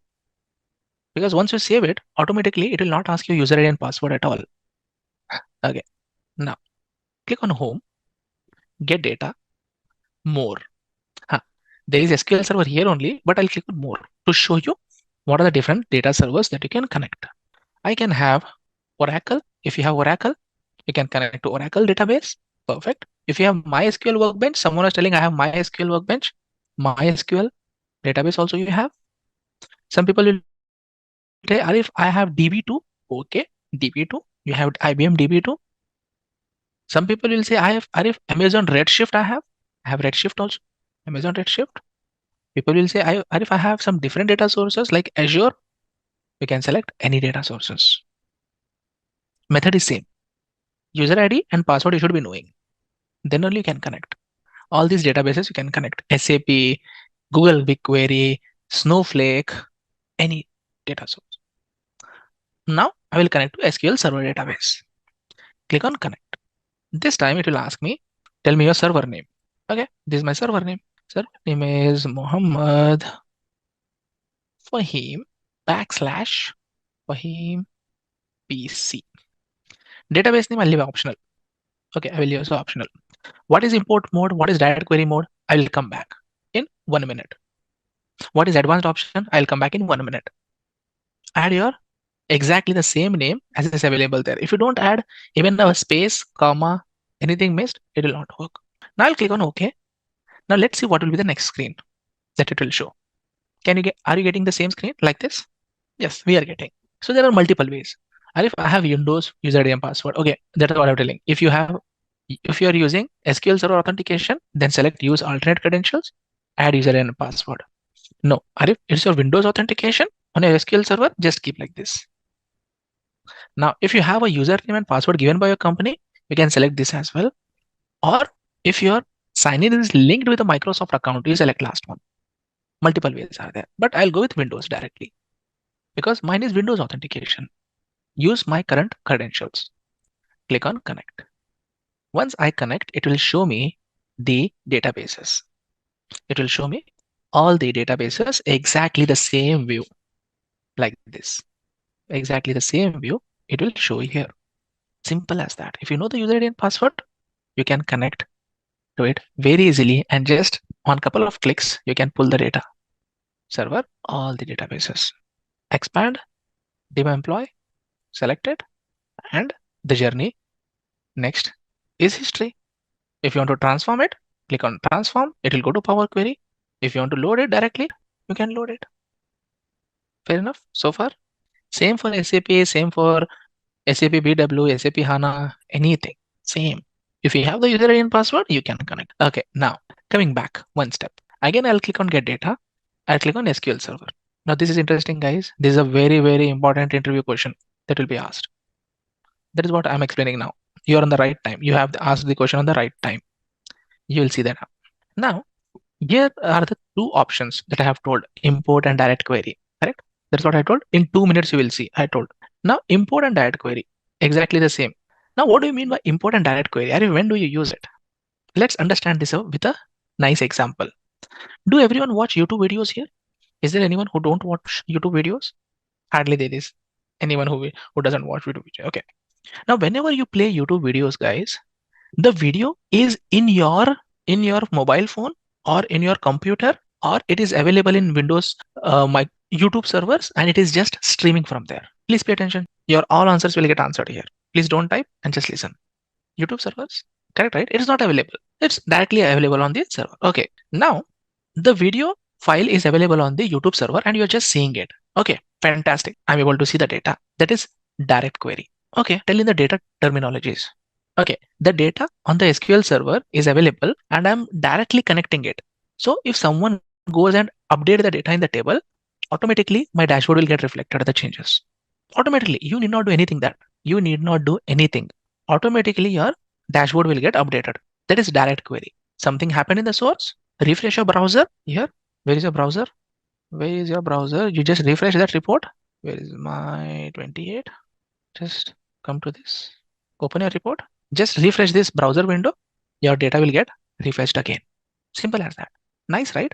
If someone is editing there and I'm able to see the data here directly, like same like a YouTube. But have you ever tried seeing the 4K videos in your mobile phone or in the PC?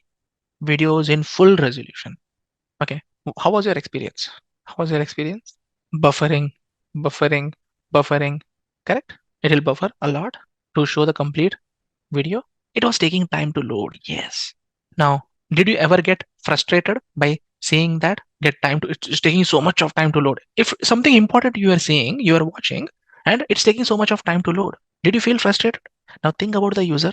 If your data is very high, data volume is very high, and you are connecting as a direct query, and that user is looking into very critical information, which is very important to him, and he see that for 5 minutes or more than 5 minutes, it's not displaying the chart only.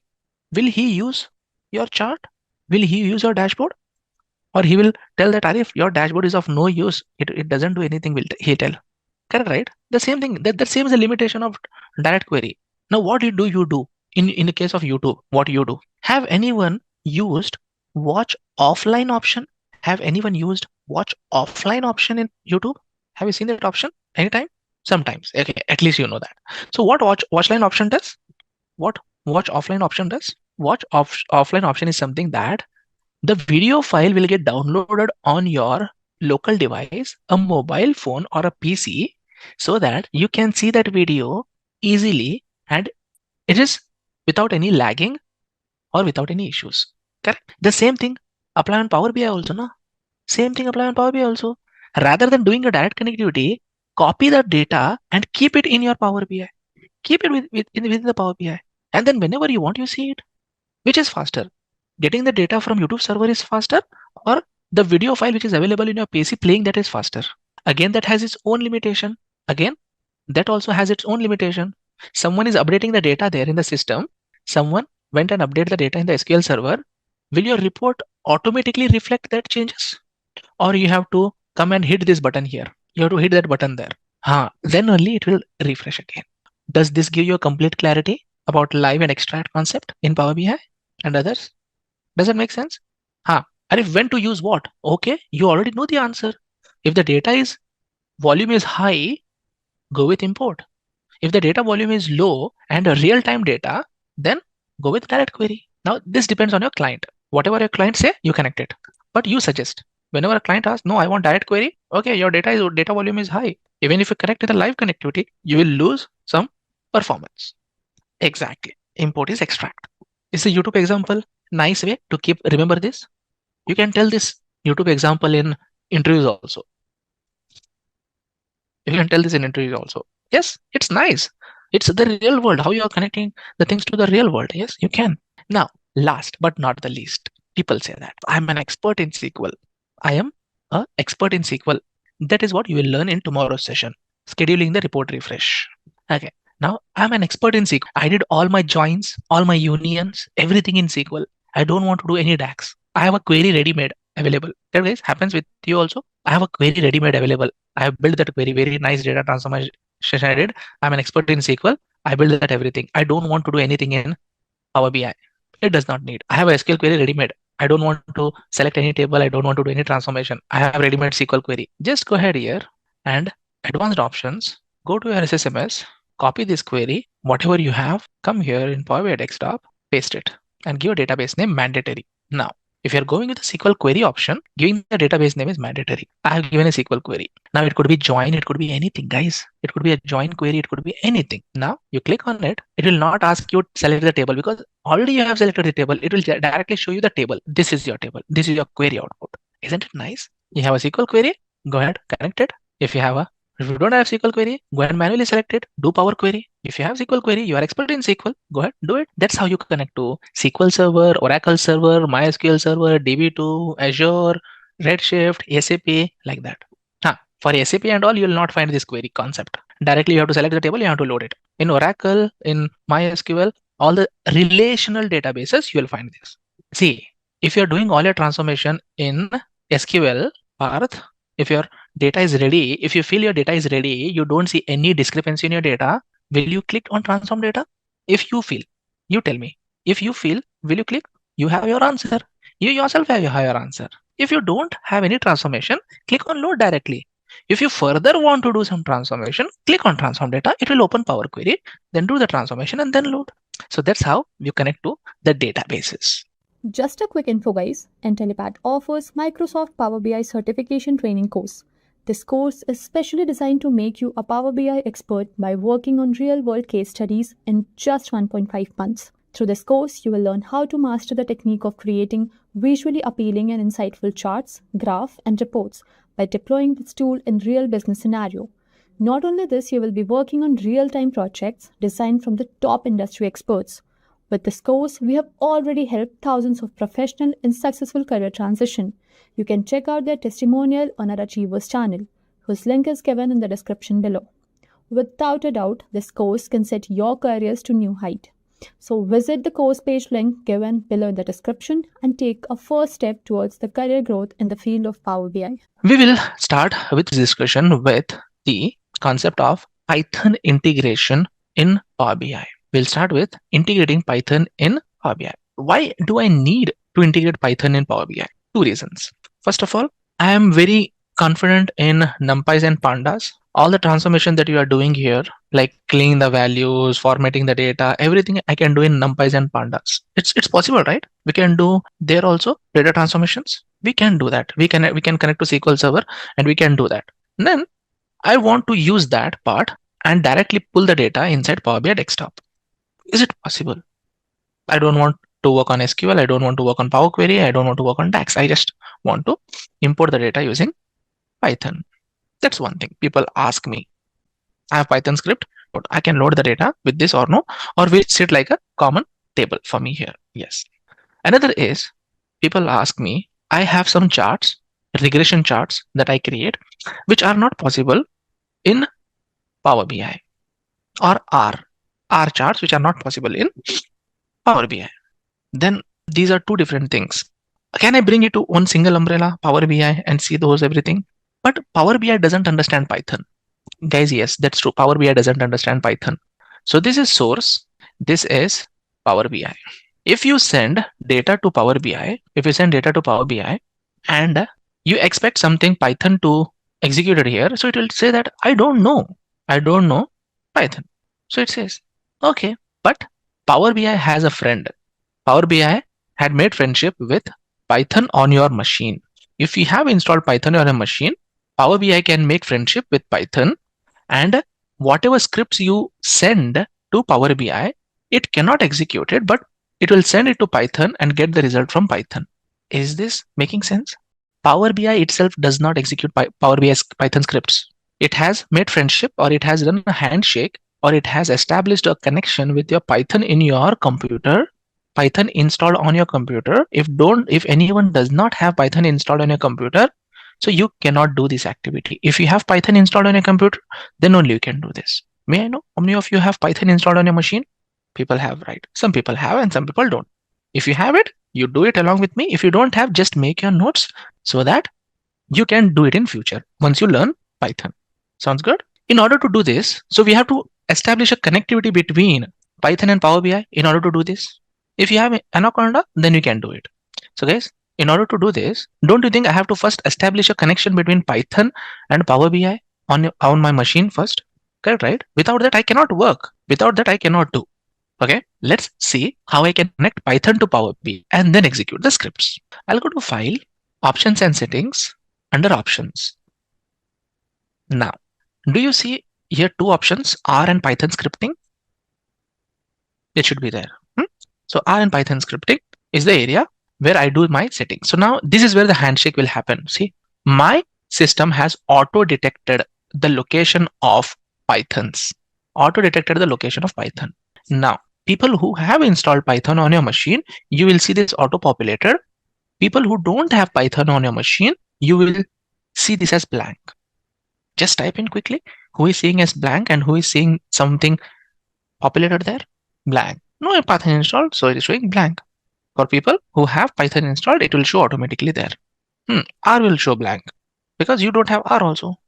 So it will automatically identify the folder where your Python is installed on your C library, C drive. Both showing, that means you have installed both. Perfect. So this is what the handshake. If this is not there, you cannot run Python script on your machine. Okay. Now let me just open this link, how to install Python. I will open this link and I'll be executing the course from here only, guys. See, you have scripts here to import data. You have scripts to create the charts. You have scripts to create different types of charts. I'll be using this same page for the activity now. If you want to go for R also, the same thing. Go for R and you have to how to install R. There is an option. You can click on it. A new page will open. It will show you all the scripts and how to execute them.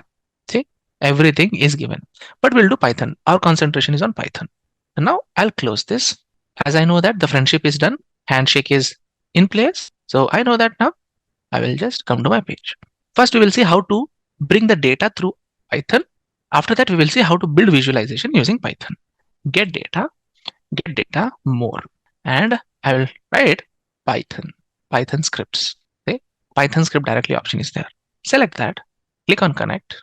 It will show this window and clearly mention this script will run with the following Python installation on this location. Without configuring that, you cannot execute any of your scripts. I'll go to my Python. I'll copy this code. People who know Python, can you tell me what this script is doing? What this script is doing? It's just importing pandas and giving an alias as PD. And then from pandas, it is taking the data frame module and then creating a table and printing the table. Yes, it's doing the simple thing. Now, you may be doing a lot of transformation and then finally you are getting some data set. Yes, you can use that script also. Okay. And now if I click OK, so what is happening? Is the entire script getting executed within Power BI, or it is sending that script to Python and getting the result as a form of a table? Sending the script to Python and getting the result as a table. Have a look. See, DF got generated and I have the data in the form of a table now, which Power BI can understand. Simple as that, right? No complexity. Whatever script you have, you can execute that here. Even if you're getting data from Excel and then doing your transformation and storing back, okay, you have it, you can do that. When I click on load, this table will get loaded on my list of tables there on the right hand side. This is how you load the data using Python. Sounds good? Simple, no complications. See, you have it. If you want to create any chart which is Power BI native, so bring it here and then you can bring person name, F name in the x-axis and sum of children's the y-axis. What is giving? Count. Harry has 4 kids, AP has 3, like this you have. You can create Power BI charts using this. Now people will say, okay, I understood the data importing, but Python is good in visualization also. Python is using data visualization also. Let me do that for you. Let me come down in my Power BI. Please pay attention. Importing the data as well as the creating the charts. But please pay attention. Now I will take pi here. Can everyone see this pi option written here? Py, R and py in the visualization. Pi, Python visual. I'll take this chart here. It will show me up this chart here. And I'll keep this chart here on my dashboard. And let me select what chart I want to build. I want to build this line chart. Think I want to build this line chart or this plot. I'll copy this code. Which are the field that it's need? F name, children's and pets. Okay. Or else what you can do, you can select entire table only. You can select all the columns, whatever columns you need, you can select those, and then the script will get activated. I'll just paste my code here. What this code is doing, using a matplotlib library, in that pyplot, it is using as PLT. From PLT, it is taking a GCA module, and then it is trying to plot the chart like this. Click on run on the top right, and now you will see the chart will reflect there. Python code I'm executing in Power BI. Isn't it a nice feature? Importing data also is possible. Creating the visualization also is possible. So data loaded from SQL Server, you can create Python charts. People who import the data from SQL Server, they can also create Python charts. Or the people who have imported data to Python, they can get Power BI charts. Interchangeably you can use. Come on guys, do it. Over to you. You know that how to import the data. I have given you the script link. Use that script link and you can open that and do. Get data, Python, paste that script, hit run. It will show that DF table here. Then click on Pi. That's what people who are telling, Rajkumar, you don't have that module installed on your machine. It is clearly telling, see there, side packages, matplotlib is not available. If it is not available, you can't do that. It is required. You should do that. Why? Means Power BI has told to do that. It is commented. It is commented, I know, but then also you have to select which data you are using that for that. Then only it will show. People who may get error, guys, either your Anaconda is not configured properly or you don't have the required modules. That's what I'm telling. Either your Anaconda is not installed properly or you don't have the proper libraries. If it is working at my end without issues, then it should work at your end also. And one more thing, please keep in mind, I'm using standalone installation of Python. I am not using Anaconda. I cannot guarantee whether Anaconda can be connected or no. I have seen many scenarios where Anaconda installation is not connected properly with Power BI. You have to install standalone installation of Python. Anaconda is IDE, standalone installation. Jupyter, I cannot guarantee. I cannot guarantee, guys. So now if you want to install standalone installation of Python by yourself, you can do this. I'll show you where you can get it. The link that I have shared on the chat window, that itself has all the instructions. You can do that after the session. Let me show you that. In this link only, all the details are there. Python.org, you can install from there only. See, here is a link, Python installation. Install pandas and matplotlib. Steps are given clearly from top to bottom. You have to follow those steps to install Python standalone. Again, I'm telling, I cannot guarantee if people are using Jupyter, they are using Anaconda. I cannot guarantee it will work or no, because those are IDEs. So for some people it works, but there is no proper reason why for some people it not works. But standalone installation of Python, sure shot it should work. So if anyone is interested in R, you can go ahead and check for R also whenever you get time. See, clearly it is given R script you have to paste, and then it will show your content and create visuals using R. Everything is possible. You can do that. Because some charts which are not supported in Power BI, which can be done only in R, like correlation chart, everything, you can do that in using R. Statistical analysis. Basically, R is strong in statistical analysis, but whereas Python is strong in predictive analytics. Correct? Let me know if you are able to do this. Simple, right? Click on get data, click on more, click on Python. It will show Python script. Click on connect, paste your script there, whatever script you have, and it will import the data using that script. Simple as that. And for creation of the chart, select the pie chart here, like I did, and select the data columns, whichever you want on the right hand side, and then paste the script for your chart. If not connecting, guys, please configure your Python again and then try. Yes, that's what I'm telling, right? Try to configure again your Python, try to install your standalone installation of Python, and then do. It will connect. You have the step-by-step guide given. That will be helpful, right? The guide that I have shared will be helpful. Even if you want to do R or Python, you can refer to that guide. Okay, so now people will say that I'm good so far. Like we can create default Power BI charts. I can create Python charts, or I can create R charts. What if I want to create some charts which are not available in this list? My requirement is something new. Okay, I want some live charts, or I want some fancy charts. Which can I use? Custom visualization. I'll click on these three dots. Please pay attention. Anyone who is not listening to me, please pay attention here. If I click on that three dots here at the bottom, I will get more visuals. And this is possible only once you sign in. Without sign in, this get more visuals will not work.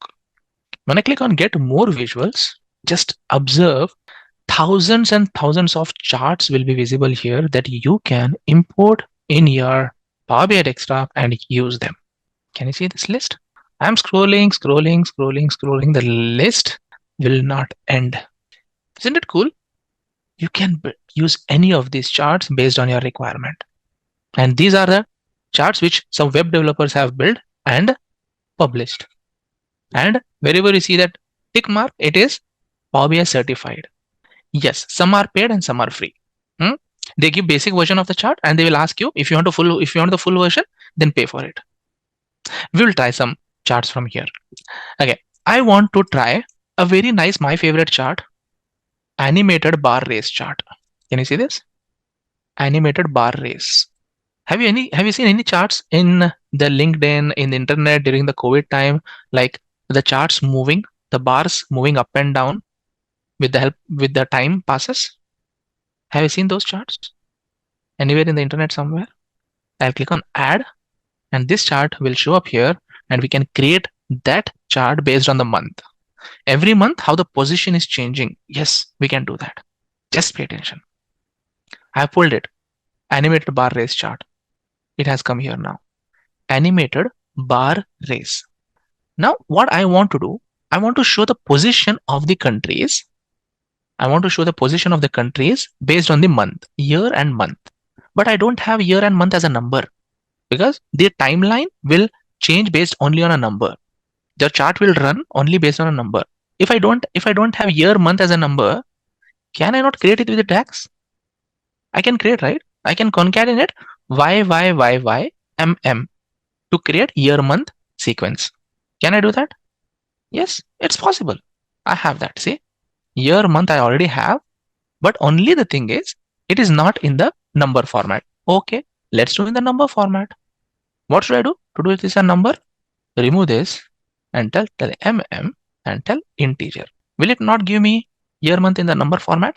Yes, it will give because I'm converting that to an integer. Okay, I have that in the integer format now. I'll bring this in the chart periods. I'll make this as don't summarize because it's a dimension, right? It has to change. See, 2016, 12, 2017, 0 to 12, 2018, 0 to 12, 2019, 0 to 12. Okay, now it makes sense. Perfect. Chart items should be country.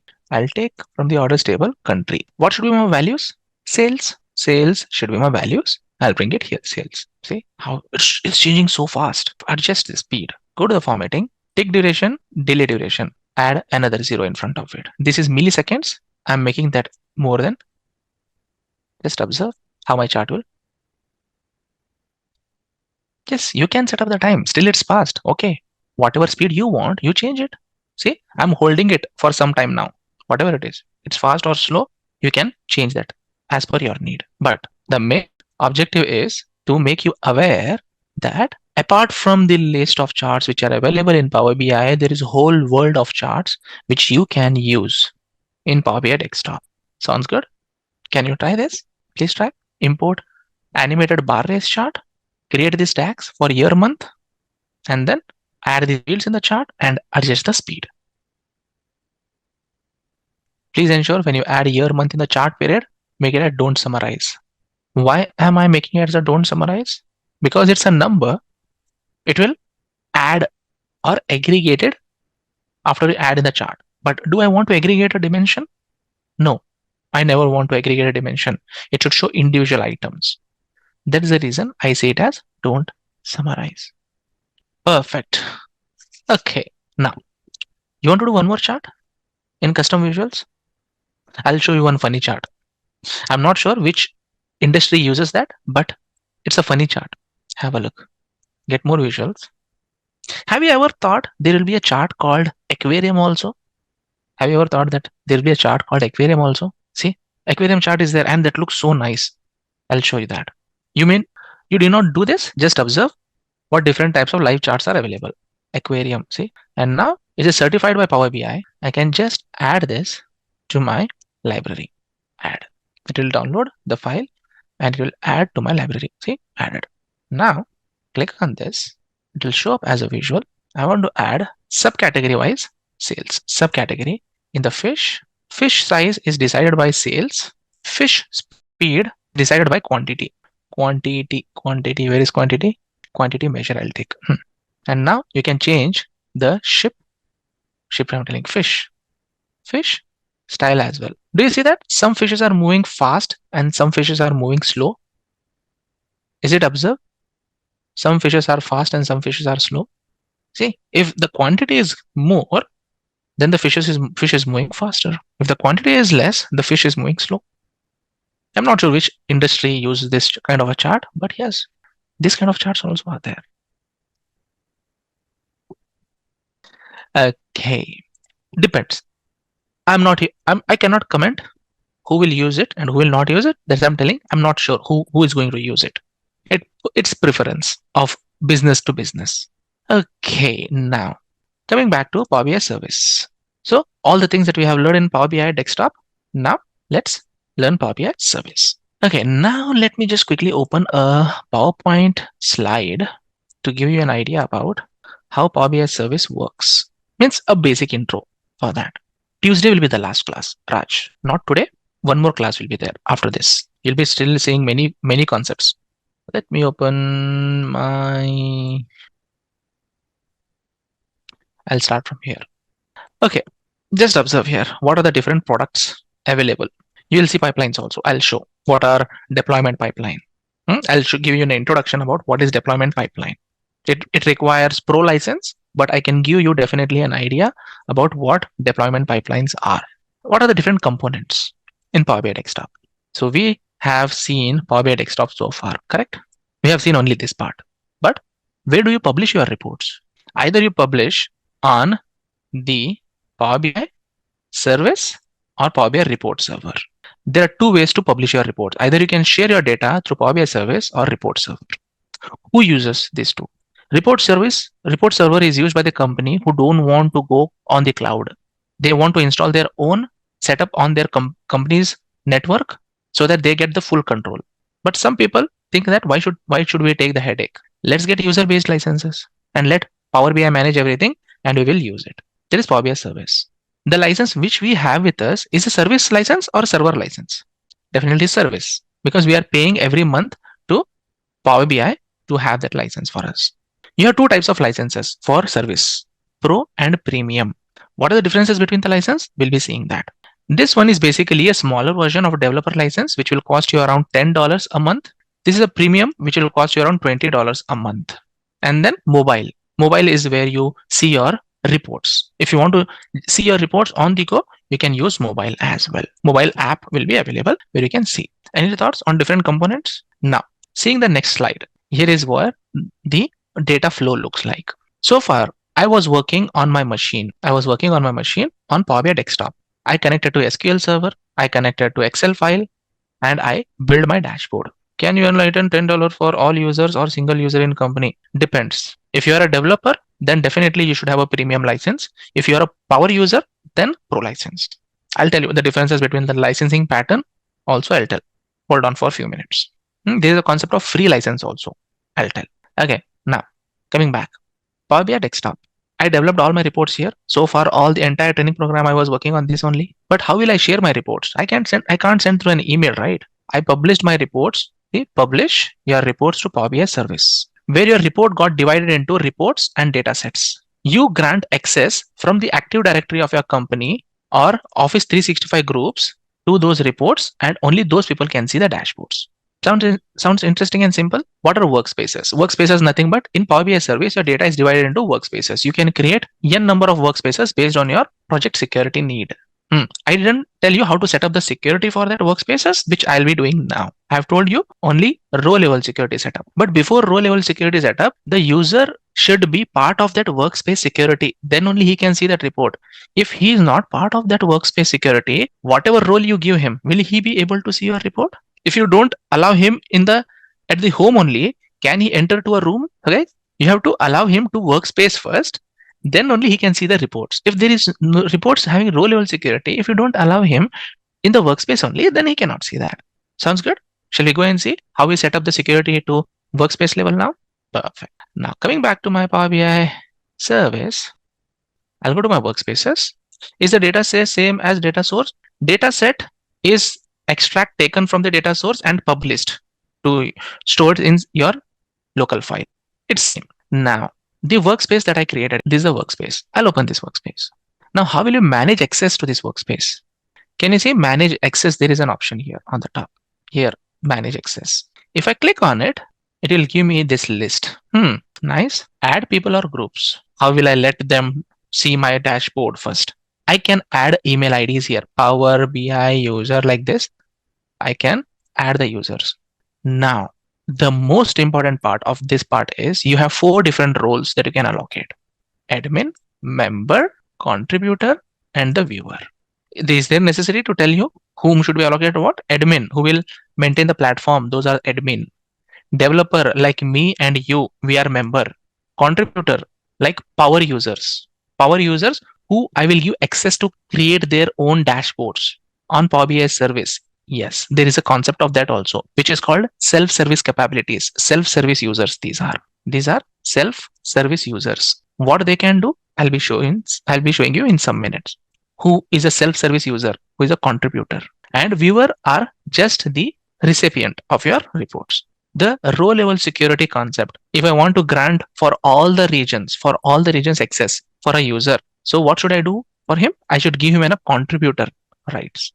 If he is a contributor, whatever role you assign, 1 role, 2 roles, 3 roles, whatever roles you assign, that will be ineffective. Only the row level security is effective in case if it is a viewer. Otherwise, row level security will not work. For contributors, for members, or for admins, row level security will not work. Is it clear? 2-3 questions are those answered now? One more thing people will ask, can you give me a list of what are the things that admin can do, what are the things that member can do, what are the things that contributor can do, and what are the things that viewer can do? It will be helpful to me as a reference when I work on this allocation. Okay, roles in Power BI workspaces. See, roles in workspace in Power BI. Come down. What an admin can do, the capabilities is made a complete list. Complete list is given. What a member can do, which has a little bit less capabilities compared to admin, that is available. What a contributor can do, see, he can do much more than the viewer. What viewer can do, viewer can just view and interact with the item, read the data that's stored in the workflow and data flows, create subscriptions to the report. Yes, what are subscriptions? I'll be showing you now. Subscribe to others' reports and can receive subscriptions created by others. Only this much he can do. He cannot do anything else. Does this give you complete idea about workspace security? If someone asks you what are the different roles at the workspace level, you should be able to tell this. And regarding the RLS also, you should be able to tell. Only viewers will have that RLS capabilities affected, but members, contributors, admins, whatever role you assign them, they will be able to see entire data set. How about setting up mobile view? Mobile view, you already set up in the desktop only. See, here is a mobile view. On the bottom, there is a desktop view. This is a mobile view. You can go ahead and add any chart to your view, and dynamically it will show only that information to your user. So I'll show you here. You have to set up here only. Bring whatever chart you want. For example, bring this, keep it. How much you want to show to the user, only that much you can keep in the view. Text box, have a look how I'm setting it up. This view only will be visible to the person who is using a mobile phone. I can reduce the font size of the text here. It will be independent of your dashboard layout. See how I'm setting up. Charts are already created. I'm just showing up the visuals on my mobile layout. So whenever you have a mobile app, so you can see this there. I don't want to show the legend. Let it be like this. And I can add a pie chart. Does it make sense? Not more than 5 minutes to set up a mobile layout. Now, tell me guys, interactions will be there. Everything will work. But do you want your mobile user to do everything in mobile only? I would not do that. I would never allow my user to do everything in mobile. No, you can't. You can just create one view for every page. You can create one view for every page. And what I'm doing is a page for a view for my sales dashboard. For Q&A page, I have multiple views. You can create one view for that. For conditional formatting, you can create another page. You can do that. But that's what I'm telling. It's interactive. I'm not telling it's not interactive. But guys, I don't like my user to do a lot of interactivity in mobile application. No, I will not provide him. If I give everything there, it will be very much cluttered. He will not be able to understand. Only why I give it, whenever he is in traveling, only he just want to keep a track of this critical metrics. Because many times people will be traveling from one city to other city, from one country to other country. So it will be interesting for them to keep a track of it, what is happening. They have an Android app, from iPhone app, they can install on their machine and they can see it. Okay, if you want to take any action, come to desktop. Okay, there is only difference. I don't see any other usage of this. Sounds good? Mobile layout? No need to publish separately. You publish it, dynamically Power BI will understand which is your device, automatically switch the layout. If you open this report on your mobile phone, mobile app, automatically mobile layout only will be shown to you. If there is no mobile layout designed, then it will show the complete dashboard, which we have to scroll and see. Automatically it will adjust. No separate publishing needed. It will be taken care by Power BI. Okay. Okay. One interesting thing that I would like to show you next is how to interact with the dashboard. Many things are there. I know how to interact with the dashboard, but what are the additional features available? What are the options here on the top? What I can do with this? What a contributor can do? What is self-service capabilities? All those things are important, right?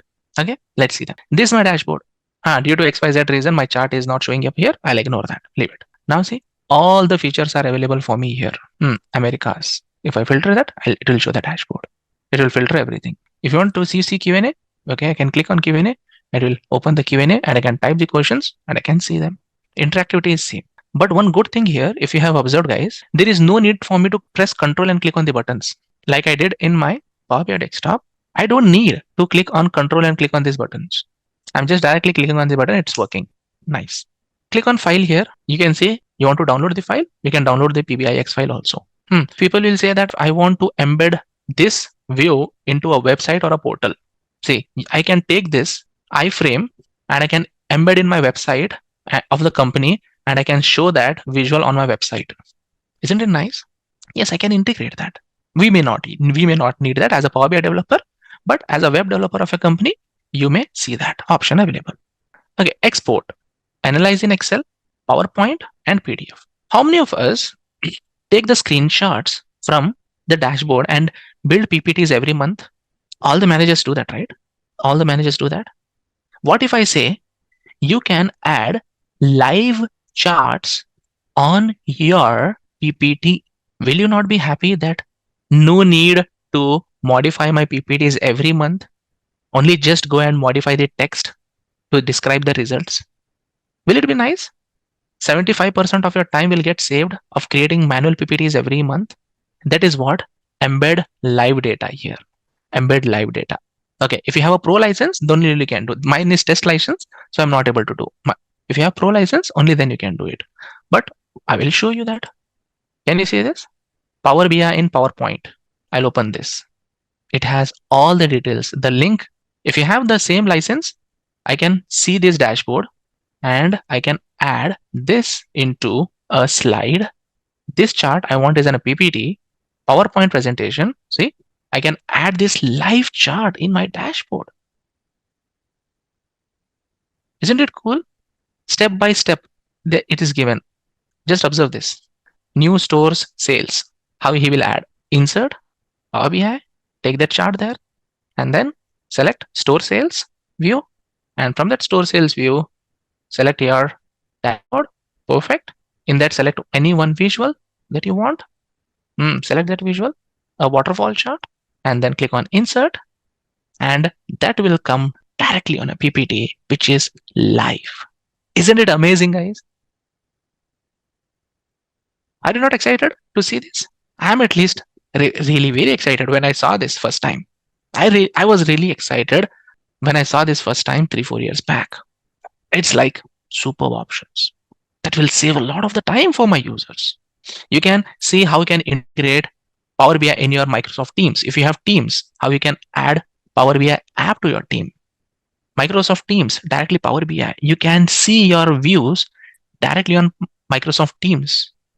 And you can chat the result of the dashboard to any of your friends directly on Teams rather than taking a screenshot from Power BI desktop or Power BI surveys and adding that. No, guys, just add an app in your Microsoft Teams and you can do live interactions on the team directly with your team members. You can do that. You can use Power BI content in Excel also. See, connect Excel to Power BI semantic model, Excel files. All these are the same options what I'm showing here in Power BI service. Everything is there in that link only, what I have given just now. See, analyze in Excel, PowerPoint and PDF. PDFs are static. PDFs are non-interactive. Sounds good?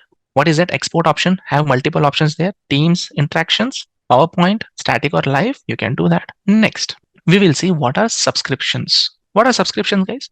What if I want the copy of this dashboard to be sent to my email every day as a PDF or a PPT? Will it be nice if I send you this snapshot or the image view of this dashboard to you on your email every day on a predefined time so that you can keep a track of how your metrics changing every day? Will it be nice or no? Definitely it will be nice. How to do that? Subscribe to report. I can subscribe to the report. I can create a new subscription.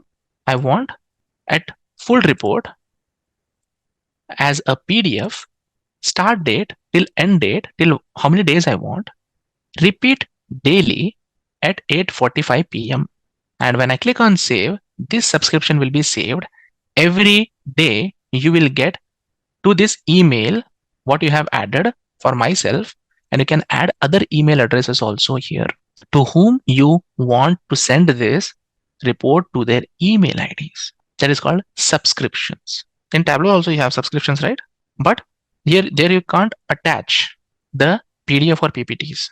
It will just send the link. So that is subscriptions. Okay. So let's start with alerts. What are alerts? Sometimes what happens, guys, I want to track my country sales. Okay. Example, I am seeing India data. I want, but it's not showing India because I've filtered AMS. I don't want AMS. And let's see India. And now I want to get an email notification if the value here increases or decreases by some limits. Will it be nice? Rather than every time coming and seeing to a dashboard here, if dashboard itself send an email trigger to you, will it be nice or no? Definitely it will be nice. Those are called alerts. I'll click on these three dots, set alert, there is an option, or you can directly set it from here or for directly on the chart. Now if I click on set alert, it will show up that sum of sales, if it is greater than, see, based on the condition, greater than or equals, becomes less, becomes equal, change from, change to. If the particular value in a dashboard changes, okay, send me a notification on Teams or a notification as an email. Isn't it nice? If the value changes on your chart, you can send a trigger email notification on the Teams or the email. That is called alerts. And now go back in the list of your options in your dashboard. What a viewer can do. Viewer cannot set alerts. Viewer just can have subscriptions. So now if you want to set a particular person as a contributor, then definitely you have to pay for license. That's about alerts. Now let's discuss a bit on self-service capabilities on Power BI. As I was telling, I would say that I will start self-service capabilities with a small discussion on how do you get requirement from your end user and how do you implement them. Example, if you have published this dashboard And if some user comes and say that, Arif, I want this chart to be changed. I want a new slicer to be added. I want a new KPI to be added here. I want some modification on this dashboard. A user comes and asks you. I know that it will not take more than 1 hour for me to do that and test it and give it to him. But will I do that in 1 hour and give it to him? Or we have change management process in the companies where I have to add that as my backlog item and decide that in the sprint, in which sprint we are going to do that, and then take it up accordingly, which will take at least 1 week. At least 1 week to do that. Even though if it's taking only 1 hour of time, it will take 1 week. Have you guys came across that thing in the company's change management process? Yes, it's there. Now, as a user, I'll get frustrated. Why should I wait for so much of time when I myself, I can create the dashboard, because we know that Power BI dashboards are really very simple to create. Power BI dashboards are really very simple to create. That means anyone can use creating dashboard in Power BI. Anyone can use and learn creating dashboards in Power BI. Okay, then let's do one thing. Let me as a developer concentrate on creating powerful data models, and let user decide and design his own charts and views on the Power BI, so that he will have more control and he need not come to me for every small change. Only he wants some model changes, then he will ask me. That is called self-service capabilities. Okay, how to do that? I'll go to my workspace. This is my workspace. And now I'll click on new. When I click on new, there's a report option here. Yes, my user will do like that. If he is a contributor or a, were you available at that time just before the break? Okay, you are not there. That's okay. No problem. See the video. Okay. Report. A user can click on report, and guess what? Power BI desktop directly on your browser window. I can pick up a data set directly. So many data sets are there. I'll pick up my own data set and I can create a blank report or auto create report. Let's create auto create report. And now just see Power BI desktop interface directly on the browser. You don't need to have even Power BI desktop on your machine. Directly you can build your own charts and views in Power BI service. See, this is a sample view it has created. Based on my data, I can click on edit and I can say that create a new page and add whatever charts you want. Tables are available, charts are available, and you can create your own view here. If you observe, I don't have any option here. I don't have data view. I don't have this, only this visualization view is there. Isn't it not a powerful option for the end users to create their own dashboards as they want? He cannot edit your data model. He cannot create any new calculations. No, he cannot do anything. He cannot do anything. He can just create the dashboards. So now, as a developer, if he is a contributor, then he can have. End user can be different type. End user can be just a viewer. In that case, he cannot have its own data set. But if he is a contributor, he can have its own data set, which he can use. Example, if I show you that, he can create his own data set. Don't save, paste or manually enter the data. You can do this, and you can just copy paste your Excel data and you can start doing it.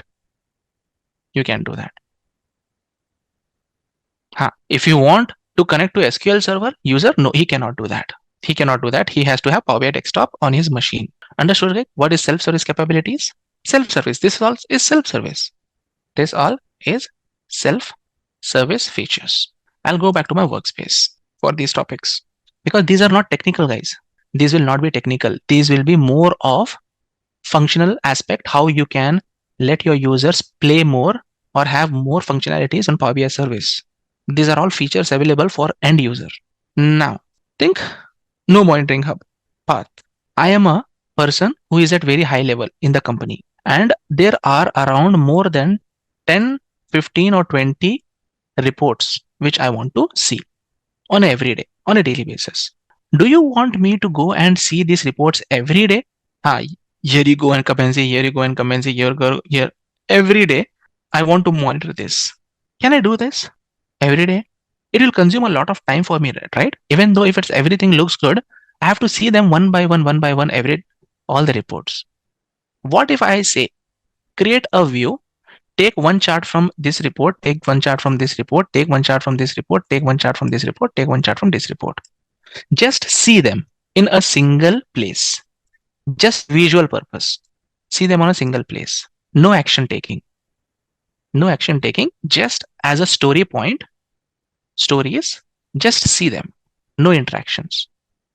If you see that something is fishy here in this dashboard, click on this visual, it will open this dashboard, analyze it in depth.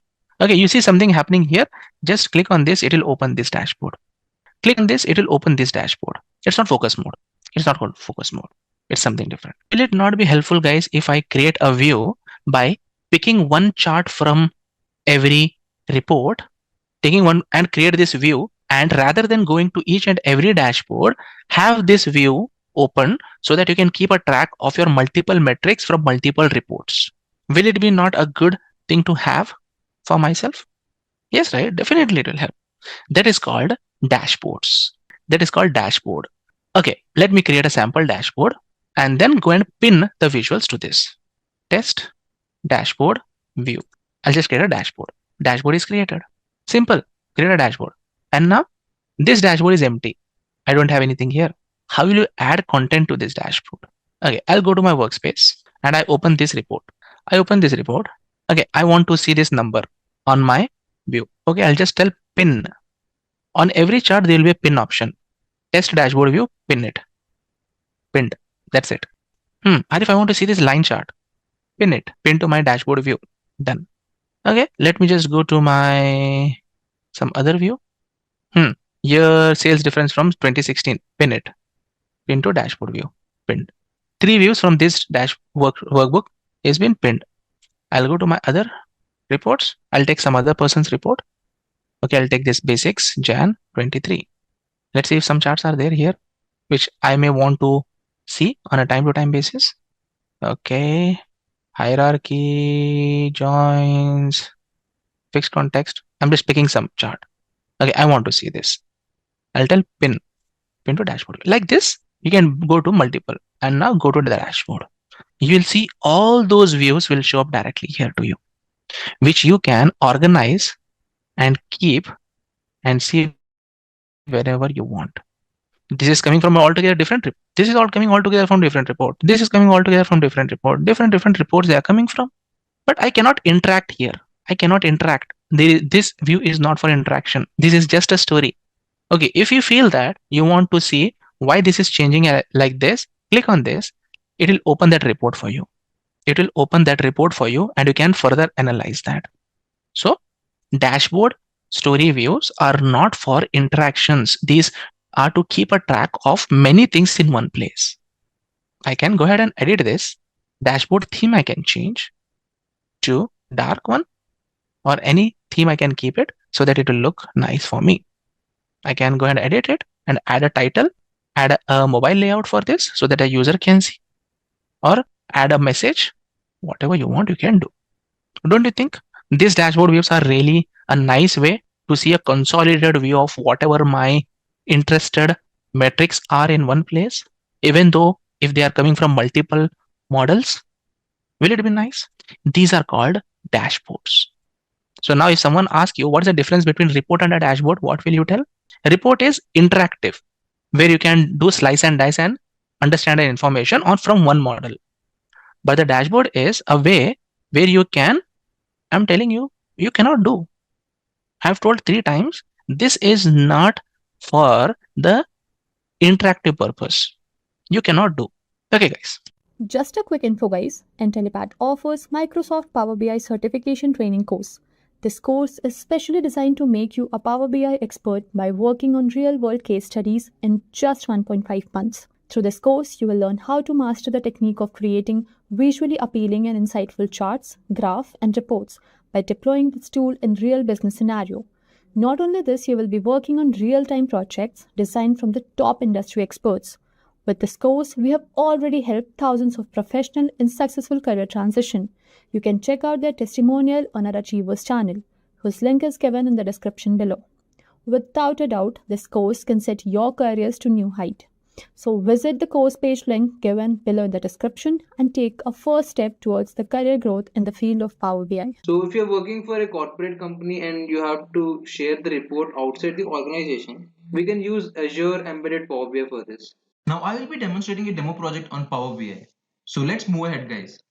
In this project, we will be doing a special kind of analytics. We will be doing top-down and bottom-up analysis, and use case would be identifying shipping cost leakages. This analysis is very important for any online retailer. So nowadays, we see a lot of e-commerce sites. So success of e-commerce sites will mainly depend on shipping expenses, right? So shipping expenses will do a greater impact on their business. So if it is not handled properly, organizations might have to shut down their business also. So there are many factors affecting the organization shipping costs. Warehouse might not be at right places reachable to the customer base, or no proper tie-ups with local transportation organizations, or you might not have orders continuous cycle. So these all are business related use cases where you can have drastic change or impact on your shipping costs. But on the other side, we can also have a variation in shipping costs because of the internal leakages or internal fraud that can also impact your organization shipping costs. So how do we find or analyze such kind of leakages? How do we trace those fraud transactions? If I have 100 or 500 transactions, I can figure out normally. But what if I have millions of records? That's not an easy task, right? To pinpoint a transaction where there is a suspected fraud. But again, fetching that is also a challenge. So with what factors can I say that it is a fraud transaction? Because of the greatest shipping amount? Sometimes it may not be. Sometimes it might be a critical delivery that you have to do, like returned item, or some mistake might happen from your end, like you have initially delivered wrong item and you have to redeliver it. So you have to consider a lot of factors before terming a transaction as high shipping amount. So it is not a conventional process, right? So you have to do a proper analytics to identify such outlier. So we will do two kinds of analysis: top-down approach and bottom-up approach. So I will take you through series of visualizations. We will be working with this data set, Superstore online sales transactions. So let me connect this to Power BI.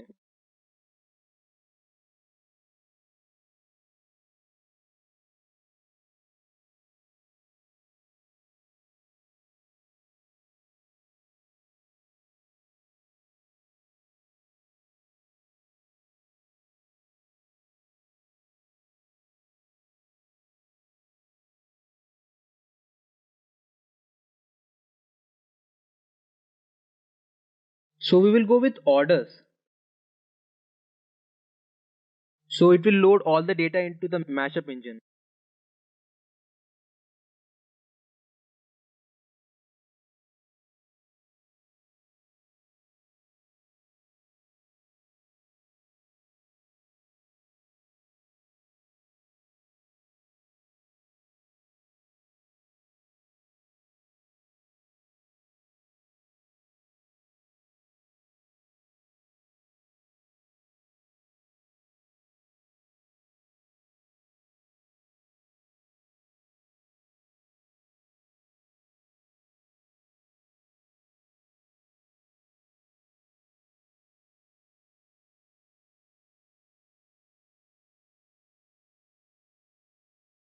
So let's start building our analysis. So firstly, I will take order priority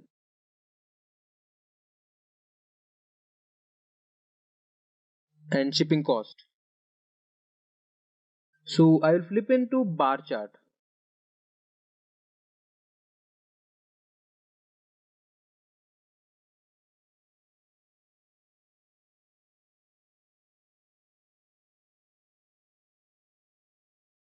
So this will give shipping cost by order priority. So we can see that low is far more than critical, so which should not happen. So let's build one more visualization to understand the nature of this data further. So this time I will take means of shipping, which is shipping mode and shipping cost.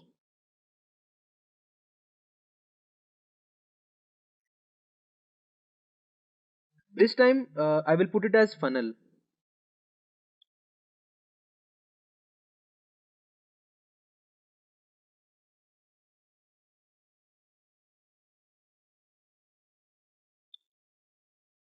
On overall, I can see that air deliveries are taking more cost. Rarely I will go for express air, which is quicker delivery, which are critical. So here I can filter and check out. So when I do filtering, what happens is, this is highlighting only that portion of data which is relevant to the selection, because this is slice drill down. So I want full bar to show actual value for the selection. I do not want to see this shadow. So for that I have to select this visualization and then go to format and then click on edit interactions. You can see these three icons getting highlighted. So if I select highlight, it will highlight only the portion of data which is selected in the previous visualization. So it will do slice filtering which is done before. I mean, if you want complete filter, then go for this. So it will just show the data which is filtered above. Or if you don't want to apply the filter, then you can go for this. So if you click on this, any change will not happen in this. So for higher priority, mostly it is done with truck. For critical, it is done with air. For medium, it's air.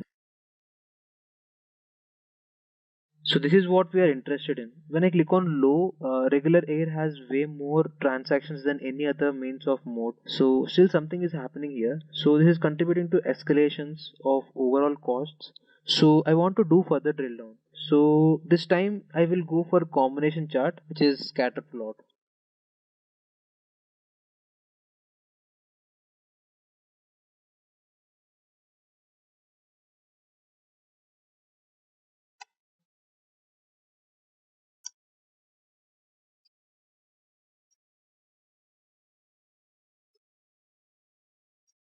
So I will put shipping costs. So I will take this to y-axis.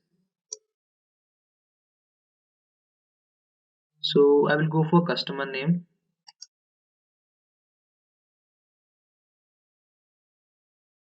So I will put row ID. So which is the number of transactions for the customer.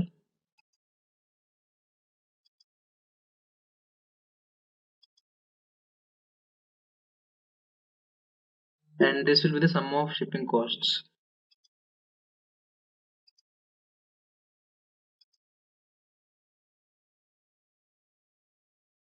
So when I select this funnel chart, everything is getting changed. So I don't want this to be happened. So when I select this, only next visualization should change, not the previous one. So now I will change the interaction properties of this visualization.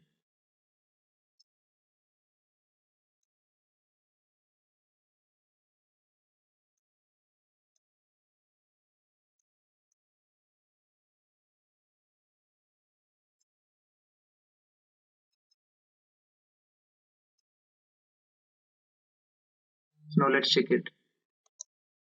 So the next visualization is getting affected, but not the previous one.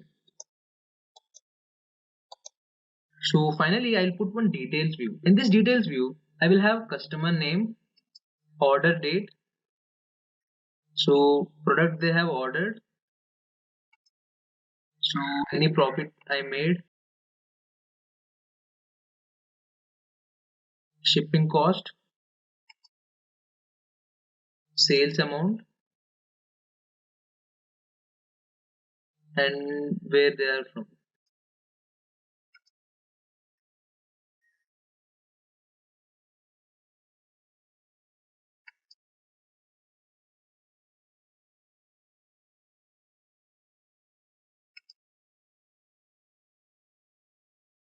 So let's change the format of the date.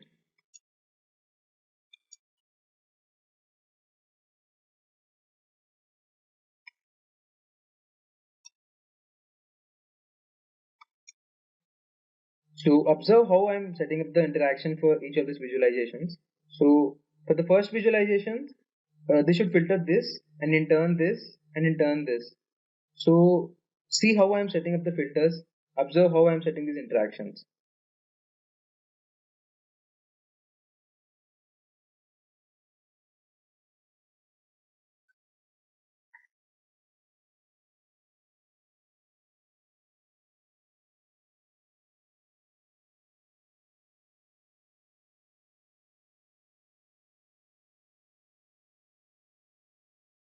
So table visualization will not have a filter context. So let's see how I derive this. So I will select the bar, this bar, because it is clearly visible that there is some problem here. So low priority shipping costs are more, right? So I can see that the regular air has more transactions. So now you can see the scatter plot. So I can clearly see that these are the transactions where there is an issue, because these are outliers, right? So they are clearly separated out because all other transactions are following trend. So there are certain variations. Towards top, it is shipping cost. So there are still under some pattern except these three transactions. So let's check this. So you can see that he's the same customer. So let's compare the customer's overall shipping cost and the profit which I made. So we can see that the profit I made is lesser when I compare with the total shipping cost. So you can clearly identify that this is some fraudulent transaction. So this is top-down approach. So what we have done is we have blocked backward filtering and we are enabling only forward filtering. So the only disadvantage is that now if I have selected low here and then when I come to this visualization and click on this regular air, so the previous visualization will get back to its original form. So we don't need to worry about this. We will be able to get our end objective. So let me rename this to top-down analysis.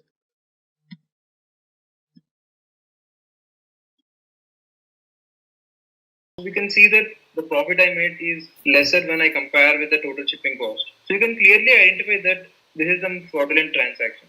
So this is top-down approach.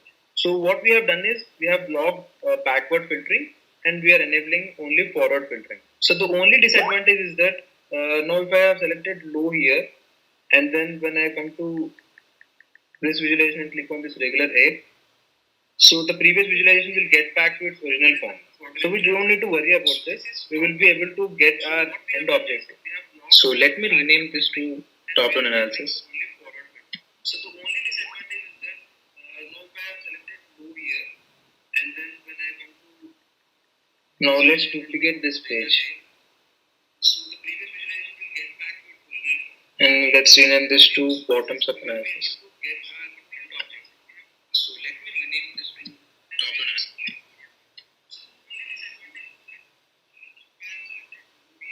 So basically in this I will go backward. So I will start from the bottom and I will see if there are any unusual patterns. So here my objective is not to find outliers.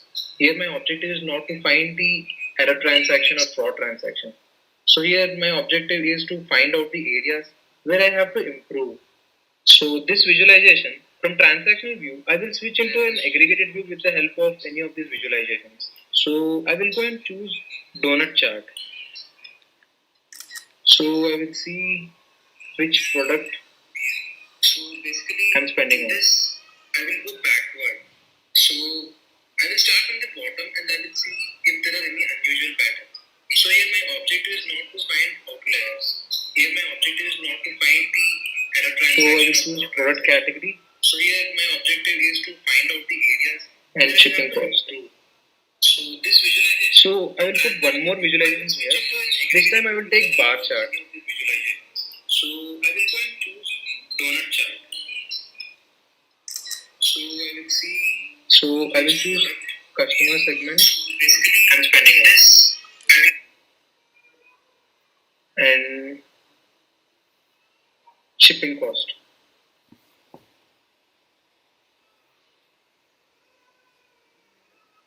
So this I will change into tree map.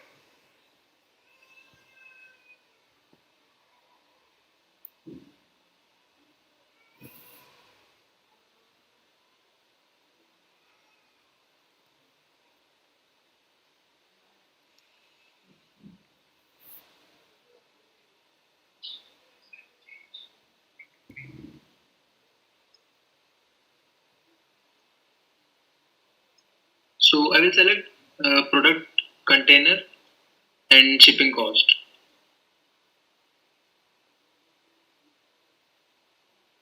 I will be doing bottom up analysis. So my setup of interaction will be backwards. So let's see how do I do that. So when I select something here, so they should filter next immediately.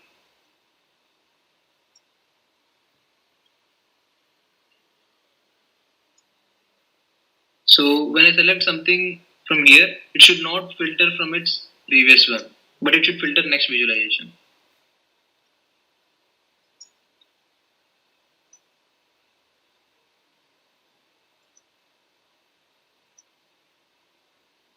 The same thing here also.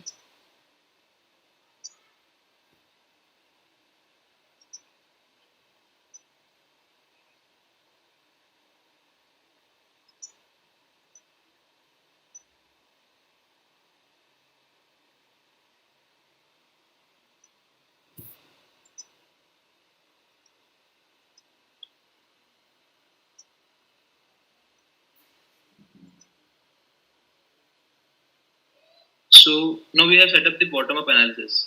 So I can see that furniture items are taking more shipping expenses. So furniture which is spent to home office or truck delivery having more shipping costs. So let's click on home office.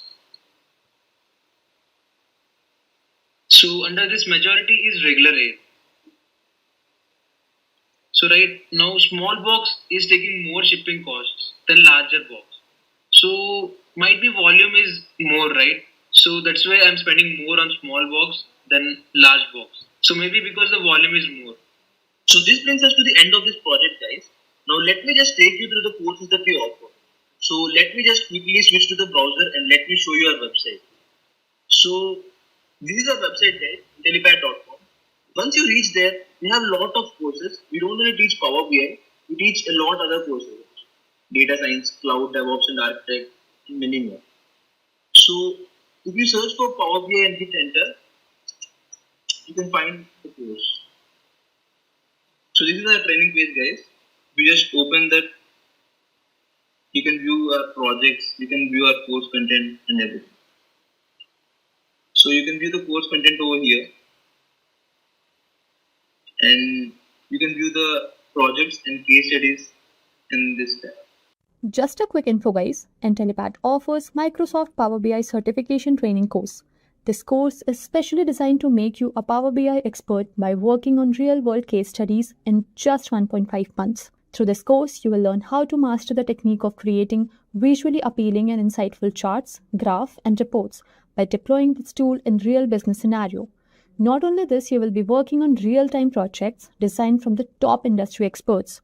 With this course, we have already helped thousands of professionals in successful career transition. You can check out their testimonial on our Achievers channel, whose link is given in the description below.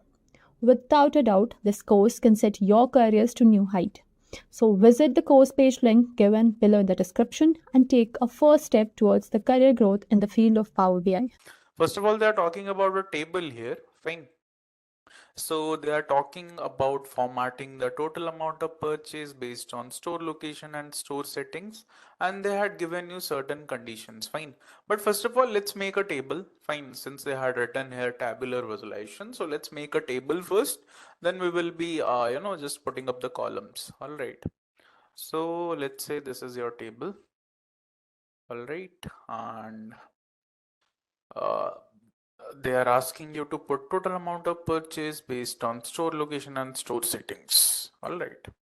So this is your total amount of purchase based upon store location and store settings.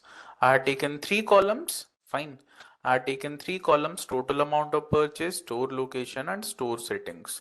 Don't try to search for sum of total amount. It is not sum of. It is total amount of purchase. Whenever you are taking any integer based column, Power BI automatically summarize that particular column. So search for total amount of purchase. I hadn't done much here. I had just taken 3 columns and I had made this particular table, and this is how it is looking like. Fine. And I will just rearrange the columns like this. Like, let's put the store setting first. I will put it at the end. I think this is making more sense now. So yeah, I had just rearranged the column, so you can also do it. Now it's your turn. First of all, create the table, then we will do the formatting. Okay. After this, what we have to do here is they're asking you to do the formatting. Fine. Now how to do the formatting? Just watch. So they're asking you to format this particular table, but they had given certain condition here. So they had written here, if it is between 0 to 35,000, it should be in red color. If it is between 35k to 60k, it should be in yellow color. By the way, this TAP, what you can see here, it is the total amount of purchase column. Okay. Don't get confused. It is the total amount of purchase column they are referring to, TAP. So I will just go ahead and do the conditional formatting since they had given condition here. This is the total amount of purchase column for me. Okay. I will give it a right click and there is one option here, conditional formatting. Okay. This is my column. Give it a right click. There will be an option called as conditional formatting. I will tap on background color. Fine. And once we are here, what we have to do is you have to change the format style from gradient to rules because you have to apply certain condition here. Okay. So the very first condition was if the total amount of purchase was between 0 to 35K. So I will write it down if it is between 0 to 35K. Make sure you are dealing with numbers, so you have to change it from percentage to number. And it should be in red color. That's what they had mentioned. So I will change it to red. Then there is an option here, new rule, on the extreme right hand side. If you tap on this, the second condition which they had given is if it is between 35K to 60K. I will give 35K here and here I will give 60K. Fine, and change it to number or else your OK button will be grayed out by the way. And the second color I believe was yellow. So I had given it here. Then the last rule was if it is more than 65K, it should be in blue color, right? So fine. And here you can change it to number, fine. And here just remove this zero. If you remove this zero, automatically it will be maxed out. Fine. You don't have to give any value here. So the thing is just take care of this thing, guys. Take care of this thing. Like if it is changed to number here, if it is changed to percentage here, this OK button will be grayed out automatically. Fine. This OK button will be grayed out automatically. So what you have to do is make sure you are changing it to number always. Okay. Oh, it was 60K. I see. I will change it then. 60K. Okay, fine. So it should be in blue color. I will change it. Fine. So you can create the new condition from here. Okay. New rule. So I will just tap on OK now. Once I'm done with this, you can see conditional formatting is done. I will show you one more time what you have to do. Pay attention. Fine. After this, I won't be doing anything. So please pay attention. This is my total amount of purchase column. Give it a right click. There's an option here called as conditional formatting. In the conditional formatting, you have to select background color. Okay. Fine. This is what you have to select, background color. If you tap on this, it will redirect you to a dialog box like this. Here you have to change the format style to rules. Fine. And then you have to give the condition which I had given here. Fine. And after this, you just have to tap on OK and it will be automatically formatted. Everyone is done with this. Are we good to go? All right, great. So let's move to the next part then. So next is the matrix they are talking about. All right. By the way, this is a common interview question also. Like in Power BI, we don't have pivot tables, by the way. Change everything to number, Pooja. If OK button is grayed out, something might be there in percentage. Guys, once I'm moving ahead, then why exactly issues are coming? Don't you think so? It is little bit like different also. When I was asking like if there is any issue, you guys won't say that time. Once I'm moving ahead, then problems are arising. So I was waiting from that long. Why you guys didn't notified me?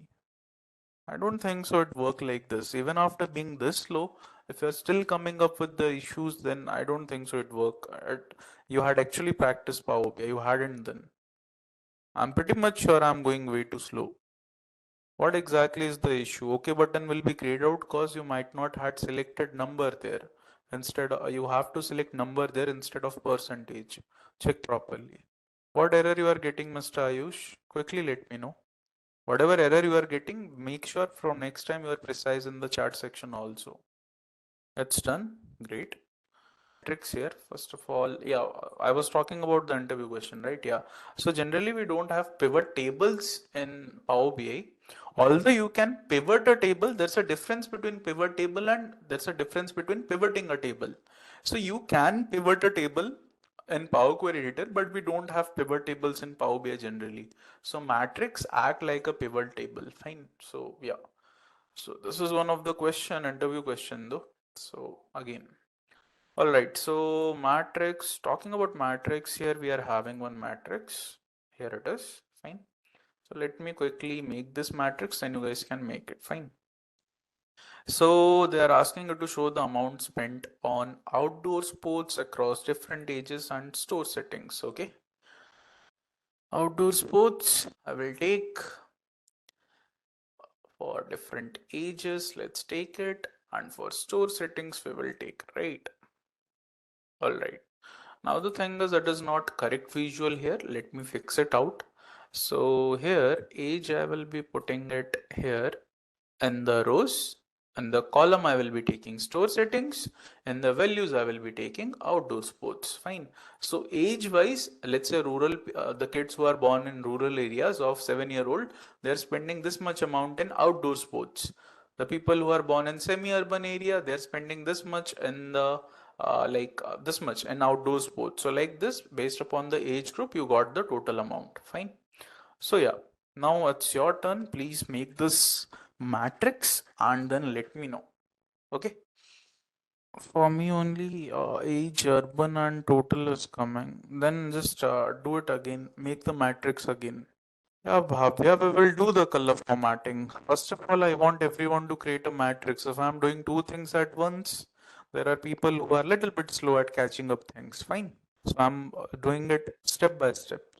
Let's do one thing. Just just delete that particular visual and do it. Make the matrix again. Still, if it is coming same, you have to reload the data. So if it is happening, it means that you didn't give your Power BI enough time to pre-process the data set. So yeah. All right. So after this, guys, there's what they're asking you to do is they're asking you to do the color formatting. All right. So we have to do the color formatting for the amount spent. Bhavya, that was only for the issues. Fine. The thing which I had mentioned was only for the issues. Please take care of it from next time. All right. If it is question parts, I know what exactly I'm doing, so you guys don't have to worry about it. We will cover every small aspect. So guys, for the color formatting, they're asking you to, I don't know why they had asked for color formatting, because if you're going to do the color formatting also, it will be applied to rural area also, suburban area also, and urban area also. Little bit strange, but okay, let's do it. So you can come to format your visual, and here you can find one option called a specific column. If you just tap on this, so yeah, already outdoor sport kit is there. So they're asking you to do the color formatting. It means that you have to make this particular column different from all the other columns. Fine. But see, Franklin, like if you are going to differentiate also, right? Still all the rural area, suburban area and urban area will be colored, by the way. I can show you. So this is what they're asking, by the way. You can change color, any color you want to do. Let's say I had done the formatting, right? So total amount spent in outdoor sports will be applied for all the three store settings which we are having: rural, suburban, and urban. So I don't know why they had asked, but yeah, that's what you have to do. All right. And if you want to apply it to total, you can do that also, but don't apply. It will look little bit weird. And if just apply to header if you want also. But anyways, it's your call. I will just leave it just like that. Fine.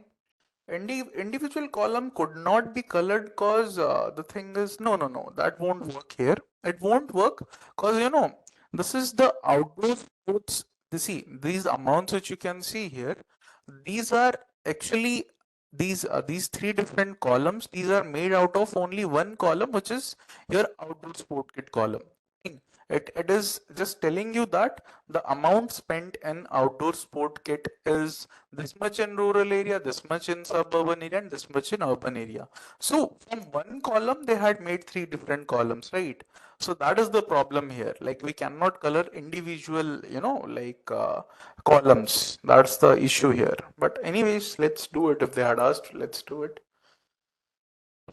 So do it and then let me know, guys. Everyone's done with this, please let me know once. All right.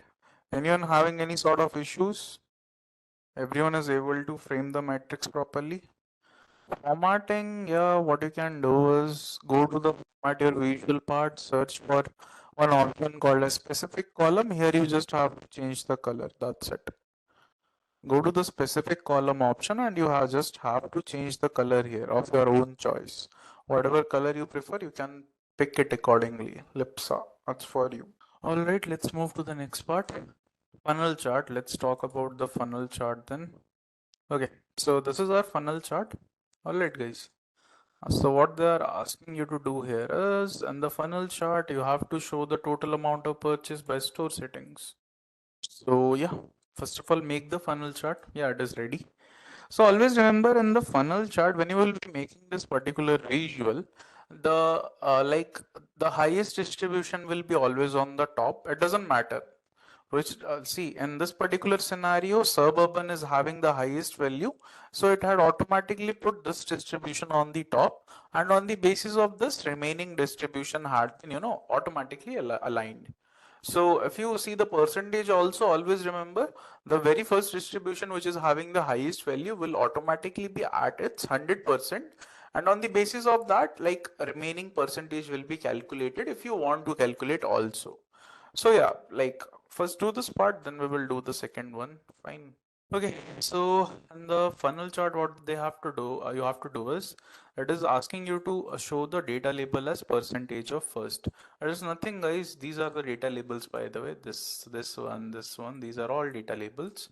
So they are asking you to show it as percentage of the first. It means that they want us to show the percentage on the basis of this particular column. Fine. Percentage will be decided on the basis of the very first distribution. How to do this now? You can go to format your visual. You will be having data labels option here. Fine. What you can do here is, you can come here and you can change the label contents from data value to percentage of first. That's what I had done. So the moment you are going to do this, fine, it will automatically change into percentage. You can see this percentage, you can see this percentage. Please don't ask me why this is not in percentage, because it is already at its 100%. Fine. So that's what you have to do. So please do it and let me know. Let's move to the next part then. After this, guys, they are talking about a pie chart. Let's quickly make this. This would be your pie chart, guys. Fine. And what they're asking you to do here is, they're asking you to show total amount of purchase by store location and for suburban store setting only. Okay, let's make the pie chart first, then we will do the filtering part later. Fine. This is your total amount of purchase. Fine. This would be your store location. All right. And this is your store setting. So in the legend, I'm taking store location. In the values, I'm taking total amount of purchase. In the details, I'm taking store settings. If you see this particular visual, this is how it is looking like as of now. Fine. But they want the data for only, I guess, suburban store setting only. So for the filtering part, we are having filter panel here. I hope everyone can see this. This is our filter panel. Fine. So what you have to do here is simply, you have to tap on store settings here, and you have to only show the suburban area data, because in the question also they had mentioned this. They don't want to see any other area data. They only want to see the suburban area data. If you select this, this is how it will look like. Okay. That's what you have to do. So please do it. That comes from practice, Bhavya. There is no simple rule for that. If you are thinking there is any shortcut for that, there isn't. It come from practice. It come from practice. Whatever visual you will be making doesn't, irrespective of the visual which you are picking, it should make some sense. By looking at that visual, you should be taking some data-driven decision. That is the conclusion. It doesn't matter what visual I'm using, it should make some sense. It should actually show us the data in a proper format. If you see this particular pie chart also, as of now, the store location is suburban. It means that these are all the states which are falling in the suburban area: Seattle, Los Angeles, Boston, and New York. And this is the total amount of purchase which they had done. Fine. So yeah, it is making sense. You can see this particular pie chart and you can understand it comes from practice only. There isn't any shortcut to this. Fine. Practice more, you will get to know automatically. The second step, you just have to filter out the data. Open the filter panel. In the filter panel, go to store settings and select suburban. That's what you have to do. Open filter panel, and there in the store setting, you have to select suburban. That's it. Moving ahead, guys, I hope everyone is done with this, right? Do you guys have credentials of Power BI service? Then how are you going to publish the report? Then how you performed any sort of operation in Power BI service? Oh, you had asked your organization. Okay, fine. Makes sense. What about others? Then, okay, fine. How you even did anything then? I mean, you might have learned Power BI service, right? Then how exactly like you worked upon it? Like what you did then? Let's talk about it. See, Lipsa, if you are done with Power BI course, see, if you had practiced enough, it doesn't matter from which background you are. See, the thing is, even I had interacted with the students who are already, 72, 78-year old. They are actually, one of my student was doctor also. He was doctor, 78-year old, and he still want to learn data science. I don't know. I mean, that's his personal choice, but yeah. So see, the thing is, it really doesn't matter. If you are practicing enough, that's what you need. That's it. But anyways, let's continue. We will see. We will see what need to be done. But for remaining parts, you will be needing Power BI service account. If you don't have, there is a problem. See, these parts, by the way. Until and unless you don't have Power BI service account, you cannot do it. Simple as that. But okay, let's make the scatter plot first. We will talk about it. Okay, so moving ahead, this is our scatter plot. So I had just created a new page, by the way, because it was already full. Fine. So inside the scatter plot, what we will be doing here is like we have to take video game purchase and outdoor sports. Okay. So video game purchase and outdoor sports also I'm going to take. Fine. Spent across different ages. Fine. For different age groups, we have to show it. So I will be taking that also. But just take care of this thing, like put the age in the legend. Fine. In the x-axis, I'm putting video games. In the y-axis, I'm putting outdoor sports. In the legend, I'm putting age. Fine. So do it and let me know. You can put age in values also, but it really it's not going to change anything actually. Even what you can see right now, it's not a proper visual. I'm waiting for someone to ask that, but no one asked. You can put age in values, but that's really not going to change anything. Guys, do you really think this is a proper visual? It's not actually. Whenever you will be creating any scatter plot, always remember these clusters which you can see. These clusters which you can see here, it actually have it is actually summarized. Fine. It is actually summarized. These points which you can see, it is actually summarized. It means that inside the small, like clusters which you can see right now, there are multiple data points, or you can say there are multiple values which is stored inside it. Fine. Now, how to, unsummarize it? What you can do is you are having this in the x-axis. This is the column. It is coming as sum of video games. It means it is summarized automatically. If you give it a right click, there's an option here, don't summarize. Fine. Fine. In the y-axis also, it is summarized. It is coming as sum of outdoor sport kit. So give it a right click. There's an option here, don't summarize. Fine. If you do it, yeah, automatically now it is coming as right visual. This is how scatter plot look like actually. Fine. So that's what we have to do. The next visual, which is called a sand dance plot, you cannot use. Can you find somewhere sand dance plot here? If you are going to find if you are going to see the name of all the visual also, sand dance plot won't be there because it is not an internal visual, it is an external visual. Getting the point? In Power BI, we don't have this much visual. In Power BI, we don't have this much visual. In Power BI, we have lots of visual. It is more than actually 300, 400.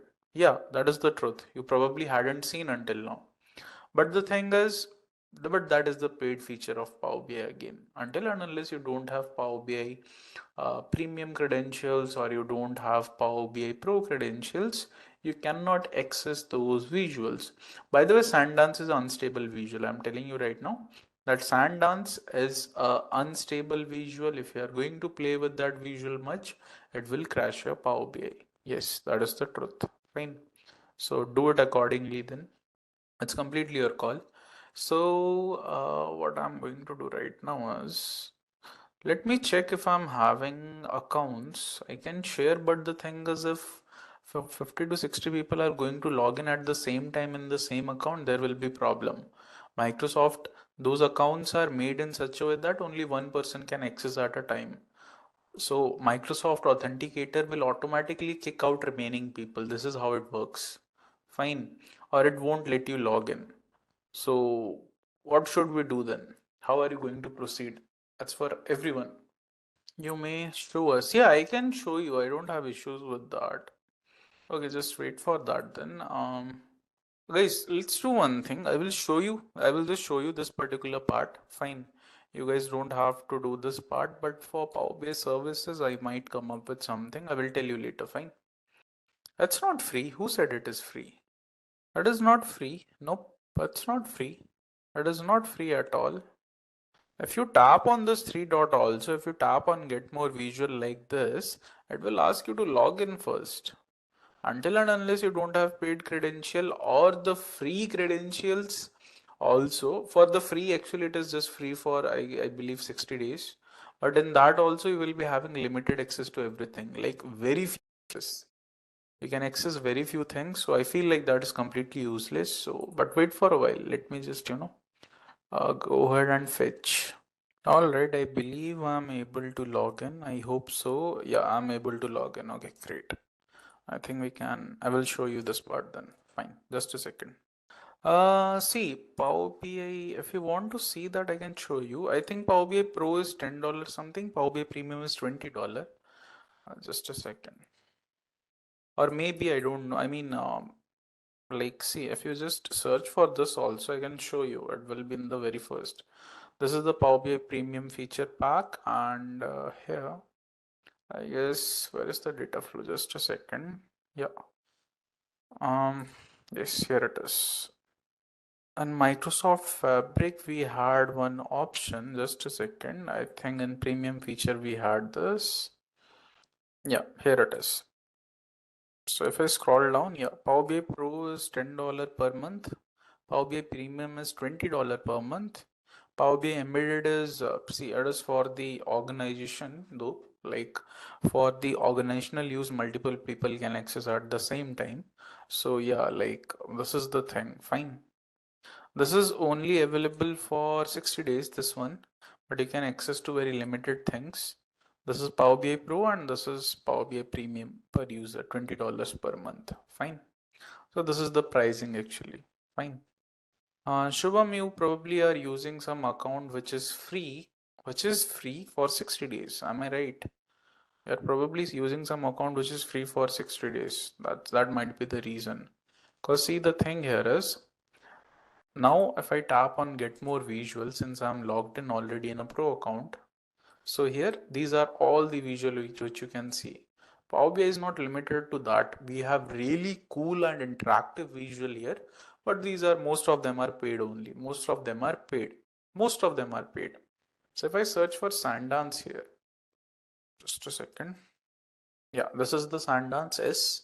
If I tap on it, then it will ask you to add like you can add it. So yeah, there's option here, add. I will just simply tap on it. Fine. It will be automatically added here. As you can see, yeah, import successful. It means that I can use it now. Guys, don't do the Sandance part. Just wait for a while. Let me show you. Fine, you will get to know. Fine, you can just view as of now. All right. So this is the Sandance. This is how it look like. Oh, really sorry for this. We'll just select a Sandance here like this. Fine. And it is actually a cool visual, but the problem with this visual is it's unstable. That is the biggest problem with this. So it is asking you to show indoor sport and video games spent across different age groups, right? This is your indoor sports and video games spent across different ages, right? That's what they want. Fine. But what I will be doing here is, yeah, once it is done, your Sundance might look something like this. Fine. But it is again, still we have to do lots of things. Don't worry. The age group is summarized actually. I will just tap on don't summarize. Now your visual will look something like this. Now I will try to give it some color. Fine. I mean, I will color it by age, so it will take it as a legend only. Fine. Okay, now it is looking like this. So in one visual, you can see it in the grid view also. You can see it in the bar view also. You can see it in the scatter view also. You can see it in the stack view also. You can see it in the column view also. Like one particular visual is giving you 2D and 3D access of like most of the visual which you can take here. Fine. So that's what it is, a cool visual, but the problem is it is unstable. Fine, that is the thing. All right, so this is the visual I was talking about. Okay, so leave it as of now. You really cannot do anything. So yeah. So guys, first of all, we need to clean our data a little bit. To do that, I want everyone to come to transform data section. Come to Power Query Editor, everyone. Open your Power Query Editor. Our second table need to be clean little bit. Fine. So that's what we will do as of now. Alright, once you guys are here, please check your user mapping table. Can you see something odd about this particular table? Can you guys see something odd about this particular table? Header, exactly. So you can tap on the small table like icon and you can tap on use first row as header. Fine. So first of all, do this much. Okay. Yeah, first of all, do this much. Then I will tell you the second thing. Done. I want everyone to do it. There are multiple steps here. That's why I'm going a little bit slow. So please do it quickly and let me know, guys. I had used the first row as header. Tap on the small table like icon. This is the option. Everyone is done. Are we good to go? Alright. The second thing, guys, can you see this column? Can you see this particular column, store setting? Can you see this column in student survey, store setting? It is having this particular data, rural, urban, suburban, like this it is having the data. If you go to user mapping table now, in the user mapping table also, like you are having similar data. I mean, in the survey location column, you are having similar data. So do one thing, like we will be creating relationship between these two tables soon. So better rename it right now itself. Okay, this is your survey location column. Just double tap on it, fine, and rename it to store settings. Fine. Just rename it to store settings. In the user mapping table, I had renamed the first column to store settings. That's what you have to do. So do it and let me know. I hadn't included anything. The thing here is the moment you are going to open your Power Query editor, all the tables which is there inside your Power BI, it will automatically be added there. So when you are loading the data, you have to take all the data collectively. So if you had missed that, then the table might not be appearing. Fine. So please load the data again then if it is not there. Alright, this much is done. If this much is done, then tap on close and apply. Then tap on close and apply.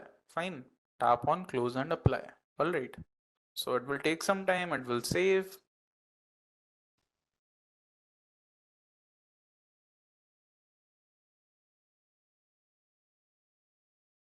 Once you guys are done with this, please come to your model view. Okay.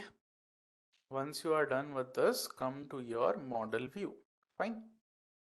Once you are done with this, come to your model view. Alright. So in your model view, these are two of the tables which we are having. We have to create relationship between the tables. I hope you guys know how exactly we can create relationship between two tables, right? If you're not aware, let me tell you, there's an option here, manage relationship. Okay. We do have an option here called as manage relationship. Simply tap on this particular option. Fine. Once you are done tapping on it, there's an option here, new relationship. Okay. So simply tap on this new relationship option. Okay. And once you are done tapping on it, it will ask you what all are the tables you want to take here. So the first table is student survey. The second table is automatically user mapping. Once you are done with this, you have to select the columns. Like the store setting is here also, store setting is here also. Whenever we are creating a relationship between two tables, it's always a better approach to create a relationship between the common column names. Like store setting is common here also, store setting is common here also, right? So yeah, like this is a good approach. So once you're done with that, just tap on save. Okay. Once you're done with this, just tap on save. Once you tap on save, it will automatically create the relationship like this. Wait, I will show you. Yeah, I will tap on close and automatically the relationship is created. So do this much first. Why do we do many to many when we don't have unique values in the store setting? Because our table is small. See your user mapping table, it's way too small. See your user mapping table, it's way too small. Relationships are not created just out of, seeing the unique columns and the columns with repetitive data. Sometimes you have to check your table length also. user mapping table is way too small.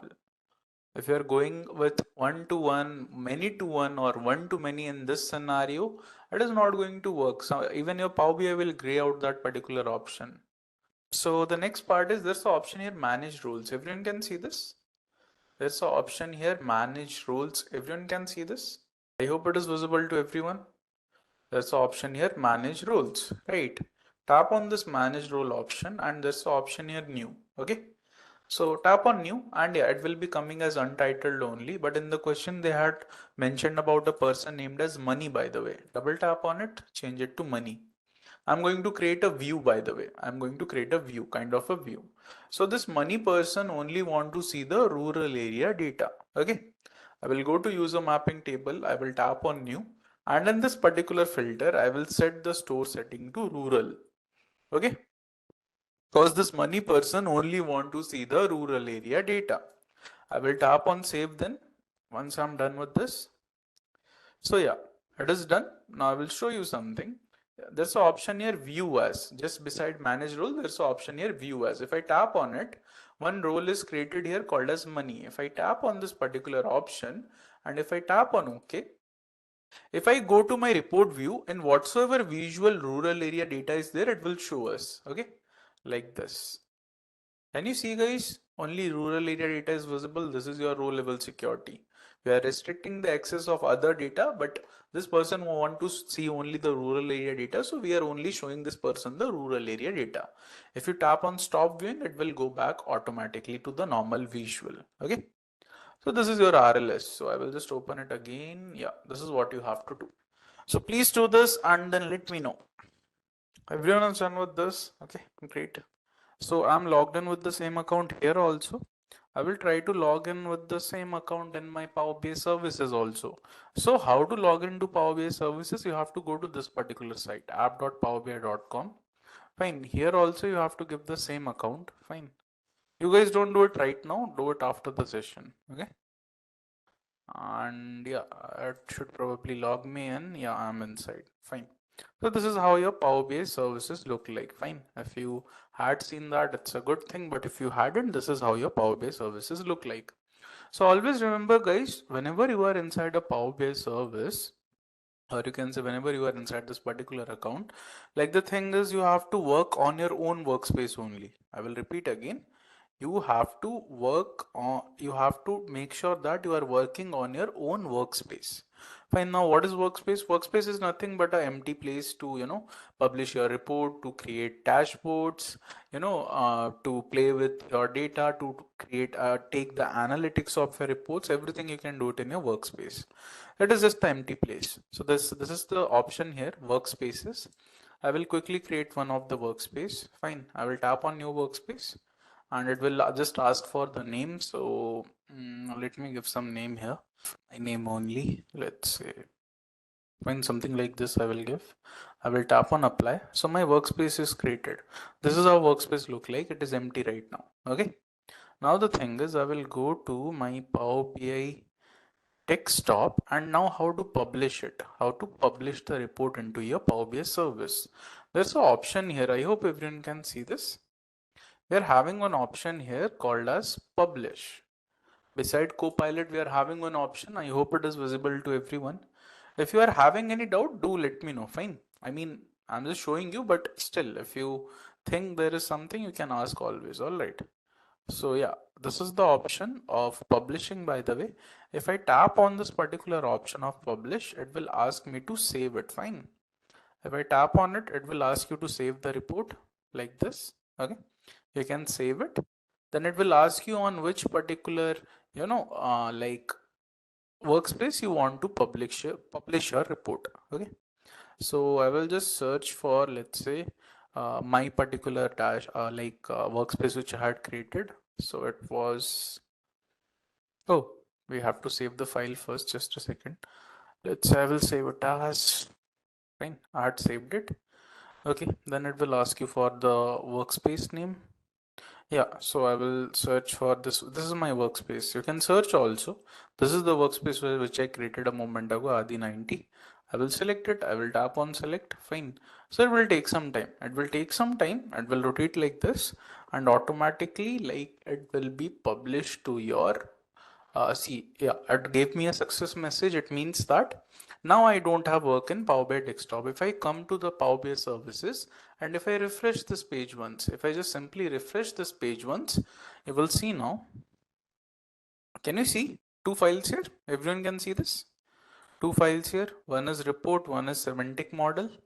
So if I open this report, this is the report which we had made in Power BI desktop. If you can recall this, the page one, this is the page two. Okay.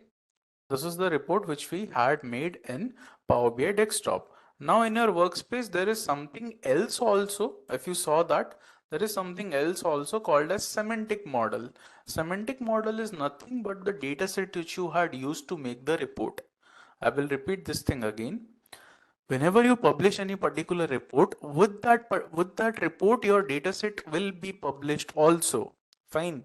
With the particular report, your dataset will be published also. So here the thing is, when we had published this, capstone project report, with that its dataset also got published, the student survey one, and this is called as semantic model. Fine. This much is clear for everyone. This much is clear for every single person. Quickly let me know. So guys, anyone can tell me what is the difference between dashboard and a report? Dashboard is visual representation. Okay, then what is report? Okay, then if that is the case, what is report? Report may or may not be visual. Are you sure? Okay, I think dashboard is overview of KPI. Perfect Lata, good job. All right. See, only one person gave the answer. No, dashboard is not combination of report. This is your report which you had created. Let's say your report is having, let's say 10 to 12 visual. Fine. Out of 10 to 12 visual in your report, it might happen few of the visuals are really important. I will reiterate which I mentioned here. The thing here is, it might happen, let's say in your report, there are 10 to 12 visuals. It might happen out of 12 visual, 2 to 3 visual are way too important. Like that actually shows like too much of the data. For example, this table show too much of data, this particular pie chart show lots of data. Fine. Let's say for me, these two visual are really important. What I will do is, dashboards are always empty, by the way. Dashboards are always empty. There is no data inside dashboard. What we always do is, we take the visual from the report and then we put it in the dashboard. Okay. That's for everyone. Always remember, dashboards are always empty. We take the visuals from the report only and we put it there. The important ones, by the way. Okay. So in very simple language, this is what it means though. So how to create the dashboard? There's an option here called as new item. Okay. There's an option here called as new item. Okay. If I tap on this particular new item option, this now you can see the very first option is of dashboard only. When you will be tapping on this particular dashboard, it will ask for a name. So you can give any name. Let's say I will give here Mario, something like this I will give. Fine, I will tap on create. Fine. So this is your dashboard, completely empty. This is your dashboard, which is completely empty. Dashboard doesn't have any sort of data. Always remember, we will be importing the visuals from the report itself. Okay, this is my dashboard, which is completely empty. Now I will go to my report. This is what my report looks like. If you see the problem statement also, they had asked you to take two important visuals into your dashboard. One is funnel chart, one is scatter plot. Now question is how to do this. Okay, let's do this. So this is our funnel chart. Right? So if you hover over this particular visual, can you guys see these 6 options here? Can you guys see the 6 options? Everyone can see this? If I hover over any visual, these 6 options are coming. I hope everyone can see this, right? So I will hover over this particular visual. There's a very first option, pin visual. The very first option, like pin like icon is there. It is mentioned as pin visual. If I tap on this particular option, okay, so it will ask you where you want to pin this particular visual. So yeah, I'm already having a dashboard named as Mario. I will pin it there. Done. I will go to second page now. Same I'm going to do with the scatter plot also. When I hover over the scatter plot also, there's this option called as pin visual. Tap on this, and once you're tapping on it, it will ask you in which dashboard you want to pin, so you can pin it here. So once you are done with this, you can go to your dashboard now, and this is your dashboard which will be having only two visuals like this. Are we clear with this, everyone? So always remember, we take the visuals from the report to dashboard. Dashboards are always empty. Okay, done? Okay, perfect. So after this, what they're asking you to do is they're asking you to perform something called as schedule refresh. So schedule refresh is, guys, are you aware what exactly schedule refresh is? Before I proceed with that, are you aware of what exactly schedule refresh is? What exactly it is capable of? It will refresh the data on a scheduled time. That's it. Anything else? Okay, fine, guys. It is there's a feature in Power BI. Okay, let me talk about that. So the thing is, let's say you are working on, let's say today I worked upon this particular data set. Fine. Today I worked upon this particular data set, which is our student survey data. Fine. But the thing is, for example, the student survey data is being updated on regular basis. Like every day, like some new entries are added to this particular table. Fine. Some new entries are being added to this particular table every single day. Fine. Now the thing here is, are you going to create report every day? Are you going to create reports like this every day? If data is updated every day, are you going to create report every day like this? Are you going to again create the table, again going to create the pie chart, or again going to create the matrix? No, right? It doesn't make sense. So what you can do here is Power BI give us a special option to refresh the data on some selected intervals. Like you can give the time, like I want my data to be refreshed at 2 a.m., 3 a.m. or 4 a.m. or at the night 12 or at the night 11 p.m. You can give the time and automatically your data will refresh. So whatever changes are uploading into your data, automatically it will be reflected there in the report also if you had used that particular column from the data. So this is your data refresh option. Fine. So always remember, data refresh is not the simple option. You cannot just go ahead and do it just like that. It doesn't work like that. You have to set up something called as on-premises data gateway. So that on-premises data gateway act as a bridge between Power BI service and Power BI desktop. I will show you now. Okay. So this is my semantic model, which is my data set. So always remember, schedule refresh will be performed on the data set only. So if I just can you see this option, schedule refresh, everyone? I hope it is visible to everyone. Like if I just hover over this, there's an option here called as schedule refresh. If I tap on this, I will show you now. The refresh option will be grayed out. This refresh option will be grayed out. You cannot select anything here. Why? Because we have to set up something called as on-premises data gateway first in our system. Then only this refresh button will be enabled. Fine. So I'm already having this on-premises data gateway. Fine, here it is, by the way. Fine, if this is on-premises data gateway. Okay. If you want to download, you can download it. Just a second. I mean, I can share you the link. Just a second. So if you want the link of the on-premises data gateway, I will share it with you, but download it later. Fine. See, this is the option here, data gateway. Fine. You can come here and you can download. Fine. Download the standard mode, by the way. Fine. Download standard mode if you want to, but do it later, not right now. I had shared you the link in the chat. Okay. All right. So this is how it will look like. Just a second. Yeah. So I will just sign in with the account which I had given to you a moment ago. Okay, guys, can anyone share the account in the chat which I had provided to you? Just a moment ago, I gave you an account, right? Uh, no, this. Can anyone share it in the chat section? Thank you, Bhavya. Okay, so this is the account. I will log in with the same account here. Fine. So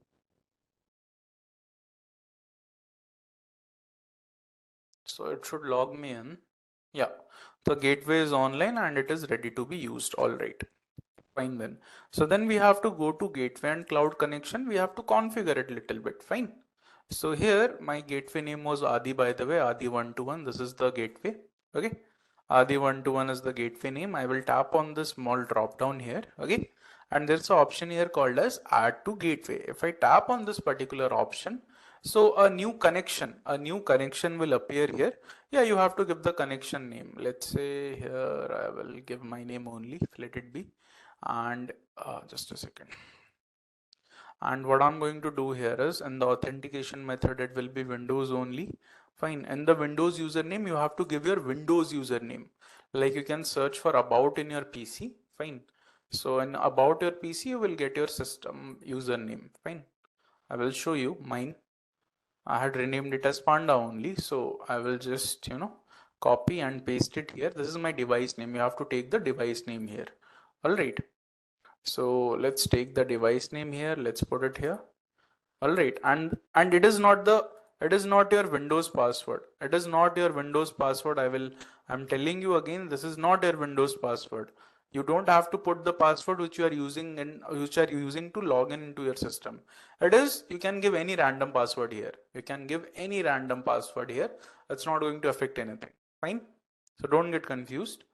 Skip the test connection, tap on create. That's it. Once it is done, a connection will be set up. Then you have to go to gateway and cloud connection like this. See, as you can see, can you see guys? This my gateway is running as of now. It is running, but you have to save the gateway. Once it is on the running state, you have to save it once. That's it.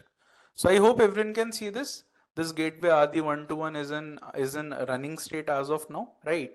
So we just have to save it. Let this load. We just have to save it, and we are good to go. Okay. So map to option is coming. So my connection name was Adi. Just a moment ago, I had created the connection. That's it. We will just save it. That's the option here below, apply. I will tap on it and you can see that my, this particular gateway connection is updated and we are good to go. It means that now the refresh option was earlier grayed out, right? If I tap on it now, we are good to go. You can use it. I hope everyone can see this. We are good to go. Like you can use it accordingly. Fine. Okay. So I will just tap on this.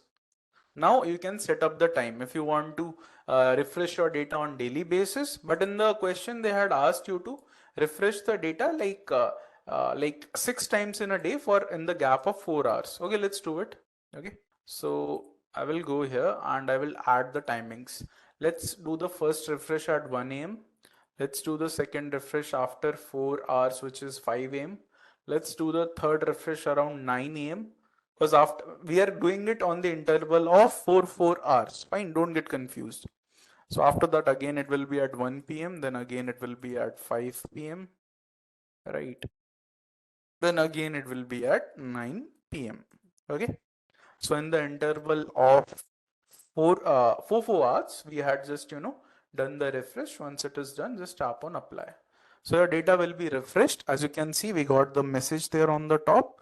Yeah, your data connection is like it is refreshed and your data will be refreshed on these particular intervals. Like first it will be done at 1 a.m. then it will be done at 5 a.m. then it will be done at 9 a.m. Yeah. So yeah, your data will be refreshed accordingly. Okay. How to set up multiple times? Just you have to, what you have to do is there's an option here, right? Add time. Once you enable this option here, there's an option here, add another time. Fine. The refresh frequency is daily. You can set it to weekly also if you want, Bhavya. Then tap on add another time. There's an option here. Now you can set up the timings.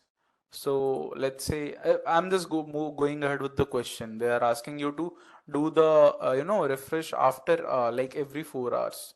So like this, you can do it. Okay. Depending upon your requirement, you can do it. All right. This is the gateway part. Yeah, you have. Yes, you have to set it manually. Yep. Yes, you have to set it manually. And also, let's say if you are sleeping, so let's say you are sleeping at 1 a.m. Fine. Let's say you are sleeping at 1 a.m. Your like your Wi-Fi is turned off. Your laptop is also off. How it will automatically refresh? It won't refresh, right? So you can even send the failure. See, you can even send the refresh failure notification to the contacts also. Like I can give you your email address, and if the refresh is getting failed, the other person will get notified. Fine. So that other person can wake up and just turn on their Wi-Fi, and like they can go ahead and do it. So yeah, it won't be done automatically. You have to be online. Okay, don't think like it will be automatically done. You have to be online in order to do this. Okay. Okay, so we are done with this. After that, they're asking you to use the QA feature of Power BI. Okay, So always remember guys, in Power BI service, you can use the QA feature of Power BI in the dashboards. Fine. Alright guys, so if I go to my dashboard, this is my dashboard, where it is, yeah, I guess this is my dashboard. So this is my dashboard which is having two visual. I hope everyone can see there's an option here called as ask a question about your data. Can you guys see this? Everyone? Is it visible to everyone? We're having one option called as ask a question about your data, right? Okay. So here, if you just tap on it, you can actually ask any question regarding your data depending upon your requirements. Like regarding the data only you can ask, not anything. So if I tap on this particular option, fine, you can come here and you can ask any question regarding it. Like the first question was show the average age of students.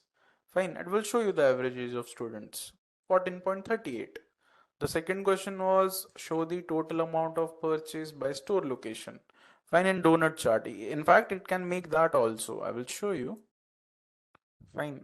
Just don't use any, commas or any colon. Okay. Let's say I want to show it in pie chart like this. It will show me in pie chart also. If you want to show it in the donut chart, you can write in donut chart. It will show you in donut chart also. If you want to see it in the form of tables, it can do that also. You just have to ask the question regarding your data and it will actually give you the data. Fine. So in the question they had asked you to show it in the form of donut chart, you can make it in the form of donut chart like this. Fine. Okay. You can do that. And if you really like this visual, if you want to pin it into your dashboard, you can pin also. There's an option here on the extreme right corner, pin visual. If you liked it, you can pin it into your dashboard also. Fine. So you can ask any question and accordingly your dashboard, the QA part of your dashboard will automatically answer it. Just a quick info guys, Intellipaat offers Microsoft Power BI certification training course. This course is specially designed to make you a Power BI expert by working on real-world case studies in just 1.5 months. Through this course, you will learn how to master the technique of creating visually appealing and insightful charts, graphs, and reports by deploying this tool in real business scenario. Not only this, you will be working on real-time projects designed from the top industry experts. With this course, we have already helped thousands of professionals in successful career transition. You can check out their testimonial on our Achievers channel, whose link is given in the description below. Without a doubt, this course can set your careers to new height. So visit the course page link given below in the description and take a first step towards the career growth in the field of Power BI. Now, coming on to the first question on this list of top Power BI interview questions, let's begin by checking out this. What exactly is self-service BI? Well, self-service BI or self-service business intelligence, right? It is called as SSBI. So you can be asked a question saying what is SSBI as well, and the answer is the same. So it's an approach that we take to perform data analytics, to report the result of these analytics, and to of course complement it with good data visualization that at the end of the day will make sure that a user, a client, or anyone has the ability to actually perform all of these above mentioned tasks and understand it, drive business insights out of it, create dashboards without having to put much effort. One of the most important things that you're supposed to mention whenever you're asked about the SSBI is that the person who's working with this, right, the person who's trying to provide the BI solution, he or she really does not need any sort of technical proficiency or let's say a large amount of expertise when it comes to working with reporting, because at the end of the day you'll be making use of a lot of filters that are already available, data manipulation options that are actually put into place to help the user, and you can work with it, you can customize it, and you can have a solution to your business intelligence problem without having to put much effort. That at the end of the day is what makes SSBI special. Now, with this we can move to question number 2 that states, what is the difference between managed enterprise BI and self-service BI? Whenever we talk about the managed enterprise BI, right, the data flow there is a little unordered. So there is no structured way that the data flows, but in the case of self-service BI, the data is via an ordered flow. And with this unordered data and ordered data flow of the difference that we have in between managed enterprise and self-service BI, it affects a lot in the second point as well, that is efficiency. So when we're talking about efficiency, right, since we're ingesting unordered data, since you're bringing unordered data into the pipeline, it means that it's going to take a lot of time, it's going to take a lot of effort, and it's going to take a lot of pre-processing as well in the case of managed enterprise. But in the case of self-service BI, since the data itself is coming in a structured way, in an ordered way, the process can go on in such a way that the process methodologies and the models can actually start working on the data rather than having to spending a lot of time worrying on how the data is coming, what order is it coming in, and working with it as well. So coming on to programming skills, when you talk about managed enterprise, right, here is where you will require training, proficiency, and working knowledge of how the BI tool works, because at the end of the day here you'll be making use of complex programming skills, and this comes by practice. You can be taught a lot of things, but at the end of the day, practical experience and hands-on experience in the production environment matters a lot for managed enterprise BIs. But when you contrast it to the self-service BI, here is where the code is really simple. At the end of the day, you will not require much of code at all. A beginner, a person who is uninitiated in the field of BI can actually get started and work on providing a decent enough solution, business intelligence solution, of course, without having to put much effort into it. So it's small code that has a large effect on the program or the outcome or the goal in discussion as well. So this is the simple differences that lie in between a managed enterprise business intelligence tool and a self-service business intelligence tool. So question number 3, it states, why are you interested in Power BI? What makes you think that Power BI would be a great career option? There is a very good chance your interview can start with this question itself. So to go on to approach this question, understand it first. The first part of it says, why are you interested in Power BI? Here you can approach it in two ways. One, you can tell your inclinations of why you like Power BI or how you have solved a problem before and how you're planning to solve a problem using that as well. But there's another approach that you can take, is tell why Power BI is something that you have to prefer. Because if the interviewer is expecting an answer saying why Power BI, why not other BI tools, then you can go on to talk about the advantages of BI. For example, talk about the advantages of Power BI. For example, Power BI makes use of a cloud-based data reporting tool. It's an amazingly easy to use visualization tool backed by Microsoft. It provides everything that's needed to perform data handling and data reporting as well. And it's just not that. After the report generation has been done, dashboards have been created. You can share it across the globe easily, be it in your workspace, be it to someone else, be it online, whatever it is. So this one particular aspect of easily being able to finish your task and share it, of course, is what makes Power BI very, very efficient and very popular among all the business users out there. Because let's face it, at the end of the day, less work, better efficiency is something that all the businesses would definitely like to enforce, and this does just that. So with this, it's a win-win-win, right? So that's one of the reasons of why you should be thinking towards answering it this way. Second part of the question says, what makes you think that Power BI would be a great career option? Well, business intelligence is in demand everywhere right now, right? There are hundreds of thousands of businesses across the globe where everyone wants an analyst, everyone wants a solution to the problem that they have. A BI analyst will fit in 99.9% of the business companies out there.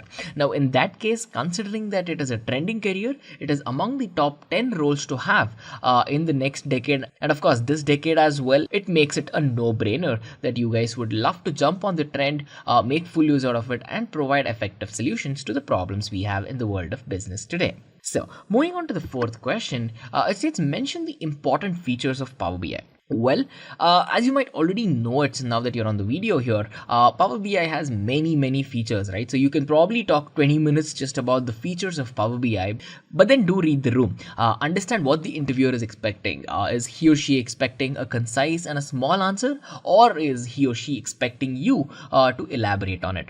Or whatever the case, at least make sure you mention 4 of the important features. See, for example, Power BI is used to transform data into beautiful looking visualization and aesthetic presentation and helps you share it very easily. First point.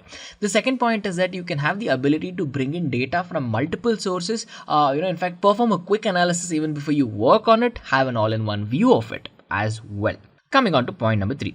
Point number 3 talks about how you can scale your data, how you can scale your solutions right from the startups all the way till the established organizations out there, be it governance, be it security, be it military, whatever it is. The span of Power BI is as good as the implementation itself. So at the end of the day, when you're thinking about it, you can span it anywhere you want. And then fourth point, once an output is basically generated, what happens in the case of Power BI is that users have the capability to actually scale these and show it in multiple devices at the same time if it supports the Power BI application as well. If you want to show the output on your phone, yes, possible. Laptop, yes. Have it on the cloud, yes. Put it on a website, yes. So there's many things that you can do with Power BI if there is support to do it as well. And the support for Power BI from Microsoft is of course really good.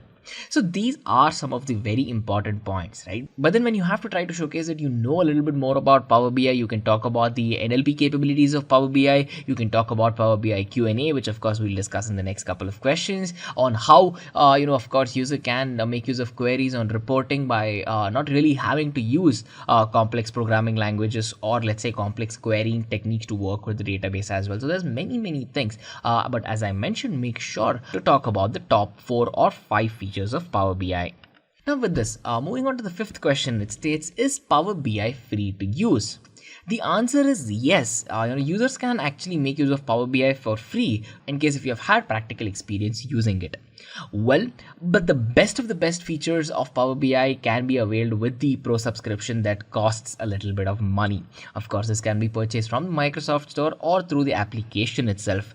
It's a subscription-based application where you can actually go on to use enhanced features of already existing feature set that's provided with the free account. So if the basic features and functionalities work good enough for you to solve your problem, then perfect.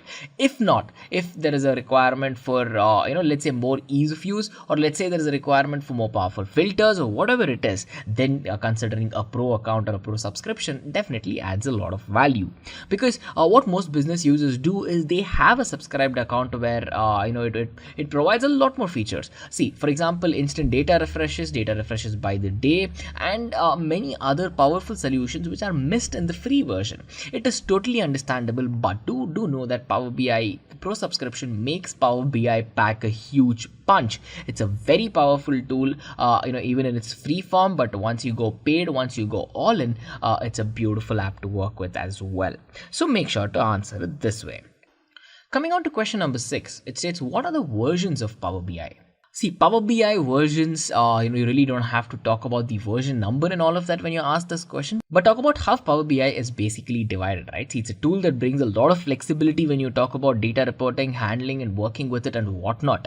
So to complement all of these, to leverage the power of Power BI and make the full use out of it, it is divided into multiple versions. We have the Power BI desktop, which is basically used as an on-premise software for Windows 10 or any other Windows for that matter. And then we have the Power BI services, which are used for publishing and pushing the reports to the cloud directly. And then we have the mobile Power BI, where we try to cater solutions via the mobile operating systems as well, be it iOS, be it Android, and more. So these are the 3 important versions that you should mention when you ask this question. It's Power BI desktop, Power BI service, and of course Power BI mobile or mobile Power BI. Now, with this, we can move on to the 7th question that states, what is Power BI desktop? This can be a follow-up to the last question as well. So Power BI desktop is actually a Windows-based application that is used for personal computers. It is used for laptops. It is used for microcomputers. That is basically used, to design dashboards, to generate reports, and to publish them to the cloud at the end of the day. And finding the most native way to do it in the Windows operating system is what Power BI helps us to do. So by making use of Power BI on PCs, right, a full-fledged environment is actually not even required to work with. If you have a basic machine that has the capability to run Power BI, then it's more than sufficient that you start working with it. For example, for some features, right, you will not even require being connected to the internet as well. So if you have to work offline, then of course you can do it. But then if you have to publish it to the cloud or share it with colleagues, then of course there is the requirement for internet, but I'm sure you already know that. Now, when you're thinking about how easy it is to get started with Power BI desktop, well, you can jump right in, check out some samples out there as well, and begin working to learn, or let's say explore around Power BI without having any prior experience using the tool as well. So that's one of the big advantages of making use of Power BI desktop. You can get right in, get your hands messy, and see what you can come up with as well. Now, moving on to the 8th question, it states, what are the major components of Power BI? Power BI has 5 very important components that you have to talk about. One is the Power Pivot, where we talk about how we can fetch the data, clean the data, and load it onto what we call as Power Query. Power Query is used in between the user interaction between the data that is present and how we interact with it based on a lot of features, programming sets, and for example, operations such as loading the data, pulling the data, cleaning the data, and a lot more. And of course, Power QA is basically to interact with the reports that we generate from the data, and this is done by using simple language as well. And then we have the Power View. The Power View is basically used to create a lot of charts, graphs, maps, and many other types of visuals that we can use to aesthetically present the data in the form of a good dashboard or great report as well. And lastly, we have Power Map. Power Map will make sure that we can have the processing power of global icons on the screen, where we're trying to depict or show the processing of accurate geographical locations that are present in the data sets. For example, sales figures in a particular country, support operations in another part of the world. A lot more that you can do with Power Map. So when you ask this question, make sure to mention the 5 different components of Power BI. That's Power Map, Power Q&A, Power Query, Power View, and of course Power Pivot. So with this, we can check out the 9th question that states, what is the purpose of the get data icon in Power BI? This is a very commonly asked question, but then it has a very simple solution. The get data icon, as the name suggests, is actually used to ingest all the data into your Power BI dashboard or your working environment. You can have Excel files, you can have XML files, be it JSON, PDF, SharePoint, CSV files, a lot of other files that you can directly ingest into your program, or in fact into your working environment with just 1 or 2 clicks. That is how simple it is, and we use that icon for this purposes, right? So in case if you have databases such as SQL Server Analytics Services, you have Oracle, IBM, MySQL, Access, Microsoft Access, of course, and lot more that you can start pulling in and check out what data sets are supported by Power BI, how you can pull it in, and how you can make full use out of it with 1 or 2 clicks as well. That's the specialty of this particular button.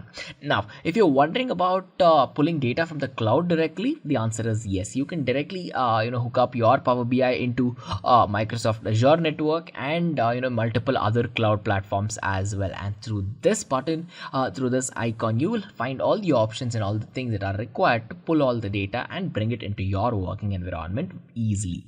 That's the advantage of Power BI. Now, moving on to the 10th question, it states, how can we filter the data we ingested in Power BI?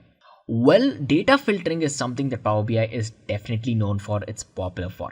What happens here is that data can be filtered by making use of a lot of filters that are already present, in fact, implicitly. So you really don't have to explicitly start working on it. If you program your Power BI to do it automatically for you, it has the capability to do it.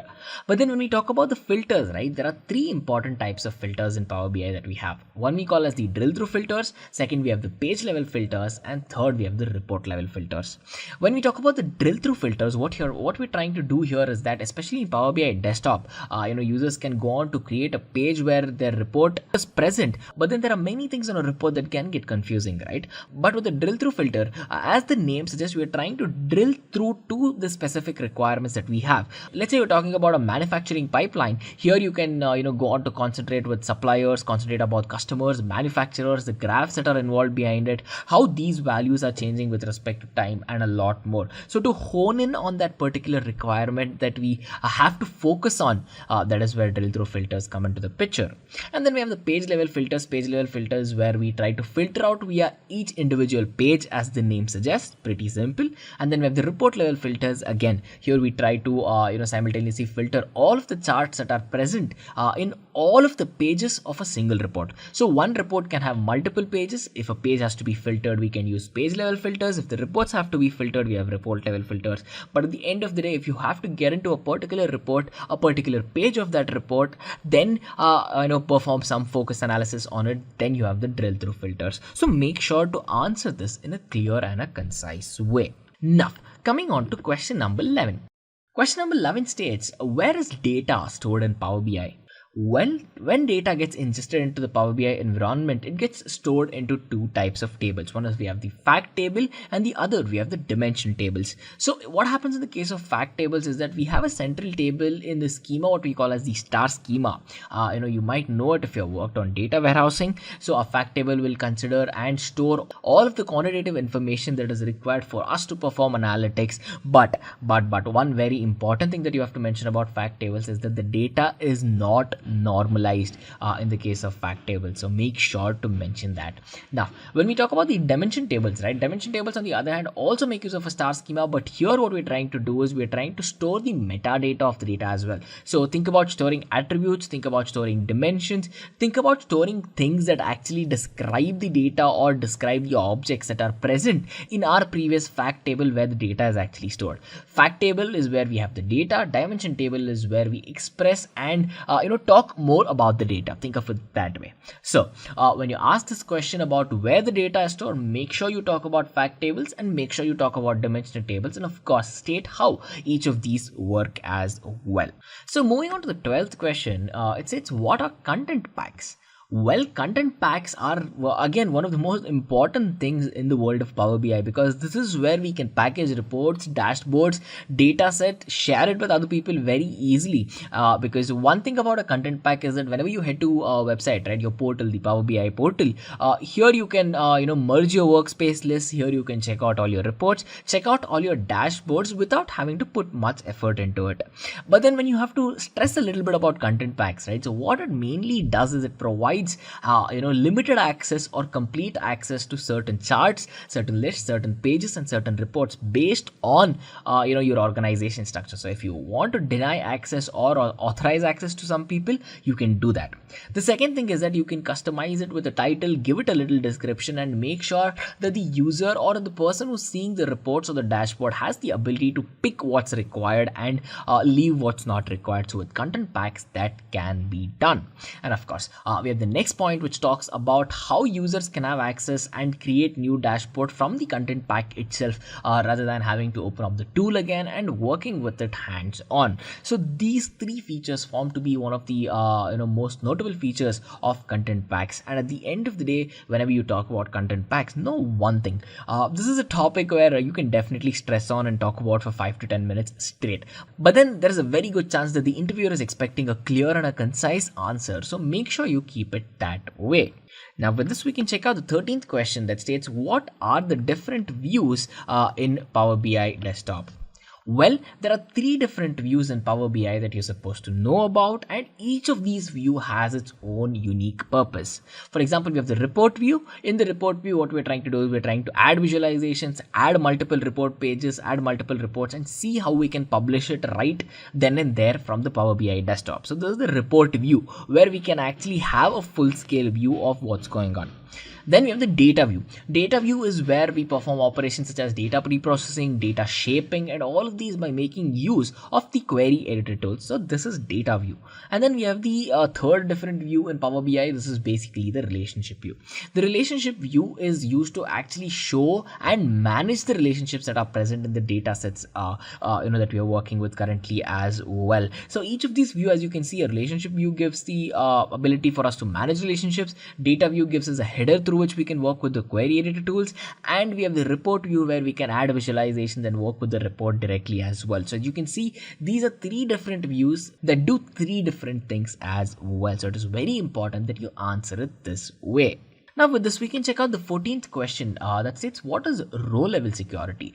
This is a very important question, so make sure to concentrate. So a low level security, basically what it does, it means that it is trying to restrict the data that a user can actually access, the user can view and work with it by making use of certain set of filters that come built in Power BI. So to configure this and to begin working with row level security, all you have to do is you have to configure and put into place certain rows and of course certain roles and of course certain rules as well, because in Power BI this is very easy to do, and these rules and roles that you provide is applicable as soon as you push it to the Power BI service as well. Let's say if you have to put it to the cloud, put it to a website, Power BI mobile, whatever it is. So there is a function here what we call as the username function. This is used along with the table relationships to see which user has access to what kind of data in the data set as well. So if you're the current user working on it, this function can actually show what restrictions are applicable to the current data. Now, when you're thinking about enabling row level security, right, one important thing that you have to know about is to do this, you require the Power BI Pro subscription. So this cannot be done in the free subscription, but then Excel sheets can of course be used wherever it's being converted to the PBIX file format, which is the Power BI index format as well. So make sure you talk about how the Power BI Pro subscription is needed, how it works, how you can configure, and how you can use the username function to actually showcase the relationship between the data access and the current user who's using it as well.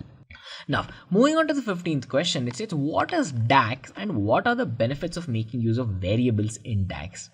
DAX is an acronym for data analysis expressions, and this is one of the most important things in Power BI because this is what we use to query and return all of the data by making use of table expressions in Power BI. So it's actually a language. Think of it like SQL, where we're actually trying to use formulas, where we're trying to perform basic calculations, where we're trying to perform data analysis on all the data that's present in Power Pivot. But then we're not trying to talk about the data directly, but then we're trying to see how we can work with the data. Hence, this is where it differs from your query language. It's used to compute your columns, calculated fields, your measures. You can do a lot with DAX. At the end of the day, what you cannot do is you cannot insert or modify the data. But then apart from that, since your data is already ingested from multiple sources, working with it, performing analytics on it, and then driving results out of it is very easy, and that's the primary purpose of DAX. So what are some of the benefits of making use of DAX, right? See, when you're using variables in DAX, what happens is that every variable that we use in DAX can be reusable. So here, you will really not have to write multiple queries to get a lot done. Small amount of queries can do a lot to your source database. And at the end of the day, variables are these entities that makes DAX expressions understandable by us. So keeping it high level, keeping it simple, ensuring reusability is set makes our job very easy when we work with DAX or data analysis expressions as well. So when you ask this question, make sure to provide the answer in a clean and a crisp way. Now, coming on to the 16th question. The 16th question states, what is bidirectional cross-filtering in Power BI? Well, BCF as we call it in short, or bidirectional cross-filtering, is actually used to allow the data modelers to make sure that they can use filters the way they want to control the relationship between tables. As the name suggests, it's bidirectional, right? So we'll have a secondary table here, on the other side of the actual primary table relationship, where we propagate the data on the filter context from the first one to the second one. This is done to make sure that you really don't have to use any sort of complex DAX formulas or any, complex data modeling entities that will help you solve the relationship. What happens whenever we discuss about many-to-many problems, and to avoid, the ability of actually going to mix up the data or messing up the relationship in the table as well. So with this cross filtering, we are trying to use multiple tables again to make sure we determine the relationship and then work with it. So what this does is it simplifies the job for data modelers whenever they have to work with the many-to-many problem, and simplify on how data can be used, pre-processed, analyzed, and of course at the end of the day documented and published in the required formats as per the client's requirement or as per the goal as well. So this is what bidirectional cross filtering is. Coming on to the 17th question, it is, how are relationships defined in Power BI Desktop? Well, one thing you should know about Power BI Desktop is that there is no null values, there is no duplicate rows, and there are relationships in between tables that can be defined in more than one way. So what are these ways? We have two things. One is we can do it manually. The second thing is we can make use of the auto detect feature for this. If we have to do it manually, if you have to define the relationships manually, then the user can go on to use the key structure, where you can use primary keys, where you can use foreign keys, map the data, and then work with it. But then if you have to make use of the auto detect feature, right? With the auto detect feature, if we have this enabled, Power BI has the capability to actually understand the relationships in between tables and then map the relationships for us automatically. Sometimes it does it right, but then sometimes it's a minor case where one or two relationships can get a little twitchy and messed up. In that case, of course, you can manually go in and fix it, but do understand that it's very powerful. It knows what it does, and 95% of the time it has the capability to detect it automatically and split out and create the relationships that we want in the case of Power BI as well. So with that, Power BI is something that offers a lot for a lot less effort that we put into it actually. Now, moving on to the 18th question, it says, what is advanced editor in Power BI? Well, advanced editor, as the name suggests, is where we try to see the query that Power BI uses whenever we go on to import the data. The query is actually written in a language what we call as the Power Query formula language, or in short it's called as the M code.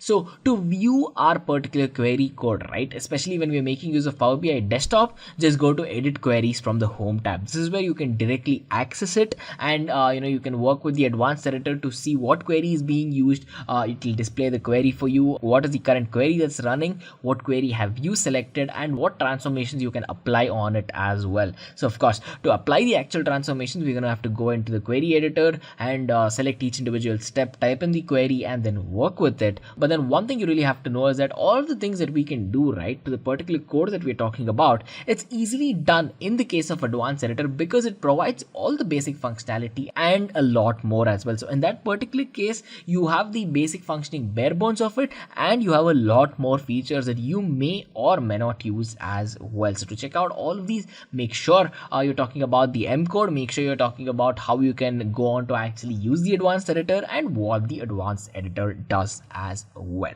Now, moving on to the 19th question, it says, why should general formatting be applied to data in the case of Power BI? Well, this is a very generic question, even though it might seem a little specific, because at the end of the day, general formatting needs to be applied to a lot of data that we have, right? See, in Power BI, what we're trying to do is we're trying to categorize the data, we're trying to identify data, and we're trying to see what's the easiest way we can work with it. So to do this, you will require relationships. To do this, you'll require custom formulas and a lot more, right? Now to do all of this, let's say you have to create a new column to work with it. You can go on to add a custom column, type in the name of the column, type in the relationship, type in the formulas, and it is just 4 or 5 clicks away. So general formatting is basically done to make sure that your task can be reduced to a minimum at the end of the day. As that's exactly what Power BI aims to do. You having to do a lot less for the code, and the code in fact is going to do a lot more for you. So to have a new column name, have a new box for it, have a formula for it, to map a relationship, to see what it does, is probably 5 or 6 clicks away, and it's as simple as that. So to kind of leverage this, we make use of general formatting. Now, coming on to the 20th question, it states, what are the most common data shaping techniques that are present in Power BI? It's not just Power BI. There are many other business intelligence tools that use this as well. Some of the most common things are, manually removing columns and rows based on the requirement. We can add indexes to keep the data a little more structured. We can apply a sorting order to see how we can work with the data and how we can actually, work with it in a structured way. And of course, there are many other things too. But what are some of the most widely used data shaping techniques? If it is asked, the answer is this: either manual removal of column and rows, or addition of indices, or of course sorting the data based on an order as well. So moving on to the 21st question, it says, which in-memory analytics engine is used in the case of Power Pivot? So one important talk about Power Pivot is of course its in-memory analytics engine, right? And there is no other engine unlike Xvelocity in my opinion, because this engine has the capability to handle large amount of data, store it in columnar databases, and present it to you like it's absolutely nothing. Like it doesn't break a sweat to do it. That is how efficient it is, and that is how intelligent it can get as well. So this is done very quickly in a very rapid manner because the data actually gets stored onto the RAM, and since it is on the RAM and not on the hard disk, your processing speed, your data read speed, your data write speed has gone exponentially up. And what this does, it makes sure that your processing speed is very high and that you can use it rapidly as well. And this is exactly what makes the X Velocity engine very powerful as well. So with this, we can come to the 22nd question that states, what is Power BI Designer? Power BI Designer is actually a new tool that's been put into Power BI, where it provides the ability for the users to create a lot of good looking reports, intuitive dashboards without you having to put much effort again. So you can change the visual aspects of the data, the aesthetics of the data with probably 4 or 5 clicks as well, because this is done to make sure that you can spend a good amount of time with the actual process of the goal, with the actual process of making a decision based on the analytics that you just drove, rather than having to spend time creating all of these reports. So this easy manipulation of the aesthetic part of it is exactly what Power BI Designer does. One thing about the Power BI Designer that Microsoft is doing right is that they have put in a lot of drag and drop capabilities. What it means is that you can start dragging in and dropping in data, let's say where you want to create a canvas report, or let's say if you have a layout where you want to start dragging in widgets, dragging in charts, dragging in maps, whatever it is, right? It's only a mouse click or a pull away. That's how simplified things have become in today's world of Power BI with the help of Power BI Designer. So when you ask this question, make sure to answer it in a clear and a concise way. Coming on to question number 23, it states, is it possible to refresh Power BI reports after they get published to the cloud? The answer is a very simple and a straightforward yes, because gateways are put into place for us to do just this. After the reports have been pushed to the cloud, we can edit it and we can refresh it based on the changes in the data that has happened. So how can we do this? There are two ways. So if you've shared it using SharePoint, then we have the DMG gateway, or the data management gateway, that we make use of it. And then if you've shared it on powerbi.com, then we have the Power BI personal gateway that we can make use for this purpose. So depending on how the data gets published to the cloud, either by using SharePoint or either by using the powerbi.com website, we have two gateways that help us refresh the data. Now, after understanding this, there could be a follow-up question which states, what are the gateways that are available in Power BI and why do we use them, right? See, a gateway is, as you just saw in the previous question, a bridge that is used to gap the differences. And a gateway, as you previously saw, is basically a bridge that is used to gap the on-premise data with the Azure cloud services that are present. So to do this, right, to make use of gateways, there are two types of gateways that are present in Power BI. One, we have the personal gateway and we have the on-premise gateway. A personal gateway is one where we can have the data imported and make sure we use it, but only by making use of Power BI service and on their website. So by making use of personal gateway, check out the name, it says personal. This means that it can only be used, accessed and worked on by one authority or one person. Now, we have the on-premise gateway. On-premise gateway is, let's say, an expanded version or an addition to personal gateway with a lot more features. Here you can work with direct query, you can have multiple users work with this, you can have many users refresh the data to see the progress as well, to see when the refreshes happened at what time. You can basically get analytics about refreshing as well. So that is how powerful gateways are. So when you ask this question, make sure to talk about the personal gateway, make sure to mention the on-premise gateway, about how personal gateway only works for Power BI service, while the on-premise gateway allows multiple users to work with as well. Moving on to the 25th question, it states, how can geographical data be mapped into Power BI reports? Geographical data can be mapped into the Power BI reports in a very simple fashion. It's by making use of map charts and Just a quick info, guys. Intellipaat offers Microsoft Power BI certification training course. This course is specially designed to make you a Power BI expert by working on real-world case studies in just 1.5 months. Through this course, you will learn how to master the technique of creating visually appealing and insightful charts, graphs, and reports by deploying this tool in real business scenario. Not only this, you will be working on real-time projects designed from the top industry experts. With this course, we have already helped thousands of professionals in successful career transition. You can check out their testimonial on our Achievers channel, whose link is given in the description below. Without a doubt, this course can set your careers to new height. So visit the course page link given below in the description and take a first step towards the career growth in the field of Power BI.